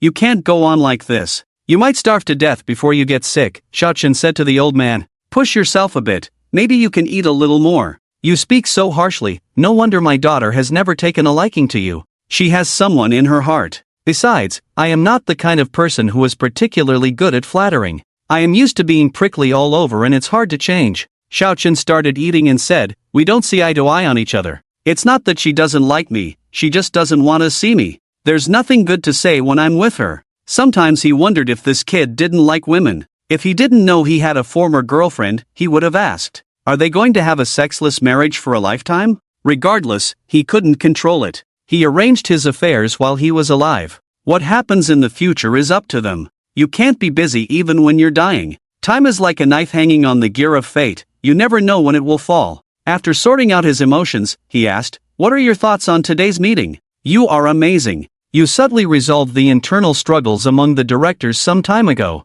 I just don't understand why the punishment for Wang Bowen was ultimately cancelled. Wang Dong proposed cancelling Wang Bowen's year-end bonus at the meeting, but the father-in-law suggested giving everyone a chance. Why not kick out the incompetent Wang Bowen? If Wang Bowen is punished, should other underperforming people also be punished? Naturally. Shin Jianqiu sighed, it's not entirely their fault if the performance is slightly below standard. The year-end bonus can be reduced but not eliminated. People work hard all year, and they may be counting on this bonus for the new year. If Wang Dong directly fires Wang Bowen, I won't stop him. A fine for someone like Wang Bowen, a playboy, is no big deal, but for others, it may be hard to bear. Despite the fact that the deputy general manager in charge of the business department has an annual salary of millions, they earn a lot but also spend a lot. The rewards given by the company are mostly in the form of equity, and there is not much disposable cash. The youngest middle-level managers are close to 40 years old, with families to support. If they are laid off, they can receive a large compensation. Those with equity can receive a large sum of money at once, and their lives will not be a problem in the short term. The fine system only applies to the board of directors. If the ability of the lower-level department heads is insufficient, they are generally compensated with N+1 and directly notified to leave. The compensation given is sufficient, which is why Sihai Technology has thousands of employees laid off every year without any complaints. Someone went out to start a business. If the project is in line with the company's development and has prospects, the company will provide investment support. In a hypocritical way, it can be said as supplying talents to society. Understanding the father-in-law's painstaking efforts, Xiao Chen raised his thumb and said, "You are really kind. When you reach my age, you will understand what is the use of having more money, but damn it, you can't live without it. Knowing how to share is the key to growing a business." He made a lot of sense. Unlike others who easily take billions in annual salary, his father-in-law probably earns around 50 million a year, and only takes a few million in dividends each year. A lot of money is given to employees. Don't fight unprepared battles. The new department currently only has Xiao Chun, but he has already started planning. It was already 11 o'clock when he got home from work. The dog was very unhappy with him and started barking as soon as they met. "You eat my food, live in my house, and even make me clean up your shit. Why do you give me attitude?" Xiao Chen grabbed the dog's face and questioned. Seeing a pile of dog poop on the terrace, he said, "Don't forget you are a dog. If you're hungry, eat some shit. Woof. Idiot. Idiot." Making a fuss in the middle of the night, Xiao Chen quickly covered the dog's mouth. "If you bark again, someone will call the dog catching team to kill you. Shut your mouth, I'll get you something to eat." It was more enthusiastic about food than anyone else. Xiao Chen walked around, and the dog followed him until there was half a roast duck in the dog bowl, then it ignored him. Meow Air still had a cold demeanor, carrying a duck leg and slipping away. "You filled the whole house with bones, attracting mice. I'll skin you and use your fur as a cushion."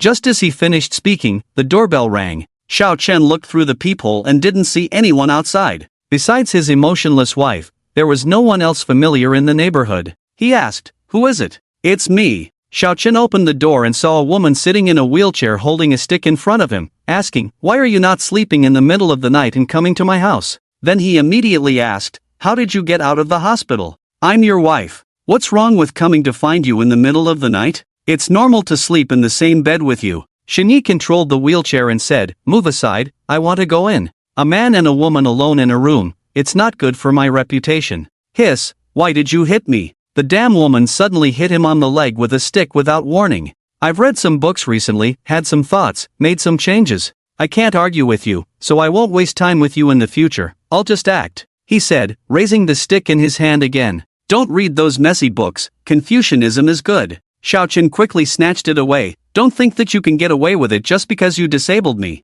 If you provoke me, I'll hit you hard every 3 days and beat you up every 5 days. Stop talking nonsense, quickly make way for me. It's better not to go in. It's been a long time since I touched a woman. If I can't control myself, you'll be the one at a loss." Xiao Chen was just scaring her. Little did he know that Xinyi was not afraid at all. "It's okay, I'm your wife, you can do whatever you want. You clearly like men, why pretend to be a big bad wolf? You have to make me interested in you. If you want to chat, do it here. It's late. I'm going to take a bath and rest." Xiao Chen blocked the door and didn't let her in. "You took my cats and dogs away. I want to see them. You won't let me, will you? Okay, come in." Xiao Chen made way for her to come in, closed the door, and said, "Oh, I'm having dinner. Meow Air is carrying. I don't know where it went." He almost said it wrong. She didn't allow them to eat human food. The two followed him, probably forgetting the taste of dog food and cat food. They almost always had meat for every meal, and never any bones.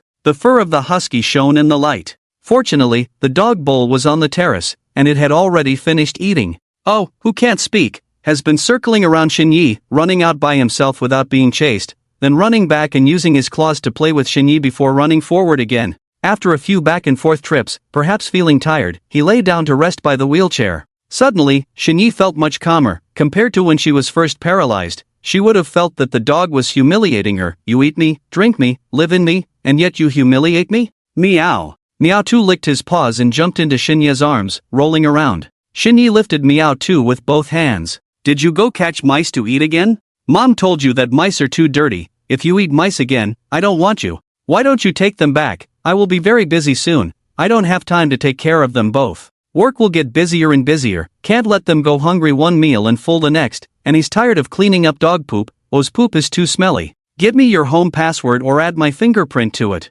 Xinyi looked up at him, asking how he felt about this idea. Forget it. You can have my home password. Why can't I have yours? I'll delete your fingerprint now. He took out his phone and opened the app, but there was no response for a while. Xiaochen urged, just delete it. I didn't expect you to be so heartless. Xinyi maneuvered the wheelchair to the front of the sofa, using both hands to push herself forward, falling onto the sofa with difficulty, trying to turn over several times but failing. You can never let go of that tiny bit of self-esteem. It's just a matter of opening your mouth. Xiaochen commented as he walked over to turn her over, sitting on the single sofa next to her. Seeing a glimmer of tears in her eyes, it seems she still hasn't fully accepted it. Xiaochen thought that if he were paralyzed, no one would take care of him because he has no relatives. Walking alone in the world, like a lonely ghost. I'm starting to try to do things within my capabilities. Recently I've been searching online for scenarios suitable for someone like me with partial paralysis. I plan to draw my own designs and have someone renovate my second floor room.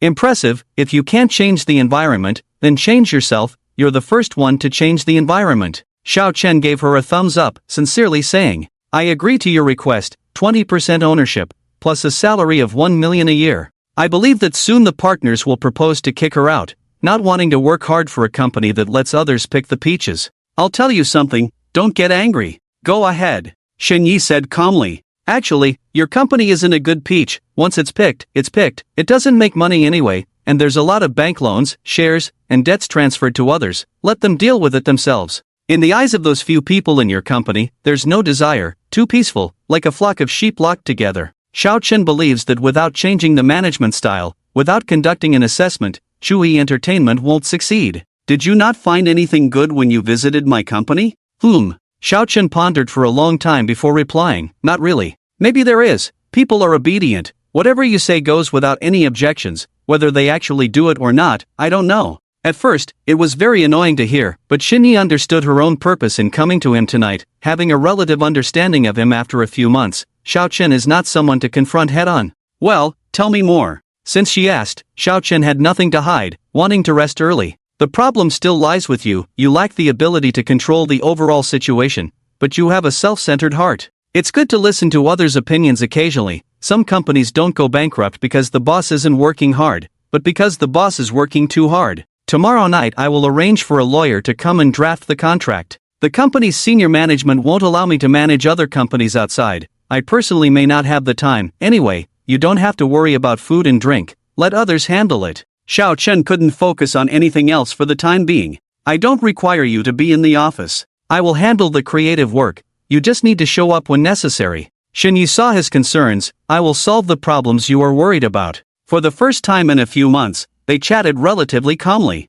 The person was still the same, but Xinyi had changed slightly, starting to let go of prejudices and chat calmly. Xiaochen was still the same Xiaochen, speaking harshly as usual, but Xinyi didn't mind. No one had ever pointed out her shortcomings so bluntly before. In the past, she might have been furious or even resorted to violence, but during this time in the hospital, she calmed down and began to reflect on herself. She realized that she had gone too far in some things, but was unwilling to face it. After taking a bath, she lay on the sofa, staring straight at the sparkling crystal chandelier on the ceiling. Xiaochen glanced at the clock on the wall. Should I take you back to rest? I want to try to accept the present life and completely cut ties with the past. Don't think about seducing me, that's an additional cost, Xiaochen said playfully. He hadn't changed at all, still enjoying being cheeky. Xinyi rolled her eyes at him. Hey, I'm just curious, how did you develop such thick skin? It's a sign of confidence. Yes, you're right, confidence to be deceived. She understood what he meant by deceived. Xiaochen continued, I willingly took the bait, otherwise, how could a woman like you lure me out? It seems you have something, staying indoors every day, yet you manage to know what's happening outside. Wu Peiyuan won't give up easily. I've known him for 10 years, I understand him quite well. Be careful on your own. You embarrassed him in the circle, causing him a big loss. He will find an opportunity to retaliate. It's not about him personally or the Wu family, it's mainly about the capital behind him. Currently, he doesn't have many resources mobilized domestically, but I believe he will secretly hold a grudge against you and seek revenge at the right time. You are not content with mediocrity. Even if you leave the Magic City, you will still want to build a career in another city. The business circle may seem big or small, but it's not limited to international financial conglomerates. Sooner or later, you will encounter them. In my opinion, you should face them head-on. For the first time, he felt she was intelligent. Xiaochen stared at her intently for a while without speaking. What are you looking at?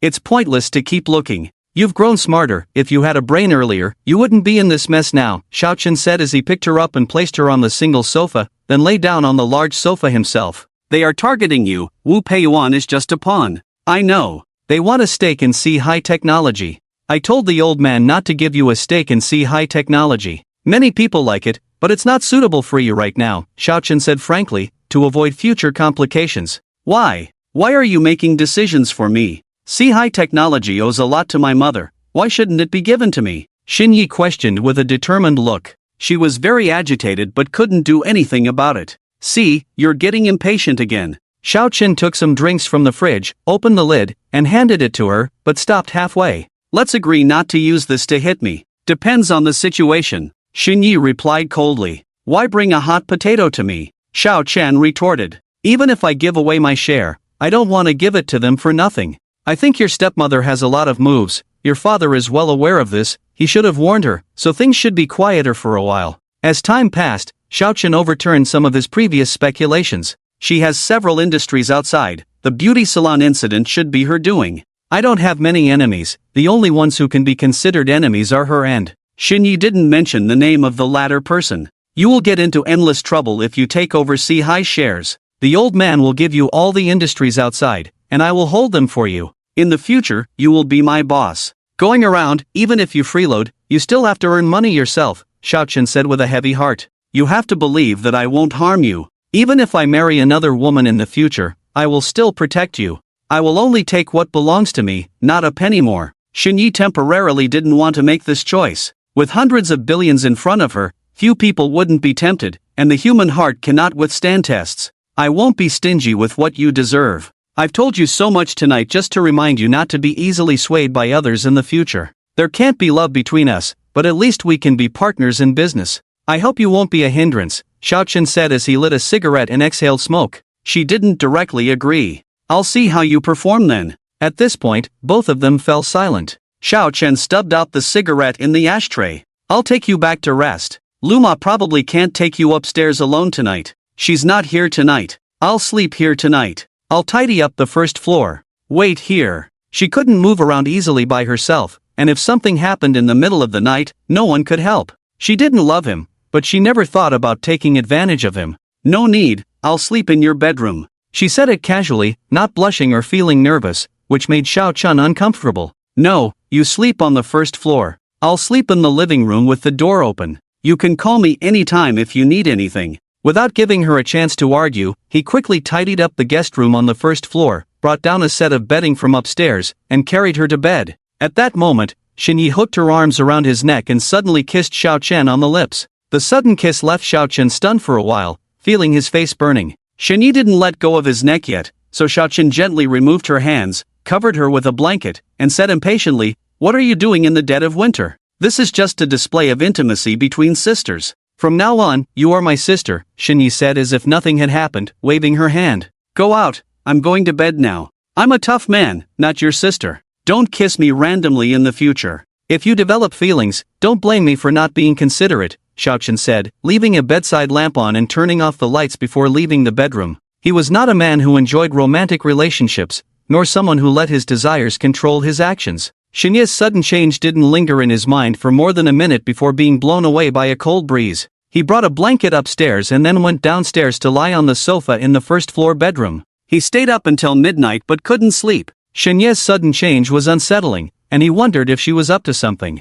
It's hard to change one's inherent impression of another person. Xiao Chen was not quick to trust others. Unless there was a huge benefit involved, he wouldn't get involved. New Year's Day marks the beginning of a new year. The day before New Year's Day, the company held an annual meeting, booking the entire hotel and inviting tens of thousands of shareholders to attend. Special service personnel were arranged to prevent anyone from getting drunk and losing control. In this era, interests come first, and reputation means little. After all, many popular idols have fallen into the hands of outsiders, shamelessly promoting themselves even after selling out. Some people enjoy being in the spotlight, providing opportunities for those who can make quick money. This era belongs to those with thick skin, not just the 80s and 90s generation. Sehai's current popularity is not lower than that of a top idol. Any involvement with the company is sure to generate buzz. The PR department wrote several blog posts to publicize the company's achievements, spending money to generate a lot of discussion. In the past, one could quietly make a fortune, but times have changed.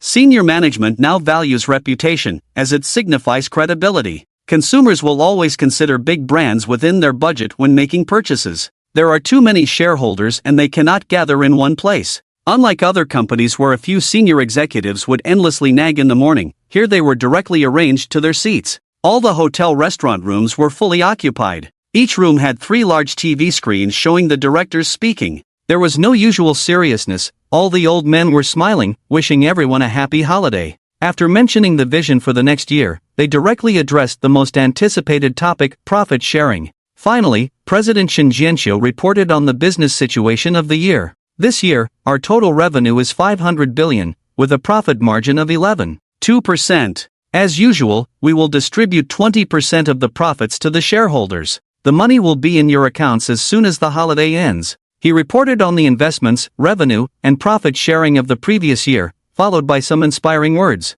The group's profit sharing had been hovering around a few billion in the past few years, but this time it broke the 100 billion mark for the first time. Many of the senior members saw their shares appreciating, and they were all pleased. Of course, Xiao Chen was very happy. He could now receive millions in profit sharing at once, more than what he earned from selling condoms for 3 years. Even the old men who usually liked to scold others seemed more amiable today. Xiao Chen sat with several business unit leaders. He was not yet qualified to sit with the old men. They were accompanied by senior executives and directors from various departments of the group. Drinking was not forced, those who wanted to drink did, and those who didn't want to were not pressured. The gathering didn't last long, ending in just a few hours. After a busy year, it was finally a holiday, and they wanted others to go home and spend time with their families. Xiao Chen helped his father-in-law into the car after he had a little to drink. Before leaving, the old man rolled down the car window. "Take Xiaoye home for dinner tonight. Let's have a good family gathering." "Okay." Xiao Chen nodded in agreement. Both the father and daughter had their own stubbornness, and it was not certain if they could have a good gathering. The intuition told him that the deceased mother-in-law must have a secret that the father-in-law did not want to reveal. He didn't know if Xinyi would agree to go. Regardless of her willingness, she had no choice but to go along, and he drove her to the suburban villa. Indulging her too much would lead to bad habits. Sometimes, he had to go against her wishes, challenge her, and push her out of her comfort zone. It was likely that everyone around knew the father-in-law's time was limited, except for Xinyi. When they arrived at the residential area, Xiao Chen went to 602 and saw her sitting in a wheelchair working on her laptop, while Lu Ma was mopping the floor. The atmosphere was quiet and peaceful, and he hesitated to disturb it. As soon as Lu Ma saw him, the peaceful atmosphere disappeared, and she coldly walked away with the mop. "Your father asked me to bring you home for the reunion tonight." Xiao Chen didn't want to stay too long and directly explained his purpose to her back. "Did you agree? What if I didn't? Why do you make decisions for me?"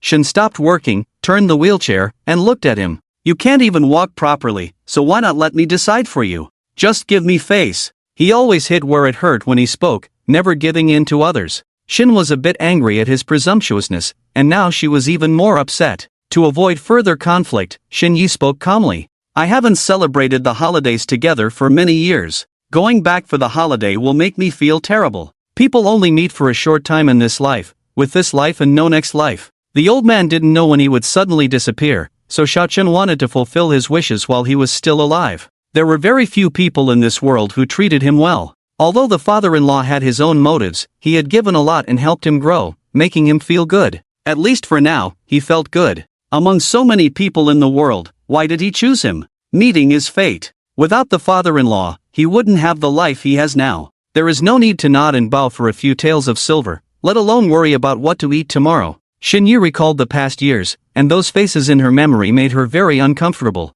The people from Zhang Yanyang's family and Xiao Chen are of the same character, all coming out acting cheaply. She wondered what kind of reaction would occur when the two groups met. It should be lively. Every New Year's Day, Zhang Yanyang's family will have many relatives coming over. None of them are good people. I hope you can meet them with the same firm attitude as you do with me. You are quite proud. You agreed but didn't say it directly. It's just a meal in the past. With the old man there, they shouldn't say anything inappropriate. Xiao Chen didn't understand the situation of Zhang Yanyang's family. Can you tell me about their situation? There are many people in the Zhang family. Every year there will be 7 aunts, 8 aunts, and more than 20 people coming over to celebrate together. Zhang Yanyang's family was originally ordinary citizens. Since marrying the old man, Zhanya has opened many shops outside and started supporting her family with the money she earned. Her nephews and nieces study abroad with her support, and she also earns money with her brothers from her family. They have a small family background, not considered important figures. She and her stepmother don't get along, and the relatives of Zhang Yanyang's family are always sarcastic when they see her, but they are very good at controlling their words, making it hard to find fault. This made Xinyi very distressed. She wanted to make a scene, wanted to turn her face, but felt that she couldn't stand on her own, and her own father just watched without saying a word to help her. She felt unnecessary in any family. Zhang's nephews and nieces had thoughts about Xinyi, always trying to get close to her in the past. When she went abroad, they followed her to the same school. It wasn't until they met their childhood sweetheart that they gave up. After understanding the situation of Zhang Yanyang's family, Xiao Chen seemed indifferent and said, "There are people who are more shameless than me, with thick skin. How handsome do they have to have such confidence? Are they as handsome as me? I hope you can take a confrontational attitude towards me. Don't let yourself be humiliated and come back in embarrassment." This was her way of provoking him. She believed that very few could match Xiao Chen in just talking. This person could completely disregard his face. Perhaps he didn't know what face was, understood self-deprecation, self-mockery,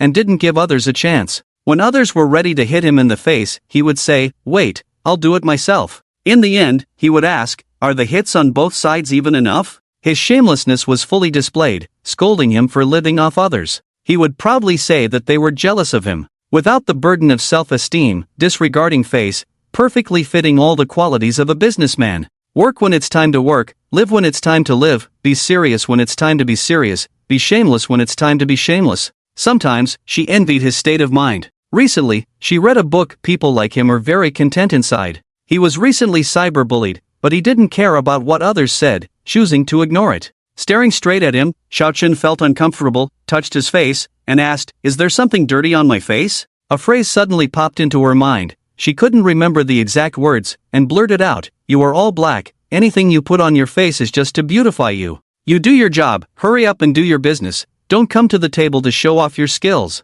Xiao Chen saw her reaching for the water glass and quickly ran out. The sound of the glass shattering came from behind. Racing towards the setting sun through the bustling and noisy main road. A few hours ago they weren't very happy chatting. He always pointed out people's shortcomings when speaking, and it wasn't baseless. He could speak with substance, making it impossible for others to refute. Xinye's face was very gloomy, unwilling to talk to him, staring blankly at the scenery outside. But Xiao Chen was not the type to stay idle. When he had nothing to do, he could chat with a dog next to him. How could he keep his mouth shut all the time? After leaving the urban area for a while, he finally spoke up. "I don't quite understand why you rich people like to buy houses in the suburbs. You spend an hour commuting back and forth every day. Do you think it's a waste not to drive your luxury car?" After a few minutes of her ignoring him, Xiao Chen muttered to himself again and started singing a song. "Time is precious, and here I am lying in a pile of garbage." Suddenly, Xinyi thought of his friend who had written songs for the company. "Your friend is reserved, talented, articulate, humble, and polite. You, on the other hand, are a chatterbox. Plus, shameless. I wouldn't have noticed so many of my flaws if you hadn't pointed them out. That's why we should use others as mirrors and listen to their opinions more." Xiao Chen, who had already reached his current position, no longer cared about others' opinions. They say birds of a feather flock together. How did you become friends with him? What did he see in you? Xinyi turned her head to stare at his profile, somewhat expecting his response. She wouldn't have remembered this friend if he hadn't brought it up. He and Jiang Yiming were the kind of friends who didn't easily think of each other. He takes life seriously as if it were a job, with no room for jokes. He lives cautiously every day, even adding an extra layer of clothing if the weather drops by a degree, afraid of catching a cold and not being able to afford medicine. I really dislike your chatter, but I truly envy your attitude, Shinyi said sincerely, admiring his ability to express and articulate his inner thoughts. My past life was similar to Jiang Yiming's. Life has gradually improved over the years, but work tortures me.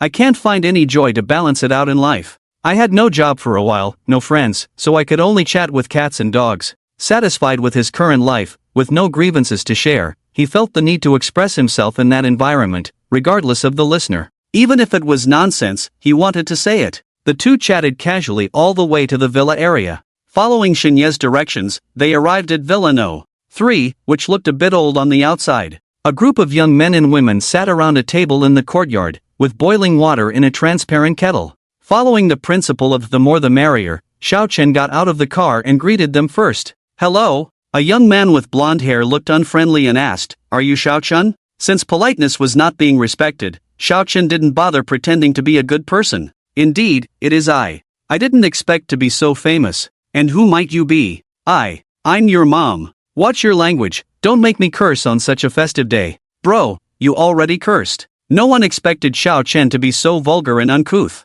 Just as he was about to confront him, an elegant lady came out of the house, walking and behaving elegantly. She warmly greeted Xiao Chen. Welcome to our home. Before Xiao Chen could respond, she began introducing her nephews and nieces. This group of people were either returnees, graduates of prestigious domestic universities, or students from renowned art schools. They all looked down on others with a superior air. Being a local country bumpkin, Xiao Chen felt disdainful towards them. Those who continued to boast about their alma maters after entering society didn't fare well. Their glory days were stuck in their college entrance exam scores. Zhang Yi's welcoming words didn't sit well with him. It wasn't personal, but he felt annoyed on behalf of Xin Yi. Even without feelings, he couldn't stand by and watch her being bullied by others. He missed the best opportunity to intervene, but for now, he couldn't find a chance and had to wait for the right moment to make her uncomfortable. With a fake smile, he engaged with the insincere group of people. Suddenly, he slapped his forehead. My wife is still in the car, I almost forgot about her.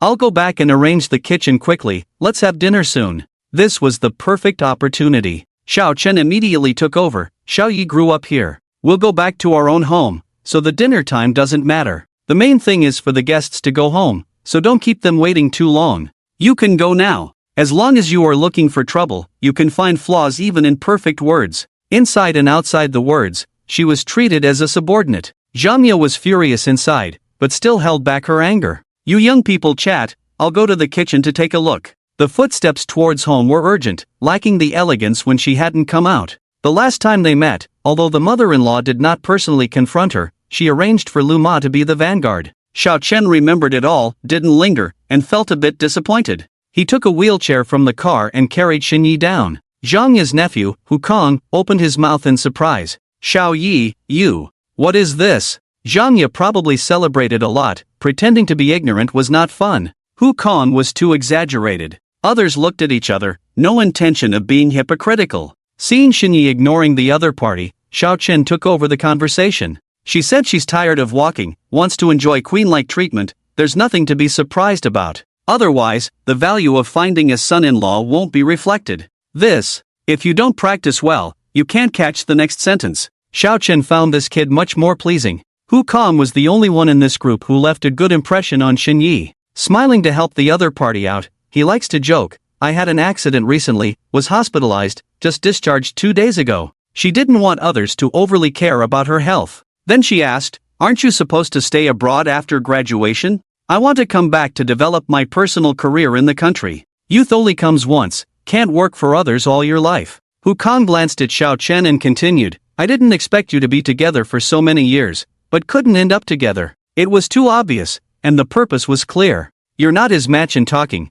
your group may not necessarily gain an advantage. Tell your brothers and sisters not to cause trouble. Xin Yi finished speaking and turned to Xiao Chen, push me in. Alright, please sit tight. Amid Xin Ye's exclamation, he stopped pushing her at the door. The threshold is really high, only men like me can step over without getting stuck. Hu Kong is different from the others. I'm not trying to date him, I don't have time to know what he's like, as long as he doesn't provoke me, it's fine. Xiao Chen had told himself that he wouldn't let himself be wronged when life was worry-free. Of course, Breaking a principle could be considered if the money was right. Xinyi was just reminding, she didn't intend to offend Xiao Chen for outsiders. If he continued to annoy her, today would be a breaking point. The elderly relatives of the Zheng family sat together chatting and laughing, with a servant standing by. They didn't see the old father-in-law or Zhengya. This group completely ignored the two who came in. Zhengya really treated Xinyi as a guest. She was no different from a guest in the place she grew up. The relatives of Zhengya's family were more like the masters of this house than Xinyi, talking about business difficulties, how their son was doing recently, and how outstanding someone's daughter or son was. Meeting for the first time, Xiao Chen greeted with the attitude of a junior. "Hello, everyone, I am Xiao Chen." They continued chatting, not even glancing in his direction. With no one paying attention, he naturally wouldn't lower himself to stay. The living room sofa was already full, and there was no place for them to sit and rest. Xiao Chen leaned over and asked, "Is there a room for us here?" Xinyi met eyes only about 10 centimeters away. "Are you scared?" She even used this low-end provocation. Xiao Chen whispered, "I'm just a bit cheap, not crazy, can't just bite anyone." "Then stand on your own. This is my home, I can go wherever I want without others' permission." Xiao Chen waved to the servant, "Go upstairs and prepare a room." "But, sir, madam asked me to stay here." "I don't need you, just tell me which room is empty." "I don't know." "If you don't know anything, it's a waste of money for you to come. In my own home, I'll sleep in whichever room I want." Xiao Chen withdrew his gaze and looked at Xinyi, saying, "Let's go. Wife, let's go upstairs to rest, we'll come down for dinner later." "I don't have a room." After returning to the country, she never came back to stay in the villa, as the rooms had long been occupied by the son of the mistress. "It doesn't matter whose room it is, rest in whichever one you like, it's our own home after all, we are all family, there's no need to be polite." Xiao Chen bent down and carried her upstairs, not caring whose room it was. Carrying a woman weighing less than 100 pounds upstairs was effortless. He went directly into the room at the staircase landing, and Xinyi whispered, "This is the mistress's room." "I can't hear you, what did you say?" Xiao Chen deliberately spoke loudly. "Don't act tough, go downstairs and discuss those people. It's pointless, you don't trust me at all. I'm afraid that those elderly downstairs might have heart problems and I'll end up sending them to the hospital." Xiao Chen turned on the light, put her on the bed, and treated it like his own home, turning on the air conditioning and heating, then sat on the sofa by the French window. "Don't be polite, just pull it when you need to." Sometimes she would forget that she was already paralyzed, that heartless bastard, always bringing her back to reality. "Can you stop poking at my heart like that? I'm desensitizing you, you need to get used to it, don't deceive yourself. Sooner or later, you have to face the outside world, get used to the unkind looks from others. I want you to stand up more than anyone else." "I don't believe you." Xinyi rolled her eyes at him. "You can jump and skip, I want to break free early to find my own happiness. I actually look forward to married life, even though I've seen a lot of unpleasant things, but I want to experience it myself." "Have you ever thought about me?" Xinyi asked out of the blue. "Your heart is filled with someone else, I don't want to waste time guarding against your past feelings reigniting." Xiao Chen lacked confidence in the realm of emotions, haunted by the shadow of being abandoned. "Have you emptied your heart?" "No, it's still filled with that person, even though it's been a long time since you've been in touch, you still remember his preferences and what he looks like very clearly. Every little detail from the past is still remembered, memories are not blurry in the slightest." She didn't answer, and Xiao Chen didn't continue to rub salt in the wounds of others. It's okay to criticize her for her paralyzed body, because she can't stay at home forever, she has to get used to unkind comments and looks from others. After receiving so many benefits from others, there has to be some value. There's no need to force her to forget the person she likes. Now that her father-in-law is gone, he will try to arrange for them to meet. If the other person can take care of her well, she is willing to continue being with them, and Xiao Chen will help them get a divorce. Xiao Chen will hold on to the assets that belong to Xinyi, providing her with security, and will support her as a younger brother from her family. Deep down, he still hopes that someone will understand him. It's been over a decade, walking alone for over a decade. When lying down, something poked his back. "What is this?" He reached out and pulled out a pink object, making his heart race with envy. He had once started a business selling similar products. Disgusted, he threw it on the carpet and casually commented, "With such a wealthy household, why not call for home service instead of using a massage gun?" Xinyi, lost in memories, looked at the object and snapped back to reality. Not having used it doesn't mean she hasn't seen it before. In this day and age of advanced technology, she's seen all kinds of private items that are not publicly displayed. With a look of disgust, she said, "Go wash your hands quickly, or don't touch me. It's something for consumption, their hygiene should be fine." Xiao Chen said so, but his actions were not slow. He went to the bathroom to wash his hands and deliberately washed them twice with hand soap. This guy could say anything in a very reasonable and casual tone, making Shinyi feel her face burning. The pink fascia gun lay on the white furry carpet, and she didn't even want to lie on the sofa. Xiao Chen turned around and sat on Shinya's wheelchair. The old father-in-law was 20 years older than the young mother-in-law, which, ethically speaking, was 2 generations apart. You are like a wolf, and I am growing old. Isn't that the kind of family with an old husband and a young wife? The old father-in-law, who had a lifetime of glory, ended up being cuckolded by mass-produced products. When looking for a wife, it's better to find someone of similar age, so that everyone's physical abilities decline together and they can grow old together. Slowly reduce certain needs. Seeing him sitting in front of the bed, Shinyi turned her face to the other side and didn't look at him. Her pretty face under the light turned as red as a monkey's butt. Xiao Chen asked, "Hey, why is your face so red?" "I'm feeling hot, don't talk to me. Should I lower the air conditioning temperature?" "No need, I like to sweat." Shinyi thought to herself, "Don't talk to me anymore, be more indifferent to me, let me slowly get through this embarrassment." She didn't have Zhao's thick skin. "I used to be someone who liked to please others, a child that everyone liked. But because my efforts to please were not respected," Xiao Chen said to himself. After a pause, he continued, "I will act as happy as I feel, and when I encounter disgusting people, I will be even more disgusting than them. If someone puts shit in my bowl, I will put it in their rice cooker." No one paid attention to him, so he couldn't continue. The room was pushed open, and the young mother-in-law and a beautiful girl came in.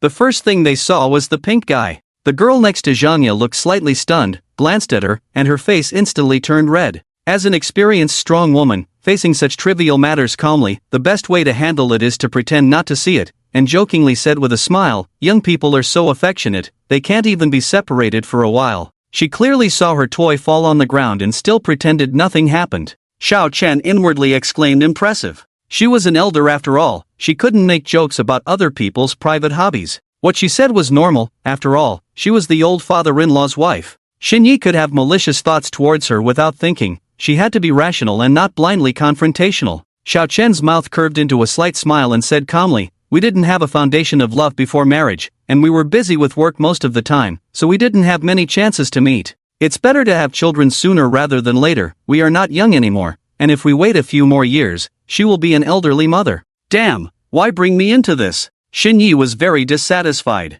Olshin has always wanted to see his children have babies, Xiao Jun is still young. "We are counting on you." After chatting casually, Zhangya said it was time for dinner, and everyone had already sat down at the table. When dinner was served and everyone was seated, Xiao Chen knew there was trouble ahead. It seemed he had overestimated the young mother-in-law's tolerance. The dining room in the villa was very large, luxurious in decoration, and its size was no less than that of a medium-sized hotel private room. When the old father-in-law saw them appear in front of him, a look of joy appeared on his face. Perhaps he didn't expect Xiao Chen to bring his stubborn daughter over. "I had a little wine at noon, and then took a nap because I'm getting old. Come sit next to me." The old father-in-law spoke first. Xiao Chen whispered to Shinyi, "Don't argue with the old man today." He pushed the wheelchair to stop on the left side of the old father-in-law. The person sitting next to him tactfully moved the chair away. The table was large enough to accommodate several dozen people at once. Speaking in a lower voice so others couldn't hear, various dishes of different flavors and ingredients were placed on the table, emitting tempting aromas and colors, making people salivate. The location very close to the father-in-law was already occupied on both sides, so Xiao Chen sat in a more distant position, leaving space for the father and daughter. The father and daughter didn't want to get involved in any arguments or disturbances. Zhangya, busy greeting people, took her seat and officially started the meal. The father-in-law raised the first toast. "The opening is the same as in previous years, welcoming everyone to our home. There are only 1 or 2 days a year when we gather like this, and this year it's even more crowded." He looked at his daughter with a kind smile. "We are all family, so feel free, eat and drink without restraint." Everyone raised their glasses and clinked them together, then drank and sat down. Zhangya poured wine for her husband and said, "The wine tonight was brought by Xiao Ming." "Oh, you shouldn't have, young people work hard for their money. In the future, you don't need to bring anything when you come to our house." Shin Jianqiu didn't show any surprise on his face and casually remarked, "I told them in advance that they wanted to thank you for taking care of the Zhang family all these years. I couldn't refuse the younger generation's goodwill, so let it be,"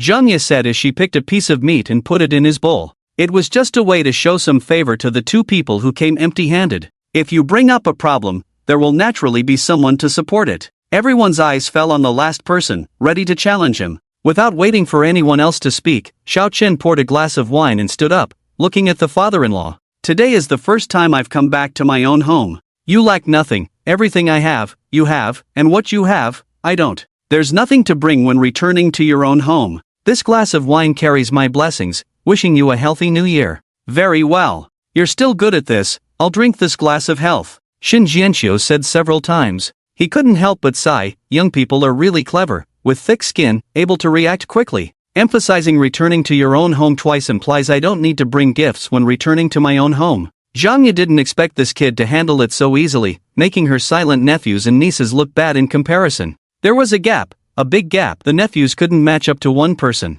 In previous years, Shin Yi could only endure silently, unable to speak up. Xiao Chen wouldn't suffer any losses. He was a difficult person to deal with. No one expected him to make such a move. He was really something. Several young members of the Zhang family stood up one by one to toast Shin Jianxiu, using the same words Xiao Chen had used. The father-in-law just touched his lips, and half a glass of red wine was still left undrunk by about 10 people. Several others were still waiting, and the father-in-law said, "You young people drink it yourselves, don't look for this old man. When I was 20, I could drink all of you under the table by myself." The group of grandchildren turned to Xiao Chen because he was showing off too much. Xiao Chen accepted without refusal, drinking more than 10 glasses and respectfully toasting the elders of the Zhang family. He wasn't someone who caused trouble, always starting with courtesy, but if forced to fight back, there had to be a good reason. However, others didn't see it that way. If the young ones couldn't handle it, then the old ones would, and an elder of the Zhang family, Zhang Ye's older brother Zhang Xiong, came over with white wine.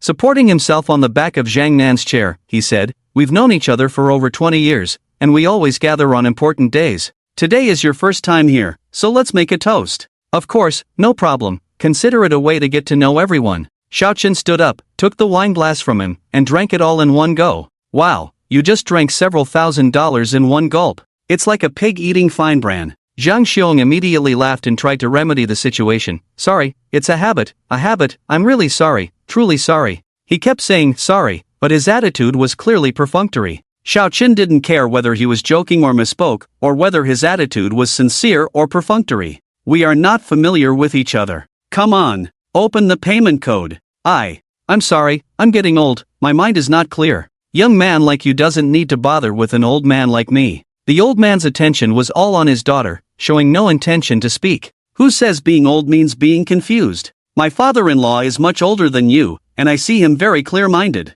Don't blame disrespect on age." The sharp retort caught Zhang Xiong off guard, leaving him awkward in place, encountering a young man like Xiao Chen for the first time. Seeing his father being challenged, Zhang Shiming stood up abruptly. "Xiao Chen, my dad, who is much older than you, has already apologized. Don't go too far. Otherwise, what else do you want?" The old man just glanced over and continued to add food to his daughter's bowl. With an unfriendly tone and a face full of anger, Xiao Chen teased, "Being so old and still not sensible, it's your fault as a son. What you should do is not to indulge him in his mistakes but to educate him." The joke was so funny that the girl couldn't help but burst into laughter, and a few tried hard to restrain themselves from laughing out loud. The faces of Zhang Xiong and his son turned black, unable to catch up, let alone respond to Xiao Chen's words. In front of Shin Jianxiu, they could only argue verbally, not daring to get physically aggressive. After the whispering laughter passed, the atmosphere became somewhat tense, with Zhang Xiong still standing by. Xiao Chen spoke in a voice loud enough for everyone present to hear, just a joke to make everyone laugh,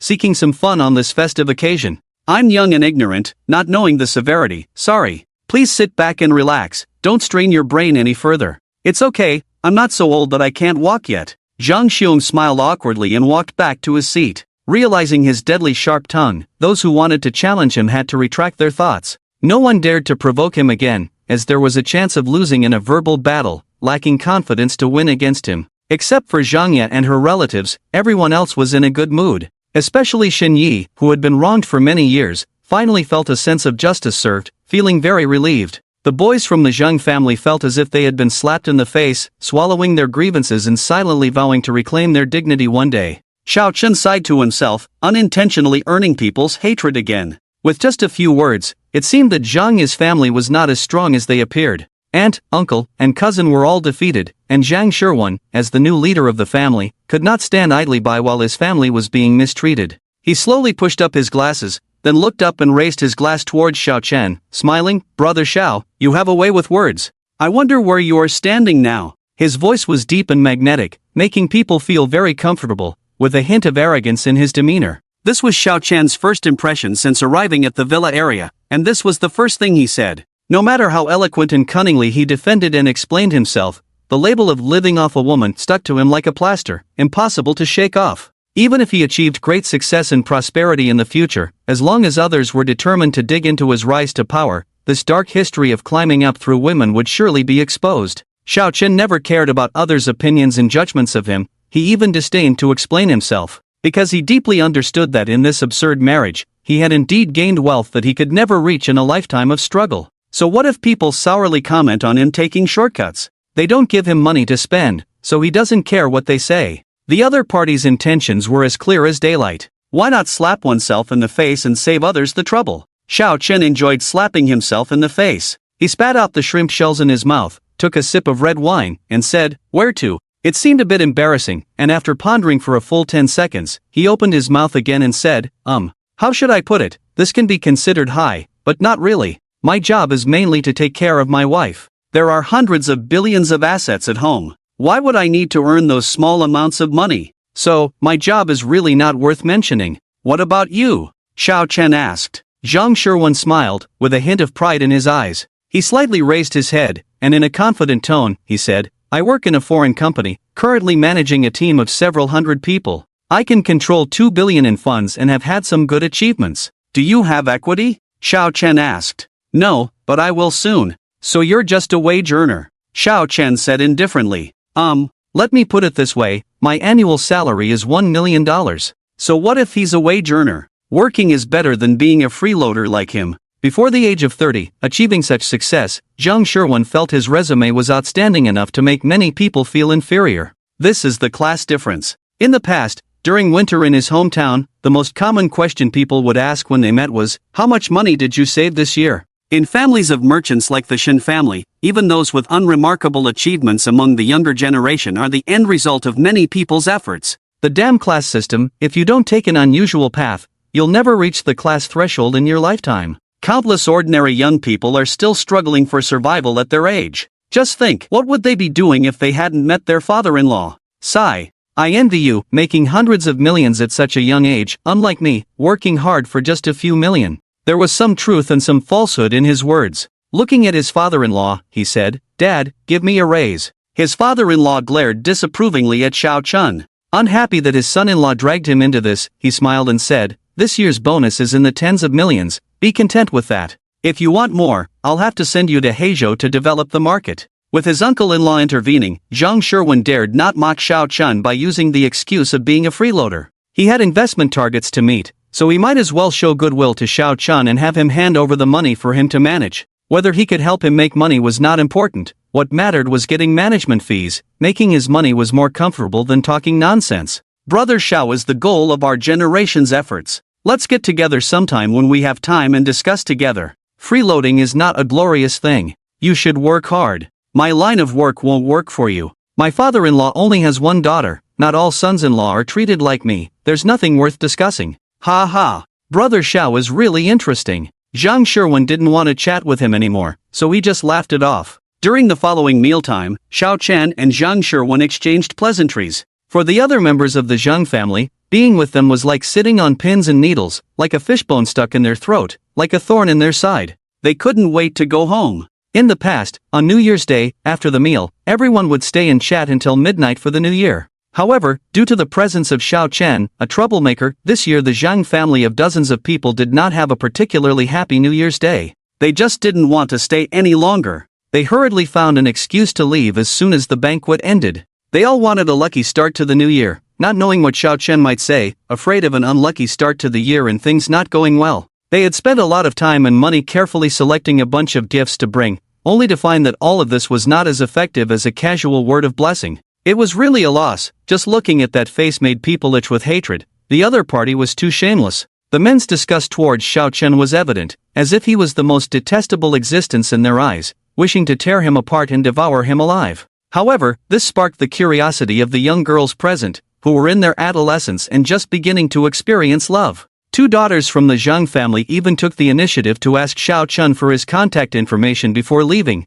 seemingly wanting to further understand this handsome yet sharp-tongued man. Their actions surprised those around them, as Xiao Chun was not a popular figure in the eyes of the public. But perhaps it was this unique trait that attracted the attention of the young girls. Their parents looked as if they wanted to eat someone, displeased with their daughter's behavior but unable to say anything in front of others. No phone, no contact information, can't add as a friend, he bluntly rejected them. Xiao Chen did not have the confidence to assume that a girl would like him at first sight. No matter how beautiful a girl was, she could not affect his single-minded focus on his career. Unless he felt a spark of love, he would not give a second glance. Zhang Shuhui left with a hum. The girl accompanying Zhang Ye to the room, Zhang Linger, had a higher emotional intelligence and said with a smile, "I'll give you a phone another day." "Okay, bye. See you next time, waiting for you to give me the latest model of Apple." As the others got on the car, Xiao Chen got into his own car. He had been drinking but insisted on going back. If he didn't go back, he would have to share a room with Xin Yi in the villa area. The father-in-law did not insist on keeping him and arranged for a driver to take him back to the city. Xin Yi stayed behind as Lu Ma went back in the afternoon to celebrate, leaving no one to take care of her at home. It wasn't that she didn't want to change her diapers or bathe her, but it was inconvenient for Xin Yi to take care of her as she was not a blood relative. Moreover, he hoped that they would have more time together as father and daughter. Having gone abroad at the age of 14, they only saw each other once or twice a year, and now that they were grown up, they often argued when they met. Tonight, they got along relatively well. The father-in-law's time was running out, and no one knew when he would suddenly be gone. His clothes were getting looser, but Xiao Chen had been paying attention. "Sir, are you going straight home or?" the driver asked tentatively. Outside, a light drizzle was falling, and each water droplet under the streetlight carried a glimmer. Xiao Chen withdrew his gaze and said in a somewhat low voice, "Home. At this temperature, in this weather, at this hour, who wouldn't go home to sleep? This damn winter would make him feel depressed." There used to be anticipation, but now there was none, no special days. Just living day by day. The next day was New Year's Day, with continuous light rain and seemingly lower temperatures than the day before. Xiao Chen took a rare lazy day off, not taking O out for a walk. He knew that as soon as he woke up, he would have to pick up dog poop. O had a very regular time for defecating, and after it was done, he had to clean up after it, muttering to himself, "Why can't I train it to use the toilet at home?" Fortunately, the dog kennel was on the outside terrace. If he kept it inside, the hygiene would be a concern if he got a little lazy. He hadn't eaten anything yet, but he first took care of the cats and dogs. He thawed a whole chicken and put it in the oven to roast. When he brought them over, he didn't bring dog food and didn't go buy any. Xiao Chen believed that if people could eat it, so could they. The two animals ate meat with him every day. The chicken, duck, and goose meat in the freezer at home were all prepared for them. Xiao Chen spent most of his time dining at the company. Even when he cooked at home, he would make a simple bowl of noodles. His limited culinary skills prevented him from making complex dishes. He didn't want to waste too much time in the kitchen. More importantly, the craftsmanship is indeed not as good as the canteen chefs. The company provides free meals, why bother going home to cook after working all day? The shit from eating meat smells worse than the shit from eating dog food. After cleaning up the dog feces, he went to clean up the cat litter box for the second cat. Xiao Chun complained, "I'm raising two ancestors. Their novelty is quickly wearing off, his patience is running out, especially with the dog eating a lot and pooping a lot." Before going out, he also checks if the doors and windows are closed, afraid that it will come in and cause damage. The unbearable stench and warm dog poop are very nauseating. "I will be very busy after this holiday, I don't have time to take care of you. I will return you to your mother another day. Cherish the days when you can still eat human food for a few more days." After eating and drinking their fill, the dog rubbed against Xiao Chen's leg, circling around and barking, while the second cat stretched lazily and yawned. Xiao Chen squatted down, controlling the dog's face to look outside. "Open your dog eyes wide and look carefully. It's raining outside, you can't go out. Hurry back to your own nest and lie down. Dare to bite my sofa, I'll skin you to repair it. Hoof carrot woof woof woof woof." Playing with them for a while, he prepared something simple to deal with. At this time, a stranger called, and he answered, "Hello." A hearty laughter came from the phone. "Hello Xiao Chen, I'm Zhang Sherwan. Do you have time to meet? Do you have something to discuss or can we talk on the phone? It's quite cold outside. I think you are different from many people, very unique. I want to be friends with you," Zhang Sherwan said with a hearty smile. "I don't believe you. Although we only chatted briefly yesterday, Zhang Sherwan is different from his cousins. Then tell me how you got my contact information?" "Well, That's not important. What's important is that I want to be friends with you. The other party hesitated. Xiao Chen said in a calm tone, your sincerity as a friend is not enough from the beginning. I'm worried you might stab me in the back. Your contact information is not a secret either. Everyone in the business circle can easily find it out. I really want to be friends with you. These people who play with funds have a wide social circle and abundant resources. People like Zhang Shirwan, who earn millions of annual salary, definitely have many wealthy client resources. Thinking of this, Xiao Chen made a decision to meet him and said, please send me a specific location. Mixing in circles will eventually form a circle. Staying at home every day with only cats and dogs, there is no progress. Without having lunch, the two hungry people agreed to meet at a delicately decorated private restaurant. The three-story building stood out among the surrounding buildings, looking out of place. The storefront looked very old and inconspicuous, showing the traces of time everywhere. In the current wave of rapid urban development, it is surprising to see a building that does not conform to modern planning and seems out of place. This shows how deep the background of the people behind it is. Such restaurants operate on a strict membership basis and are not open to the public. Those willing to pay a high price for a membership card are generally looking to network through influential people and get to know some prominent figures.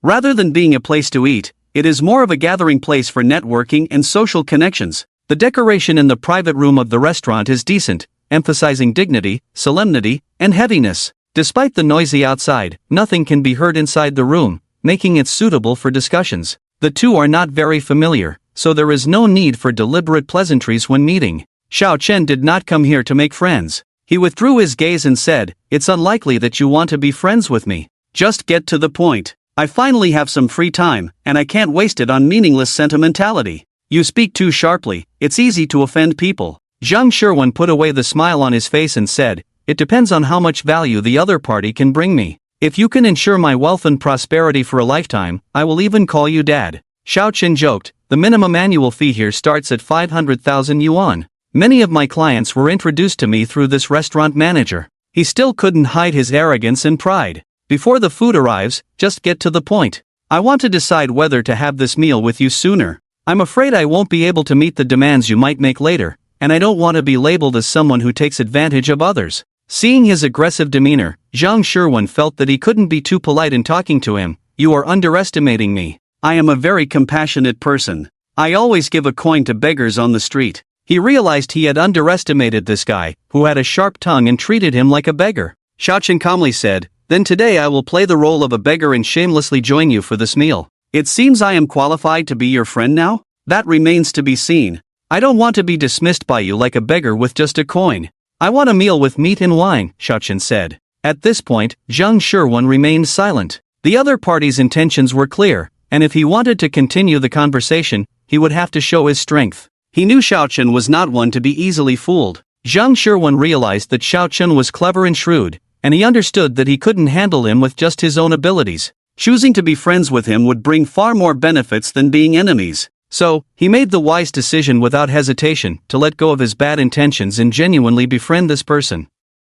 Only in this way could they truly achieve a win-win situation and benefit each other greatly. The food in the private restaurant was nothing special, just some ingredients that were harder to find outside. According to Zhang Shirwan, the extremely rare and precious ingredients were reserved for more prestigious guests. There were class differences between the poor and the rich, and even more distinct hierarchies among the wealthy, such as the Billionaires Club and the 100 Millionaires Club. People from different social classes interacted with different people. Bringing so many wealthy people together was not just about money, it required immense background influence. Even if a business or individual was wealthy, they couldn't compare to someone who could mobilize various resources. There were two rare types of meat, and Xiao Chen asked, is it legal to eat this? If it were illegal, they would have been caught long ago. These are farm-raised, so feel free to eat, Zhang Shirwan replied with a knowing look. The taste of the meat was not great, as the meat of large and medium-sized poultry that had not been artificially cultivated was generally not very tasty. The dining experience here was more about showcasing one's status rather than the food itself.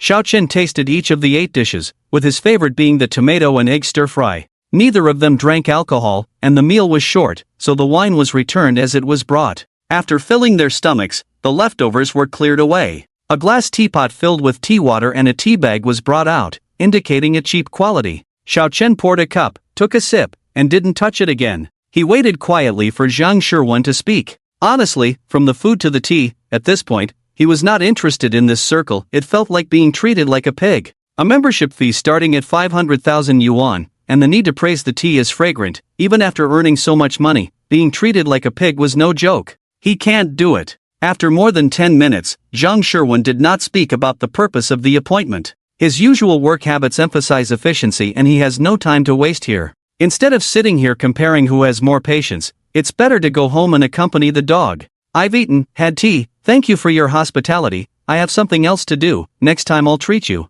Xiao Chen said and got up. He thought he would test his patience, but unexpectedly he stood up directly. Zhang Sherwin hurriedly spoke up, I did invite you out for a reason. I'll give you 3 seconds, I'm not a patient person.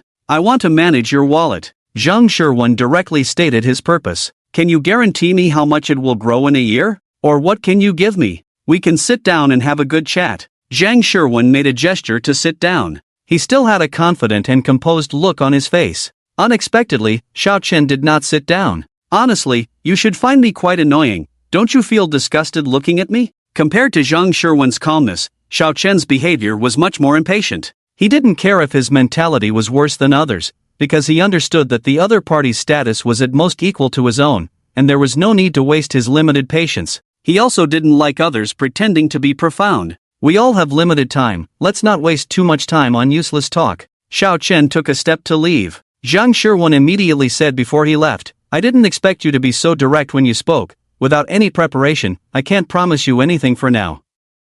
This statement could be considered truthful, as he didn't take the other person seriously before inviting them out. Suddenly changing his view, the prepared words were completely unnecessary, and if he continued to treat others as fools, then he would be the biggest fool. Before I came here, you probably didn't take me seriously at all. Instead of saying you want to be friends with me, it's more like you're taking me for a fool. Suddenly realizing I'm not easy to fool, the prepared words are useless. Having his thoughts seen through and exposed on the spot, even with good mental resilience, Zhang Sherwin felt embarrassed and dared not look at Xiao Chen's sharp eyes. When you have something of equal value to exchange with me, we'll meet again, but my time is limited. I'll treat you to a meal when I have time, Xiao Chen said and left the private room directly. Xiao Chen thought it was better to find a local elite than to rely on Zhang Sherwin. He thought of a friend he hadn't contacted in a long time, deleted and edited the message content, and finally sent a very common message, are you there? No illness or disaster, still around for the next few decades. Let's meet for a coffee.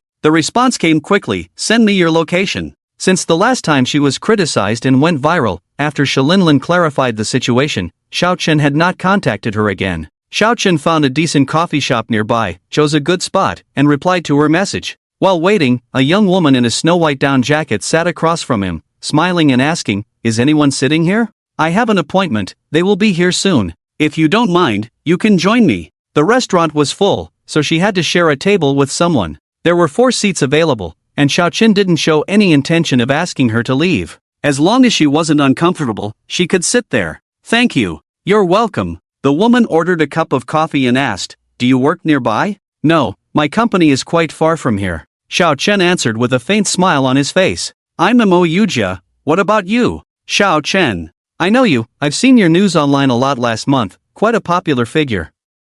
She used the term popular figure even though he had a bad reputation online recently. Xiao Chen smiled faintly and said, the word infamous would be more appropriate. Those are all misunderstandings, but I quite like your personality. Since we're chatting, Xiao Chen carefully assessed the girl in front of him. In terms of appearance, she was slightly inferior to Shen Yi, just a little bit, maybe lacking a bit of elegance but with an added touch of softness. Her brown hair cascaded over her shoulders, her lips were full and rosy, with a goose-egg face, almond-shaped eyes, a petite and straight nose, and slightly upturned sharp corners of her eyes. She had a petite figure, a small face, but her features were exquisitely crafted, giving off a very pure and beautiful vibe, like a refreshing spring breeze, very pleasant to look at, captivating. Xiao Chen dared to say, I guarantee I don't have any inappropriate thoughts, looking at her with a very clean and pure gaze. But others didn't see it that way. Mo Yujia felt embarrassed by his gaze. She was originally at another table, but a man kept staring at her, prompting her to switch tables. She thought he wouldn't be creepy since he was handsome, but he blatantly stared at her. Ahem. She coughed deliberately, her eyes filled with anger. Having been in the game for over 20 years, this kind of situation was nothing to Nangu. He casually came up with a flawless excuse. I have a bad memory. I pay more attention to interesting people. Next time I see you on the street, I'll say hello, so I can remember who you are and avoid any awkwardness. Mo Yuja felt that this guy had a thick skin like a city wall. She couldn't just let him off with a few words. Do you think I believe your nonsense? Xiaochen calmly replied, whether you believe it or not doesn't affect me. If you misunderstand me, it's just another round of online exposure. I'm used to it and don't care. I even spoke up for you online not long ago, but it seems I was wrong. Trash. Mo Yuja picked up her bag and left. Fortunately, she didn't throw hot coffee in his face. Misunderstandings happen, it doesn't matter. Just as she was feeling relieved, she heard a familiar voice. Mo Yuja, who was leaving, was chatting with Shi Linlin. She looked over at him warily. Xiaochen thought to himself, you probably haven't seen Shi Linlin's rogue side. The guy in front of you is the real rogue. The two of them came over together, and Mo Yuja sat back down angrily. I didn't expect you to know Sister Linlin. She said you're not that kind of person. I want to know how you fooled her. Xiaochen ignored her, scanned the QR code on the table with his phone, and handed it to Shi Linlin. Order whatever you want. You're really generous, inviting someone for coffee at such a place. If he hadn't invited her, Shi Linlin wouldn't have come to this cheap coffee shop. I'm still in contact with you, that's generous enough. If it were someone else, we would have been tearing each other apart online. You should be grateful you met a man like me who has integrity.